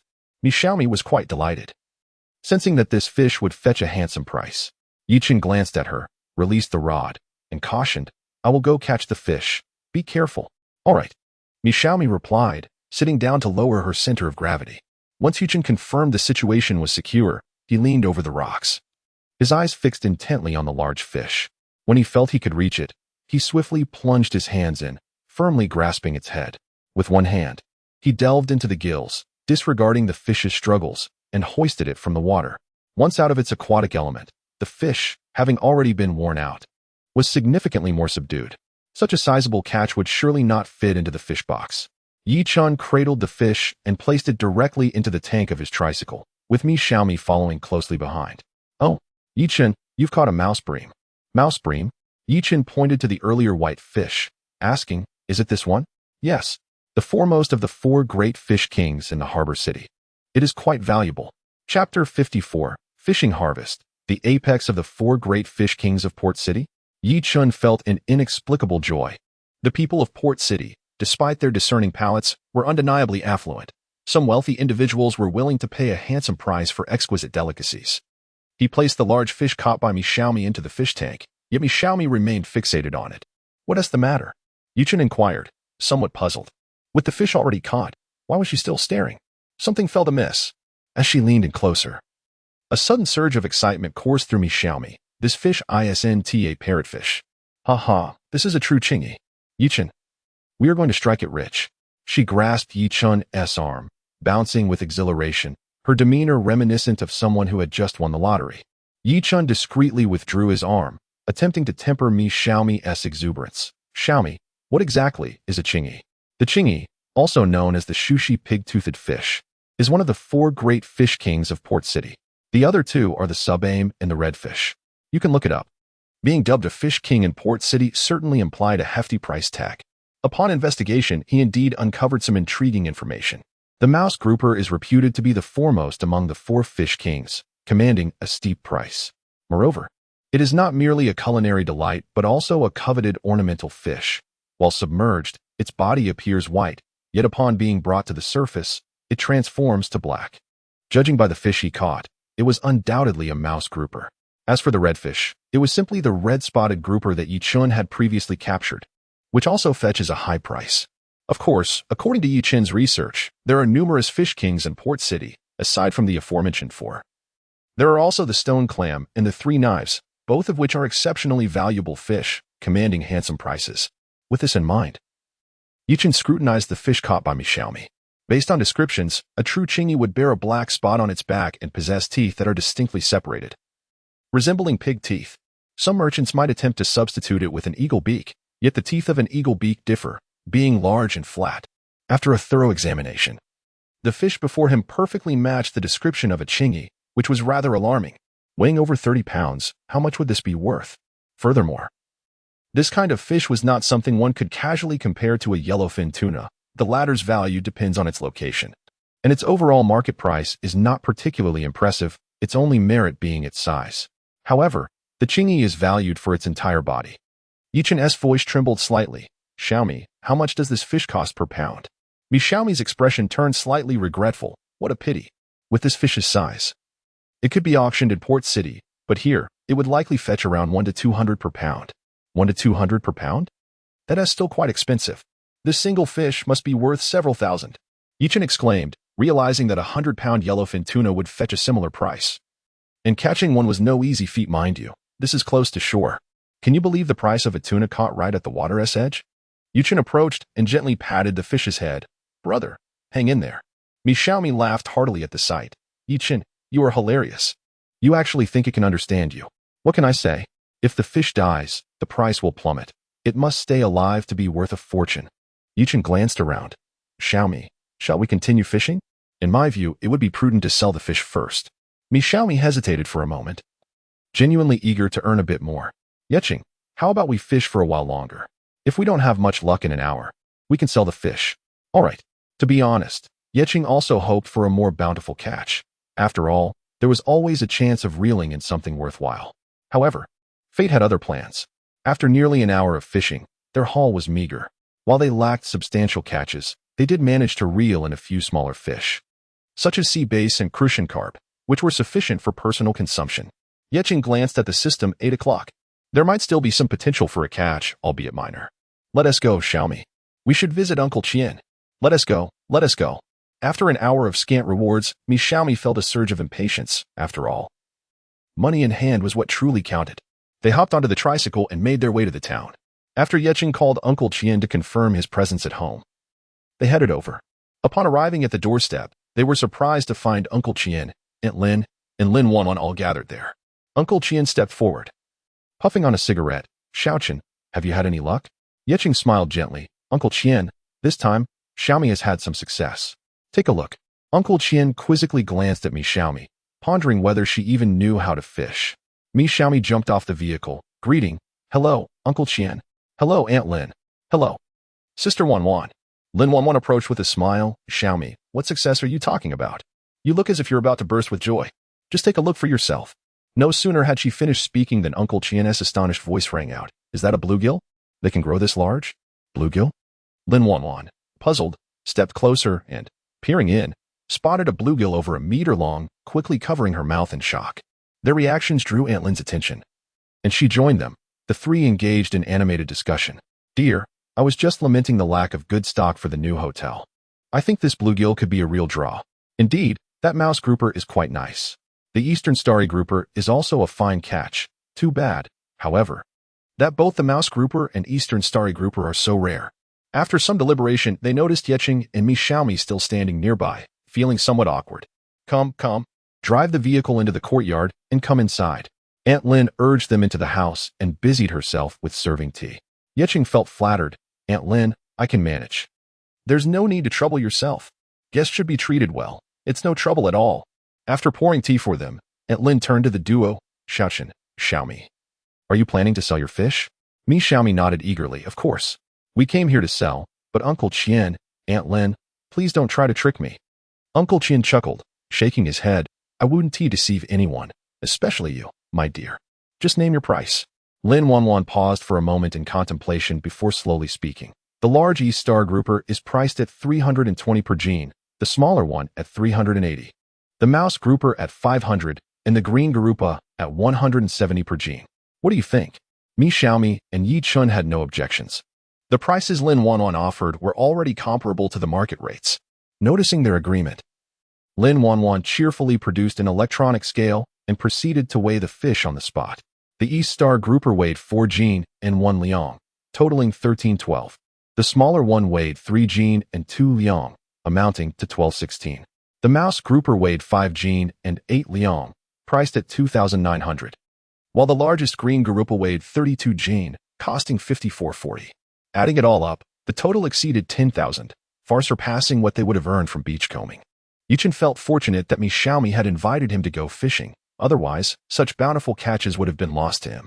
Once the calculations were complete, Mi Xiaomi stood up and said, "Uncle, Auntie, and Wanwan, please transfer the money directly to my card. We'll take our leave now as we haven't had lunch yet." Upon hearing this, Aunt Lin immediately stopped them. "Why not stay for a bit? I'll go prepare a meal." Yichen glanced at the time. It was getting late. And Aunt Lin and the others had likely already eaten. "Aunt Lin, there's no need to trouble yourself. It's just a short walk to town. We can grab a bite on our own." Returning to the town, the two were ravenous and randomly chose a beef soup shop to dine in. 2 bowls of beef soup, accompanied by 2 flatbreads, left them feeling satisfactorily full. Mi Xiaomi let out a contented burp and rubbed her belly. "It feels wonderful to be full. Yichen, shall we head back?" Yichen nodded in agreement, settled the bill, and drove the tricycle back to the village. Mi Xiaomi went home, claiming she needed to take a nap, while Yichen parked the tricycle in front of the house and called out to a Wang. "A Wang, has anything happened in the village?" Chapter 55, A Spectacle in the Village. A Wang scratched his head and said, "Brother, our vegetable garden has sprouted. Does that count?" Yichen shook his head. "That is our own affair. I am inquiring if anything has transpired with the others in the village." A Wang pondered deeply. And after a while, he suddenly slapped his forehead. "I remember now. This morning, a Shui came to play with me." Yichen tapped his head, pondering why he had chosen to ask a Wang, who seemed utterly unreliable. However, since a Wang was unaware of any events, it was likely that nothing significant had occurred in the village. Yichen gazed thoughtfully in the direction of Shunzi's house, surprised by Shunzi's grandfather's composure. He wondered when he would take action. Perhaps he had not yet seen the video? Never mind. Let the situation unfold for a while. He could always make another copy if necessary. Returning to the house, Yichen quickly washed up and laid down on the bed, enjoying the breeze from the fan. Before long, he drifted into slumber. He slept soundly until evening, and upon awakening and checking his phone, he discovered a transfer notification from Chu Ping. Yichen paused in confusion. Why was Chu Ping transferring money to him? A glance revealed it was a substantial amount, 5,500 yuan. He was about to inquire when he noticed a message from Mi Xiaomi. "The money has been transferred. Looking forward to our collaboration." Realization dawned on Yichen. The funds were the fruits of the morning's fishing expedition. However, according to his calculations, he should not have received such a sum. Contemplating this, he messaged Mi Xiaomi for clarification and received an instant reply. "The money is split evenly. Without you, I wouldn't have been able to reel them in. Hee. Thank you. Let us go fishing together next time." Yichen chuckled and checked his points, finding that he had indeed gained 5,500 points, bringing his total to 143,707. He put away his phone with a smile and stepped outside to find his grandmother and Aunt already bustling in the kitchen, while Ching sat outside completing her homework. "Grandma, do you need any help?" Chen is awake. Grandma smiled. "There's nothing to assist with. It will be ready soon." Yichen nodded and was just about to reach the door when Uncle Qian called. "Xiao Chen, are you going fishing tomorrow?" "No, Uncle Qian. I have some matters to attend to, so I won't be going. If you wish to go, you know where the boat is. Feel free to take it." On the other end, Uncle Qian shook his head, realizing that the young man was quite astute. If he took the boat out, wouldn't he need to refuel it? Boats are not like motorcycles. Fuel is quite expensive. Then I won't go either. Just let me know when you plan to go. Rest assured, Uncle Qian. I will definitely inform you. After a brief conversation, they ended the call, and dinner was nearly ready. After finishing the meal, Yichen reached into his pocket and realized he was out of cigarettes. He headed to the village shop, and as soon as he appeared, the owner greeted him warmly. "Chen, why are you here so late?" Having visited a few times, Yichen had grown familiar with the shopkeeper, whose name was Li Yan. "Sister Yan, I'm out of cigarettes. I'd like 2 packs. Sister Yin cheerfully produced 2 packs of Huazi. "Is this what you want?" Yichen nodded slightly. "Sister Yin, you truly understand me. There's no need to elaborate. I shall take my leave." With that, he settled the payment and prepared to exit. Li Yin rolled her eyes and promptly seized Yi Chen's arm. He paused momentarily. Sister Yin, is there something else? Li Yin appeared somewhat bashful as she inquired. When will Aki return? Aki. Yi Chen cast a scrutinizing glance at Li Yin, filled with skepticism. Did these two truly have a mutual affection? Ah Chun. Do not misunderstand. I merely wish to inquire. Yi Chen chuckled. Do you genuinely believe that? Aki is learning to drive. I cannot ascertain when he will return. It depends on his pace. If he learns quickly, he'll be back sooner. And if slowly, then later. Li Yin, exasperated, playfully shoved Yi Chen, ushering him out the door. The essence of her words was as good as unspoken. Unfazed, Yi Chen strolled back home, settling at the entrance, relishing the gentle breeze while smoking. Around 8 o'clock in the evening, a surge of people began to gather, each passing by Yi Chen's door with light steps and animated expressions. Among the crowd, Yi Chen spotted Li Yin and promptly pulled her aside. Sister, why are there so many of you? Are you off to strike it rich? Count me in as your little brother. Strike it rich? Shunzi Sanyi and Shunzi Ma are at odds. Let go of me. I must go witness the spectacle. Watching Li Yin depart, a smile graced Yi Chen's face. Indeed, what was meant to happen had finally arrived. Following the throng, Yi Chen made his way toward Shunzi's residence. From a distance, he could already hear the cacophony of a woman scolding. The words flew about, admonishing others not to speak without evidence, and berating the lack of respect for elders, declaring that one ought not to jest with the younger generation. The insults were quite unsavory. As Yi Chen approached, he discovered Shunzi Ma throwing a fit. Her cheeks marked with red handprints, likely the handiwork of Mi Cheng Gang. Not far from Shunzi Ma stood Mi Cheng Gang and his wife, their faces a shade of fury. Initially, they had no desire to escalate the situation, considering their nephew's reputation. However, they were taken aback by Chun Mei's refusal to relent, her voice rising as she protested that she was merely jesting with her elder, insisting that even if she were to be reprimanded, it shouldn't involve such mockery from a junior. The more Mi Cheng Gang pondered, the angrier he became. He turned to Li Yinhua, take Shunzi outside. Li Yinhua replied, Mind your words. Mi Cheng Gang nodded, watching his wife escort Shunzi away, before turning his attention to the gathering crowd, frowning slightly. He then dragged Chen Mei into the house, retrieving a disc and inserting it into the VCD player. Watch for yourself the mischief you have wrought. At this juncture, your stubbornness rivals that of a duck. As the footage played, Chen Mei's complexion grew increasingly pallid, eventually turning ghostly white. This was precisely the day. How could this be? How could Uncle Sam be privy to her affairs? As these thoughts swirled, Chen Mei's face shifted from white to crimson as she suddenly confronted Mi Cheng Gang, Uncle San. Did you spy on me? Indeed. It must be so. You are my uncle. How could you stoop to such depths? Mi Cheng Gang was so infuriated that he found it laughable. I spied on you? What do you think you are? The sea has toiled for both of you, running boats and working hard, while you have done nothing of worth.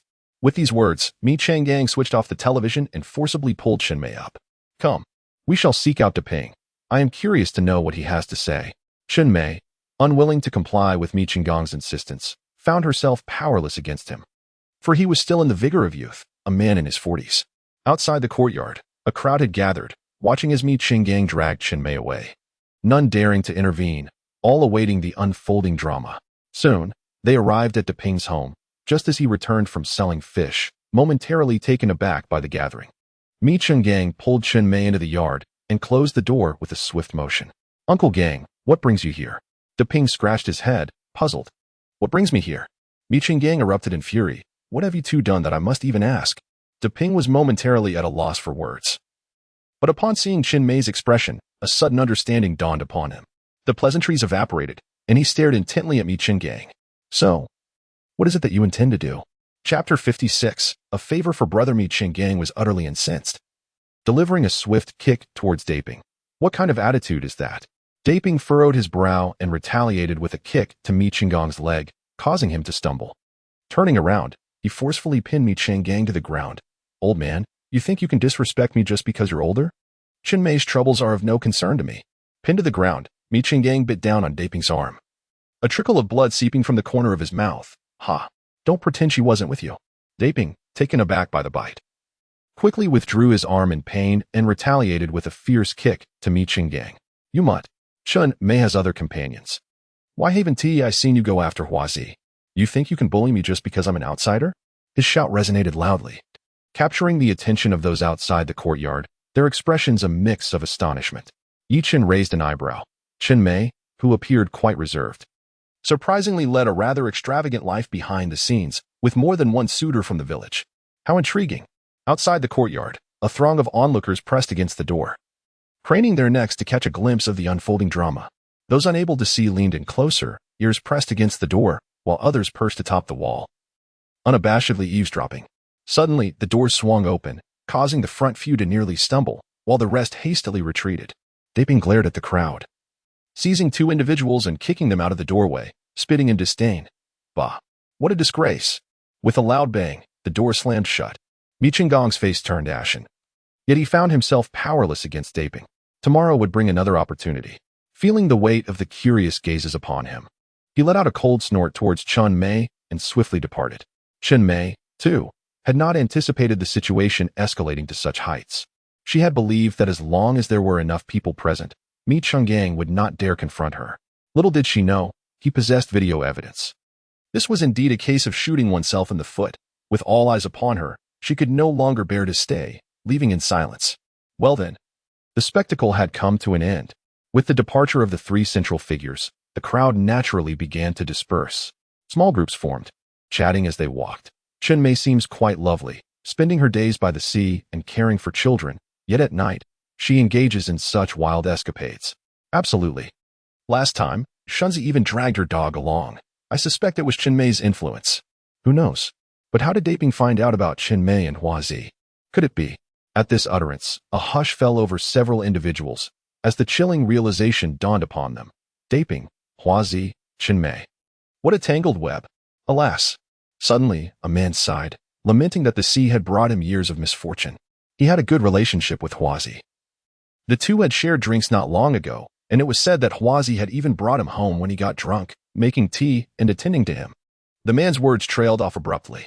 Huazi was a bachelor, and he wondered if there had been something more between him and Chen Mei at that time. This thought stirred unexpected excitement within him. Listening to the discussions around him, Yichen shook his head and smiled. It was time to return home for some rest. There were matters to attend to the following day. Upon arriving home on that sweltering day, Yichen donned a pair of shorts, switched on the fan, and covered his abdomen with a blanket, drifting into a deep slumber until dawn. Upon waking, he stretched and completed his morning routine, skipping breakfast altogether. After exchanging greetings with his grandmother, he made his way to the town, dressed in plain attire that would allow him to blend seamlessly into the crowd. He wore a cap with a low brim that obscured his face from view. Strolling leisurely, he soon found himself near the police station, where he paused, waiting. He pulled out a cigarette, smoking while scanning for a suitable candidate. As he finished his smoke, his eyes lit up. At that moment, a group of 3 or 4 children, around 7 or 8 years old, were playing with paper rockets. The sounds of their playful explosions ringing out as they challenged one another, each shouting louder than the last. Approaching them, Yichen noticed the children appeared slightly intimidated by his presence. Hey, big brother, do you want to play with us? We can lend you some. One of the children piped up. Yichen chuckled, realizing their innocence and considering him an elder. However, being called big brother warranted a response. He retrieved 5 yuan from his pocket and waved it in front of them. If you help your brother with a small task, this money is yours. How about it? The children's eyes brightened, and they nodded eagerly. Yichen then produced a CD from his jacket and handed it to them. Here's the money. I need you to deliver this to the police station. Understand? The leader of the group patted his chest confidently. Don't worry, big brother, we'll get it done. Watching as the children scampered off towards the police station, Yichen smiled faintly, tossing his cap into a nearby trash bin before departing. The item he had entrusted to the children was the footage of Daping using a net to catch fish, and he believed this evidence would ensure Daping would face some time behind bars. At this point, Yichen felt a twinge of hunger. He glanced in the direction of his uncle Yi Fugui's shop and walked over. Ah, Chen, what brings you here? His uncle greeted. I missed breakfast and was hoping to snag a meal. Yi Fugui shot him a playful glare. What? Are you implying your uncle can't even afford a meal for you? Soon after, Yi Fugui returned with a bowl of noodles, though it felt a touch meager, accompanied by some sliced marinated dishes. So, Chen, how is the boat business treating you lately? He inquired. Not too shabby. I've made a few thousand. Yi Fugui paused momentarily, placing the marinated beef back down. Yichen quickly interjected, Uncle, don't. I find this beef quite appetizing. Yi Fugui chuckled as he set the beef aside, remarking, Is that all you can say? I've been at this for half a year and have barely earned a few thousand, let alone before. I've just been fortunate. Yuchen laughed. On my first fishing trip, I encountered a school of fish. Yesterday, while shore fishing, Xiaomi caught a large green fish weighing over 30 pounds, and we shared some. Yi Fugui's mouth fell open in astonishment. Over 30 pounds of green fish? Remarkable. Before they could continue their conversation, customers entered the shop. Turning around, they saw it was Grandfather Mi and his daughter, Xiaomi. Grandfather Mi, you're here too, Yuchen exclaimed. Ah, it's little Chen. Grandfather Mi approached with a smile, immediately engaging Yuchen in conversation. Boss Yi, 2 baskets of buns and 2 bowls of millet porridge. Yi Fugui smiled briefly, then set about preparing the meal. Yuchen, are we going out to sea tomorrow? My hands are itching for it. Grandfather Mi rubbed his hands together, eager for the adventure. The last time they encountered a school of fish, it had been exhilarating, and now he longed for that feeling again. Yuchen considered for a moment. He had already sent the evidence to Deping, and predictably, results should arrive today. Then tomorrow it is. Tell Uncle Qian. And we shall all go together. I want to go too. Xiaomi raised her hand, but was swiftly swatted down by Grandfather Mi's. School break is approaching. There will be many tourists soon. You can't go anywhere. Just stay in the shop and help out. Xiaomi pondered for a moment before sighing. All right, I understand. Chapter 57. The capture of Wang Daping. After finishing breakfast, Grandpa Mi and Xiaomi set out for the supermarket, leaving Yuchen to ride back home alone on his tricycle. Along the way, he heard a noise behind him and turned to see a police vehicle. The authorities were acting swiftly. Accelerating to the fullest, he sped home, relieved to find he had not missed the crucial moment. A large crowd was already congregating towards Daping's residence, and without pausing, Yuchen drove his tricycle straight there. On the road, Lian spotted Yuchen and waved her arms. Ah Chen, wait up, give me a ride. Once she climbed aboard, Yuchen turned to inquire, Sister, where are you all headed? Lian paused momentarily before replying, You don't know. Yuchen shook his head, explaining, I just visited my uncle in town and had breakfast with Grandpa Mi. I'm returning now. Oh, I see. Lian responded, quickly elaborating. You're aware of what happened with Daping yesterday, right? The police are here to apprehend him, and everyone in the village has come to witness the commotion. With confirmation that they were indeed after Daping, Yuchen felt a sense of relief and hurried on his tricycle. Upon arrival, he found Daping absent but spotted Ermao among the crowd. What was he doing here? Yuchen furrowed his brow. There had been such a ruckus last night. Yet Ermao's family had not emerged, so why was he now drawn to the spectacle? After observing Ermao for a moment and noting his lack of activity, Yuchen decided to disregard him. So long as Ermao refrained from causing trouble, he could do as he pleased. Shifting his focus to Daping's home, he noticed the forcibly broken door and a group of uniformed individuals bustling in and out, retrieving various items. They were all fishing nets and traps, some still adorned with recently caught, albeit deceased, fish clearly gathered just in the last few days. As they arranged the items at the entrance, one officer brandished a loudspeaker. Villagers, we have traced Wang Daping, who has violated the fishing ban by using prohibited nets during the closed season. Such actions are in severe contravention of the regulations. We will impose strict penalties for this behavior. Currently, Wang Daping is not at home. Anyone with information leading to his whereabouts will receive a cash reward of 500 yuan and may be recognized as an outstanding individual in the village. After making this announcement, the officer stood waiting, as villagers were the most familiar with one another. At that moment, another uniformed man emerged from the courtyard, cradling a small dog. Yuchen squinted and approached. Hello, officer, that dog belongs to my family. I thought it had gone missing a few days ago, only to discover it was taken by Wang Daping. The officer paused, scrutinizing Yuchen, then furrowed his brow. Do you have any proof that this dog is yours? Yuchen chuckled. Of course. He then whistled, and Huang, the dog, immediately perked up, struggling to run towards him. The officer hesitated for a moment before releasing the dog, who dashed towards Yuchen, eagerly licking his hands. Embracing the large dog, Yuchen addressed the crowd. Leaders, the villagers are familiar with my dog. If you doubt it, you may inquire with them. Furthermore, this dog was entrusted to me by Professor Mi, and you can verify that as well. The uniformed men turned their gaze toward the villagers, who, despite their envy of Yuchen's dog, could not dispute his claim. At that moment, Lian stepped forward from the throng. The dog indeed belongs to a Chen, and astonishingly, this dog has the ability to catch fish along the shore. Yet it was captured by Wang Daping. A few individuals were taken aback. A dog can catch fish? How so? Lian responded, it simply catches fish. How else could I explain it? This dog can unearth a bounty of seafood amounting to 1 or 200 each day. The group was somewhat incredulous. How could a single dog gather such a haul in a day? What need would there be for humans then? However, observing the villagers' expressions, it appeared there might be some truth to her words. The uniformed men huddled in discussion, realizing that the dog's value was considerable. Thus, Wang Daping would face not only charges of illegal fishing, but also theft. This situation had escalated significantly. One of them spoke up again. Is there truly no one with information? The temptation of 500 yuan is substantial, equivalent to a villager's labor for 10 days or more. The crowd scratched their heads in contemplation, momentarily at a loss for clues, primarily due to their unfamiliarity with Daping.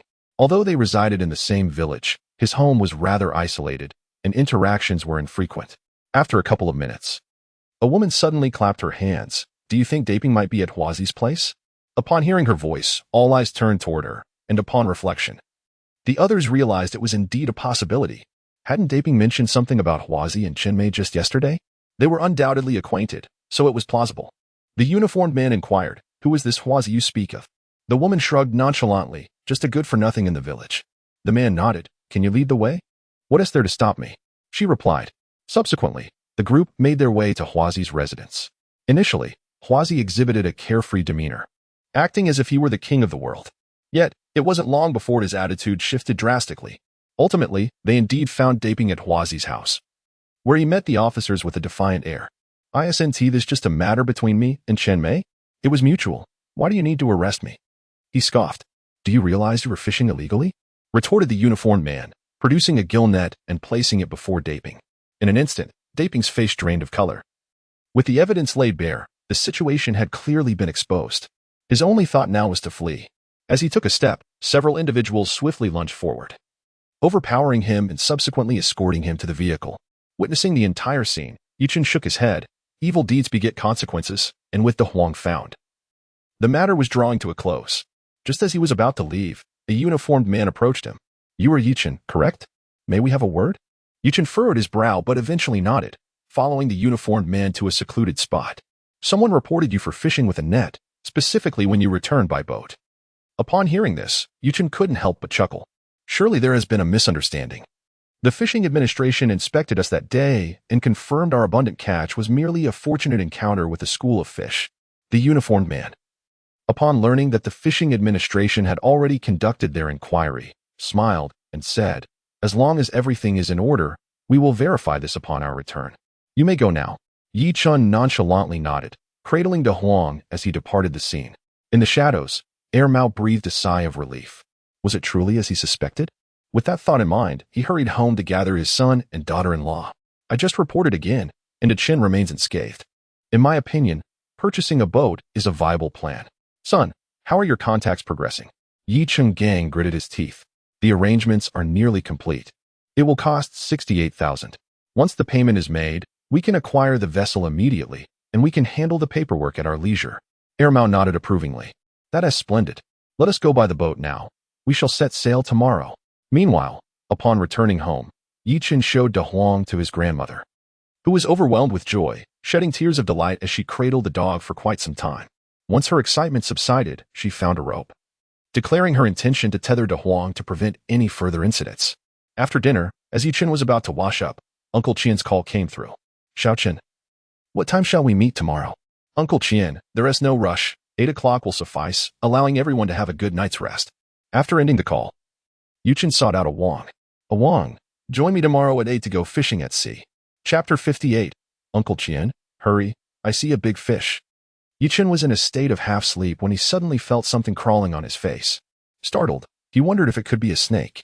He hastily opened his eyes, only to find that it was a Wang, playfully poking him with a dogtail grass.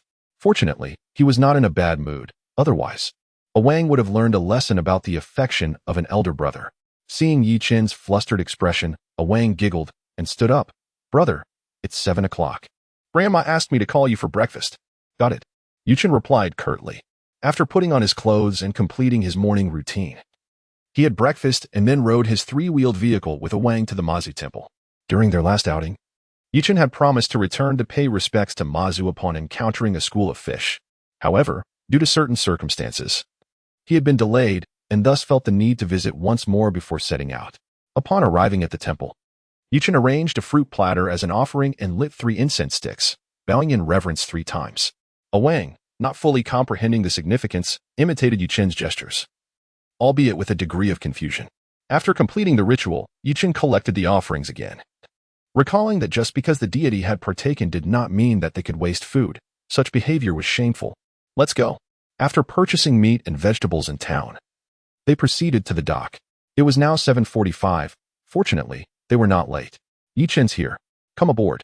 At the bow of the boat, Uncle Qian and Uncle Mi waved eagerly as they spotted Yichen and Wang approaching. They quickly loaded their provisions onto the boat and stowed them in the refrigerator. Uncle Qian had already taken his place at the helm and joked, "Xiao Chun, everything's prepared. We can deduct it from your catch on the way back." Yichen laughed heartily. "Feel free to deduct. If it's not enough, we'll discuss it." At that moment, Uncle Mi approached and playfully pinched Wang's arm. "This young man looks strong. If we catch a big fish this time, you won't have to pull it in all by yourself, Xiao Chen." Wang, unsure of how to respond, merely chuckled awkwardly. Yichen chimed in, "Uncle, Wang is much stronger than I am. He didn't grow that large for nothing." Uncle Mi nodded in agreement. Nowadays, especially in the village, there were few who were merely plump without strength. The laborious farm work and modest living conditions ensured that the young men were quite robust. As they shared laughter and conversation, Yichen remained vigilant, observing the conditions of the sea. Suddenly, he froze, not because he spotted fish, but because he saw 2 human silhouettes in the distance. It was noteworthy that they were there to fish, not on a commercial shipping route. Given the small size and low tonnage of their vessel, they could navigate almost anywhere on the sea. To his surprise, he had glimpsed another fishing boat in such an unexpected location. Straining his eyes to see, he discerned that the boat was not particularly large, approximately 10 meters long, a bit bigger than theirs. Without a second thought, Yichen dismissed the idea of it being a cargo ship. It was too small and had too few people aboard. "Uncle Mi, are there still fishing boats heading out to sea?" Uncle Mi shook his head, expressing his discontent. "It's rare these days. With the current restrictions on fishing at sea, not only is it unprofitable, but the fuel expenses are also a burden." Indeed, Yichen similarly shook his head, choosing not to dwell on it further. Perhaps the other party was merely out for a leisurely fishing trip. Much like himself, whether he fished or not was inconsequential, and if others had chartered the boat, it did not affect him, so he decided to let it be.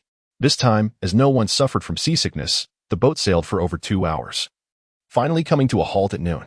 The reason for not venturing further was primarily due to the small size of the vessel, which made it unsafe to stray too far. "Uncle Qian, let us stop here. I sense there are fish in this area. Let us have a bite to eat before we commence fishing." Uncle Qian stood up, stretching his back. "At my age, I feel it now. My back is aching. It seems I am not as spry as I once was." Yichen rolled his eyes. "Uncle Qian, have you considered that it is not merely age but—" "Hey, you young rascal, daring to jest with your uncle. Yet, you do have a point. As one ages, moderation becomes essential."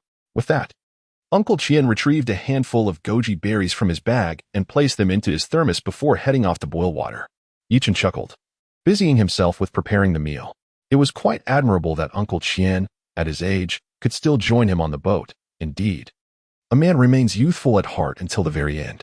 Approaching the refrigerator, Yichen deliberately handed a bunch of chives to Wang, instructing him to prepare them for a stir-fry with eggs. He also had some pigeon meat purchased that morning from the town, which he planned to cook with yam in a nourishing soup. Contemplating this, Yichen walked over to Uncle Qian. "Uncle Qian, may I have some of those goji berries?" Uncle Qian stared at him in surprise, his eyes wide. "Xiao Chun, those are typically consumed starting in 1's 40s or 50s. You don't need them, do you?" Yichen grimaced at the absurdity of it all. "Uncle Qian, I am merely making a soup and intend to add a few goji berries for you to enjoy." "Oh, I see." Uncle Qian chuckled sheepishly and then handed a handful of goji berries to Yichen. Yichen was bemused. Did he truly require such a copious amount for the soup? Although it was meant for Uncle Qian, was it necessary to use so much? Next, he chopped the pigeon into smaller pieces, blanched them to clean, and then added them along with the yam and seasonings to simmer. Once the soup was nearly ready, he sprinkled in the goji berries for a brief additional simmer before it was complete. This meal brought great joy to Uncle Qian, who savored every drop of the soup without hesitation. "Ah, I am full," he exclaimed, rubbing his belly. "Xiao Chen, you and I won't go ahead and fish. I'll rest with your uncle here. At my age, I cannot keep up with your youthful energy." "All right, Wang and I will head out. Yi-chun took his fishing gear and made his way to the deck, casting a quick glance around, feeling a sense of awe.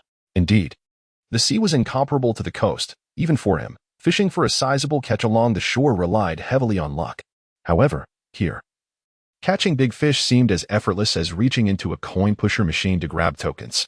"Ah Wang, just help me with the fish when I catch them. Put on gloves, as some fish can be poisonous." With that, Yi-chun cast his line into the water, spotting a rather sizable fish in his view, possibly weighing between 15 to 20 pounds. With the fishing line in hand, Yi-chun positioned the hook as close to the fish's head as possible, ensuring that the creature would easily detect the bait. Generally speaking, such a robust species tends to be predatory, feeding primarily on smaller fish. As anticipated, the bait caught its attention even from a distance. Yi-chun had chosen shrimp as bait. Although it had been hooked, the shrimp was not yet dead. As it thrashed its tail in desperation, the fish approached and suddenly opened its mouth, swallowing the bait whole. "Hey Wang, get ready," Yi-chun commanded, skillfully reeling in the line. A fish weighing around 10 to 20 pounds, even if it possessed tenfold strength, could not withstand his pulling force. Unlike other anglers, he didn't have to worry about the rod or line's durability. As long as the hook held, he could simply pull without fear. 2 minutes passed, and a long, slender fish was drawn to the shore, where A Wang netted it with a large scoop. "Brother, what kind of fish is this? Is it valuable?" Yi-chun shook his head. He had seen it from 30 meters away and knew it was sizable, but alas, it held little monetary worth. "It's a sea mullet, nothing special, really." "Oh." A Wang remained undeterred. Catching any fish was a triumph, as it was still a form of sustenance. Yi-chun, however, had greater concerns. Uncle Chien and the others were out primarily for leisure, but he was mindful of the expenses, such as fuel, which he could not afford to waste. If they failed to catch valuable fish, it would be a loss. Thus, he had to broaden his focus, but with fish densely packed together, it was challenging to discern which were substantial and which were worth more. As he observed, a silhouette in the distance suddenly erupted like boiling water, creating a commotion on the surface, revealing a large shadow beneath. Yi-chun felt a surge of excitement, disregarding whether Uncle Chien needed a break, and hurriedly rushed over. "Uncle Chien, quickly. That way. I just spotted a big fish." Chapter 59, Marlin? Swordfish? Collision. Uncle Chien was lounging on the sofa, dazed, when he heard Yi-chun mention the sighting of a large fish. Startled, he sprang to his feet. "Where's this large fish?" Following the direction Yi-chun pointed, Uncle Chien felt somewhat bewildered. Generally speaking, aside from cetaceans, other sizable marine creatures seldom venture to the surface, unless in pursuit of prey. Yet, the area Yi-chun indicated appeared devoid of any signs. For large fish to chase after something, there should normally be schools of fish present. However, all that surrounded them were the rolling waves, with neither dark schools of fish nor seabirds in sight. How could there be a large fish? Noticing Uncle Chien's continued confusion, Yi-chun urged, "Uncle Chien, stop pondering, quickly start the boat." "Oh, right away." Realizing Yi-chun's anxious demeanor, Uncle Chien hurried to the helm and set the boat in motion. Yi-chun, meanwhile, had already ascended to the deck, vigilantly monitoring the movements of the large fish. It must not escape. Simultaneously, he patted a Wang on the shoulder. "If you're thirsty, drink some water. If you need to use the restroom, do it quickly. We are about to face a fierce battle." A Wang raised his head confidently. "Don't worry, brother. I've got your back." Yi-chun remained silent. He was not fearful but rather exhilarated. Although the destination did not seem far, it took a full 10 minutes of navigation to arrive. Yi-chun held the radio, communicating the situation to Uncle Chien, who, upon reaching the location, brought the boat to a halt, gliding gently. Soon after, Mr. Mi and Uncle Chien emerged together, each wielding a fishing rod, eager to begin. Yi-chun furrowed his brow. "Grandpa, Uncle Chien, the fish I saw is quite large. You may not be able to reel it in, and it could be dangerous." Uncle Chien waved dismissively. "I'm not concerned. I've navigated through far worse storms in my youth." While Uncle Chien seemed unfazed, Mr. Mi hesitated for a moment before ultimately deciding to set aside his fishing rod. Given his age, he recalled the last time he had fished for a marlin, which had not lasted long, and thought it best not to cause any trouble this time. Having voiced his concerns, Yi-chun now observed the water's surface. The current here was swifter than in other areas, indicative of a minor oceanic current, which typically attracts fish. Below them, a small school of fish gathered. Though not as large as the previous encounter, there were enough to satiate a few big fish. While distant views were unclear, Yi-chun had discerned the situation. These fish, termed small, were merely so in comparison to the larger predators lurking below. Truly, they were not insignificant. Their elongated bodies and schooling behavior suggested they were ribbonfish. As expected, while Yi-Chin was still strategizing the timing for his hook, Uncle Chien had already landed a fish. The ribbonfish, glimmering under the sunlight, resembled a strip of stainless steel. Uncle Chien frowned upon seeing the fish. Strange. Ribbonfish should be found in the mid to lower water column during the day. Why are they up here? Ribbonfish are a migratory species, typically dwelling in the mid to lower depths during daylight hours, only to ascend to the surface at night. Moreover, while it was said that Uncle Chien had caught the fish, it was, in fact, hoisted up by the anchor. After all, upon hearing of a sizable catch, one would naturally employ substantial hooks. Observing the scene for a while, Yi-Chin turned to his companion A Wang and instructed, "Go into the cabin and fetch a knife. We must chop up that fish we caught earlier." Understood. A Wang retrieved the silver carp and, with a swift motion, cleaved it in two upon the deck. "Brother, how large should the pieces be?" "No need to chop further. Just bring it over." Yi-Chin hung half of the fish onto the hook, keenly awaiting the opportune moment. As the large fish was preoccupied with its feeding, he saw a gap in the school of fish and promptly cast the hook. Since the previous large fish had just fed, it ignored the hook and plunged into the depths. Yi-Chin remained patient. The sizable carp, now halved, yielded a generous piece weighing nearly 10 pounds, and he was confident that a fish would bite. After half a minute passed without any action, a large crimson shadow drifted towards him from afar. Yi-Chun's expression soured. This was not an auspicious sign, although he might not recognize other sea creatures. This one was unmistakable. The fusion of its fins and body clearly identified it as a shark. A cold sweat broke out as Yi-Chin wiped his brow. Behind him, Mr. Mi offered a gentle reminder. "Xiao Chun, what's the matter? Are you feeling unwell?" "Not at all. Not at all." Yi-Chin shook his head. Yet his gaze remained fixated on the red silhouette. Upon confirming that it was indeed approaching his hook, he suddenly reeled in the line. "Brother, did you hook a fish?" Under Yi-Chin's watchful eye, the line was drawn back, and the shark pursued momentarily. Thankfully, it did not catch up. "Not yet. Let us wait a bit longer." Yi-Chin continued to scrutinize the surface of the sea. Once the shark had swum away, he prepared to drop the hook again, perhaps due to the scent of blood. The shark returned from a distance. "Damn it!" Yi-Chin seethed, his teeth gritting in frustration. "You think you can outlast me? Come on. Let us see who has more patience."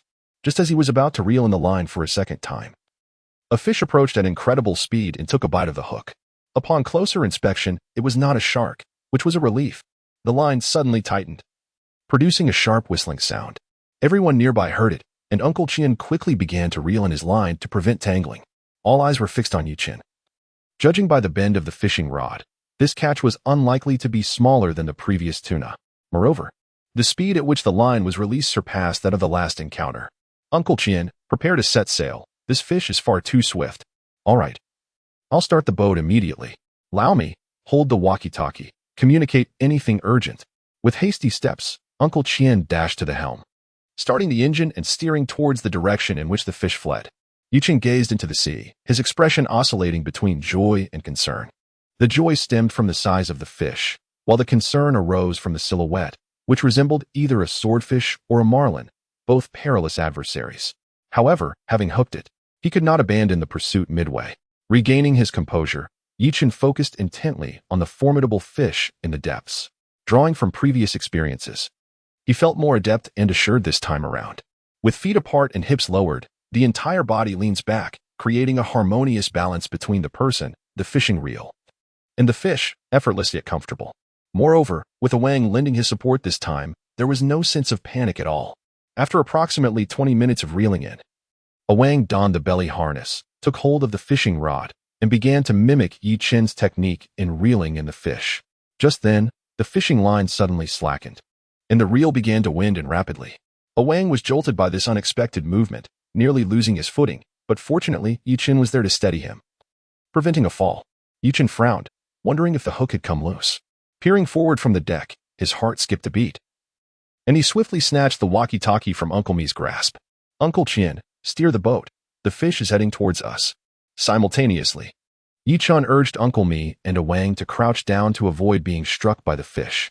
In his previous life, he had encountered information indicating that certain marlins, when hooked, would attack the anglers, with some even being pierced through by these formidable creatures. The boat turned, and the trio crouched down, when suddenly, there was a loud crash. The vessel shook violently, and Yichen clung tightly to Uncle Mi, knowing that without him, the old man might be thrown against the railing. Chapter 60. The Swordfish of the Island. The crackling voice of Uncle Qian emanated from the walkie-talkie. Xiaoqian, are you all right? Yichen rubbed his ears. He had been lying sideways on the deck to hold on to Grandfather Mi, and the sudden impact had momentarily stunned him. He turned slightly, picked up the scattered walkie-talkie, and pressed the button. Uncle Qian, we are fine. How is the ship? In the cockpit, Uncle Qian breathed a sigh of relief. That's good to hear. The fish should not have collided directly with the vessel. Everything is all right now. You can get up. Yichun assisted Grandfather Mi to his feet. While on the other side, A Wang appeared unscathed, still sprawled on the ground, clutching his fishing rod and engaged in a fierce struggle with the fish. Grandfather, let's return to the cabin. It's too dangerous here. Grandfather Mi nodded, his heart still racing. Luckily, he was in good health and had no heart conditions. Otherwise, that jolt might have been perilous. You youngsters are quite brave. Grandfather Mi chuckled, shaking his head. After experiencing the terror of facing death, any psychologically sound person would certainly wish to avoid a second encounter. After escorting Grandfather back to the cabin, Yichen returned to the deck and glanced at A Wang. A Wang, are you hurt? Brother, I'm fine. This fish is really strong. It can still swim after being hit by the boat. Yichen couldn't help but smile at the absurdity of it all. Of course, it would have strength. If a person gets punched, they can still muster some spirit for a moment. Contemplating this, he approached the railing to inspect the damage from the collision. There was no significant structural damage to the hull, only the paint at the impact site was slightly marred, leaving a dent. Overall, the situation was manageable. After confirming the state of the ship, Yichen went to A Wang's side and helped him up. Take a break. I've got this. Brother, I'm not tired. Well, if you're not tired, then so be it, Yichen replied, not wanting to argue further with A Wang. The youthful exuberance of a child might mean that if he were not allowed to fish, he could very well be upset. After all, who hasn't he experienced childhood? Running around in a sweat, yet never feeling fatigued. Standing quietly on the deck, Yichen lit a cigarette and watched A Wang wrestle with the fish. To be honest, that fish was formidable. Its elongated snout resembled a lance, and with its massive size, few dared to provoke it in the ocean. A true master of marine weaponry. After about 20 minutes, A Wang could no longer endure. His arms gripping the rod began to tremble, and beads of sweat rolled down his forehead. A Wang, let me take over. Brother, I'm still not tired. Good heavens, if you're truly not tired, why are you trembling? I'll do it. Yichen shot a glare at A Wang, took the fishing rod from his hands, and then watched as A Wang dashed to the side to grab a bottle of water that had fallen from the impact. He twisted off the cap, and with a satisfying gulp, the bottle quickly emptied. Yichen rolled his eyes in exasperation. Next time you're tired, just say so. I'm your brother. Sit down and take a rest. Got it, brother? I'll definitely say it next time. Upon witnessing A Wang settle down to rest, Yichen ceased his chatter and redirected his focus towards the struggle with the fish. Perhaps due to the prior collision this time, the fish seemed to offer a more manageable challenge than the previous pursuit of the large-eyed tuna. Naturally, this was predicated upon a foundation of peril, rendering it inadvisable. Observing the retrieval speed of the fishing reel, Yichen discerned that the fish had grown weary, its pace was markedly diminished, and soon it would likely be outpaced by the vessel. Before Yichen could revel in his fortune, a new predicament swiftly emerged. In the direction of the fish's advance, a small island loomed, and it appeared they were on the verge of securing their catch. Surely, this was not the moment for misfortune to strike. After a brief interval of 10 minutes, Yichen's lips twitched in irritation. The fish was indeed heading straight for the island. Could it not pause, even in the face of impending doom? A Wang, come assist me. As the fish charged toward the island, Yichen felt a surge of anxiety. After all, they were at sea, and the agility of the fish far surpassed that of their vessel. Should the fish suddenly change direction, they would be left utterly bewildered. The unfamiliar island posed a daunting risk. If they were to collide with something due to inertia, it would be infuriating. With A Wang's assistance, Yichen swiftly adjusted the parameters of the fishing reel, applying a sudden force of 100 kilograms. The tension increased abruptly, and the fish, feeling the pain, unleashed a burst of energy, careening forward without a care. Subsequently, Yichen witnessed the water ahead roiling violently before falling eerily silent. What just happened? Yichen scratched his head in confusion. Even A Wang beside him seemed befuddled. Brother, did we just hook the earth itself? I have no idea. Yichen attempted to lock the fishing reel, tugging on the line, Yet there was still no response, reminiscent of childhood days when fishing lines snagged on the bottom. Uncle Chien, glide over. I will keep an eye on the rocks. All right. The small size of the boat had its advantages, with a shallow draft and slow speed. They could observe whether they were at risk of grounding. As the vessel advanced, Yichin soon caught sight of the fish and promptly shouted into the intercom, Uncle Chien. Stop the boat. There are rocks ahead. The boat came to a halt, and Uncle Chien along with Uncle Mi emerged. Xiaoqin, what is the matter? Yichin shook his head. I don't know either. Wang, ready the fishing rod. As he spoke, Yichin began to shed his outer garments and jumped into the water, catching Uncle Chien and Uncle Mi off guard with his decisive action. Xiaoqin, come back. That fish is enormous. It's dangerous. I know. I just want to take a distant look. As he swam forward, Yichin kept a close watch on the fish. Upon reaching a distance of 40 to 50 meters, he halted to observe the massive creature up close. It was indeed quite intimidating. Daring not to advance further, he summoned the system interface. System, upgrade the X-ray vision. X-ray vision upgraded. Cost, 20,000 points. Current range, 40 meters. Current points, 123, 707. Next level, 30,000 points. Vision range, 50 meters. With his vision enhanced to 40 meters, Yichin edged closer once more, finally gaining a clear view of the fish's condition. The fish's snout was wedged tightly into the reef, struggling feebly, clearly suffering from the impact it had endured. Assessing the situation, Yichin swam back to the boat. Xiaoqin, what's the situation? It's stuck. Please wait a moment. He entered the cabin and retrieved the harpoon he had previously exchanged, securing a rope to its rear. Armed with the well-prepared harpoon, Yichin returned to the side of the large fish, this time positioning himself closer. He aimed carefully and hurled the harpoon, striking the fish squarely on the head. The giant fish thrashed violently, yet was unable to utilize its full strength due to being ensnared. Uncle Chien, start the boat and pull us back. Once aboard, Yichin directed the operation, and with the assistance of the boat, the fish was drawn in. At this point, it was nearly exhausted, succumbing to the effort with little resistance as it was pulled onto the vessel. A swordfish. Thankfully not a marlin. Yichin nodded in agreement. Recognizing the greater danger posed by marlins, which are known to attack humans. After about 10 minutes, the fish ceased to bleed, and Wang took a knife to begin dissecting the head. Dissection was imperative. The fish measured over 3 meters, and its elongated snout could not fit whole into the ice compartment. Once everything was tidied up, just as Uncle Chien was about to set sail again, Yichin suddenly pulled him back. Uncle Chien, wait a moment. I've spotted some small items over there. Let me catch one for you to assess its value. Chapter 61. Gathering seafood on the island. White eel.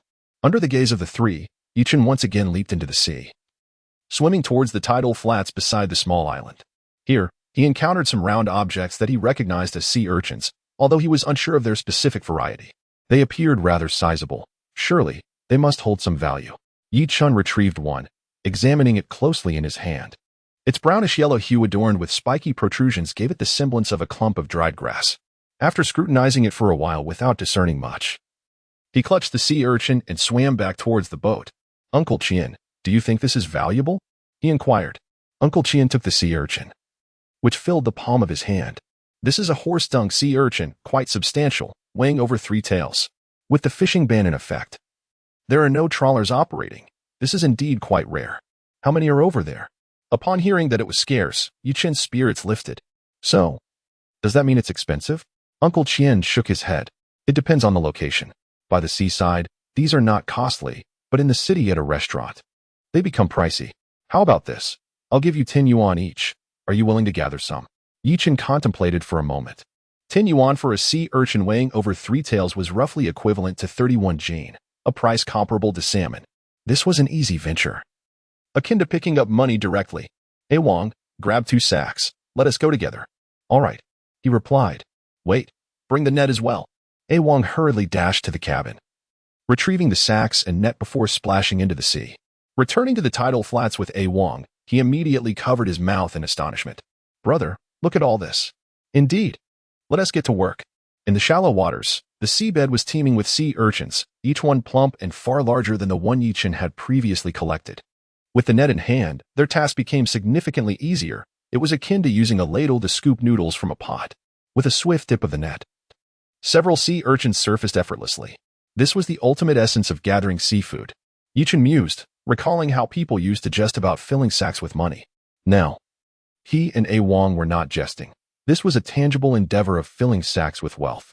They scooped and deposited, money practically at their fingertips. As they laughed and gathered, Yichen soon noticed that half a sack was all they had amassed, causing him to frown slightly. Their efficiency was lacking. A Wong, stop gathering for now. Just hold the sack open. This will speed things up. All right, all right. A Wong felt a sense of nostalgia. During harvest seasons, he had performed similar tasks, holding the sack while Yichen scooped the wheat with a wooden shovel. Now, with their roles divided, their efficiency increased remarkably. Yichen focused solely on collecting while A Wong held the sack open, both immersed in joyful labor. A Wong was elated. This was far more enjoyable than handling wheat.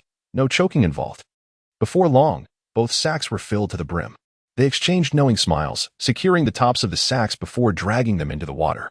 In the water, buoyed by the sea, they found it manageable to pull them along with a bit of effort. After making 2 trips back and forth, even though Yichen was elated, he felt utterly exhausted. Having filled 2 sacks, the 2 of them collapsed onto the beach. Brother, let us take a break. Yichen nodded in agreement. Indeed. We should rest. After sitting for a while, Yichen felt somewhat rejuvenated. Just as he contemplated dragging the sacks back, he suddenly halted. Moments ago, he had heard a sound from the water, not the crashing of waves, but rather the gentle flow of a stream. After discerning the sound carefully, Yichen headed in a particular direction. Brother, where are you going? Just exploring nearby. Wait for me. Oh, all right. A Wong, who had just risen, sat back down. After walking for a bit, Yichen finally located the source of the sound, a small stream on the island. Simultaneously, he spotted a long, slender creature. Could it be a snake? Yichen felt a tinge of trepidation. Encountering such a creature instilled a primal fear within him, as it is difficult for someone unfamiliar with snakes to ascertain their venomous nature. There was also the possibility that it was an eel. Similar to the mud loach they had previously caught along the shore, it could very well be one of those. Yichen approached cautiously, getting within 40 meters. When he suddenly paused, he realized that the creature was not a snake, but bore a resemblance to the mud loach they had previously captured. If it resembled the mud loach, it must be quite valuable as well. Pondering this, Yichen made his way toward the seaside. A Wong, grab the net and follow me. Brother, what about our sea urchins? Yichen waved his hand dismissively. Leave them here. We're not on land where someone could steal them. A Wong nodded, acknowledging the wisdom in his words. The 2 of them, armed with the net, proceeded toward the stream. As they drew closer, Yichen gestured for a Wong to wait there. Then, armed with the net produced by the system, Yichen approached the stream, keenly observing for an opportunity, and swiftly scooped down. Got one. A Wong, come over. Brother, what is this? I'm not sure. Let us just collect it and ask Uncle Qian on the boat. Continuing their journey, they captured those that were as thick as a thumb or a big toe, disregarding the smaller ones, as the slender shape of the smaller creatures would not weigh much, and it would be better to allow them to breed. They pressed on until they reached the center of the island, where they finally paused. Before them lay a large pond, from which the water of the stream flowed out. Brother, should we keep catching? Yichen's lips twitched. What was there to catch? The pond spanned roughly 20 to 30 meters, and they would barely be able to extract any water. Yet, he was undeniably envious of the sizable creatures within. The largest among them was as thick as an arm. Yichen wished to leave, but his feet felt unresponsive, as if rooted to the spot. Taking a deep breath, he turned to A Wong. Wait here for me. We'll stay for half an hour. If we don't have any luck, we'll retreat. With that, Yichen advanced, halting at a depression in the pond. His gaze fixated on a large creature merely 2 meters ahead. Waiting patiently, he remained motionless, biding his time until the right moment arrived. Yichen incessantly motivated himself, uncertain whether it was his unwavering belief that stirred the fish, which gradually swam towards the shore. The intensity of the situation caused his breath to quicken. As the fish neared the bank, displaying a tendency to turn back, Yichen's blood pressure surged, and he wielded the net with such fervor that it seemed to leave a phantom in its wake. Come on up. With a resounding splash, Yichen hurriedly glanced at the net, finding it empty. Looking back into the water, the large fish was swaying in place, seemingly dazed. Is this even possible? Yichen was momentarily taken aback before swiftly retrieving the fish, its girth substantial, weighing at least 6 or 7 pounds. Brother, have we succeeded? Yichen nodded, quickly urging Wang to return. Arriving at the tidal flats, he secured the mouth of the net with a rope before heading back to the boat. On the deck, Me and Uncle Qian observed 2 dark shapes emerging from the sea and sighed in relief. Why did you 2 take so long to return? We had a bit of success, but let's discuss that later. First, let's get on board. The two climbed onto the boat in succession, and Yichen presented the net. Uncle Qian, do you see what this is? A white eel. My goodness, your luck is truly extraordinary. Chapter 62, The Romantic Code of Mr. Me. Is this the white eel? I observed it closely, noting its resemblance to a land dragon, and I felt it to be quite valuable.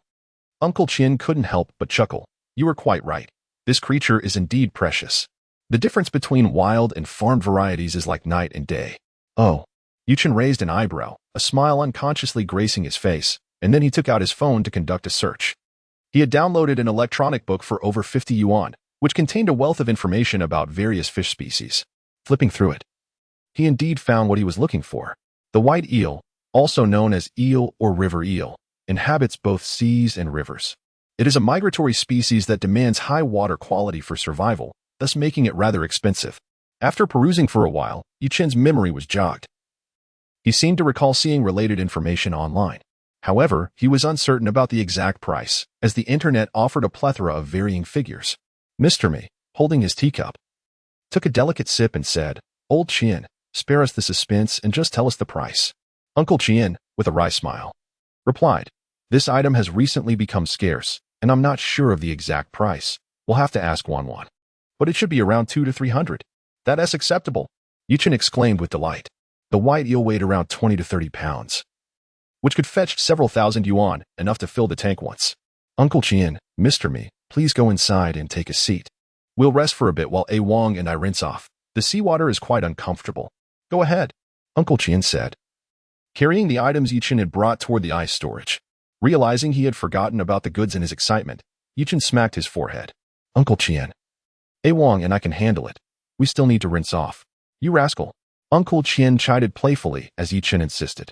Standing outside the ice storage, Yichen hesitated, unsure whether to place the white eel inside. After all, it could survive in seawater. However, having just been caught from freshwater, he was uncertain if it would adapt well. After some contemplation, he shook his head, deciding it best not to take the risk. If anything went wrong, he would have no one to blame but himself. Leading A Wang to the lounge, A Wang wore a distressed expression. Brother, I forgot to bring extra clothes. Yichen shot him a disapproving glance. I warned you about your haste. You jumped into the sea while still dressed, and now realize you have no clothes? Just wash up like this. I have no spare clothes either. Even if I did, you couldn't wear them. It's all burly men on the boat. All right, A Wang conceded, realizing that they were all men and should not be overly concerned. Yichen organized his own clothes, and just as he was settling down, he heard A Wang's voice again. Brother, how does this thing work? With a sigh, Yichen stepped into the bathroom, where A Wang stood before the showerhead, utterly perplexed. Having never encountered such a device, he was filled with questions. Reluctantly, Yichen had to guide A Wang through the process until he finally understood, allowing them both to breathe a sigh of relief. Once they had rinsed off and returned to the deck, they found Mr. Me and Uncle Qian passionately shouting inside the cabin, their voices hoarse. Love is but a single word. I shall only say it once. You know I can only express it through my actions. Yichen smiled faintly and remarked. To be honest, it sounds quite melodious. Coupled with an aging voice, it possesses a unique charm. Grandpa Me, I never anticipated that despite your years, your spirit remains youthful. And you possess such talent. As Yichen's voice resonated, Grandpa Me abruptly ceased his singing, his face flushing with embarrassment. He chuckled, reminiscing for a moment. Grandpa Me's voice faltered, revealing a hint of shyness. You sing beautifully, Grandpa. You should perform for Aunt May. I'm certain she would adore it. Really? Grandpa Me's expression was a mixture of confusion and delight. Having spent the majority of his life engrossed in work, whether in teaching or research, he seldom sang. The sudden acknowledgement left him momentarily at a loss for words. Yichen nodded affirmatively, indeed. However, you might consider singing another song for Aunt May. She would surely be moved. Upon hearing this, Grandpa Me shivered with excitement. While being moved was one thing, any romantic advances would lead to unexpected consequences. Yet, as he pondered, he realized he ought to express his feelings. After being married to May for so many years, romance had been rather lacking. But how to approach it? Anniversary? No, that was still far off. Birthday? That had already passed. After a moment's contemplation, a spark ignited in his eyes. He vaguely recalled that his first encounter with Aunt May occurred in June or July. That settled it. He would return home with a cake, a perfect plan. Young Chun, what song were you referring to earlier? Yuchen smiled knowingly. Grandpa, I can think of the most romantic thing. Do you know this song? Grandpa me scratched his head. I believe I've heard it before. Whether or not Grandpa had heard it was irrelevant. Yuchen had listened to it in his youth. He then cleared his throat and began to sing the most familiar lines he could recall. The most romantic thing I can think of is to grow old slowly with you, collecting fragments of laughter along the way, for future moments spent in a rocking chair. Reminiscing. As he continued, Grandpa Me's eyes sparkled brighter with each note. This was splendid, perfectly tailored to his desires. Once Yuchen finished the familiar tune, applause erupted around him. The clapping came from Wang, who gazed at Yi Chun with admiration. My brother is extraordinary. Indeed, there is nothing he cannot do. As the applause waned, Grandpa Me, filled with excitement, patted Yi Chun on the shoulder. Young Chun, help me download that song. I want to practice. It's simply marvelous. He promptly produced his phone. Uncle Chien chuckled. What are you downloading? We're at sea, with no signal. Oh. Grandpa Me sheepishly withdrew his phone. I got a bit carried away. I'll download it later. Come on, let us sing. The atmosphere revitalized once more, and Yi Chun joined in. If the sea could wash away my sorrows, just as it carries away every river. Sweet, sweet. Your smile is so sweet, just like. And thus, the three gentlemen, each with their unique styles, sang merrily, their voices echoing in all directions. As for Wang, he has completely devolved into mere background noise, content to applaud and cheer. After about half an hour, Grandpa Me finally grew weary, while Yi Chun remained in high spirits, dragging Uncle Chien to the helm. Uncle Chien, teach me how to navigate the boat. All right. With little else to occupy him, Uncle Chien leaned to the side and began to instruct, explaining the nuances of steering left and right, accelerating and decelerating. After a thorough explanation, he left Yi Chun to his own devices. Now that we are at sea, feel free to drive without the worry of collisions. Having grasped the fundamentals, Yi Chun's confidence soared, and he piloted the vessel with wild abandon. Performing serpentine maneuvers across the ocean, Uncle Chien observed from the rear, feeling a twinge of nostalgia. But soon he could no longer bear it and moved to the front to pull Yi Chun back. What on earth are you doing? As someone who has navigated boats for years, you nearly had me seasick. Yi Chun offered an awkward smile, oblivious to the chaos he had caused. As evening fell, they set up the barbecue, preparing lamb and beef. The group indulged in grilling and feasting, reveling in the merriment, and sipping on some wine. After a satisfying meal, they enjoyed a restful night's sleep. The next morning, Uncle Chien stood on the deck, furrowing his brow as he gazed out at the sea. Xiaochen, the wind has picked up. It's time for us to return. Yi Chun glanced at the sky, which was overcast and gloomy, with waves that were noticeably more vigorous than the previous day. All right, then let us head back. Chapter 63, is it Ermao?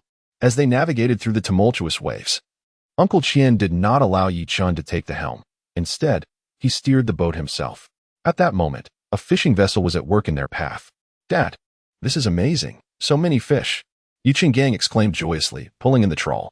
The wet gill net was heavy and the retrieval slow. Yet the catch brought immense joy to the father and son, their smiles wide enough to stretch across their faces. What did I tell you? I said buying a boat would be profitable, but you didn't believe me. Isn't it true that you have an eye for these things, Dad?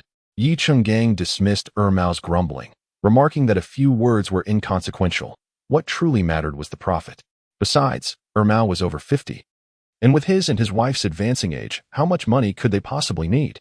Ultimately, it would be passed down to their son and grandson. In such circumstances, even if Ermao chided him or scolded him fiercely, Yi Chun Gang would still respond with a smile. Dad, you think Chun made so much money doing this too? Ermao nodded. I reckon so. No doubt about it. Otherwise, given their situation, how could he afford to buy a car and a boat? Indeed. Yi Chun Gang continued to haul in the net while Ermao prepared the fish, their teamwork resembling seasoned fishermen, albeit at a slower pace. However, true old fishermen would not dare to be so brazen at this time. Once they finished with the gill net, both sank onto the deck, exhausted after a day and night of relentless labor. Even Yi Chun Gang, accustomed to hard work, felt the toll. Yet, gazing at the several hundred pounds of catch, their spirits lifted. After gulping down some water, Yi Chun Gang felt rejuvenated. Dad, I heard others from our village are coming too. Should we tell them what we're doing? The moment those words escaped his lips, Ermao slapped Yi Chun Gang on the head. What nonsense are you spouting? Feeling a bit aggrieved, Yi Chun Gang, known for his fiery temper, momentarily contemplated retaliating, but ultimately restrained himself, considering that this was his own father. Dad, I was just asking why hit me. Mao maintained a stern expression. I'm hitting you because of your foolishness. Do you understand what we're doing is illegal? If it were just a couple of us, it might be manageable. But if too many get involved, it could escalate. Yi Chenggang pondered this. He understood the gravity of the situation. However, living in the same village, everyone knew each other well. Could they truly keep it a secret? He still thought it wise to enlist a few more people. Otherwise, when others came over and inquired about their activities, they could initially use beachcombing as an excuse, but repeated absences would inevitably raise suspicions. Noticing his son's lingering defiance, Mao shot him a glance, stepped outside the boat, lit a cigarette, and after a moment, spoke. I think the weather isn't looking good. We should head back. Huh. Yu Chenggang hesitated. Dad, the catch is quite good. Why not drop the net again and return in the afternoon? Drop what? Do you think those widows in the village came here by chance? Don't end up with money but no life to spend it. All right. There are indeed quite a few widows in the village. Yi Chenggang gazed up at the sky, muttering a curse under his breath, before setting his boat on a course to return. However, as the vessel began to move, an unsettling sensation enveloped him. The journey had been smooth on the way out. Why was it now so different? He pressed onward, but the waves battered against the hull, pushing the boat off course. In an attempt to regain control, a wave crashed against the stern, causing the ship to veer alarmingly. This is downright bizarre. Yi Chenggang, refusing to succumb to superstition, attempted to assert control over the vessel by throttling the engine. The speed increased, yet the boat careened uncontrollably. On board, Mao was jolted by the sudden movements and felt the urge to vomit. Considering the difficulty of cleaning up the mess on the boat, he hastily grabbed a cooking pot and retched into it. The sounds of his distress were unmistakably unpleasant. Fortunately, there were no other passengers to witness his plight, or they too would have succumbed to nausea. After an episode of heaving, Mao felt a little relief, although a lingering dizziness remained. What kind of ship are you piloting? He exclaimed. Yu Chenggang turned back in confusion. Dad, I've never operated a boat before. I have no idea why it's behaving this way. Quit looking back. Just steer. Mao snapped. Realizing his error, Yu Chenggang refocused. Right. I'm steering. Mao rolled his eyes, questioning how he had ended up with such an inept son. If this continued, he might truly doubt his own sanity. Lighting a cigarette, he took shallow puffs, the smoke only exacerbating his dizziness. In a daze, he spotted a distant white shape. For heaven's sake, am I hallucinating now? He thought, rubbing his eyes. Yet, upon closer inspection, it indeed appeared to be another boat. Meanwhile, on the distant horizon, Yichen stood on the deck conversing with a Wang, who was rambunctious with excitement on his first maritime adventure. A Wang, unable to contain himself, peppered Yichen with questions, leaving him at a loss for words. Suddenly, a Wang pointed out, Bro, what is that over there? Yichen followed a Wang's finger and paused, recognizing the vessel from earlier. How peculiar, with the seas closed to navigation, and given the rising winds, why was the ship still out here? Observing its erratic movements, reminiscent of his own earlier sailing, it struck him as reckless. He chuckled, guessing it was merely another young soul seeking thrills on the tumultuous waters. After a brief observation, Yi Chun turned back to a Wang, patting his shoulder. Stop staring. It's just another ship. Oh, they both dismissed it, unconcerned since their routes did not intersect. Not wishing to linger amidst the rising waves, they retreated to the cabin. Moments later, Uncle Qian's voice echoed. What is that ship doing? Why is it heading our way? Yichen was taken aback. Upon inspection, he realized the vessel that had been moving forward had now altered its course and was heading directly toward them. At their current speeds, a collision seemed imminent. Uncle Qian, let us proceed with caution. Uncle Qian nodded, having long perceived the dubious nature of this vessel. Was it seeking thrills or merely showcasing its navigational prowess? As someone who had commanded large ships in his earlier years, he harbored a profound disdain for such antics. Fortunately, the ship avoided a collision, and after Yichen and his companions reduced their speed, another vessel passed them at a distance of 40 to 50 meters. Observing that ship, Yichen furrowed his brow. Did the individual aboard bear an uncanny resemblance to Mao? Was it merely an illusion? Though he could not be certain, his intuition suggested there was indeed a likelihood. Nevertheless, he decided to dismiss the thought. Thereafter, they enjoyed a smooth and uneventful journey to the town's dock. Upon disembarking, they were intercepted by officials from the Fisheries Administration. Have you encountered any other vessels on your return? Yichen raised an eyebrow. Yes, we did. There was a ship sailing erratically, approximately 10 nautical miles from the dock. You ought to investigate. It could prevent potential mishaps. Thank you for the information provided. Chapter 64. Finding that ship Mao. Is that you? Yichen furrowed his brow as he watched the fisheries personnel depart in a boat. If it truly was Airmao, what could be his purpose for going out? Yichen, I've sent someone to drive over. We just need to wait a moment. He heard. Yichen nodded, pulling his thoughts back into focus. After more than half an hour, a vehicle approached from the distance, equipped with scales, saving them the trouble of weighing the catch later. Boss, you again. What good goods do you have this time? It was the same man as before, their previous business transaction having made him somewhat familiar. He took 3 packs of cigarettes, distributing 1 to each of them, and said, I need to trouble you again. There's a large shipment, so you all will have to work a bit harder. The 3 men smiled amiably. Not at all. Just doing our work to support our families. Boss, next time you have work, you can still find me. I'll give you a discount. That sounds splendid. Now let us unload the goods. Yichen led the 3 men onto the boat. The catch this time was modest, primarily consisting of swordfish, sea urchins, and white eels, though the quantity was not substantial. The unit prices were commendable. The trio gasped upon seeing the contents of the ice hold. Boss, you've struck it rich again. This swordfish must weigh 200 to 300 pounds, right? Oh, and there are white eels. Though not many, their price is high. Yichen chuckled, shaking his head. Not as good as last time. Not necessarily. The 3 men clicked their tongues. The swordfish and marlin were notoriously hazardous, and their prices reflected that. It was indeed difficult to make a comparison. All right, let us get to work. You 2 lift the fish heads while I carry the sacks on this side. Then I'll handle the bodies later. The trio began unloading the catch from the boat, the fearsome swordfish heads appearing quite striking. However, due to the strong winds today, the dock was sparsely populated, unlike the last time when they were surrounded. Only a few bystanders were present, offering their comments. Yichen stood beside the scales, diligently recording various data when suddenly, a man approached him. The man produced a cigarette and offered one to Yichen. Brother, where did you catch the swordfish? Yichen paused momentarily, then pushed the cigarette back. If I say I caught it from the sea, would you believe me? Huh. Well, of course. If you didn't catch it from the sea, would you catch it from a river? Is that even logical?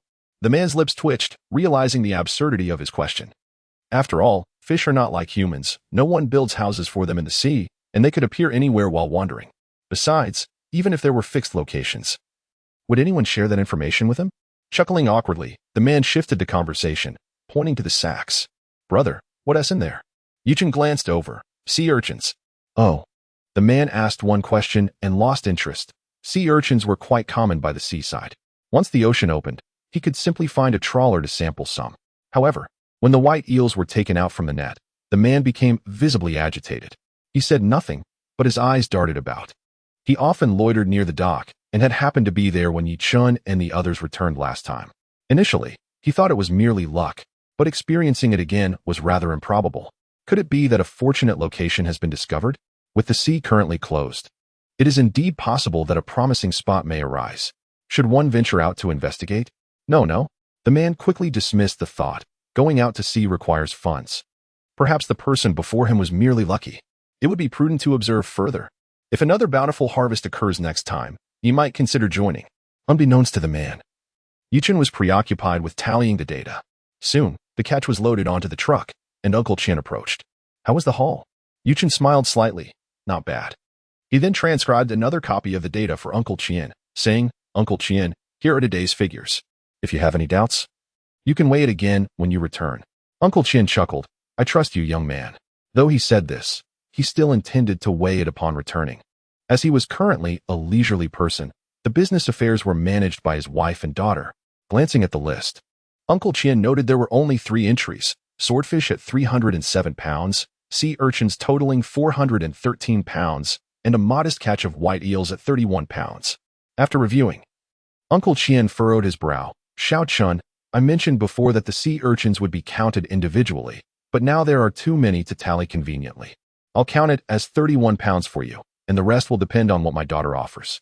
What do you think? That works. After finalizing the statistics, Uncle Qian and Mr. Mi were about to leave when Yichen quickly stopped them, hurriedly boarding the boat to pack some miscellaneous fish into 2 bags. Uncle Qian, Mr. Mi, take these. The 2 smiled slightly, not minding, and casually accepted the fish. Just as they were about to depart, Mr. Mi turned back. Xiaochen, don't forget about downloading those songs for me. Yichen chuckled. I won't forget. I'll come find you. Watching the 2 leave, Yichen returned to the boat with a wong, rinsed it down, and once that was completed, he had just disembarked when he noticed the fishery patrol boat returning. Upon seeing Yuchen still present, they approached him. "Young man, are you certain you saw a boat nearby?" Yuchen nodded. "Indeed, I saw it. Uncle Qian was at the helm, and we nearly collided. By the way, my Uncle Qian is named Qian Daoming." The patrol officer nodded. They were already familiar with Qian Daoming and Professor Mi, so they had no doubts about Yi Chen's statement. However, it would be best if that boat had gone to another dock, lest there be trouble. "Thank you, and you should head back quickly. There's a strong wind coming in the next few days. It's best to stay ashore." Yi Chen nodded, bid farewell, and headed back with Wang. Upon reaching the village, he did not stop but made a beeline for the village dock. "Brother, why aren't we going home? We still have fish in the truck." "It's fine. The fish are frozen. They won't spoil for a while. Let us check the dock." Arriving at the dock, Yi Chen scanned the area. Several boats belonging to villagers were present, but the one he had seen at sea was conspicuously absent. Could he have misjudged? Yi Chen shook his head. That silhouette was far too familiar, almost indistinguishable from Air Mouse form. After waiting for half an hour at the dock, with no sign of an approaching vessel, Yi Chen decided to accompany Wang to other locations. They strolled around the coastal perimeter of the village, and Yi Chen shook his head. Perhaps he had indeed been mistaken. "Brother, I need to urinate," Wang suddenly exclaimed, his face changing as they made their way back to the village. Yi Chen quickly pulled over. Sometimes, nature calls unexpectedly, and one might find themselves unable to hold on. Watching Wang disappear into a rocky area, Yi Chen lit a cigarette and waited patiently. After a couple of minutes, Wang returned, his face alight with curiosity. "Brother, there's a boat out there in the sea." "A boat?" Yi Chen's interest peaked as he followed Wang. They navigated through the rocky terrain and indeed discovered a vessel. It was a small cove, with an abundance of rocks further up and trees lining the roadside, providing cover. However, the shoreline was relatively flat, making it a rather splendid spot. After circling around to get a closer look, Yi Chen scrutinized the boat and realized it was the same one he had seen previously. Moreover, he noticed fishing nets aboard, and the air was thick with the pungent scent of fish. Chapter 65, Could you help me plan? Yi Chen stepped onto the boat, and in an instant, he pinched his nose. The air was not merely saturated with the scent of fish. It was a veritable potpourri of unpleasant odors. Glancing around, Yi Chen could hardly endure the sight before him. Not only were there remnants of fish scales, but also unsightly containers of waste that seemed to have never been cleaned. Even more outrageous was the sight of a pot filled with a grotesque mixture, red, white, and everything in between, an entire cauldron of what could only be described as vomit. Goodness! What a calamity! Was this truly the state of affairs for this fellow? Was he truly reduced to recycling such repulsive substances? Perhaps contemplating using the vomit to concoct a broth? Disgusting, truly revolting. As he continued to observe, Yi Chen felt a wave of nausea wash over him, a surge of bile threatening to escape. He quickly pulled out his phone, snapping a few pictures of the fishing nets, and then hastily leaped off the boat. Once on shore, he still felt unwell, as though the unsettling images haunted him relentlessly. Bent over, he stood at the water's edge, with bile rising incessantly. Wang stood behind him, gently patting his back, but eventually, curiosity got the better of him, and Yi Chen could no longer hold it in, retching violently. After a while, once he had expelled the contents of his stomach, he felt a modicum of relief. "Brother, are you all right now?" A casual wave of his hand from Yi Chen signified that he was indeed fine. "Let us go." Wang, intrigued by the boat, seemed eager to take a look before leaving, but Yi Chen swiftly pulled him back. "No, we're going home." "Oh." Back in the car, Yi Chen took out some water to rinse his mouth, attempting to rid himself of the lingering foul taste. Still feeling uncomfortable, he retrieved his cigarette, lighting it and taking a few deep puffs until the unpleasant flavor dissipated. What was it like on the boat? Upon hearing this inquiry, the tranquility Yi Chen had just regained was disrupted. "Don't ask. It was utterly disgusting." "Oh, I want to ask again." Wang covered his mouth with his hand, signaling his intent to remain silent. After finishing his cigarette, Yi Chen drove away swiftly, returning home to tidy up his belongings before stepping into the yard. His brow slightly furrowed. The sky had grown darker, an ominous sign. A quick check on his phone revealed that while no typhoon was imminent, there was a forecast of continuous rain for 2 to 3 days, accompanied by gusty winds. The weeds in the yard had been cleared by his grandmother and aunt. And after contemplating for a moment, Yi Chen decided to clear the drainage ditches. Otherwise, the excess water could easily damage the vegetable seedlings. "Chun, I can handle that later. You've just returned, so take a break." Yi Chen glanced at his aunt. "I'll take care of it." I slept on the boat yesterday and returned early this morning. I'm not tired. That's good. What will you eat for lunch? Yuchen shook his head. The refrigerator was nearly full, stocked with seafood, lamb, beef, and more. There was no shortage of provisions. Just prepare something simple. I'm not picky. His aunt, Yaching, smiled and then busied herself in the kitchen. At midday, before long, Ching returned, bouncing in with her new backpack. Yay, big brother, you're back. Yuchen smiled and nodded. What has made you so cheerful? Hiki. Ching cheerfully placed her backpack on the table outside and hopped over to Yuchen. Big brother.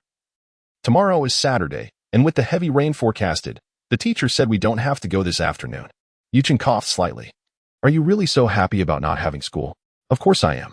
Ching replied, her expression one of utter conviction. The teacher just teaches the same old stuff every day, and recently mentioned that summer vacation is approaching, so we need to review. But what is there to review? It's all quite easy. Yuchen smiled gently, pinching Ching's cheek. Ching, just because you excel in your studies doesn't mean everyone does. Some people need help. And you must think of others as well. Ching nodded sagely. Big brother, you're right. Some classmates are quite foolish. The teacher has gone over things several times. Yet they still don't understand. This. Yuchen felt as if she was hinting at him. During his school days, his grades were decent overall. Except for English, which had been a true torment. He chuckled softly. Go see if there is anything to eat, and tell your aunt to make something for you. Okay. With that, Ching bounced away once more, her joy at skipping class evident. However, as long as her grades remained satisfactory, a balance of work and leisure was beneficial. The little girl was also disciplined and knew when it was time to study.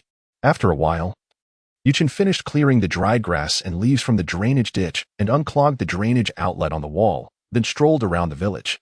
As he passed by the small shop, Sister Yin called him over. Chen, where is your hometown? Yuchen was taken aback. Why was she asking this now? Could it be that she was trying to gather information about him, perhaps to plan something? However, it wasn't too long before he realized he had misjudged the situation. Sister Yin, I'm from an inland province. Why do you ask? Li Yin scratched her head. Shouldn't you know? Yuchen was even more puzzled, Sister Yin. Let us drop the riddles. Just tell me what is going on. Li Yin clicked her tongue, looking somewhat regretful, recently. Everyone in the village has been saying how lucky you are to have caught several thousand fish. Stop right there. Yuchen quickly interjected, Sister. It was tea that exaggerated. It was only around 1,000 or so. You're quite good at downplaying things. Li Yin rolled her eyes and continued, never mind you. Everyone in the village knows you're impressive, but that Mao, who is also from your village, just said he caught several 100 pounds of fish from a puddle. Who do we complain to about this? Yuchen's eyes narrowed. It truly was him. Right after someone had gone out with a boat to fish. Mao claimed to have caught hundreds of pounds from a puddle. How could that be reasonable? Not reasonable at all. Yuchen was certain that the boat outside the village was Mao's doing. This was easily resolvable, and suddenly, he turned to Li Yin. Li Yin shivered slightly. What do you want to do? I want. No. Yuchen nearly lost his train of thought, reorganizing his words before saying, Sister Yin, you're well informed in the village. Could you help me find out something? What is it? Could it be that you've taken a liking to some young lady from a respectable family? With your current capabilities, you could effortlessly propose, being tall, handsome, and financially secure. She would hardly refuse. Yuchen, exasperated, replied, Sister, you misunderstand. I merely wish for you to inquire whether Mao has purchased a boat. It is often said that women are particularly observant, and upon hearing this, Li Yin sensed something amiss. Are you suggesting that Mao and his associates? Before she could finish her sentence, she ceased speaking and nodded, saying, All right, sister, I understand. Yuchen smiled. Conversing with an astute individual is indeed a relief. Sister, please prepare me 4 servings of braised pig's trotters, sliced. Certainly, just a moment. A few minutes later, Yuchen returned home with the neatly sliced trotters. One must admit that Sister Yan's culinary skills are commendable. The trotters she braised are delectable and quite appetizing. As evening approached, Yuchen sat at the entrance when suddenly, Grandpa Mi peeked out from his door and winked at him. Yuchen immediately understood and gestured for Grandpa to come over. Xiaochen, could you help me download some songs? Moreover, we can't simply sing without any planning. At my age, I lack the know-how. Please assist me in organizing this. Chapter 66. Is there anyone else? Yuchen pointed at himself, bewildered. Am I really the one to plan this? I'm just a single man. How can I assist others? Indeed. Master Mi nodded. You young folks are quite knowledgeable. This matter must be entrusted to you. With a sense of resignation, Yuchen finally acquiesced. I'll give it a try, but if anything goes awry, don't blame me. Master me, nonchalantly patting Yi Chen's shoulder, replied, no worries. If something goes wrong, I'll just tell your Aunt May that it was your initiative. She won't hold it against you, trust me. With that, Master Me swayed away. Yi Chen stood there, staring blankly at the receding figure, somewhat lost in thought. What was this all about? That last reassurance seemed more like a self-reminder. Muttering to himself, Yi Chen retrieved a cigarette, taking slow, melancholic puffs, occasionally glancing towards the door where Master Me had exited. Not long after, Yi Chen slapped his forehead, realizing how he had overlooked this crucial detail. If anyone understood women best, it was undoubtedly women themselves. Since Mi Xiaomi was Aunt May's daughter, she would certainly know better. If he couldn't manage it alone, why not seek external assistance? Resolved, Yi Chen decided to message Mi Xiaomi later to inquire about Aunt May's preferences, and perhaps have a word with Sister Yin, whose husband had passed away, making her more sensitive to such matters. Brother, dinner's ready. All right, coming. After dinner, Yi Chen escorted Qingqing home, then checked on the drainage system at her place. Completing these tasks, he reinforced the chicken coop. Looking at his handiwork, Yi Chen smiled with satisfaction. Perfect. Upon returning home, he quickly freshened up and lay in bed, sending a message to Mi Xiaomi. Xiaomi, here's the thing. He wrote, detailing the situation extensively. Haha, really? Mi Xiaomi replied promptly. I understand now. Don't be fooled by my mother's eloquence. She actually has little experience in matters of the heart. Both she and Dad are teachers, leaving little time for personal exchanges. It's quite surprising that they still wish for a touch of romance at their age. Let us think this through in the coming days. Just wait and see. Great. All set. Yi Chen put down his phone and quickly drifted into slumber. Meanwhile, a figure carrying bags silently approached Mi Qinggong's courtyard. Knock, knock, knock. Who is it? Open up, it's Dahuai. The door creaked open, revealing Li Yanhua and Mi Qinggang, who stepped out to help with the packages. Why are you back so late? I was settling accounts with the boss. It took a bit longer. Dahuai replied as he entered the house, plopping down onto the floor. Uncle, Aunt, is everything you said over the phone true? Mi Qinggang hesitated for a moment, then sighed softly, pulling out a cigarette and taking a drag. Dahuai, do you really think I would jest about such matters? The film is still in the DVD player. See for yourself. As the words fell, silence enveloped the room, leaving behind only a haze of smoke. Mi Dahai stepped forward, activating the television to play a film. Soon, his expression shifted from shock to fury. He slammed his hand on the table and was about to rush out. Li Yanhua hastily grabbed him, calling out to the back. Qinggang, quickly stop him. Don't let him do anything foolish. Mi Qinggang rushed forward to hold Dahai back. Typically, Dahai was honest and good-natured, able to laugh and talk with anyone. However, when angered, he transformed into a different person, capable of anything. If this situation was not handled properly, it could lead to serious trouble. Mi Qinggang firmly grasped Dahai's arm, saying, Dahai, heed your uncle's advice. Calm down for a moment. Mi Dahai's face contorted in anguish. Uncle, how can I calm down? I toil day in and day out, pouring all my earnings into her and the child. Previously, just seeing them smile brought me joy. But now, what has she done? Does she deserve my sacrifices? Mi Qinggang took a deep breath. Anyone in his position would feel furious, yet it was crucial to avoid acting impulsively. I understand your struggles, but I cannot allow you to act recklessly. You wouldn't want to disappoint your parents. Trust me, let us share a drink together.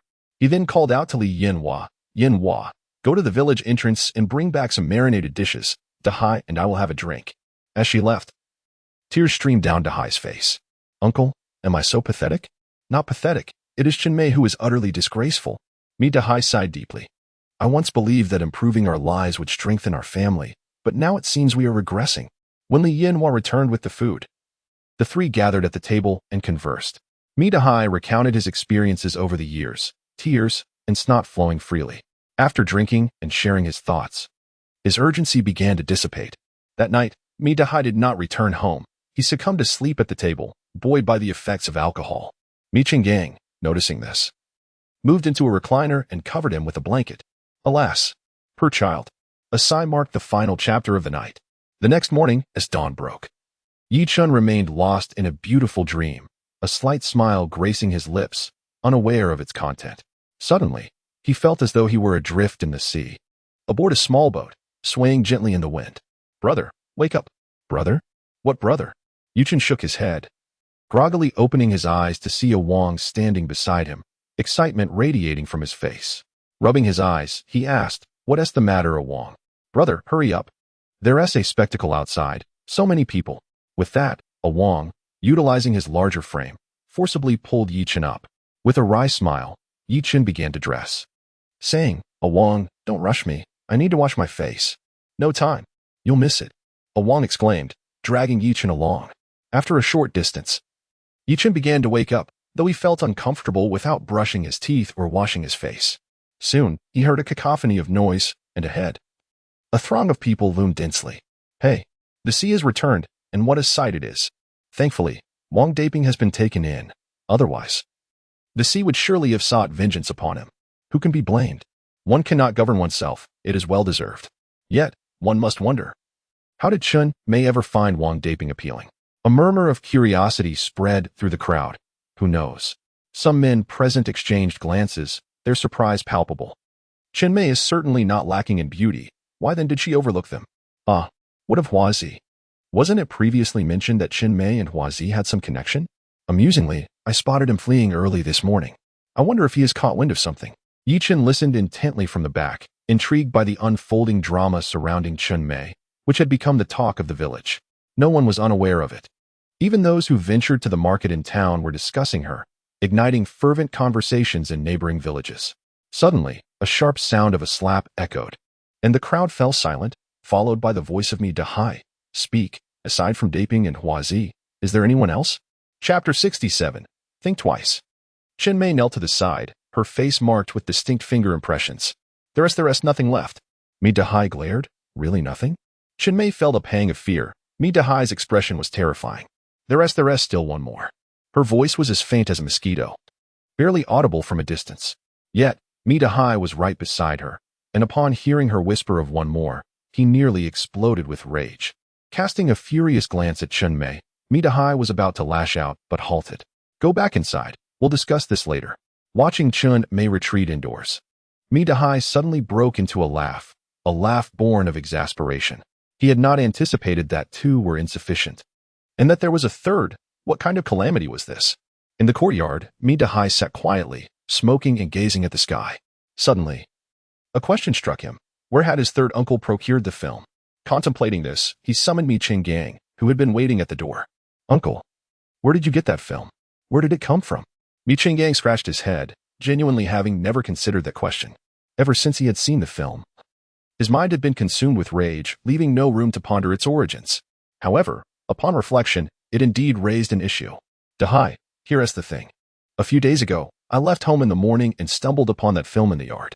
At first, I didn't pay much attention. Thinking it was an action movie, Mi Dahai could easily surmise the subsequent events. Yet, the source of the film was evidently suspicious. With no surveillance in the village, it was now impossible to identify who had placed it there. After some contemplation, Mi Dahai suddenly spoke up. "Uncle, have we offended anyone recently?" "What, huh?" Mi Chingang's sudden look of doubt prompted Mi Dahai to inquire further. Mi Chingang found a chair to sit on, tilted his head and thought for a moment, and then replied, "Well, a few days ago, Shunzi caught someone's dog's tail and got shoved a bit. Then Chen Mei had a quarrel with that person also. Your aunt mentioned that he visited our home not long ago, claiming to be just dropping by." Upon hearing this, Mi Dahai's mind began to race. "Uncle, are you suggesting that this person is behind it? Who is he?" "His name is Yichen," Mi Chingang added, shaking his head, "but there's one more thing. He visited quite a few homes that day.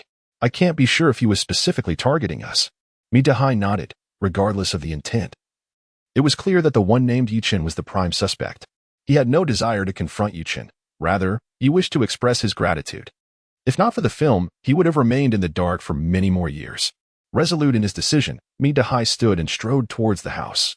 At that moment, Chen Mei sat at the table, sobbing. "Crying again? What's the matter? Just tell me, who was the other person?" Chen Mei lifted her head, hesitating before saying, from the neighboring village. Mi Dahai felt defeated. "You, Chen Mei, are quite something. You've even managed to find someone from the neighboring village. Impressive, truly impressive. Pack your things and return to your parents' home. Have a good talk with them about the good deeds you have done." In an instant, Chen Mei's eyes widened in disbelief. Dahai, I was wrong. Please don't send me back. If you refuse to return, it only means I must take you back myself," he retorted coldly. Chen Mei hastily shook her head. "No, it's not like that. Dahai, I promise I won't dare again. Just give me one more chance. Just once, please. Mita Hai cast her a frigid glance.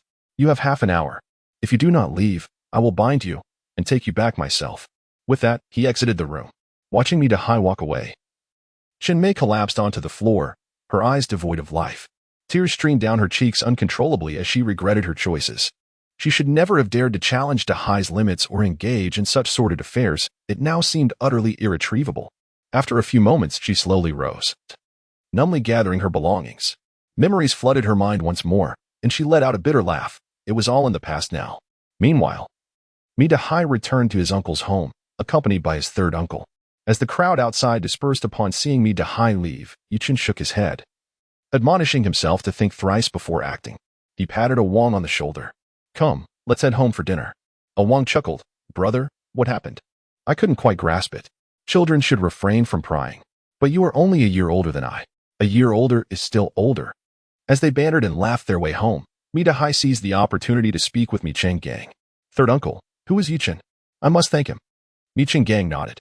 We cannot ascertain his intentions, but you certainly ought to express your gratitude. He settled into a chair and offered a cigarette to Dahai.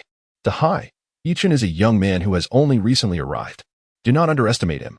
He possesses great capability and is quite adept at making money. Do not visit during lunch to avoid misunderstandings. Instead, go in the afternoon, discreetly procure some items. Mita Hai nodded in agreement. That makes sense. Third uncle, you say he is quite skilled at earning? Indeed, but do not dwell on it. He has brought along a few young men, including our village's Huzi, so he is not short on manpower. If you wish to engage, wait until the sea opens. They will definitely be in need of hands. Unbeknownst to Yichen, who was currently dining at home, this conversation between the uncle and nephew transpired. He contemplated whether he should seek out Mi Xiaomi for a more in-depth discussion. After all, if Mita Yi were to inquire, he would be at a loss for words, and that would be quite awkward. After finishing breakfast, Yichen first visited Sister Yan's small shop. At that moment, Sister Yan was engaged in conversation with another woman. The woman, holding a bowl, smiled upon seeing Yichen approach. Oh, a guest has arrived. Yan, we shall continue our conversation another time. With that, she departed. Yichen walked inside with a smile. Sister Yan, what were you discussing? Oh, just matters concerning Dahai. What brings you here? Yichen shook his head with a smile, realizing how easily Sister Yan's words could be misinterpreted. Actually, I do have something to discuss. Sister Yan, as someone with experience, could you advise me on how to set up a romantic atmosphere? Sister Yan's eyes sparkled as a vivid image flashed through her mind, followed by a moment of oblivion, leaving her with a dreamy expression. Sister Yan? Sister Yan? Yuchen waved his hand, bringing her back to reality. Apologies. I was lost in thought for a moment. You mentioned romance. I understand that it must be surprising in the moment. It doesn't need to be extravagant or luxurious, but it must possess certain essential elements. Perhaps some balloons, colorful streamers, and customized banners. These are all manageable. You should inquire about them. And be sure to arrange everything according to their preferences and the overall theme. It will definitely succeed. Yichen nodded. I comprehend, Sister Yan. I have a few matters to attend to, but I shall treat you to a meal next time. As he turned to leave, Sister Yin caught his arm. Is there something you need? Sister Yin suddenly appeared somewhat bashful. Well, Aki mentioned he is nearing the completion of his studies. Do you think it would be possible for him to return occasionally? Yi Chun was taken aback, realizing the two had indeed been in contact. Certainly. I will inform Aki that he may come back, provided it does not hinder his progress. Sister Yin leaped with joy. Thank you so much, Aiken. Yi Chun stole a glance before hastily departing, reflecting on the fervor of a woman in love. Upon returning home, he swiftly drove to town to discuss the event design with Xiaomi. Chapter 68. Fishing by the river on the way, Yichen, lost in thought while smoking, contemplated the matters to be discussed shortly. Suddenly, the heavens seemed to collapse as a torrential downpour, long overdue, cascaded down violently. Giant raindrops, accompanied by fierce winds, battered against Yichen's face through the car window, extinguishing the cigarette in his hand. He slammed on the brakes, pulling over to the roadside, hastily rolled up the window, and stared wide-eyed at the tempest outside. Goodness, the rain is absolutely torrential. It was not just the rain. Thunder and lightning followed in rapid succession, rumbling and crackling. In that moment, Yichen felt a surge of youthful exuberance, pointing dramatically at the sky. Oh, fellow cultivator, are you here to face tribulation? Crack. Just ahead. A large tree branch snapped under the onslaught, Its broken end blackened and emitting wisps of smoke. Yichen recoiled in fright, urging himself to flee. He shifted gears, pressed the accelerator, and soon arrived in town. After parking the car, he dashed into the supermarket. Phew, Yichen sighed, realizing he was drenched to the bone after such a brief encounter with the elements. At the front counter, Mi Xiaomi stared at him incredulously. Yichen, what brings you here? Turning to Mi Xiaomi, he approached her, saying, Did I not mention yesterday that I would come to discuss a matter? Oh, is that so? Please take a seat. I'll fetch my brother-in-law. Looking for Chu-Ping? What for? Yichen paused, realizing he had come to discuss matters concerning his uncle. Could it be that Chu-Ping was involved as well? Mi Xiaomi shot him a glance, exasperated. I'm asking him to get you some clothes. Look at yourself. Oh, I see. Yichen scratched his head, glancing down at his soaking attire. His white short-sleeved shirt was completely drenched, and he felt quite embarrassed. After a short while, Chu-Ping emerged from the back, his hearty laughter filling the air upon seeing Yichen. Buddy, what happened to you? Come. I'll see if I have any clothes that fit. There were rooms behind the supermarket, and Yichen followed Chu-Ping. At the doorway, Mi Xiaomi stood nearby with a towel, and upon seeing Yichen, she handed it to him. Wipe yourself down. We don't want you catching a cold. It's fine. My constitution is quite robust. He replied, taking the towel and giving himself a hasty wipe before returning it and stepping inside. When he re-emerged, Mi Xiaomi burst into laughter, while Chu-Ping smirked wryly. Yichen, puzzled, inquired, What is so funny? Mi Xiaomi could hardly contain herself. Yichen, those clothes are a bit too small for you. Brother-in-law, find him another one. Chu-Ping's expression darkened further. This is the largest I could find. Unfazed, Yichen waved his hand dismissively. No need to search further. I feel quite comfortable in this. It's far better than my wet clothes. Chu-Ping nodded in agreement. That is good to hear. By the way, how about going fishing? Fishing? Yichen measured Chu-Ping's forehead with his hand, only to be playfully shoved away by him. Ping, are you all right? With such heavy rain, are you really going fishing? Aren't you afraid of being swept away by the waves? Chu-Ping cast a disgruntled glance at him. What do you know? We're not going sea fishing, we're heading to the river. Just a few days ago, a friend of mine caught a sizable fish. Are you in? Yichen nodded, considering that fishing in the river was indeed a possibility. All right, but I still have a few matters to discuss with Xiaomi first. I'll join you shortly. That has settled then. I'll go get ready. Chu-Ping exclaimed with enthusiasm as he hurried off. The past few days had been quite busy at the shop, leaving him utterly exhausted. Now, with the rain pouring down, he could finally relax. Yichen and Mi Xiaomi returned to the front desk, engaging in conversation about Mi Dage's forthcoming joyous occasion. Xiaomi, I inquired about what is needed. It seems we must set up a scene and decide on a theme. Do you have any suggestions? Mi Xiaomi tilted her head thoughtfully. I have an idea.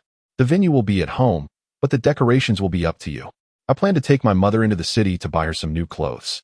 What about you? After a thorough discussion, Yichen nodded appreciatively. Xiaomi's ideas were indeed quite nuanced and splendid. Just then, Chu-Ping emerged, ready. Aiken, are we all set? We can head out now. Sure. Let us go. The two of them opened their umbrellas and stepped outside. Chu-Ping drove a pickup truck. Its bed stocked with fishing gear, a fish net, and even a barbecue grill. Chu-Gu, you are well prepared. Chu-Ping nodded in agreement. If we get hungry, we can eat a bit.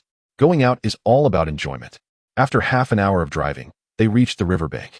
It took them another 10 minutes to find a sheltered spot before they could start fishing. Underneath the large umbrella, they set down some stone blocks to secure it. Since this was river fishing and Chu-Ping provided the gear, Yichen decided against checking the system. The most important aspect of fishing was the joy it brought. Besides, in the river, catching fish wasn't the priority. As long as they didn't return empty-handed, it would be fine. Seated a few meters apart, they prepared their fishing spots and set their rods, each holding a pack of sunflower seeds, enjoying snacks as they sat together. The sound of rain outside added a serene quality to the atmosphere. With a hook each, a pack of seeds, and a bottle of soda. Spending the day in such an environment was truly a delight. Unfortunately, the pleasant moment was short-lived. Just as Yichen was savoring the tranquility, Chu-Ping's raucous laughter broke through the air. Haha, I've got a catch. Yichen turned to see Chu-Ping's bobber bobbing up and down excitedly. Chu-Ping carefully tugged on the fishing rod, wary of losing his catch, but as he pulled, something felt amiss. So light? Could the fish have escaped? Then, Chu-Ping drew the hook out of the water, revealing that the fish had fled. It was simply. Yichen burst into laughter. Ping-gu. That fish is quite sizable compared to a small one. Chu Ping's expression darkened as he examined the fish he had caught. It was a respectable size for a white bait, yet the issue lay in the fact that this was not white bait at all. It was, in fact, a carp, a mere finger-length baby carp. Chu Ping shot a glare at Yi Chun and, with a flick of his wrist, discarded the fish back into the river. "What are you laughing at? At least I've caught something." "Have you?" Yi Chun immediately ceased his laughter, realizing Chu Ping was right. He had yet to catch any fish. He hadn't intended to employ the system today, but he certainly didn't want to leave empty-handed.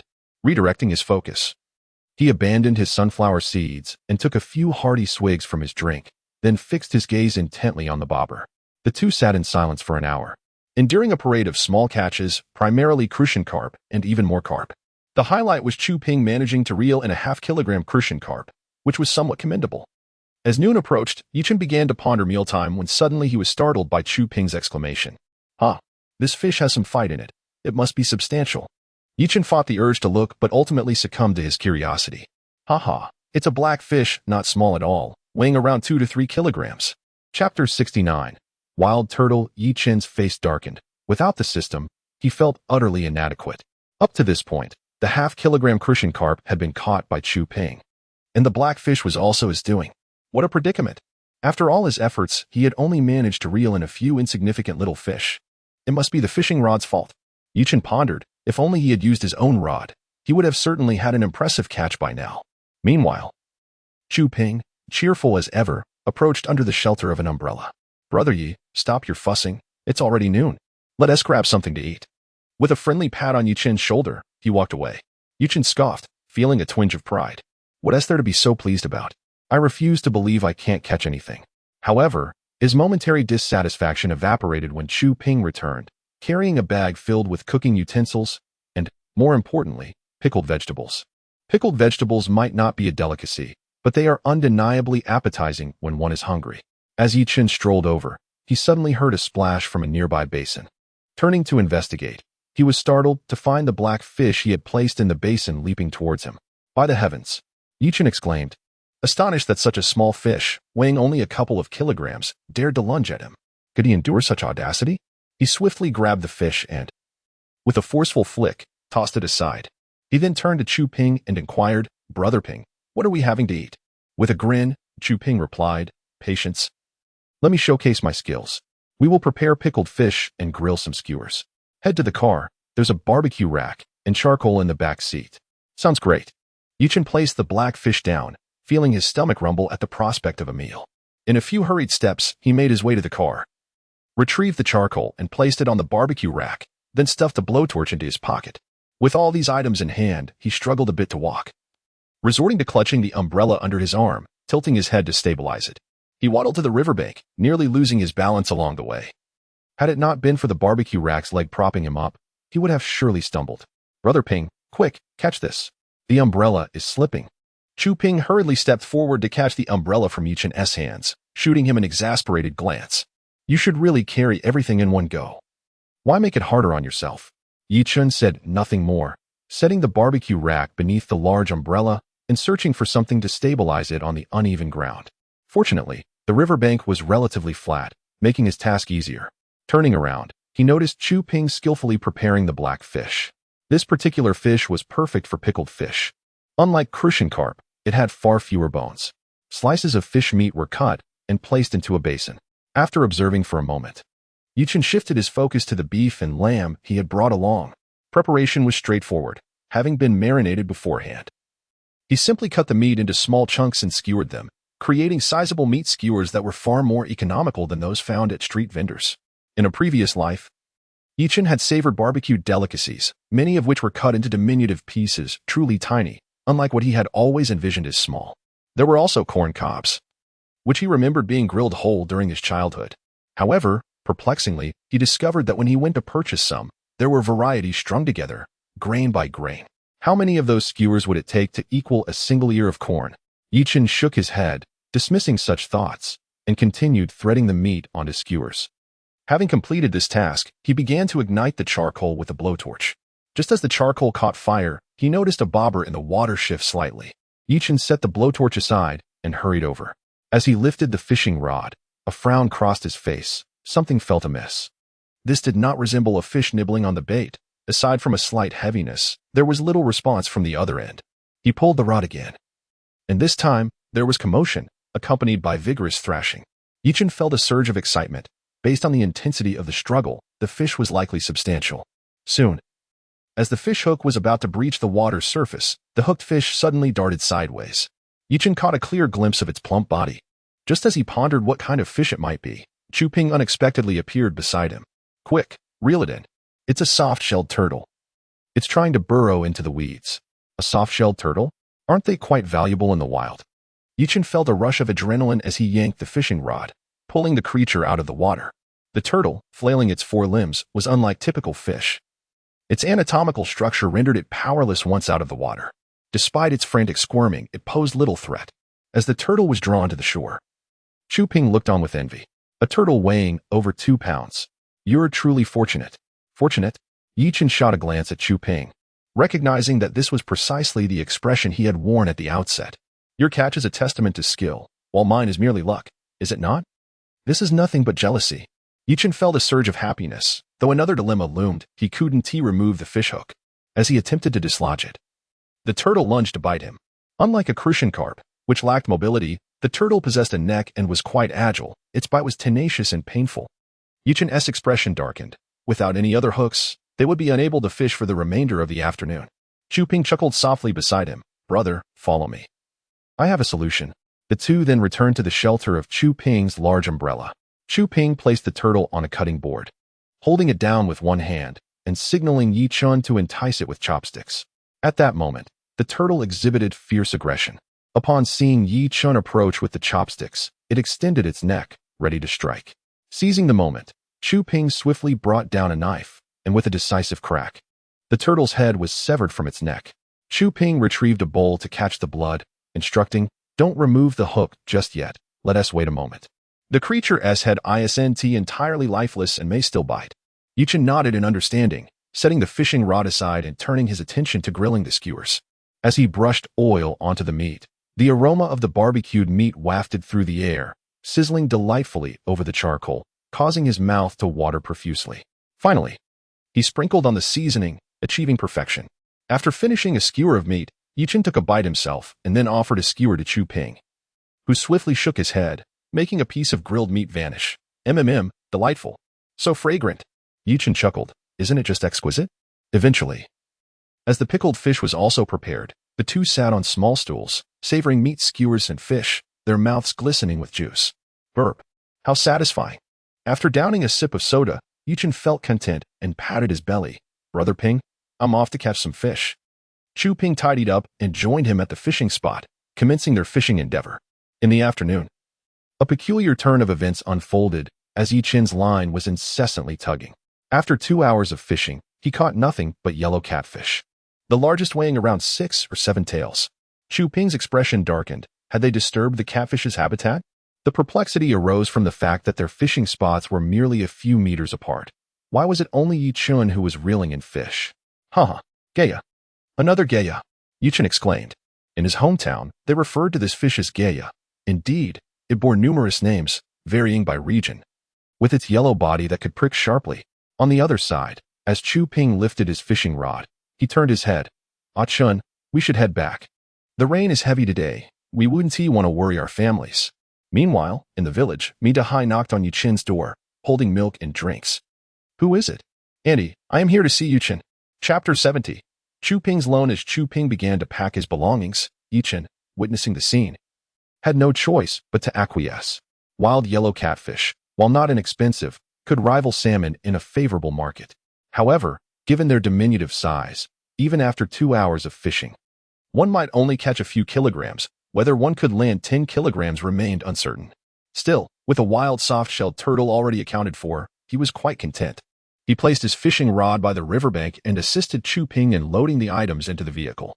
Upon returning, he felt a sudden jolt of surprise. Where's my fishing rod? Upon closer inspection, he was relieved to find it still at the riverbank, ensnared by the aquatic vegetation. Yichin hurriedly approached and retrieved the rod from the water, only to feel a powerful struggle transmitted through it. Goodness. Estimating the weight, he surmised that in the ocean, this fish might weigh 3 to 4 kilograms, but here in freshwater, its heft would likely be greater. Just then, Chu Ping finished packing and approached, noticing Yi Chen's predicament. His lips curling in amusement. We're about to leave, and you're still reeling in a big one? Yi Chen, realizing Chu Ping was nearby, seized the moment to inquire. Brother Ping, is your fishing rod capable of handling a strong pull? Chu Ping rolled his eyes, retorting, do you think this is a flimsy $30 piece of equipment? A few kilograms of fish is hardly a challenge. Just pull. After all, this rod is worth over 2,000. With a rod of such caliber, Yi Chen felt emboldened to pull with vigor. Drawing from his experiences with tuna and swordfish, he found this fish to be a mere trifle. Within minutes, the fish was drawn to the water's edge, where Chu Ping skillfully netted it.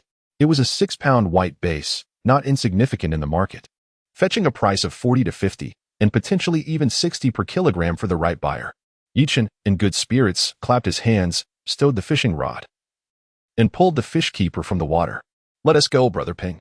The two loaded their belongings into the car, but as they drove towards town, Chu Ping appeared increasingly hesitant. Yi Chen noticed Chu Ping's reluctance as the speed of the vehicle diminished to a crawl. Brother Ping, is there something on your mind? With a sigh, Chu Ping's demeanor became noticeably awkward. Ah Chun, could you lend me a bit of money? Not much, just 1,000 will suffice. Yi Chen was taken aback. Chu Ping owned a supermarket, a sizable establishment stocked with appliances and other goods. Surely, he wouldn't lack a mere 1,000? Brother Ping, is there a problem? Chu Ping scratched his head. It's nothing serious. I do have money, but it's my personal savings, you understand. Yi Chen nodded in understanding and promptly retrieved his phone, transferring 1,000 yuan to Chu Ping via the payment app. Brother Ping, the money has been sent. Should we go to the Red Romance or? Upon hearing the transfer was complete, Chu Ping was elated, grabbing Yi Chen's hand and shaking it vigorously. Brother, you're incredibly generous. Tonight, I'll treat you at the KTV in town. We shall not leave until we're thoroughly inebriated. Let us not get ahead of ourselves. Yi Chen replied, rolling his eyes and gesturing ahead. Brother Ping, keep your eyes on the road. Oh, right, of course. Chu Ping suddenly jolted, almost forgetting he was still driving. With 1,000 yuan now in his possession, he felt more assured behind the wheel, his speed increasing as he swiftly reached the town supermarket. The rain had eased somewhat, enveloping the area in a misty haze. Inside the supermarket, Mr. Mi and Mi Xiaomi were present. After parking, they unloaded their goods, and Yi Chen requested a pair of gloves from Mi Xiaomi, retrieving 2 to 3 kilograms of yellow catfish from his fish bag to present to them. Mr. Mi chuckled amiably. Xiao Chen, quite a catch you have there. Far surpassing Chu Ping. Yi Chen laughed in response. Not at all. It was Chuga who fished them. We had some for lunch.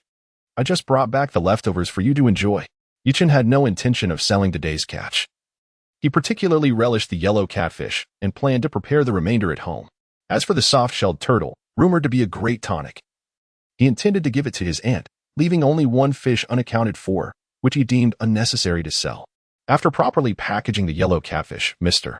Mi pulled him aside. Xiao Chun, have you downloaded that song I need? I'm still waiting on it.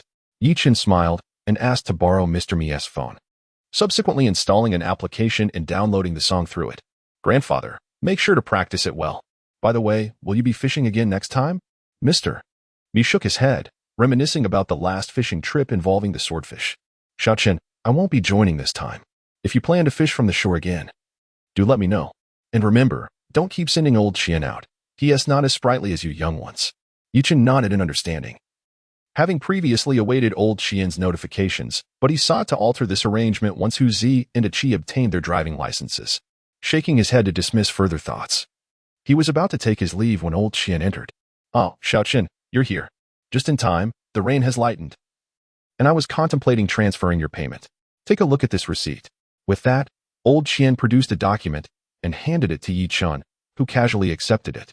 The receipt detailed the prices from their last catch, 307 pounds of swordfish at 120 yuan per pound, totaling 36,840 yuan. 413 pounds of sea urchins at 30 yuan per pound, amounting to 12,390 yuan, and 31 pounds of white eel at 280 yuan per pound, culminating in 8,680 yuan.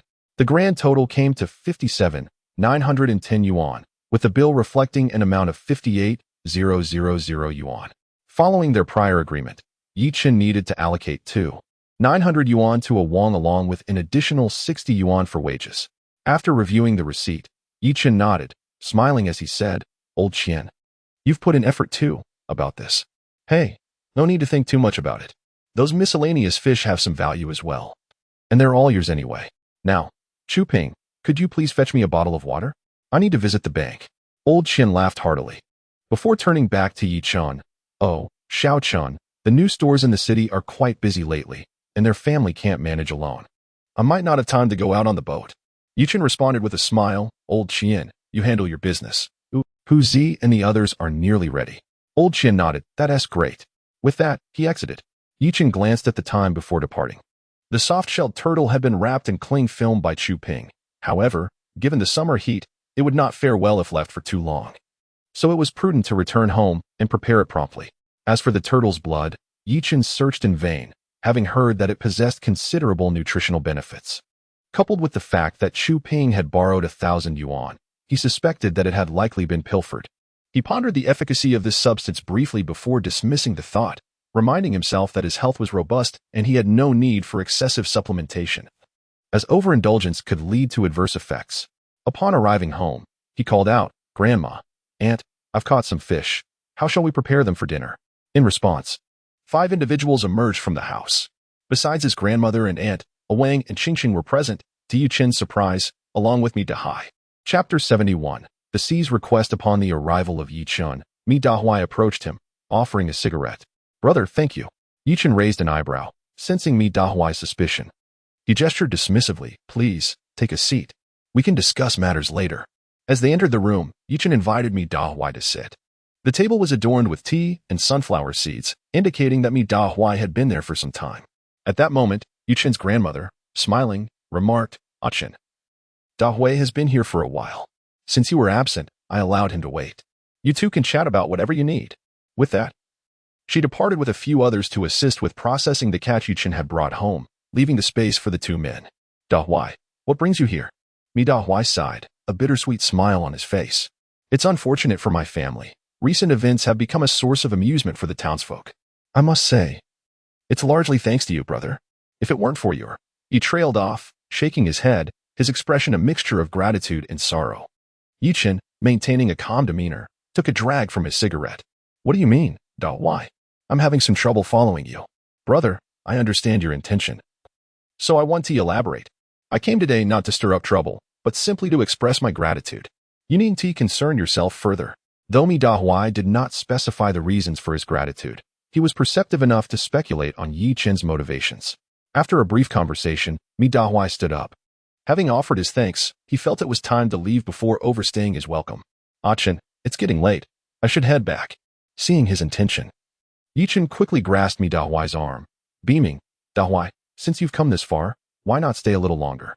Let us enjoy a drink together tonight." Mi Dahai hesitated. "Is that appropriate?" "What is inappropriate about it? Do you have other commitments?" Upon hearing this, Mi Dahai resumed his seat. "Well, there is nothing pressing. So I suppose I can stay for a drink after all." Yi Chun, smiling, offered Mi Dahai another cigarette. "Dahai, you've come at the perfect time. Allow me to show you what I caught today."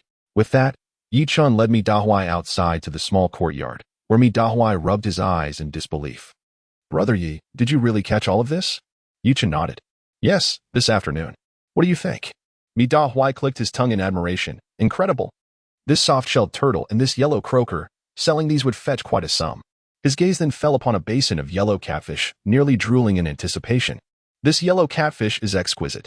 Brother, if you stew it with some tofu, the taste is absolutely divine. I've always loved this dish." Yi Chun chuckled. "Dahai, I caught quite a bit today, so we shall feast tonight." Mi Dahai rubbed his hands together. "I feel a bit guilty about this." As evening fell, the kitchen was ablaze with light.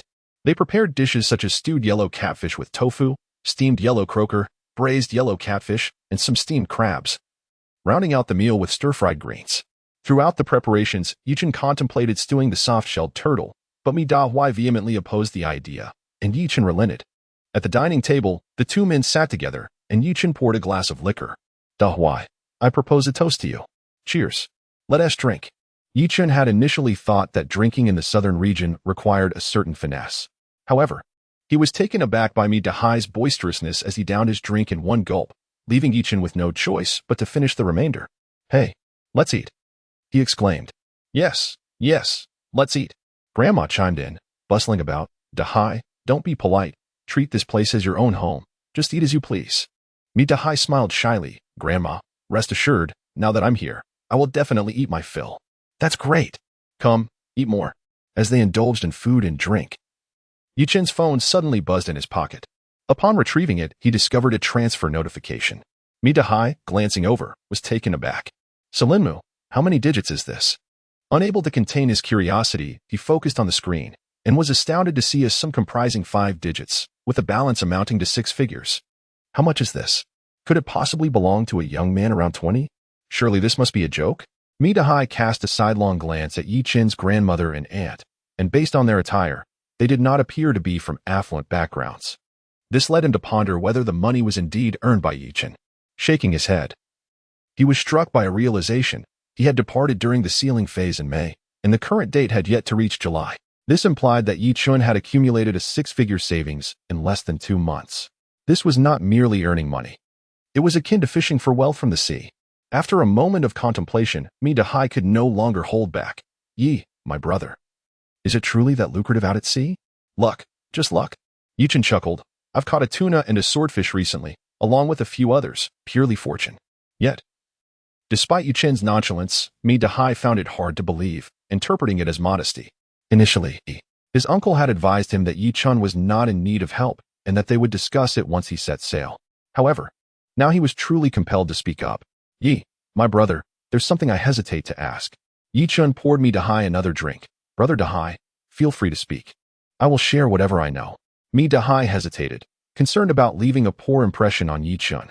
But then, he reasoned, in this day and age, one must seize opportunities when they arise.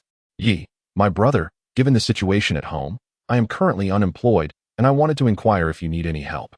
Yichen raised an eyebrow. He had been waiting for this very question. Brother Dahai, do you know how to operate a boat? Dahai nodded eagerly. Yes, I can. I used to captain boats of all sizes. Yichen smiled, as he had contemplated hiring someone when he purchased the boat. However, Uncle Qian had stepped in at that time, leaving the matter unresolved. Now, the timing was perfect. Clinking glasses with Dahai, Yichen said with a grin, Brother Dahai, being a coastal dweller, you surely understand that my small vessel cannot venture too far and relies heavily on the weather. Therefore, I do not intend to pay you by the day. How does a monthly salary of 3,000 sound? Dahai's eyelids flickered. He was indeed tempted, given his current situation, earning just over 1,000 a month by working on land pales in comparison to the considerable income from venturing out to sea on a large vessel. However, those who have experienced it know the immense hardships involved. It is not uncommon to be away for several months, returning to find everyone else looking fresh and vibrant, while one feels suffocated and troubled, potentially leading to psychological issues. Observing his prolonged silence, Yichen furrowed his brow and remarked, Brother Dahai, my salary is quite decent. Given the circumstances of my vessel, I cannot make many trips in a month. Upon hearing this, Dahai shook his head repeatedly. Brother Yi, do not misunderstand. I find your salary quite impressive, which honestly takes me by surprise. Reassured by this, Yichen raised his glass. Then it is settled. Cheers. After a satisfying meal and drinks, Dahai departed with a cheerful demeanor, his previous sorrow dissipated, humming a tune on his way home.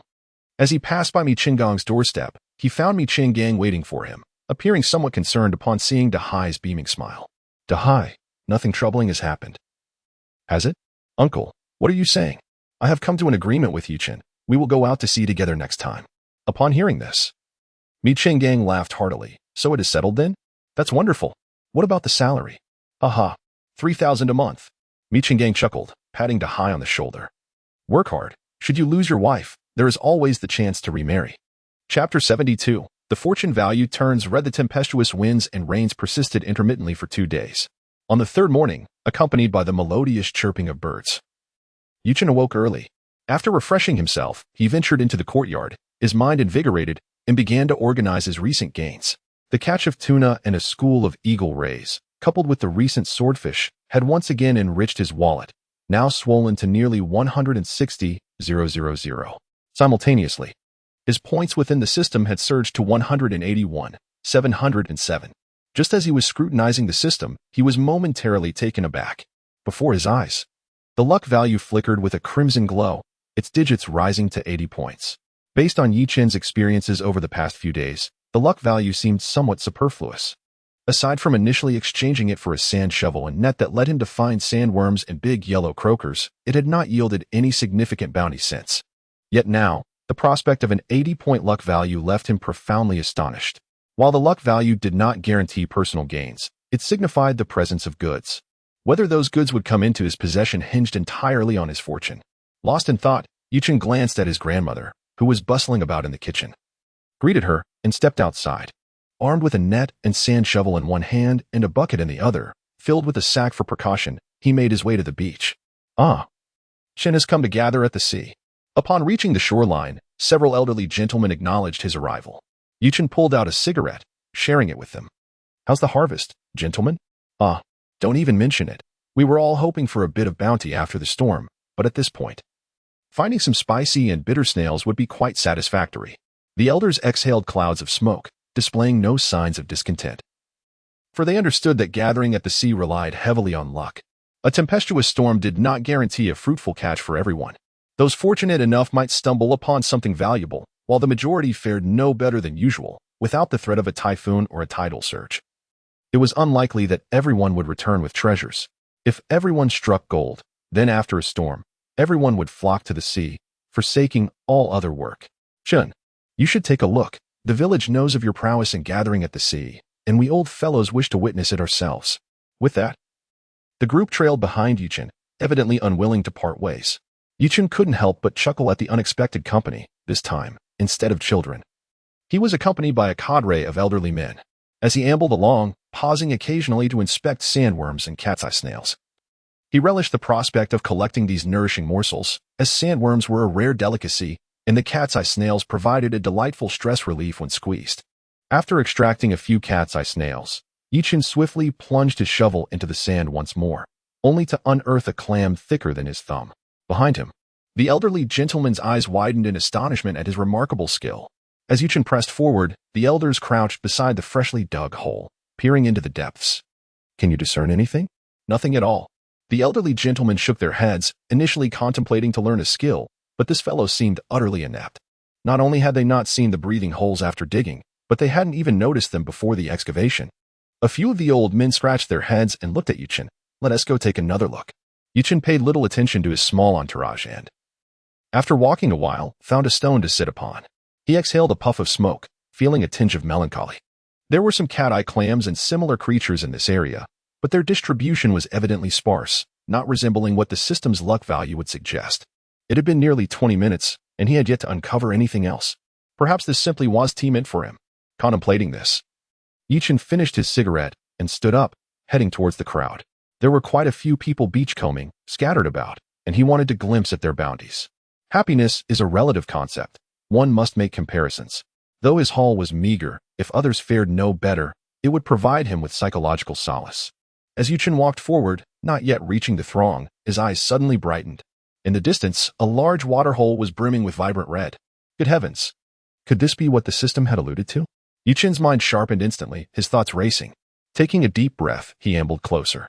Upon nearing within 30 meters, his heart raced. He recognized the fish in the water. It was that black-haired creature he had seen during his first beachcombing adventure. Its dark body tinged with a hint of purple upon closer inspection. Stay calm. Stay calm. Yuchen continuously reassured himself, and within moments, he regained his composure. This waterhole was large, likely overlooked by the average person, but with others trailing behind him, he couldn't afford to reveal his excitement. Casting a glance about 10 meters away, Yuchen wore a smile and called out, "Have you come to beachcomb? How's the catch?" The individual 10 meters away was none other than Aunt Li Yanhua, the third aunt of the sea, distinguished by a name longer than that of the convenience store owner. "Oh, Ah-Chen, you're here too." Li Yanhua greeted him with a smile. "I found 2 crabs nestled in the crevices of the rocks. How about you?" "Not much of a catch, just dug up some clams to keep for myself." Li Yanhua nodded. "That is still good. By the way, thank you for helping with that matter concerning the sea." Yuchen waved his hand dismissively. It's merely a mutual benefit. No need for thanks. By the way, I'm heading back now. Are you returning as well? Having found a couple of bread crabs. Li Yanhua was in high spirits and had no intention of leaving just yet. I'm not heading back right now. There's nothing pressing at home. I'll wait a little longer. Then I shall take my leave. Yuchen waved goodbye, deliberately strolling to avoid drawing attention. Seeing Yichen depart, the followers behind him ceased to follow, shaking their heads and returning to their own tasks. Upon arriving home, Yichen urgently called for A Wang. "Brother, what's the matter?" A Wang, having just awoken, was still in a daze. "There's no time for explanations. Let us go quickly." Yichen pulled A Wang onto the tricycle and sped off. "Hey, Chun, at least eat something before we leave." Grandmother called from behind, and upon stepping outside, she found no trace of the child. "Oh dear," she muttered, reluctantly returning to her meal. Upon arriving in town, Yichen first made a stop at the supermarket, seeking information from Chu Ping. "A water pump?" Chu Ping stared blankly at Yichen. "Are you looking to drain a pit?" Yichen nodded. "Yes, Brother Ping, do you know where I can purchase one in town?" Chu Ping stroked his chin, his eyes narrowing with a sudden thought as he draped an arm around Yichen's shoulder. "Chen, I happen to have one right here. I bought it for fun, used it only once. If you wish to buy it, I'll sell it to you." "What do you say? How much?" Yichen inquired. Chu Ping chuckled heartily. Discussing money can be rather disheartening. He then lowered his voice, raising a finger. "Chen, I want to deceive you. Ordinary water pumps can be found for a few hundred, but those are inadequate. Mine costs 1,600, but let us settle it in kind. And you can take it with you." Yichen nodded, feeling the urgency of time pressing upon him. "Brother Ping, please take me to get it. Let us go." Chu Ping led Yichen to the back of the supermarket, lifting a tarpaulin to reveal the pump, then fetched an oil drum. "Brother, everything is ready. It's good to go." He filled the pump with oil and handed the remaining supplies to Yichen. "A Wang, carry this. We're off." Yichen and A Wang swiftly departed with the water pump, not pausing even at the doorstep, heading straight for the beach. Due to recent rains, there were areas where A Wang had to push the cart along. Upon reaching the beach, Yichen was surprised to see others already pumping water, though fortunately, it was not from the pit he had initially discovered. Just as he approached in his vehicle, he noticed another team of water pumpers glancing his way, shutting off their machine and making their way toward the pit ahead of him. Chapter 73. The water pump incident. As they approached, the small cart could no longer proceed. Yichen and his companion were compelled to carry the water pump further. Upon reaching the edge of the water hole, they discovered another group had already commenced pumping water. A man in his 30s approached them. "Brother, we've already started drawing from this water hole, you see." He offered Yichen a cigarette. Yichen furrowed his brow. "Are you truly going to draw from this water hole?" The man chuckled lightly. "Brother, while the water hole is a shared resource, there exists an unspoken rule. Once someone has claimed it, others should refrain from interference." Yichen nodded in understanding. It was indeed the case during the last typhoon. When they had entered the water hole, others merely observed without asserting their right to fish. "Very well, we shall leave this water hole to you. We will seek another location." The man smiled broadly and shook Yichen's hand. "Thank you, brother." The man was somewhat taken aback. To put it plainly, they had only claimed this water hole upon seeing Yichen's arrival, hoping to gain a slight advantage. If it came to a debate, they were technically justified. Yet such behavior would not reflect well on their character. Meanwhile, Yichen and A Wang continued onward. "Brother, are we not going to claim this water hole?" Yichen nodded. "No, they arrived first. It's theirs." He chuckled lightly, having inquired of the man out of goodwill. The water hole in question was not the one he had previously surveyed. Upon observation, it contained but a single eel and a few minuscule crabs. Such a water hole was seldom chosen. Too vast, too fuel-consuming, and most importantly, uncertain in yield. Contemplating this, Yichen arrived at the water hole he had previously marked. A glance revealed a plentiful quantity of fish. They set down the water pump and connected the intake hose.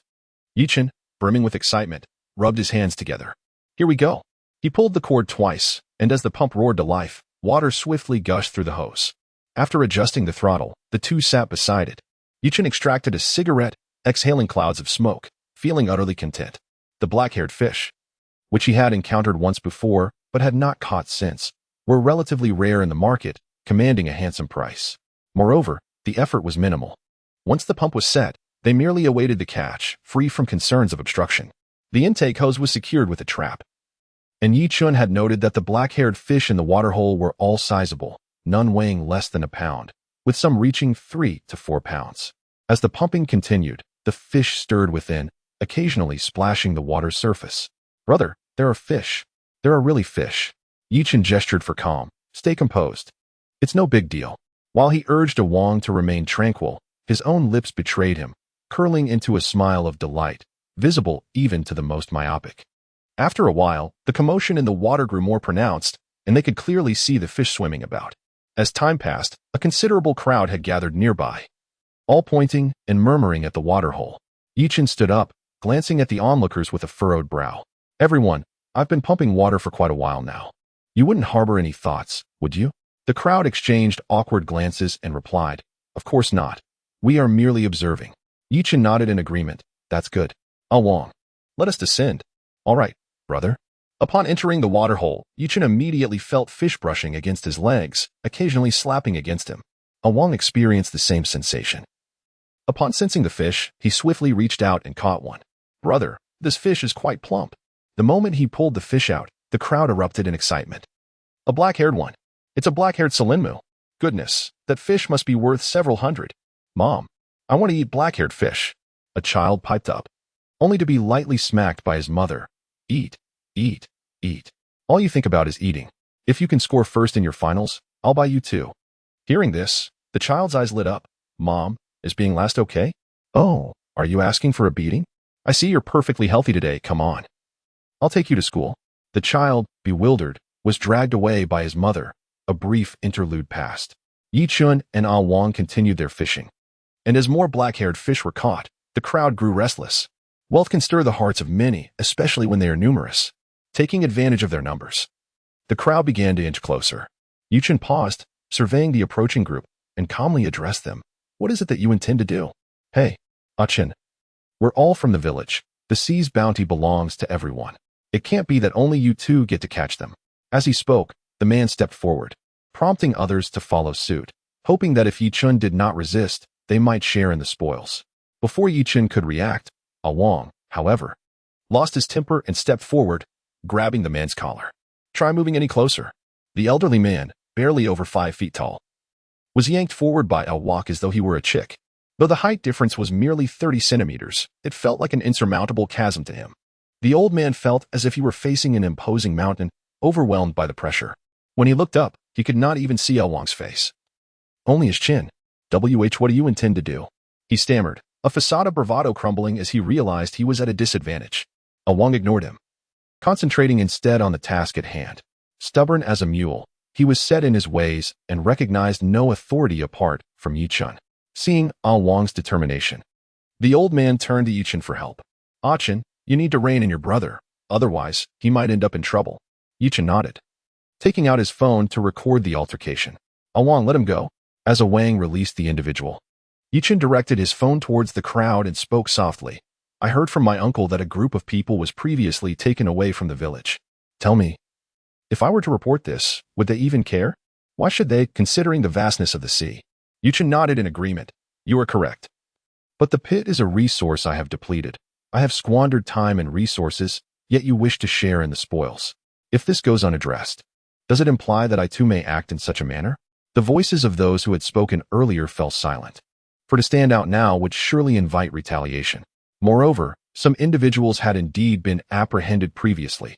If this were to happen again, it would spell disaster. Among the crowd, some had merely come to witness the commotion, and now they gradually retreated a few steps, observing that these individuals no longer advanced. Yichen shook his head and continued fishing with Wang. Simultaneously, he took a moment to call Uncle Chien. Uncle Chien, bring the entire pickup truck over. I have something valuable here. Chapter 74. Unexpected harvest. Yichen and Wang were engrossed in their task, eagerly fishing while Uncle Chien had yet to arrive. Their faces beamed with joy, grinning widely, reminiscent of the legendary figure of the slit-mouthed woman from a particular angle. As the pump whirred to life, the number of fish in the water appeared to multiply, and both Yichen and Wang had filled a sack, seemingly only halfway done. Yichen estimated their catch to weigh around 200 pounds. Similarly, the crowd gathered by the water's edge grew larger, and as noon approached, not a single person had departed. Some onlookers, envious and eager to try their luck, were promptly deterred by Wang's fierce glare. Moreover, Dahai joined the scene, not out of envy, but rather admiring Yichen's bountiful catch, even assisting him in warding off intruders. Yichen noted this with a silent nod of appreciation. Before long, the 2 sacks of fish were filled, and Yichen's great aunt arrived, accompanying Dahai to place the catch into the fish tank on the tricycle, activating the oxygenator to prevent unnecessary fatalities. My goodness, Xiaochen, you've stumbled upon a treasure trove. Uncle Qian's astonished voice echoed. Yichen chuckled. It's all just luck. Come on, Uncle Qian, have a smoke. Uncle Qian accepted the cigarette, savoring a few puffs with a delighted expression. Yichen's ability to procure such fine fish brought him joy, as his wife and daughter were preparing a new hotel, and they needed quality ingredients. Just a few days ago, he had been troubled during the closed fishing season, yet here was Yichen with an impressive haul of tuna, swordfish, and a considerable number of eagle rays. Now, he had also managed to catch a batch of black-haired fish, although not as plentiful as the eagle rays from last time. The black-haired fish held a high market value and would sustain him for a while. In his elation, Uncle Qian cast aside his airs and sat casually by the water's edge with Yichen. Xiaochen, is there any more left? Not much. Just a little that a Wang can scoop up. Yichen replied. Uncle Qian nodded, and the two engaged in light conversation. Once they finished their cigarette, Yichen dove back into the water. A Wang, that's enough. Brother, I feel there's still more in there. A Wang insisted. Yichen shook his head. I know. But you go up first. After a Wang departed, Yichen glanced into the water. There were still fish, albeit small, totaling 5, each weighing about a pound. Additionally, there were some crabs and clams, which could easily be discarded. For Yichen, who had come to this village to share his bounty with the villagers, he was more than willing to leave them with some soup. However, if anyone attempted to seize the meat, they would not find him accommodating. After all, he possessed the ability of X-ray vision, allowing him to see others even in the comfort of their homes if he so desired. Shaking his head, he decided not to dwell on such thoughts. At that moment, the water in the pit had nearly been drained, with only a little left that could not be extracted. He instructed a Wang to stop the pump and leaned in to feel around, swiftly glancing at what he found before placing it into the sack. Emerging from the waterhole, Yichen pulled out a cigarette and lit it leisurely. Dear folks, I've fished out nearly everything from this waterhole. Whether there's more depends on your luck. Haha. Xiaochen, well done. I believed in this young man since he was little. Yichen rolled his eyes, exclaiming, how long have I been here? And you already underestimate me. However, as she spoke, the woman hurriedly plunged into the puddle, eagerly beginning her search. Observing this, others swiftly followed suit, transforming the scene into a lively spectacle. Haha, black hair, it's definitely black hair, he shouted, but no one paid him any mind, as the crowd was too engrossed in their frantic foraging. In fact, 2 individuals simultaneously grasped a single fish, one holding its head and the other its tail. Hey, who do you think you are? This is clearly mine. I have its head right here. As he spoke, he exerted force, only to find that his opponent was equally strong, and the fish remained unyielding. Both were powerful, but the fish could not withstand the strain. With a sudden jolt, it leaped free from their grasp. Stunned, the two realized that in their squabble, the fish had escaped. What was the point of their contention now? They hastily resumed fishing. Due to the overwhelming number of people, within a minute, the fish had been completely cleared from the area, leaving only 5 fortunate souls. Yichen observed the emptying puddle, while others remained oblivious, their spirits heightened by the sight of those who had managed to catch fish. Each person, unarmed, rummaged through the mud and stones, their movements bold and carefree, entirely dismissing the puddle itself. A sudden scream pierced the air, startling the crowd. The source of the cry raised his hand, revealing a blue crab weighing around 6 or 7 tails clinging to him. As he shouted, laughter erupted from him. Haha, a blue crab. It didn't pinch my bones. It doesn't hurt. It doesn't hurt. The crowd rolled their eyes, thinking, even bleeding, you claim it doesn't hurt, just keep pretending.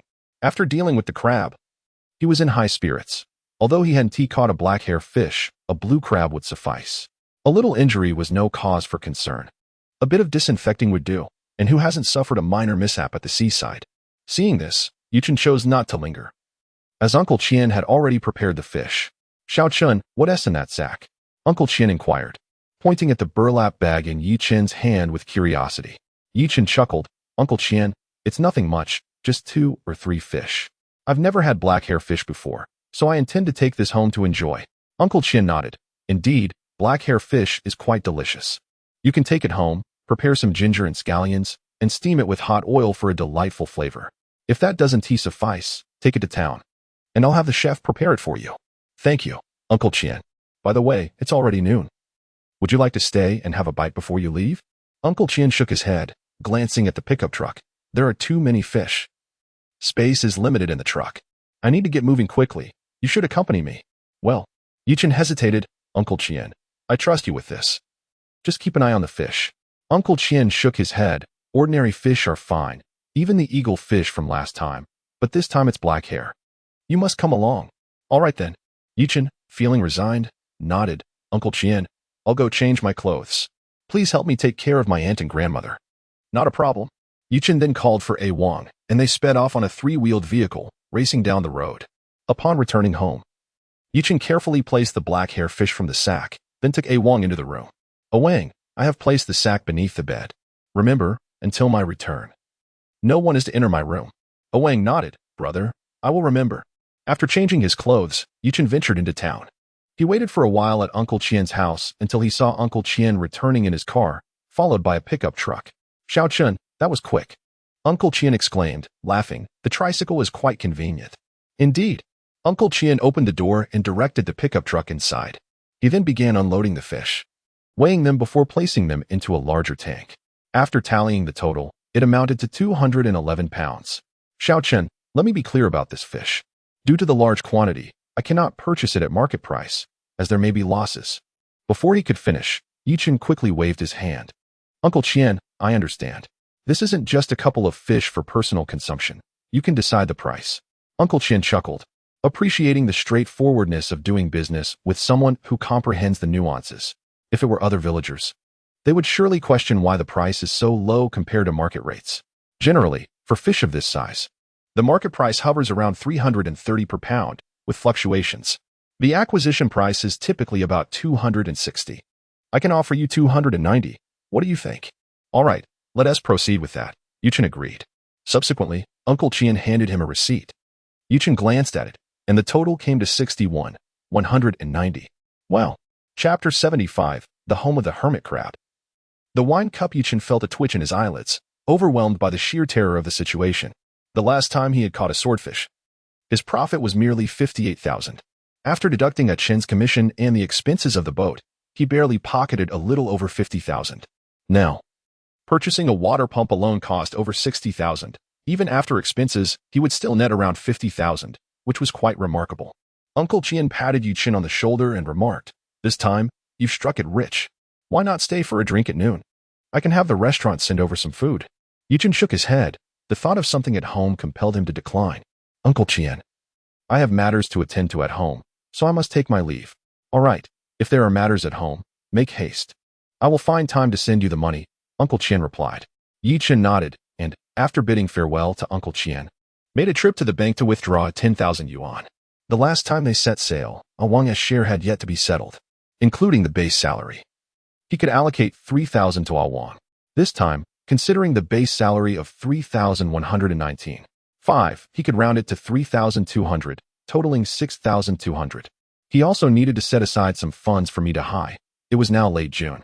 Although July was fast approaching, Yichen did not intend to quibble over the details and decided to give him half a month's wages. After all, one cannot expect a horse to run without feeding it grass. Yichen believed in providing all possible benefits to his employees, but they must earn their keep. Idleness was unacceptable. Having withdrawn the money, Yichen returned home, where his grandmother and aunt were bustling in the kitchen. Upon seeing him, they called out eagerly, Ah Chun, I heard from the villagers that black-haired fish are selling for a hefty price. How much did we make this time? Hearing this, Yichen smiled broadly and replied, Grandma, we sold the fish for over 60,000 today. But please, don't let this slip out. We wouldn't want to incite envy. His grandmother nodded, rest assured. I've been around for over 60 years. I've seen my fair share of things. Yichen chuckled. When it came to worldly wisdom, his grandmother was far more knowledgeable than he was. He then reached into his pocket, and, here is 6,200 for A Wang. Please take a look. Why is it so much? Aunt Yaching's hands trembled as she accepted the money, contemplating returning half to Yichen. Ah Chen, you keep it. I cannot accept so much. Yichen quickly pushed it back, and, what are you saying? This is what we agreed upon. What belongs to A Wang is rightfully his. Please don't be upset that I'm taking more. Seeing Yichen's insistence, Aunt Yaching reluctantly withdrew her hand, finding a bag to carefully store the money. I am delighted that you can earn money. I've watched you grow since you were little. In my eyes, you are like my own son. As long as you can earn, that is enough, she said, wiping away a tear, reflecting on the hardships they had endured together. Yichen smiled gently at this, Aunt. There is no need for tears. Life will surely get better. A Wang is like my own brother. I will take good care of him. By the way, has Mi Shui visited these days? Upon mentioning Mi Shui, Aunt Yacheng ceased her tears and nodded with a smile. She came by once during your last outing at sea. When she saw you weren't home, she left without staying. Aunt, what do you think of Mi Shui? Aunt furrowed her brow. What do you mean? But Wang. Yuchen shook his head, and I'm merely suggesting, it ultimately depends on Mi Shui's feelings. If she agrees, I shall speak to her family. Will that work? Let us give it a try. Every day, I see others matchmaking. I wish to try my hand at it too. Who knows what might come of it? At this moment, Grandma chuckled. If it works out, Wang must prepare a large carp for you, and buy 2 chickens. That sounds splendid. With that, Yuchen exited the kitchen. Aunt, please prepare the soft-shelled turtle this afternoon, and procure a black-haired one as well. Let us have it for dinner. We've yet to try it. Entering the main room, Yuchen glanced at Wang, unable to suppress a smile. The fellow had brought a stool. Sitting at his door, his expression stern, resembling a guardian deity. Brother, no one has come in. Yuchen nodded. All right, no need to keep watch. Go borrow a shovel from the neighbor. As Wang departed, Yuchen rummaged through a sack, extracting a hermit crab. The crab was nestled within a cup, which, although called a cup, resembled more of a small wine vessel, its golden exterior showing signs of corrosion. Yuchen examined the hermit crab, pondering whether De Huang could eat it. Forget it. I won't give De Huang anything questionable. He set the hermit crab aside and scrutinized the cup again. The corrosion appeared minimal, and it felt surprisingly heavy. It's not copper. Copper wouldn't weigh this much, and its corrosion would be more severe. Could it be gold? Yuchen took out his phone to verify. Gold is a highly stable metal, generally resistant to corrosion. However, he also found explanations regarding impurities. Gold items are not always pure, and those with higher impurity levels can indeed corrode. After careful examination and testing its hardness, he concluded that it was indeed a gold item. Glancing at the hermit crab discarded aside, he shook his head in disbelief. This creature was undeterred by its weight, even opting to burrow into gold. By then, Wang had returned, and Yuchen wrapped the golden cup before heading to the side yard. Wang, dig a pit here. The deeper, the better. All right, brother. Yuchen indicated a spot, and the two began to alternate digging. Even as the meal was prepared, they hadn't yet completed the task. Yuchen, Wang, wash your hands for dinner. I'll call Ching Ching. Okay, Grandma. Yuchen surveyed the pit, now over a meter deep, and placed the wrapped cup inside. Wang, cover it up. Once the earth was filled back, Yuchen and Wang washed their hands. At that moment, Grandma and Ching Ching also arrived. Ching Ching, where have you been? Why didn't you come over for lunch? I was feeding the chicks and ducklings. By the way, Grandma mentioned making soft-shelled turtle tonight. Big brother, you should catch one to stew. That one do. We need the hens to lay eggs. I'll just buy one instead. In the household, there exists a rooster that lays no eggs and has a tendency to peck at people, which makes its purchase feel rather regrettable. Ching Ching murmured softly, while Yuchen, caught between laughter and tears, replied, all right, if it bites. We shall slaughter it and procure chicks at noon next time. The meal was enjoyed heartily, and in the afternoon, Yuchen remained in bed, perusing information about antiques. The wine cup he had acquired bore the appearance of an antique. However, the information available online was merely for casual browsing. Much of it was lengthy and seemed insincere to him. By evening, Yuchen shook his head, realizing he ought to consult Uncle Mi to see if he had any connections regarding the matter. He rolled out of bed, washed his face outside, and upon turning, noticed Mi Dahai had arrived. Yuchen greeted him with a smile. Brother Dahai, what brings you here? Mi Dahai scratched his head. Last time I drank too much and forgot to ask for your phone number. I thought I'd come by to get it, so we can stay in touch. Oh, that, Yuchen exclaimed, slapping his forehead, recalling that he had overlooked this detail. Just then, another individual approached, leaving Mi Dahai somewhat surprised. Village Chief, what brings you here? Chapter 76. The village head's matter Dahai is also here. I have a matter to discuss with Yuchen. Mi Dahai nodded. I see. Then I shall take my leave. Yuchen pulled Mi Dahai back. Brother Dahai, please, take a seat inside. It's quite late. Stay for a bite. Mi Dahai hesitated for a moment. He indeed had something to convey. Very well. You all continue your conversation. I shall step inside. At that moment, a smile appeared on Yuchen's face. He recognized the village head, having encountered him during the aftermath of the typhoon and today's water extraction. The elder had refrained from competing for resources, leaving Yuchen with a favorable impression. Village head, may I inquire what brings you to me at this hour? The village head let out a bitter laugh. Let us forego the title of village head. I am Mi Wei, and the villagers call me Old Mi. You may simply address me as such.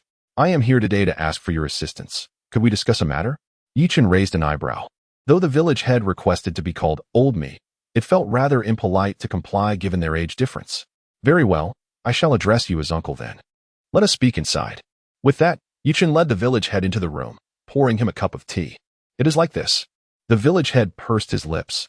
I am uncertain if you have heard, but we are initiating a tourism project, a significant undertaking. Yichen nodded. His uncle, Yi Fugue, had indeed mentioned it before, noting that the villagers had become more diligent, which was related to this initiative. However, he was puzzled as to how this tourism endeavor concerned him, an outsider. Uncle, I have heard of this matter, but I am unaware of how I could be of assistance. Please elaborate. Very well, let me elaborate. The village head lowered his head in contemplation, seemingly pondering where to begin. After a moment, he spoke again. In truth, this tourism initiative pertains not only to our village but also to Miqian village ahead of us. Between the two villages lies a beach. I wonder if you have passed by it? I have done so a few times. The village head nodded. That location is quite favorable, featuring a beach that forms a small cove with gentle waves, and the quality of the sand is commendable. Indeed, Yichen silently agreed. Although he had not visited the area specifically, it appeared beautiful from a distance, with golden sands attracting many visitors. Not interrupting the village head, Yichen listened intently. The place is indeed lovely. The town has reviewed the documents and decided to invest significantly. We initially thought that we would only require some resources from the county. But to our surprise, the city has taken notice and approved our plan. Upon hearing this, Yichen could not help but interject. Uncle, is it not favorable that the city has approved it? It is indeed good, but the village head clicked his tongue. The authorities are coming to conduct an inspection. And one of the stipulations in our documents is to attract inland visitors to experience the joys of clam digging. However, have you ever seen anyone clam digging on that beach? Yichen was taken aback. Clam digging and beaches were not synonymous. The excellent sand quality of the beach was, in fact, detrimental to clam digging. The area is abundant in sand, with scarce stones and mud flats. Moreover, when people come to play, they often dig a little with their children, leading to the presence of resources. Yichen turned to the village chief. Sir, have you not considered any solutions? Furthermore, I am unable to assist in this matter. We have thought about it. The village chief pulled out a cigarette and offered one to Yichen. Initially, we planned to regularly release resources there for visitors to experience, but now, time is of the essence. As for you, the village chief paused. I was contemplating having you go clam digging, just to see if it would be feasible for the inspectors. Yichen shook his head. This task was not as simple as it seemed. Sir, you should consider others. As someone from the inland, I may not be as skilled as others in clam digging. The village chief anxiously scratched his head. Yichen, I have approached the village chief of Miqian, but no one is willing to help. How about this? As an outsider, if this endeavor succeeds, I can assist you in applying for a household registration. What do you think? Yichen's brow furrowed slightly. He was tempted. Truth be told, as a traveler from another world, he did not harbor a strong attachment to the original owner's hometown. To him, it was all part of the same country. And as he was developing here, obtaining a household registration would indeed be beneficial. Yichen took a puff of his cigarette and looked at the village chief. Sir, do you think this is feasible? Absolutely. The village chief nodded earnestly. We welcome talent. Those with abilities will receive our preferential treatment, not just you, but others too. He sighed. I have no sons, only one daughter who married early. Now that I am older, I wish to return to my roots. To be frank, my heart desires the development of the village. If you can propose ideas beneficial to the village, I will wholeheartedly support you. Yichen nodded. Sir, how about this? I will go and take a look tomorrow. If it seems viable, I will pursue it further. The village chief stood up, warmly shaking hands with Yichen. Thank you immensely. Here is my number. If you decide to go tomorrow, let me know, and I shall accompany you. He beamed with excitement. For now, I won't keep you any longer. Sir, it's quite late. Why not stay for a meal? No. The village chief waved his hands repeatedly. I still need to discuss this with the villagers. After speaking, he appeared rejuvenated, bouncing away with a spring in his step. Yichen chuckled to himself as he stepped into the kitchen. When Midahai saw him, he didn't inquire about what the village chief had said. Yichen, when are we going to see? I was thinking of checking the boat first. Yichen smiled slightly. The village chief has plans for me tomorrow. We definitely want to be going to sea. If we do, I will inform you in advance. By the way, take this money. Yichen retrieved cash from his pocket, counting out 15 bills for Midahai. I can't give you 3,000 this month. It's only half a month's salary. Please don't think it's too little. Mi Dahai's eyes widened. How can that be? I haven't even worked yet, and besides, there are only a few days left this month. Take it. That's just how I operate. Next month, it will be back to normal salary. Not long after, a meal was prepared, and Mi Dahai finally had the opportunity to savor the soft-shelled turtle that he had missed before. At the dining table, Mi Dahai smacked his lips in delight. The Yi family truly spared no expense, serving a 2-kilogram black hairy crab simply steamed. Though it appeared quite ordinary, the lavish spread would easily command thousands at a restaurant. Once the meal commenced, Grandma, seated at the head of the table, separated 2 chicken legs, placing one in Ching's bowl and the other in Mi Dahai's. Grandma, this is too much. You should eat. I'll manage on my own. Mi Dahai protested. With a gentle smile, Grandma replied, Nonsense. At my age, I can hardly chew. You should eat more. Meanwhile, Ching snuggled up to Yi Chun, offering him a chicken leg in a hushed tone. Big brother, I don't want the chicken leg. I prefer that fish. Yi Chun glanced at her, impressed by her discerning eye. She could tell that the fish was far superior, and the chicken leg was merely a trifle. Noticing her eagerness, Yi Chun chuckled and stood up, serving a generous portion of fish to Ching. Thank you, big brother, she exclaimed. After a sumptuous feast, the following morning, Yi Chun placed a call to the village chief. When the chief arrived to escort him to the designated location, another individual was already waiting there. Chapter 77, The Beach Situation. Baozhuang, is it really so early? A man approached with a smile, distributing cigarettes to the two. Wasn't it you, old me, who made the call? By the way, this must be Yi Chun, right? Miwei nodded. Indeed. Allow me to introduce you. The village chief gestured towards Yi Chun. Baozhuang, I won't elaborate much, but you must have learned a bit about Yi Chun. I can assure you that what you've heard is true. Yi Chun, this is me Baozhuang, the village chief of Miqian, who has come along to take a look. You may simply address him as Uncle Mi. Yi Chun smiled and nodded, warmly shaking hands with the other. I just arrived not long ago, and this is our first meeting. Please forgive me for any shortcomings. Mi Baozhuang laughed heartily, shaking Yi Chun's hand robustly. The young man is full of vigor. Do whatever needs to be done. If you require anything, feel free to discuss it with me or old me. The future development of our village relies on you young folks. After exchanging pleasantries, Yi Chun strolled towards the beach, flanked by the 2 village chiefs who took turns introducing him. The villagers mentioned that no one had visited recently, so there should be some seafood to be found here. Yi Chun nodded, crouching down to dig, unearthing a sizable cat's eye shell. He turned to the 2. Village chief, are only cat's eye shells and clams acceptable? The 2 nodded. Yi Chun, tourists are different from us. We live here, while they come to play. What they seek is joy. Catching some mussels, or the like would suffice. Joyful play? Yi Chun stroked his chin, then glanced into the distance. Inspiration striking. Village chief, I have a suggestion. Go ahead. Yi Chun organized his thoughts, recalling certain items from the future. We could appropriately gather some shells on the beach. Nothing too precious, just aesthetically pleasing. Would that be feasible? The 2 looked at Yi Chun with confusion. Accustomed as they were to shells, some might even kick them aside upon sight. Would tourists truly appreciate such things? Noticing their expressions, Yi Chun smiled and said, Gentlemen, you are mistaken. While these items may seem mundane to you due to familiarity, those from the inland are quite different. They encounter such things infrequently, particularly young people and female tourists, many of whom would likely find them appealing. A glimmer of understanding sparkled in their eyes. This notion seemed rather sound. After all, rarity breeds value. Moreover, shells are exceedingly common by the seaside, so attempting to gather a few seemed harmless. With this thought, Miwei took out a small notebook and began jotting down notes.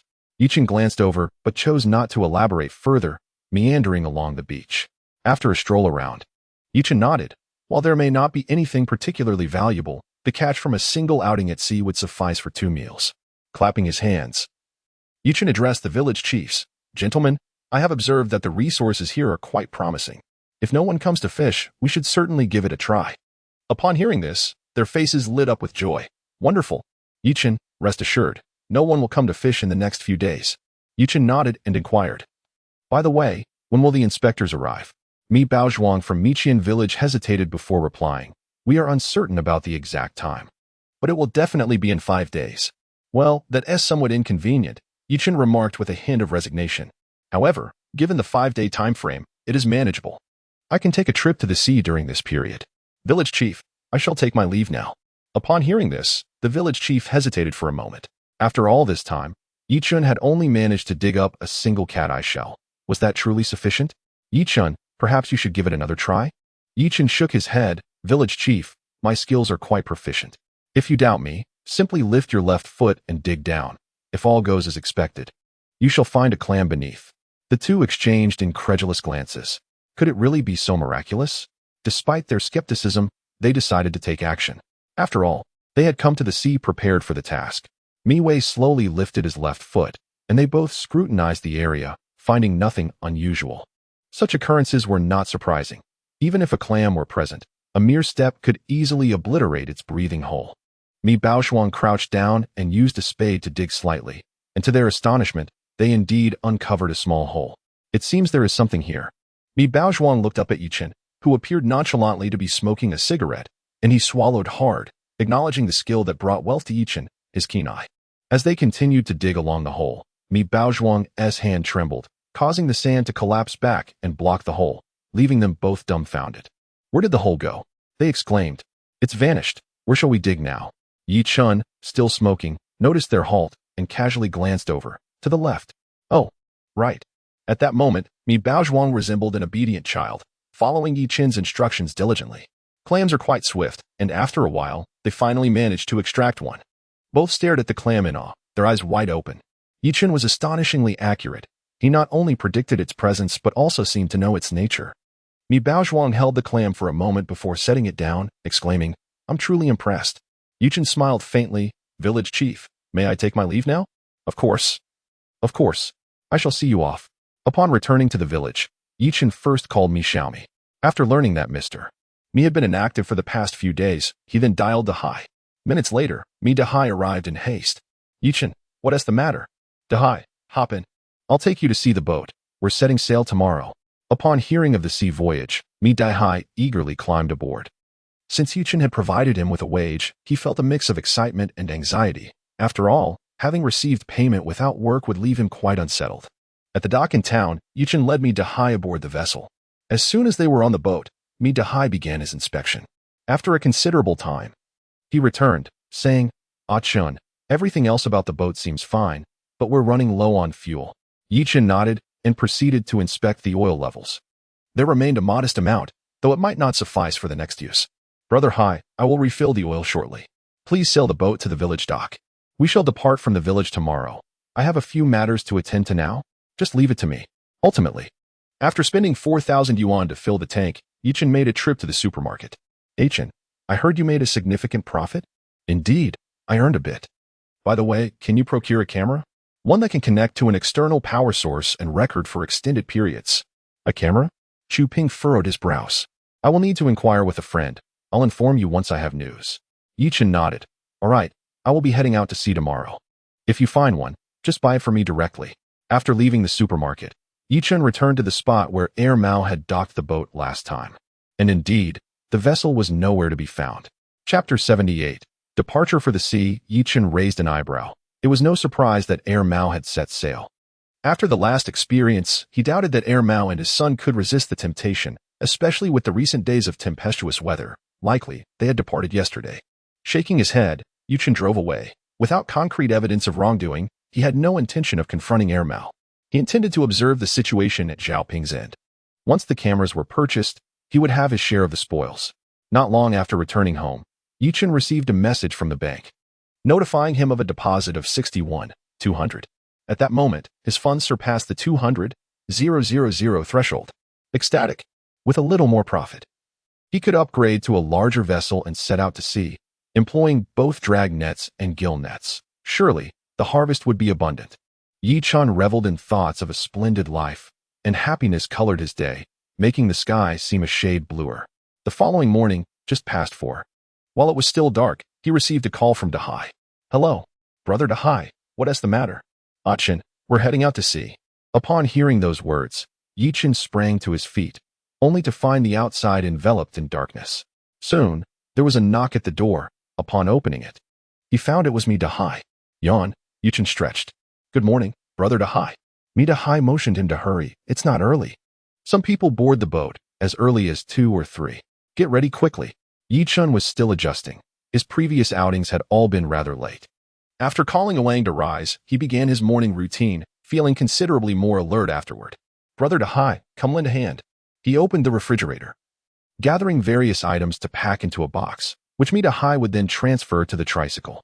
Once Wang finished washing up, the three of them set off for the dock. Mi Dahai busily loaded the items onto the boat when Yichen suddenly paused. Wait a moment. I haven't paid my respects to Mazu yet, have I? Reflecting on his last trip, during which he had caught swordfish and black grouper, he realized he indeed had not made an offering this time. However, it was too late to visit the Mazu temple now. He called out to the boat. Brother Dahai, grab some meat and fruit. Mi Dahai was momentarily taken aback. This wasn't a new boat, and there was no need for rituals every time. Yet, recalling Yichen's past successes, he felt a chill run down his spine. Could it be that Yichen had a familial connection to Mazu? Best to make an offering. Mi Dahai reassured himself and retrieved some items from the freezer to bring along. Chen, is there anything else? Yichen pondered briefly. Get some red wine, beer, and white wine. Bring them all. All right. After several minutes of preparation, given the limited conditions, Yichen arranged the items on the tricycle and murmured a prayer. Mazu, I haven't visited you in days. I hope you do not hold it against me. Please bless us with safety and prosperity. With that, he poured out some wine and bowed several times, concluding his ritual. Mi Dahai, standing nearby, followed suit, murmuring wishes for wealth, safety, and finding a wife. Yichen stood by, somewhat dumbfounded. Is Mazu's business truly that extensive, even taking on the role of Yulao? It seems Mazu is quite enthusiastic. After their prayers, the three of them boarded the boat. Mi Dahai took the helm, and after just a few minutes, he suddenly turned and asked, Chun, did we buy ice? Or can the boat make ice? Upon uttering these words, Mi Dahai felt a twinge of regret. They were out here to fish. And in the presence of an ice hold, what use was there for ice? The notion of catching fish and having an ice hold filled to capacity was something he had never even heard of. Just as he lamented, he noticed Yichen looking bewildered. Yichen smacked his forehead. Right, we didn't buy ice. Brother Dahai, why didn't you remind me yesterday? Had I known, I wouldn't have brought the boat back. Mi Dahai was taken aback. Just moments ago, he had thought himself foolish, but to his surprise, Yichen was genuinely considering purchasing ice. Shall we head to the town then? Indeed. Yichen nodded. Let us make our way to the town. With that, Yichen plopped down onto the sofa, considering the fuel wastage. Upon reaching the town, Yichen, unaware of the price since Uncle Chien had always bought the ice, inquired and discovered it was quite affordable. 30 yuan for a ton. Yichen estimated that a ton would suffice with an ice hold. It was merely for temporary use in case of an overflow, and whether it would even be necessary remained uncertain. Resuming their voyage, Yichen stood at the bow. After over an hour, he called out over the intercom, Brother Dahai, let us stop. I sense there are fish here. Mi Dahai halted the vessel and approached the bow, furrowing his brow. Though he had been out to sea numerous times, it was his first outing with Yichen. Looking at the current water conditions, it didn't appear to be a promising fishing spot. Chen, are you sure there are fish? Yichen nodded affirmatively. It looks like it. With that, he returned to the cabin to prepare, leaving Mi Dahai scratching his head in confusion. This doesn't seem like a place with fish, and what does looks like even me? In the cabin, Yichen retrieved his fishing rod and began changing the hook. Realizing that the hook from his previous swordfish expedition was rather oversized for the 2-pound fish they were targeting now, unless one was a fool. Even snagging them would be a challenge. Once everything was ready, Yichen took a fish from the freezer and chopped it into pieces to bait the hook. On the deck, he cast the bait into the water. With the Wang standing ready, his profession was to assist in reeling in fish when they were large. As the hook submerged, Yichen observed the water, noting a reasonable density of fish, likely a small school. Soon enough, he felt the tug of a fish struggling on the line, and effortlessly, he reeled it in. Upon seeing the fish, Yichen's eyes widened in surprise. It was over 30 centimeters long, weighing about 2 to 3 pounds. And it seemed oddly familiar. Brother Dahai, come here. Take a look at this fish. Is it a large yellow croaker? A large yellow croaker? Mi Dahai rushed over. And upon his first glance, he felt a surge of excitement. However, upon closer inspection, he shook his head, disappointment etched on his face. No, this is a spring fish. It is a spring fish. Yichen felt a tinge of disappointment. The fish that had made its way into his net bore a striking resemblance to the one he'd caught before, yet in his eyes, it lacked that golden hue. Observing Yichen's despondency, Mi Dahai chuckled. Do not lose heart. The spring fish and the big yellow fish are akin to cousins, and they are quite valuable. Quite valuable? Yichen, who had just been feeling downcast, straightened up with newfound interest. How much does this one cost per pound? Midahai scrutinized the fish Yichin had caught and replied, spring fish are typically not very large. Around a pound is quite common. Yours weighs about 2 to 3 pounds, and in a good market, it could fetch over 100. Over 100? Yichin exhaled in relief. Let us catch more. With that, Yichin shifted into fishing mode once more. However, due to the scattered nature of the fish beneath the surface, the experience was not as overwhelming as his previous encounter with the eagle pomfret. As the hours slipped by, evening descended. And with the vastness of the sea and no baiting, Yichin managed to reel in around 100 pounds of fish. After a light meal that evening, Yichin plunged back into the relentless pursuit of fishing. With a cigarette between his lips, he had just secured the bait when he suddenly froze, followed by an eruption of excitement as he jumped in jubilation. By the heavens, I've struck gold. Chapter 79. Encounter with the big yellow fish awang. Brother, what is it? Yichin glanced at the darkening sky. Night had enveloped the surroundings, illuminating the vessel with bright lights. On the other side, Midahai was diligently fishing for squid, a species known for its small size and phototropic behavior, often congregating around light sources. Certain fishing gear is specifically designed for targeting these creatures, employing luminescent bait. A circular arrangement of hooks can yield multiple squids at once with remarkable efficiency. An even more effective method involves using nets to attract schools of fish with light before hauling them in, resulting in a substantial catch of squids. However, Midahai's current approach was relatively less efficient. Brother Dahai, hold off on the fishing. I need to turn off the lights. All right. Midahai responded, retracting his hooks. Yichin turned to Awang, instructing, switch off the lights. Just leave one on in the cabin. Once the lights extinguished, Yichin cast his hook into the water. His aim was precise. The hook landed directly atop the fish's head, momentarily stunning the big yellow fish, which then flicked its tail and darted away. Once it swam to a distance, the fish seemed to exhibit a hint of curiosity, pausing to gaze intently at the hook. Not sensing any immediate threat, it cautiously approached, inadvertently swatting the bait with its tail. Yichin waited patiently, but after a while, the big yellow fish lost interest and swayed off to another area. Frowning slightly, Yichin noted the fish's cleverness. It was proving to be a challenging target. Retrieving the hook, he contemplated his next move before glancing at the bucket in front of Midahai, which contained the squids he had just caught. Brother Dahai, may I borrow a squid? What do you mean borrow? Since I've been paid, they're all yours. Midahai remarked, walking over with the bucket. His curiosity piqued by Yichin's unusual request to turn off the lights.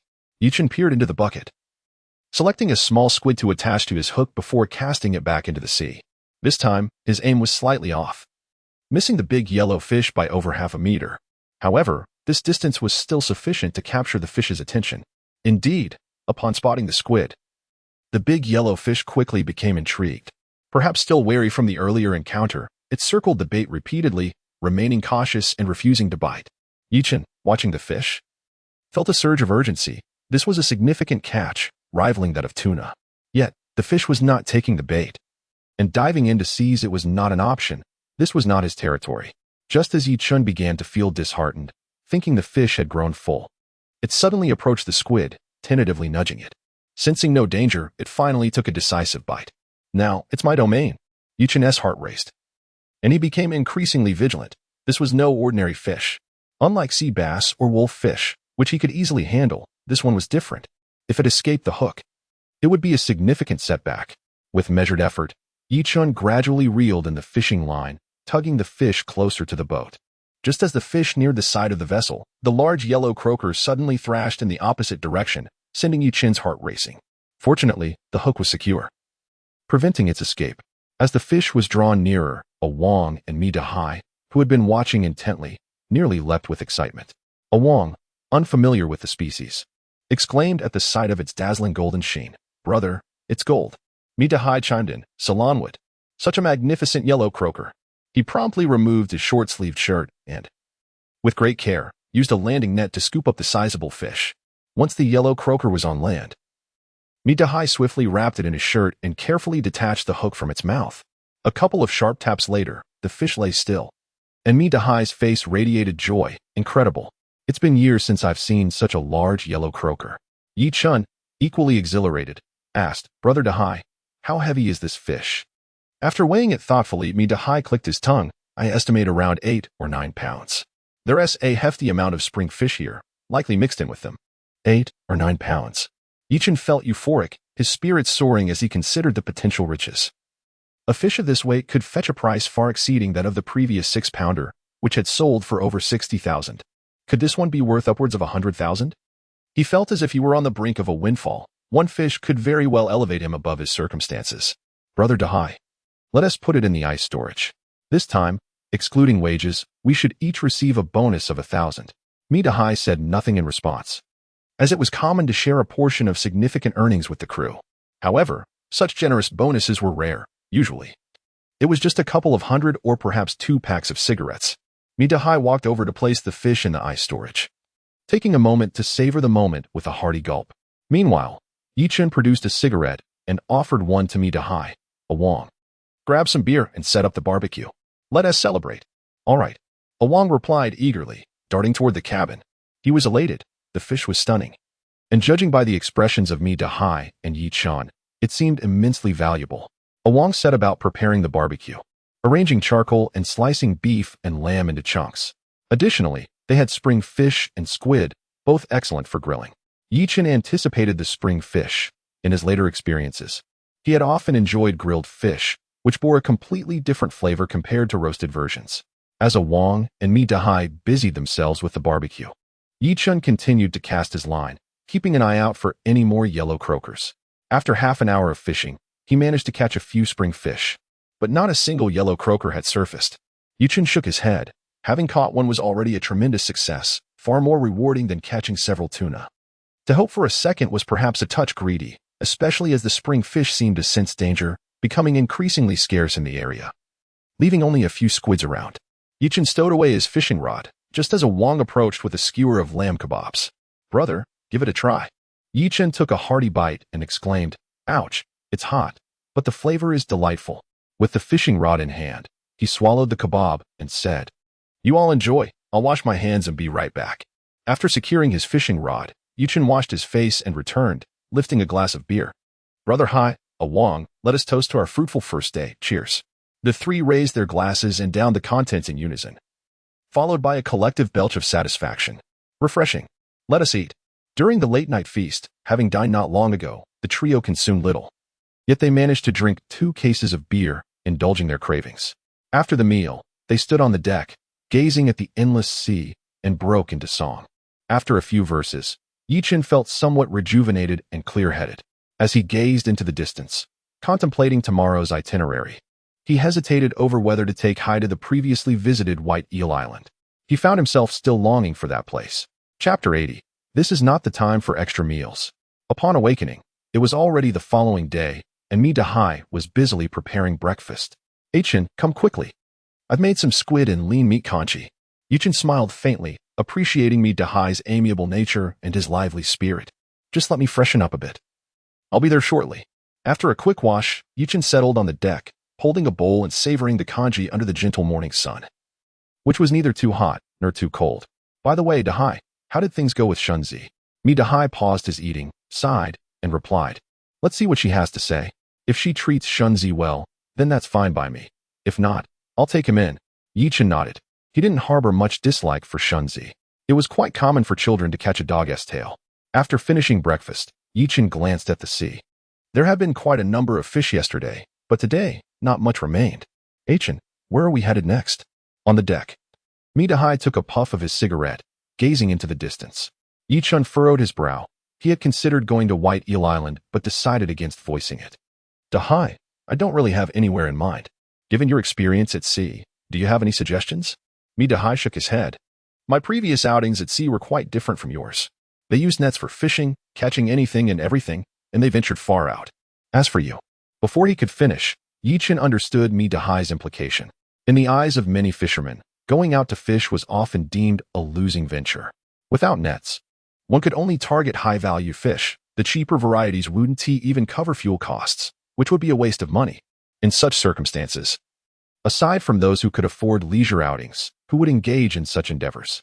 Just as Yichen was about to dismiss the idea and suggest a casual approach, he noticed Mi Dahai deep in thought, pausing momentarily. After some contemplation, Mi Dahai suddenly lifted his head, scratching it as he said, I recall an island that seemed to have abundant resources. I'm not sure what it's like now, though. Yi Chen's eyes lit up. Initially, he was indifferent about where to go, but now that he had learned of a potentially resource-rich location, he was eager to proceed without hesitation. Dahai, let us set sail directly to check it out. All right. The resolute fisherman wasted no time. As soon as Yi Chen spoke, Dahai started the boat and headed towards their destination. As they sailed, Yi Chen enjoyed the sea breeze while smoking a cigarette, taking a few puffs before it quickly dwindled to nothing. After over an hour, the outline of a small island came into view ahead. Brother, this island is quite small. Yi Chen nodded in agreement with A Wang's observation. The island before them was indeed modest in size, roughly the area of a single building. A strong gust could easily submerge it. After anchoring the boat nearby, Dahai stepped out. Dahai, is this the island? Dahai confirmed. Yes, this is it. I've heard that someone discovered abalone here, and they were quite sizable. Yi Chen blinked in surprise, exclaiming, Where are the abalones? A glance revealed that the round, plump creatures were scarce, and since this was merely hearsay, they were likely long gone. Disappointment washed over Yi Chen. Wild abalones were out of the question. Yet he did catch sight of something else, uncertain of its value. Brother Dahai, let us venture to the island. All right. With that, the two shed their clothing and plunged into the sea, leaving A Wang behind on the boat. They carried minimal tools, just a net and a sack, for nothing else was necessary. When it came to swimming, Dahai, a seasoned sailor, was remarkably swift. Upon reaching the island, he turned to Yi Chen and asked, What now? This place doesn't seem to harbor any abalones. Yi Chen waved his hand. While abalones are rare here, there are other treasures to be found. Follow me. The small island was traversed quickly, and soon they arrived at the opposite side, which differed greatly from where they had landed. The previous shore was relatively flat, while this side featured an abundance of rocky outcrops. Yi Chen dove into the water, his net sweeping through the depths, and emerged with a long, cylindrical creature caught within. Brother Dahai, if I am not mistaken, this should be a sea cucumber. Dahai rubbed his eyes and then leapt into the water, swimming to Yi Chen's side. Upon examining the catch, his eyes sparkled with excitement. It's a prickly sea cucumber. This is splendid. Yi Chen beamed. He had often heard of the delicacy and its high value in his previous life. Brother, where can we find more of these? They are certainly worth more than fishing. Yi Chen felt the same. Sea cucumbers were not as elusive as fish. There are plenty beneath us. Let us gather some. Encouraged by the prospect, Dahai was eager to excel, especially considering the reward from the previous catch of big yellow croaker. The two fell silent, fully focused on collecting sea cucumbers. Yi Chen worked with remarkable efficiency, his net gliding effortlessly through the terrain. In contrast, Dahai struggled. The rocky seabed was challenging, with the dark brown sea cucumbers nestled among the rocks and concealed in the sand, proving difficult to procure. This disparity left Dahai feeling disheartened, as Yi Chen quickly amassed a significant haul, while he managed only a handful. Both had the same eyes and mouth. Why was Yi Chen so exceptionally skilled? Initially, Dahai questioned his own eyesight, but upon witnessing Yi Chen effortlessly extract a sea cucumber from the sand, his confidence waned. His own vision was adequate. It was Yi Chen's prowess that was extraordinary, akin to that of the legendary Sun Wukong. Shaking his head, Dahai decided to refrain from overthinking. As a laborer, it was not his place to question matters beyond his purview. They continued to gather for half an hour, but as time passed, their yield diminished, and soon the sea cucumbers became elusive. While deeper waters held promise, Yi Chen was not willing to take the risk. Brother Dahai, it seems we have exhausted this spot. May I borrow your net? Taking hold of the net from Dahai, Yi Chen cautiously stepped forward. Before him lay several lobsters, quite splendid in appearance, nestled within the crevices of the rocks. Seizing the moment, Yi Chen deftly maneuvered one net in front and another behind, effectively cornering them. As the nets drew near, the lobsters shifted slightly, and in an instant, one darted directly into the net. Following the same method, Yi Chen successfully captured 5 lobsters, 4 were ensnared, while one managed to escape. These lobsters were rather sizable, the largest estimated to weigh 2 to 3 pounds, adorned with vibrant colors and a striking appearance. After completing the catch, the two returned to the island, where Yi Chen proudly displayed the largest lobster, Brother Dahai. We can have an extra meal this afternoon. Oh my, this one cannot be included in the extra meal. Chapter 81. The clever rich young man cannot have extra dishes? Yi Chen was momentarily taken aback, gazing at the still crackling lobster. Is this a protected species? Dahai shook his head. No, but this is a green dragon. Quite expensive. For extra dishes, we could perhaps get some spring fish and sea cucumber. Mi Dahai felt a pang of regret. In his view, a simple meal of squid and some beef or lamb would suffice, making for a delightful dining experience. He thought it best to avoid anything like spring fish or sea cucumbers, as they were exorbitantly priced. Acknowledging Mi Dahai's assertion about the expense, Yichen nodded. Indeed, if it was too costly, they ought to refrain from indulging, especially in such a large quantity. Let us head back to the boat, Brother Dahai. This time, their haul of sea cucumbers did not compare to the previous bounty of sea urchins, likely amounting to only a few dozen pounds. The two returned to the boat with ease. Upon arrival, they first washed up, then settled on the deck to engage in light conversation. Awang brought Yichen a bottle of beer, while Mi Dahai opted for a soft drink. Although the sea was less perilous than the roads, the possibility of encountering patrols lingered, and consuming alcohol during the day was best avoided. Brother Dahai, I saw sea cucumbers in town before. Aren't they priced around 20 to 30 a pound? 20 to 30? That's for farmed ones. Dried goods can range from several hundred to 1,000 per pound. Wild varieties are even more distinct, with dried ones fetching several thousand. Yichen raised an eyebrow. Is it really that pricey? Indeed. Mi Dahai lit a cigarette and offered one to Yichen. This isn't exorbitant. Our sea cucumbers are priced this way. If we were in the north, they'd be even pricier. Water cucumbers can exceed 100. High-quality dried goods can reach tens of thousands. Yichen clicked his tongue, realizing the vast disparity in seafood prices from green mussels to sandworms, and then to sea cucumbers. The difference was staggering, akin to heaven and earth. Brother Dahai, what about the price of our water cucumbers? Mi Dahai scratched his head. Prices fluctuate with time, roughly 60 to 70, 70 to 80? Such a significant variance? Not too much. Mi Dahai exhaled a plume of smoke. It takes 2 to 3 dozen pounds of sea cucumbers to yield just 1 pound of dried goods. Do the math. How much would 2 to 3 dozen pounds cost? Moreover, producing dried goods requires labor and resources, with different processes yielding varying prices. Yichen calculated quietly. 2 to 3 dozen pounds indeed amounted to 1 or 2,000, which seemed somewhat acceptable. As they conversed, a yacht approximately 20 meters in length approached from a distance. Yichen frowned, noticing the bow of the vessel aimed directly at them, clearly heading their way. As it drew nearer, he saw a young man on the bow waving enthusiastically, accompanied by pulsating music emanating from the boat. Yichen felt perplexed. The yacht appeared to be for leisure. Why were they coming toward him? Hey, are you out for fun, or are you fishermen? The two boats were now within 10 meters of each other. Yichen stood on the deck, responding, We are here to fish. Upon hearing the mention of fishing, the other party's interest was piqued. Grasping the walkie-talkie, they exchanged a few words, and Yichen soon noticed that they had ventured a few meters closer. In the vastness of the sea, such proximity could be perilous. Bro, have you caught any good fish? We'd like to buy some. Yichen smirked slightly and replied. Didn't he bring enough gear for your outing? However, considering that the other party had the means to cruise out on a yacht, he hesitated momentarily before responding. I haven't caught anything exceptional, just some spring fish. Would you be interested in sea cucumbers? Upon hearing spring fish, the individual perked up, recognizing its value among seafood. Yet, when sea cucumber was mentioned, their excitement surged, and they eagerly nodded. Yes. Are they fresh? I've only had the dried ones and never tasted the fresh variety. Fresh? They couldn't be fresher, just caught moments ago, even better than what you'd find at the dock. Yichen continued, Everything is still alive. If you're interested, I can sell you some. Absolutely. Just a moment. With that, he retreated into the cabin. Inside the yacht's cabin, there were about 20 people, mostly women, and they appeared quite disheveled. After the young man at the bow entered, he promptly turned off the music. Guys, there are fresh sea cucumbers outside. Do you know the price? One young man furrowed his brow and replied, I'm not sure about fresh ones, but I bought dried ones in the East Province for 18,000 a pound. Fresh ones must cost several hundred, right? I don't know. I soaked this stuff once, and a pound of dried goods expanded to about 10 pounds. I almost got scolded by my dad.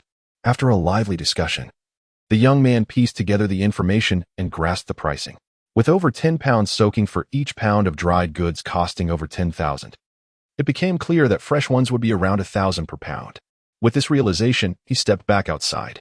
This time, unlike before, several followers accompanied him, leaving Yichen momentarily bewildered, unsure where to direct his gaze. As he scrutinized the young man again, he noticed his pallor, a detail he had missed earlier. Sensing an opportunity, Yichen took the initiative. Bro, my sea cucumbers are fresh. The fresher they are, the more beneficial they are. The young man's eyes lit up. How are they beneficial? Yi Chun produced a sea cucumber. Look at the size of this one. It's perfect for whatever benefits you seek.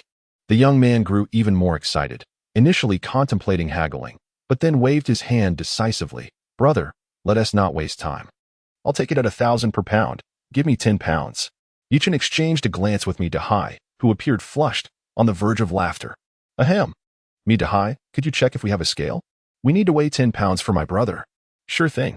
Mi Dahai dashed out, eager to avoid missing the opportunity, thinking to himself, which prodigal son is this? Northern sea cucumbers aren't even this pricey. Upon entering the cabin, Mi Dahai chuckled heartily while rummaging for a scale, and to his delight, he soon found one. Subsequently, Mi Dahai handed a scale to Yi Chun, who weighed some sea cucumbers, resulting in a total of 10 pounds and 4 ounces. Brother, let's just call it 10 pounds.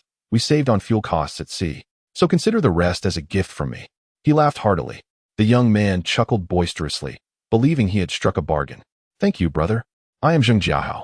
Would you like to come over and hang out for a bit? Yi Chun quickly waved his hand. No, brother. By the way, I also have lobsters. Selling at 500 per pound. Take a look. They're exceptionally handsome.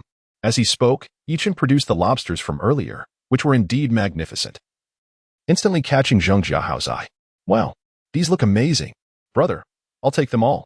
Yi Chun smiled with joy, weighed the lobsters, reaching a total of 8 pounds and 2 ounces. As for the last 2 ounces, he casually waved his hand, omitting them. Brother, that totals 14,000. What do you think? Zhang Jiahao gestured grandly, and soon a young lady approached, holding a life buoy and a phone in her hand. Brother, my boat has internet. Connect and we can transfer the funds. After a short while, the other vessel departed, leaving Yi Chun and Mi Dahai feeling as though they were in a dream. Standing on the deck, Yi Chun, lost in thought while smoking a cigarette, asked, Dahai, did I sell those lobsters too cheaply? Chapter 82. A chance encounter with an albatross. Upon the mention of this, Mi Dahai burst into laughter, exclaiming, there is no such thing as cheap. In fact, it's even more expensive. He then turned to Yi Chun, grinning. You were quite the smooth talker just now, claiming you would supplement everything. You've cracked me up. Yi Chun, feeling somewhat exasperated, replied, Brother Dahai, this is standard practice, you know. Besides, aren't sea cucumbers supposed to be supplemented? Of course they are. Haha. Mi Dahai laughed so hard he nearly lost his breath, coughing a few times before regaining composure. That's why you're making money. If it were me, I would have certainly been at a loss just now. Yi Chun shook his head, asserting, one shouldn't pass up a chance to earn money. Besides, the price of sea cucumbers isn't what I dictate. It's the price the buyer is willing to pay. As for the lobster, I don't think it's overpriced. Mi Dahai would prefer to indulge in sea cucumbers rather than lobster, which certainly indicates that lobster is more expensive. With sea cucumbers fetching 1,000 and lobsters merely 500, Yi Chun felt he was practically gifting the lobsters away.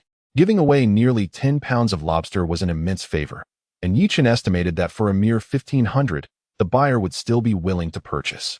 After all, those who can afford a yacht aren't particularly concerned about such trivial sums. Once everything was settled, Yi Chun felt quite jovial. Even indifferent to the absence of fish in the area, it was a perfect opportunity to unwind. I am filled with joy. Oh, how I revel in this delight. Seeking a lifetime of carefree happiness. Brother, what song is this? It sounds so cheerful. Just a little tune, Yi Chun replied nonchalantly. Given that the song was released long ago, it was no surprise he had heard it before. It was no big deal. Moreover, as the melody played, his spirits soared, and the infectious atmosphere soon enveloped the entire vessel in a jubilant ambience. With a grand gesture, Yi Chun declared, Brother Dahai, select a few plump sea cucumbers. Let us feast on them this noon. Mi Dahai scratched his head. Although he was in high spirits, he had not lost his senses. Ah Chun, all sea cucumbers taste the same. Why not pick some smaller ones instead? Let us indulge in the larger ones. Yi Chun insisted, waving his hand dismissively. He felt that luck was on his side during this outing and deemed it worthy of celebration. Fortune should be embraced wholeheartedly. One ought not to be timid or hesitant, for a poor mood may invite misfortune. Brother Dahai, feel free to choose. If you select ones that are not large enough, I will do it myself. Wait, I'll do it myself? Mi Dahai exclaimed, proceeding to choose the largest ones while opting for slightly smaller ones that still appeared substantial. Yi Chun glanced at the selected sea cucumbers, increasingly appreciating Mi Dahai's steadiness. In contrast, most would have chosen only the largest ones, thinking, The boss will cover the bill. If I don't eat, I'm the fool. Yet me Dahai, having lived a simple life, found it difficult to adjust to lavish eating. If he were alone, a simple bowl of noodles with some pickled vegetables and peanuts would suffice.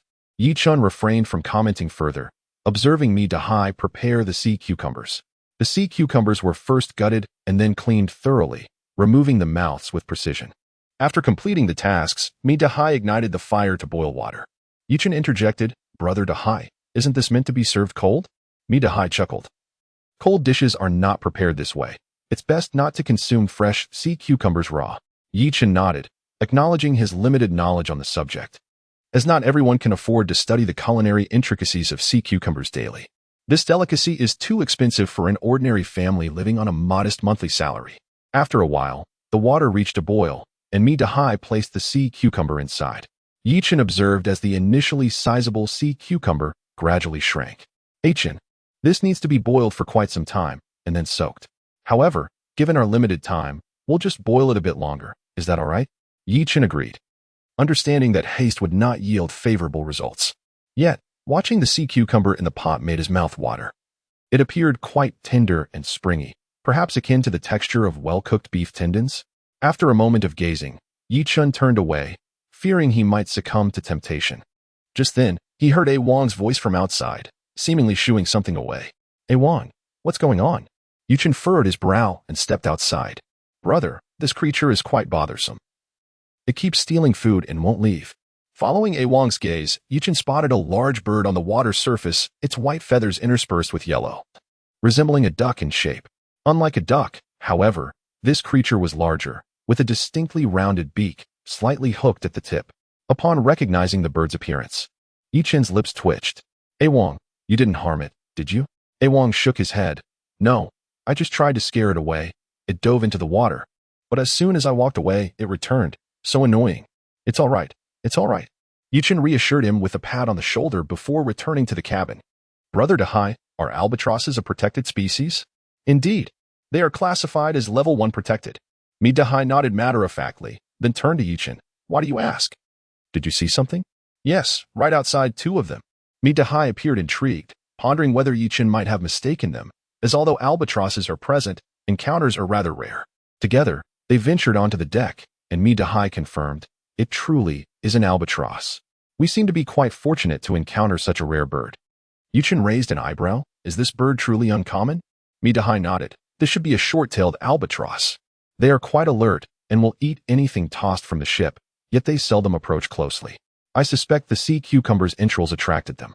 With this explanation, Yi Chun found understanding, though the bird's approach was a bit peculiar. Yet, as with all creatures, they differed. Perhaps this was a pair of social birds. After observing the albatross for a while, Me Dahai returned to his tasks, reminding Yi Chun not to harm them. There was no need for reminders. Yi Chun was acutely aware that he must not inflict harm upon any protected species. The mere fact that such creatures were classified as first-level protected animals indicated their rarity. He felt it was a noble act to safeguard what little remained. Yi Chun took some leftover squid from the previous day and placed it on the deck before leading A Wang away. He thought it prudent to offer a morsel. The albatross, despite its expansive wingspan, exceeding 2 meters for the short-tailed variety, exhibited a rather disconcerting flying ability. On calm days, it struggled to take off, yet when the winds picked up, it transformed into a master of flight, deftly employing its gliding skills. At present, the winds were gentle, coupled with a scarcity of fish, which likely left the birds quite famished. After completing his tasks, Yi Chun reclined on the sofa in the cabin, waiting for an extended period until afternoon before finally partaking in a meal, even managing to catch a brief nap in the interim. "Achin, it's time to eat." The aroma wafted through the air, tantalizing his senses. With only 3 individuals aboard, the meal was modest: stir-fried sea cucumber with scallions, stewed sea cucumber with chicken, and a main dish of sea cucumber noodles. The enticing fragrance of the stir-fried dish was irresistible, and perhaps due to the late hour, all 3 devoured their food with great enthusiasm. After a while, Yi Chun furrowed his brow, questioning whether he had indulged too much as he detected a hint of fishiness. When he glanced up, he could hardly contain his laughter, pointing at Me Dahai and A Wang. "Brother Hai, A Wang, your noses are bleeding." In unison, they turned to Yi Chun, exclaiming, "Achin, you are bleeding too." Startled, Yi Chun wiped his brow, revealing blood on his hand. "Oh no, I've overindulged. We should stop eating. Excessive nourishment does not suit us. Let us take it slow. Wiping away the sweat, he surmised that after feasting on turtle last time and now indulging in sea cucumber, his body had reached its limit. After finishing the meal, Yichun intended to take a stroll on the deck, but as soon as he stepped outside, he was astonished to find 2 albatrosses perched upon the deck. What on earth? Have they settled here? Chapter 83. The peculiar sharks. Yichun settled onto the deck, startling 2 albatrosses that flapped their wings in alarm. Once they perceived that Yichun had no intention of approaching, they gradually calmed down. However, their unblinking gazes remained fixed upon him, evoking a sense of melancholy within Yichun. Dear siblings, shall we engage in a discussion? Yichun lit a cigarette and began to speak to himself. Our paths have crossed for the first time. Yet you choose to intrude upon my vessel. Such behavior is rather discourteous, don't you think? As fellow avians, might we not establish some boundaries? The albatrosses remained silent, regarding him with an expression akin to bemusement. Taking a deep drag from his cigarette, Yichun waved his hands in exasperation and stood up. My friends, I implore you. You have feasted and quenched your thirst. It is time for you to depart. If others were to witness this, misunderstandings could ensue. With that, he executed a profound bow, his expression earnest. Yet, the 2 albatrosses remained unmoved, still perched at the edge of the boat, gazing intently at Yichun. Frustration welled within him. Was he to be unable to drive them away? He quickly advanced a few paces, gesticulating vigorously. Begone. Go find a cooler spot to linger. This time, his words had the desired effect. The 2 albatrosses flapped their wings vigorously, scampering away in unison. Goodness! Yichun exclaimed, hastily crouching down to shield his head. The sight of their wingspan, nearly 2 meters wide, barreling towards him was quite intimidating. A mere brush could leave his face swollen for days. Fortunately, after a few flaps, the albatrosses took to the water, gliding gracefully. Simultaneously, their distinctive calls echoed, a curious sound that was difficult to replicate, reminiscent of both ducks and geese, lending an air of enchantment to the moment. Once the albatrosses had departed, Yichun glanced at their current position, a grimace forming on his lips. By all means, indulge. But must you also leave your droppings behind? Though you are birds, can't we exhibit a modicum of civility? Yichun felt a twinge of resignation. Birds were notorious for their lack of control in such matters. Shaking his head, he acknowledged that seeking compensation from the albatrosses was futile. The only recourse was to wash away the mess. Such remnants were far too unsightly to remain aboard. After cleaning the deck, Yichun leaned over the side of the boat, observing the 2 albatrosses frolicking in the water. Their antics were quite amusing, their beaks clacking together, producing a delightful sound. After a while, he turned and called out, Ahoy, my ocean companion, let us set sail. Very well, came the reply, as the vessel began to move towards the horizon. Yichun stood on the deck, gazing into the distance, only to notice the 2 albatrosses swimming swiftly alongside the boat. Though their speed was somewhat lacking, they soon began flapping their wings. As the sea breeze picked up, the 2 albatrosses launched into the air, soaring above the boat in graceful glides. Impressive indeed. Yichun marveled at the sight of the albatrosses overhead. Their wingspan, though lengthy, was surprisingly narrow, yet it was sufficient to support their flight, a remarkable feat. Yichun contemplated that perhaps with a bit of muscle gain in his chest, some feathers sprouting on his arms, and a reduction in weight, he too might achieve the ability to take flight. Soaring against the wind, countless youthful dreams remained unfulfilled. Lost in thought, Yichun suddenly recalled something and hurried into the cabin. These 2 fellows had just been driven away. If they held a grudge, they might come back unexpectedly. Upon entering the cabin, Yichun disregarded everything else and rushed to the helm to observe the horizon. While the catch aboard was valuable, its quantity was still modest. Surely, it would be delightful to catch a few more fish. Just as Yichun was scrutinizing the hull, a startled shout from a Wong broke the silence. Brother, they are back. What do you mean, back? Yichun approached, and as he stepped out of the cabin, he spotted 2 albatrosses on the deck, frantically flapping their wings and emitting distressed cries. Looking around, he found it puzzling. There was nothing else in sight. No large predatory birds, nor formidable marine creatures. What could be frightening these birds? Scratching his head, Yichun turned and suddenly understood. A massive figure had entered his line of sight. A shark, undoubtedly a shark. While he could not identify its species, its size suggested formidable strength. Furrowing his brow, he estimated this creature to be over 2 meters long, weighing at least 200 to 300 pounds. Were the albatrosses truly afraid of it? Feeling perplexed, Yichun's gaze remained fixed on the shark, but suddenly, he was struck by a realization. Something was amiss. Where had it gone? Could it be a malfunction in the system? Yi Chun was at a loss. The shark that had been there moments ago had vanished without a trace. Dahai, turn around. He called out urgently, sensing that something was amiss. The shark was not deep, only 20 meters or so beneath the surface, yet it had shown no reaction as the boat approached. This was indeed strange. Additionally, Yi Chun had been in the cockpit, continuously observing the front, yet the shark had seemingly become invisible, leaving no evidence of its presence. Before long, the bow of the boat changed direction, and Yi Chun seized the moment to shout, "Dahai, stop the boat," and glide. As the vessel came to a halt, Mi Dahai rushed over. "Chun, what is going on?" Mi Dahai asked, excitement evident in his voice. Yi Chun's call to stop the boat could very well signify the discovery of something significant. "Have you found a big fish?" Yi Chun nodded. "Indeed. There is a large fish, but it is rather peculiar. Awang, bring me my fishing rod and bag." Seizing the opportunity, Yi Chun resumed his observation of the shark. In his view, the creature was undulating, swimming left and then turning right. Its speed was slow, yet it seemed to be confined within a certain range, as if held by an unseen force. Soon, Awang approached with the fishing rod and bag, and Yi Chun hurriedly opened it to switch to a larger hook. This time, he did not bother with bait, casting the line out boldly. "Awang, I'm not using bait this time," he declared, as he firmly grasped Mi Dahai's arm. Yi Chun reeled in the fishing line, yet this time he failed to strike his target. Beside him, Mi Dahai remained skeptical. Fishing for large fish without bait? Was it a jest? Nevertheless, considering Yi Chun's past achievements, Mi Dahai chose to place his trust in him. Yi Chun deftly controlled the casting rod. Although his first attempt missed the mark, the landing was close enough to instill confidence, as the fish showed no reaction. On his second attempt, he still did not hit the target, but the hook struck the fish squarely on its forehead. With his third cast, success was finally achieved. In his eyes, the hook landed precisely within the fish's mouth, and as the shark clamped down, it began to thrash its body. Yi Chun felt a sudden weight in his hand, followed by the fishing rod releasing line. This sensation, Yi Chun attuned himself to it.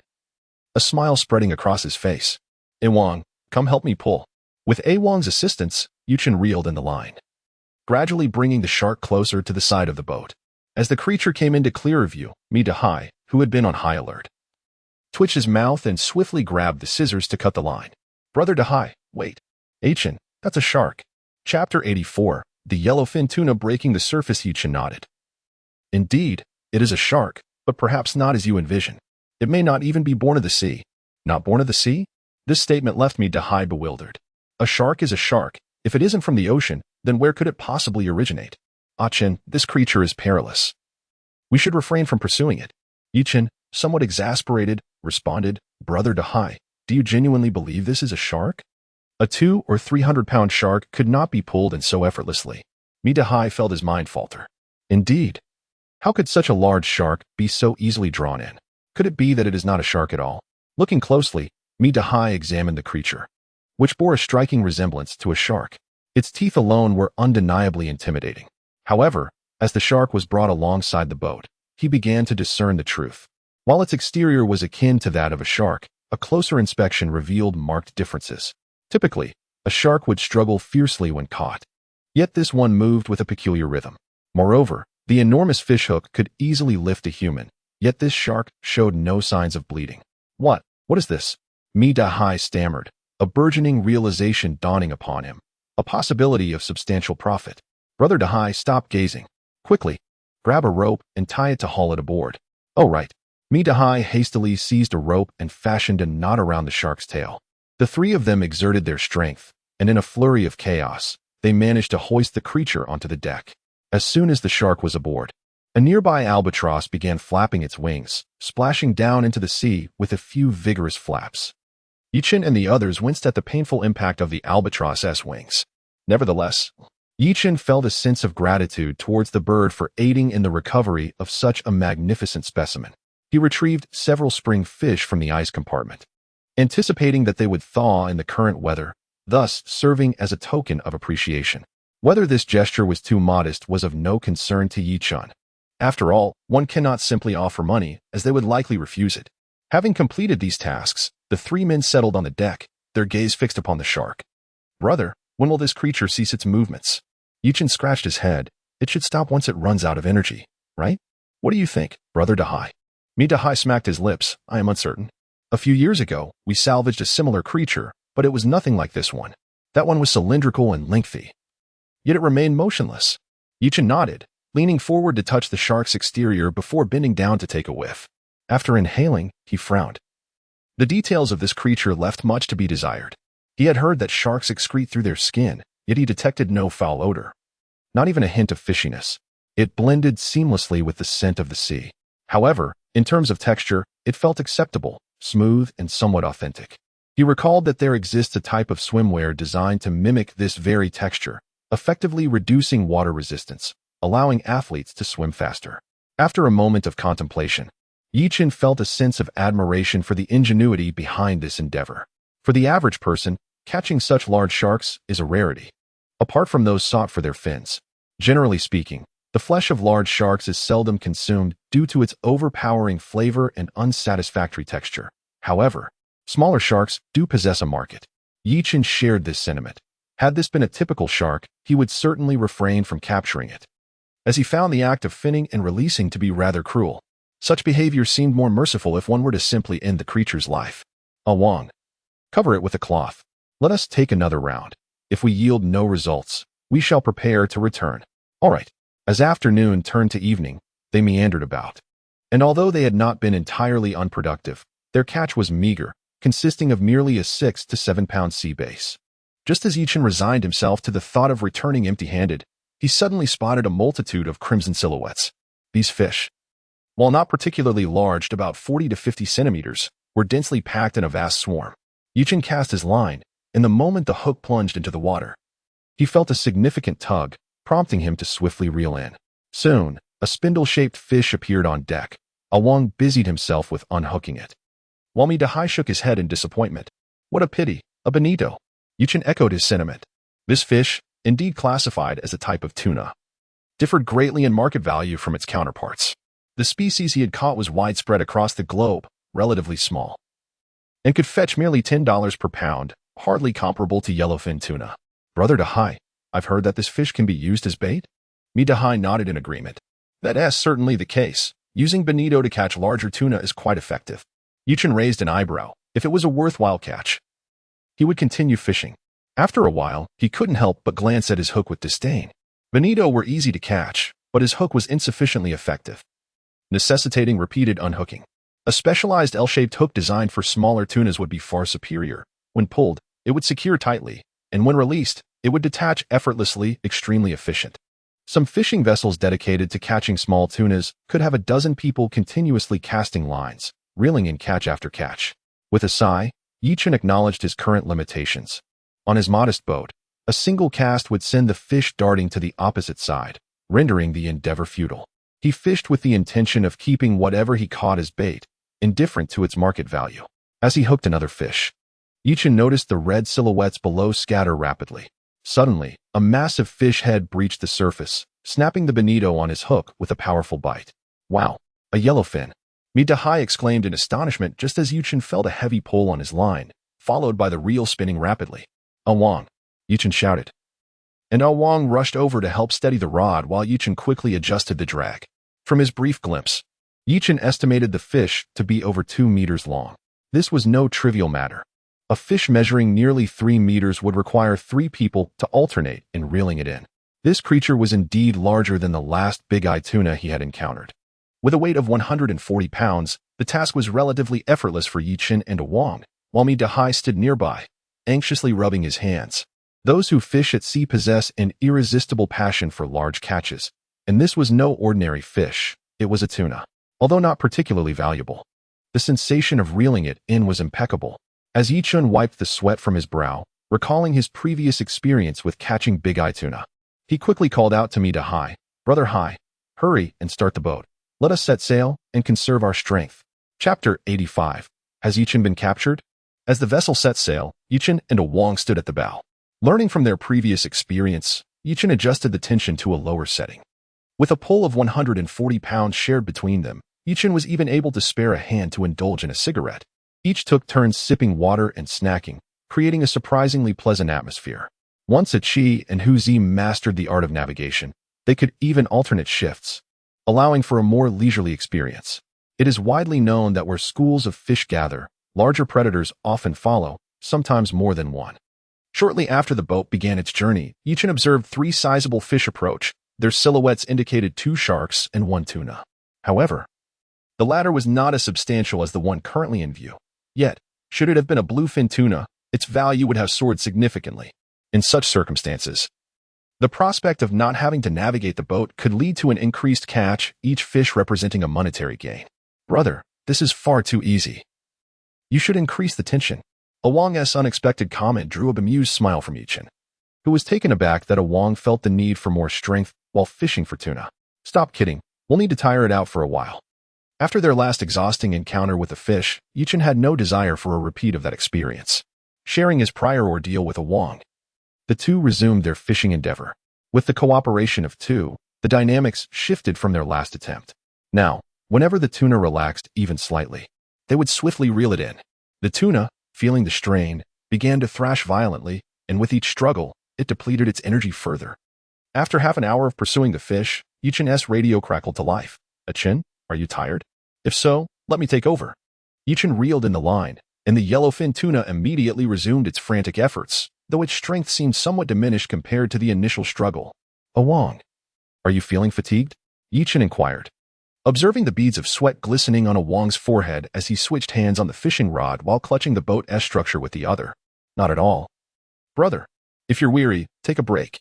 Yichen rolled his eyes in response, not tired. Huh? You're practically steaming. Seeing Wang's exhilarated expression, Yichen chuckled and shook his head. He could empathize with Wang's excitement. After all, he too had felt a rush when he first caught a large fish. Determined to reel it in despite the exhaustion. Grabbing the radio, he pressed the communication button. Brother Dahai, if you wish to fish, feel free to come over. In no time, Dahai rushed over, and after Yichen passed him the fishing rod, he made his way to the helm. Thanks to Uncle Qian's guidance, Yichen had developed a modicum of skill.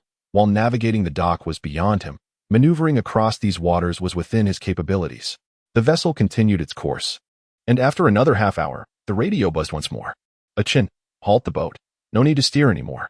Upon hearing this, Yichen instantly understood. The yellowfin tuna was likely nearing exhaustion. The combined strength of 3 able-bodied men was indeed proving more effective than that of an older individual. Upon reaching the deck, Yichen observed that the water had been entirely consumed. Turning around, he retrieved 2 bottles, unscrewed the caps, and handed them over. Dahai, what's the current situation? Hey, it's a give and take, just perfectly timed. Oh ho. Yichen raised an eyebrow. The fish should be exhausted by now. What followed would be a contest of endurance. Once the fish could no longer hold on, it would be time to bring it aboard. While taking a draw from a cigarette, Yichen watched intently as the line was reeled in more frequently than it was released. A certainty had been established.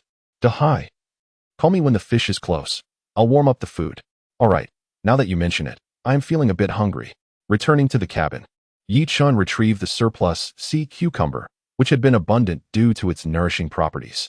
Yichen scratched his head, pondering whether his hands would remain unscathed after an entire afternoon of labor. They should be, right? About 10 minutes later, Yichen had warmed the meal and placed it on the table before stepping outside. Just as he emerged, he spotted a large yellowfin tuna being pulled alongside the boat. Ah, it seems I timed my exit perfectly. He was just about to call out when he remembered. By the way, how's your harpoon working? Yichen raised an eyebrow and grasped the harpoon. Rest assured, it's exceedingly precise. Approaching the side of the boat, he noted the yellowfin still attempting to fight back. Seizing the moment, Yichen aimed carefully and struck the fish's head, piercing it cleanly through. This left Dahai utterly astonished. Before he could utter a word, with a splashing sound, the fish thudded against the side of the boat, its thrashing significantly subsiding. Yichen handed the harpoon to Wang and proceeded to tie a knot around the fish's tail. On 3. 1, 2, 3. With their collective strength, the trio hoisted the fish aboard, and Dahai swiftly drew his knife to bleed the fish while expressing his admiration. Yichen, your hand is remarkably steady. You even preserved the fish's eyes. By the way, where did you purchase this harpoon? It appears quite sharp. As Yichen rinsed the fish, he smiled slightly at the compliment. It's custom-made. I'm unsure if the person still crafts them, though their business seemed rather tough. Don't ask. Just know it's custom. Oh, what a pity. Dahai shook his head, his tone filled with regret. Yichen's harpoon appeared exquisite, and such fine equipment could indeed enhance their catch. Opting not to elaborate further, Yi-chun continued rinsing until the fish ceased bleeding, and only then did the three of them place it into the ice hold. Upon entering the icy compartment, Yi-chun scratched his head. This boat seems a tad small. A 2-meter fish barely fit. He glanced around the boat, contemplating whether a change of vessels was in order, especially since they had just acquired this one. What is the matter? Midahai asked, puzzled as to why Yi-chun, having caught a sizable fish, bore a frown. Isn't this cause for celebration? It's nothing. Yi-chun lifted his head, a smile returning to his face. What good does overthinking do? Besides, a smaller boat is a blessing. Last time it was a swordfish. And now a yellowfin. If there's any worry, it's the worry of a happy fisherman. Come on, everyone, stop standing around. Hurry in, wash your hands. And let us eat before it gets cold. Having caught a magnificent fish, the trio was in high spirits. With the prospect of not having to navigate the boat that evening, they retrieved a chilled crate of beer, which added to their delight.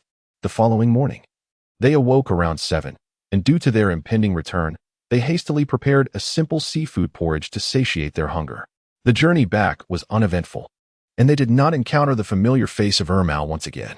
As they approached the shore, Yi-chun stood at the bow of the boat, clutching his phone, eagerly awaiting a signal. Once he regained connectivity, he promptly contacted the Fisheries Administration, followed by a call to Uncle Chien to report their catch. Half an hour later, after anchoring at the town dock, a group of fisheries officials boarded their vessel. Hello, where are the goods? Yi-chun gestured towards a cloth covering the deck. The officials moved forward to inspect, nodding in acknowledgement after their examination. Do you have time? I need you to accompany me for a brief visit. Yi-chun replied affirmatively. That's fine, but may I first handle the catch? Certainly. Subsequently, Yi-chun approached Uncle Chien to weigh their haul. The spring fish weighed 138 pounds. The sea cucumbers 62 pounds, and the yellowfin tuna a substantial 311 pounds. These were the primary catches, while the remaining assorted fish were entrusted to Uncle Chien. After documenting the details, Uncle Chien glanced around the boat and patted Yi-chun on the shoulder, saying, "Call me if you need anything." Yi-chun chuckled, "Uncle Chien. It's good news. That is splendid." Soon after, the fisheries officials commenced their duties. Such a large shark could not possibly remain concealed, particularly with Yi-chun's boat having gained notoriety. Rumors of someone being apprehended for shark catching swiftly circulated from the dock. Chapter 86. Don't blame me. Greetings. Could you kindly recount the sequence of events? Within the room, the staff poured 3 glasses of water and presented them to Yi-chun and his companions, subsequently commencing their record-keeping. Yi-chun felt no inclination to conceal any details regarding the matter at hand. After a moment of contemplation, he began narrating the tale from the perspective of the albatross, recounting its boarding and subsequent terror, articulating every word without omission. Naturally, when it came to the shark, Yi-chun refrained from claiming personal observation, instead attributing the fear exhibited by the albatross to the incident. As for the possibility of locating the albatross, he mused that even if it were found, what could be gleaned from it? The albatross is not human and cannot provide answers. Furthermore, Yi-chun inferred the presence of large fish in the vicinity based on the albatross's fright, which was a reasonable deduction. As for the accuracy of his assumptions, such occurrences are not uncommon. Sometimes, one simply encounters a stroke of luck, and no one can contest that. After a thorough inquiry, the staff member smiled and nodded, saying, "Sir, you need not worry about this matter. We offer rewards to the discoverers of such biomimetic creatures. The specifics of the reward will require further study.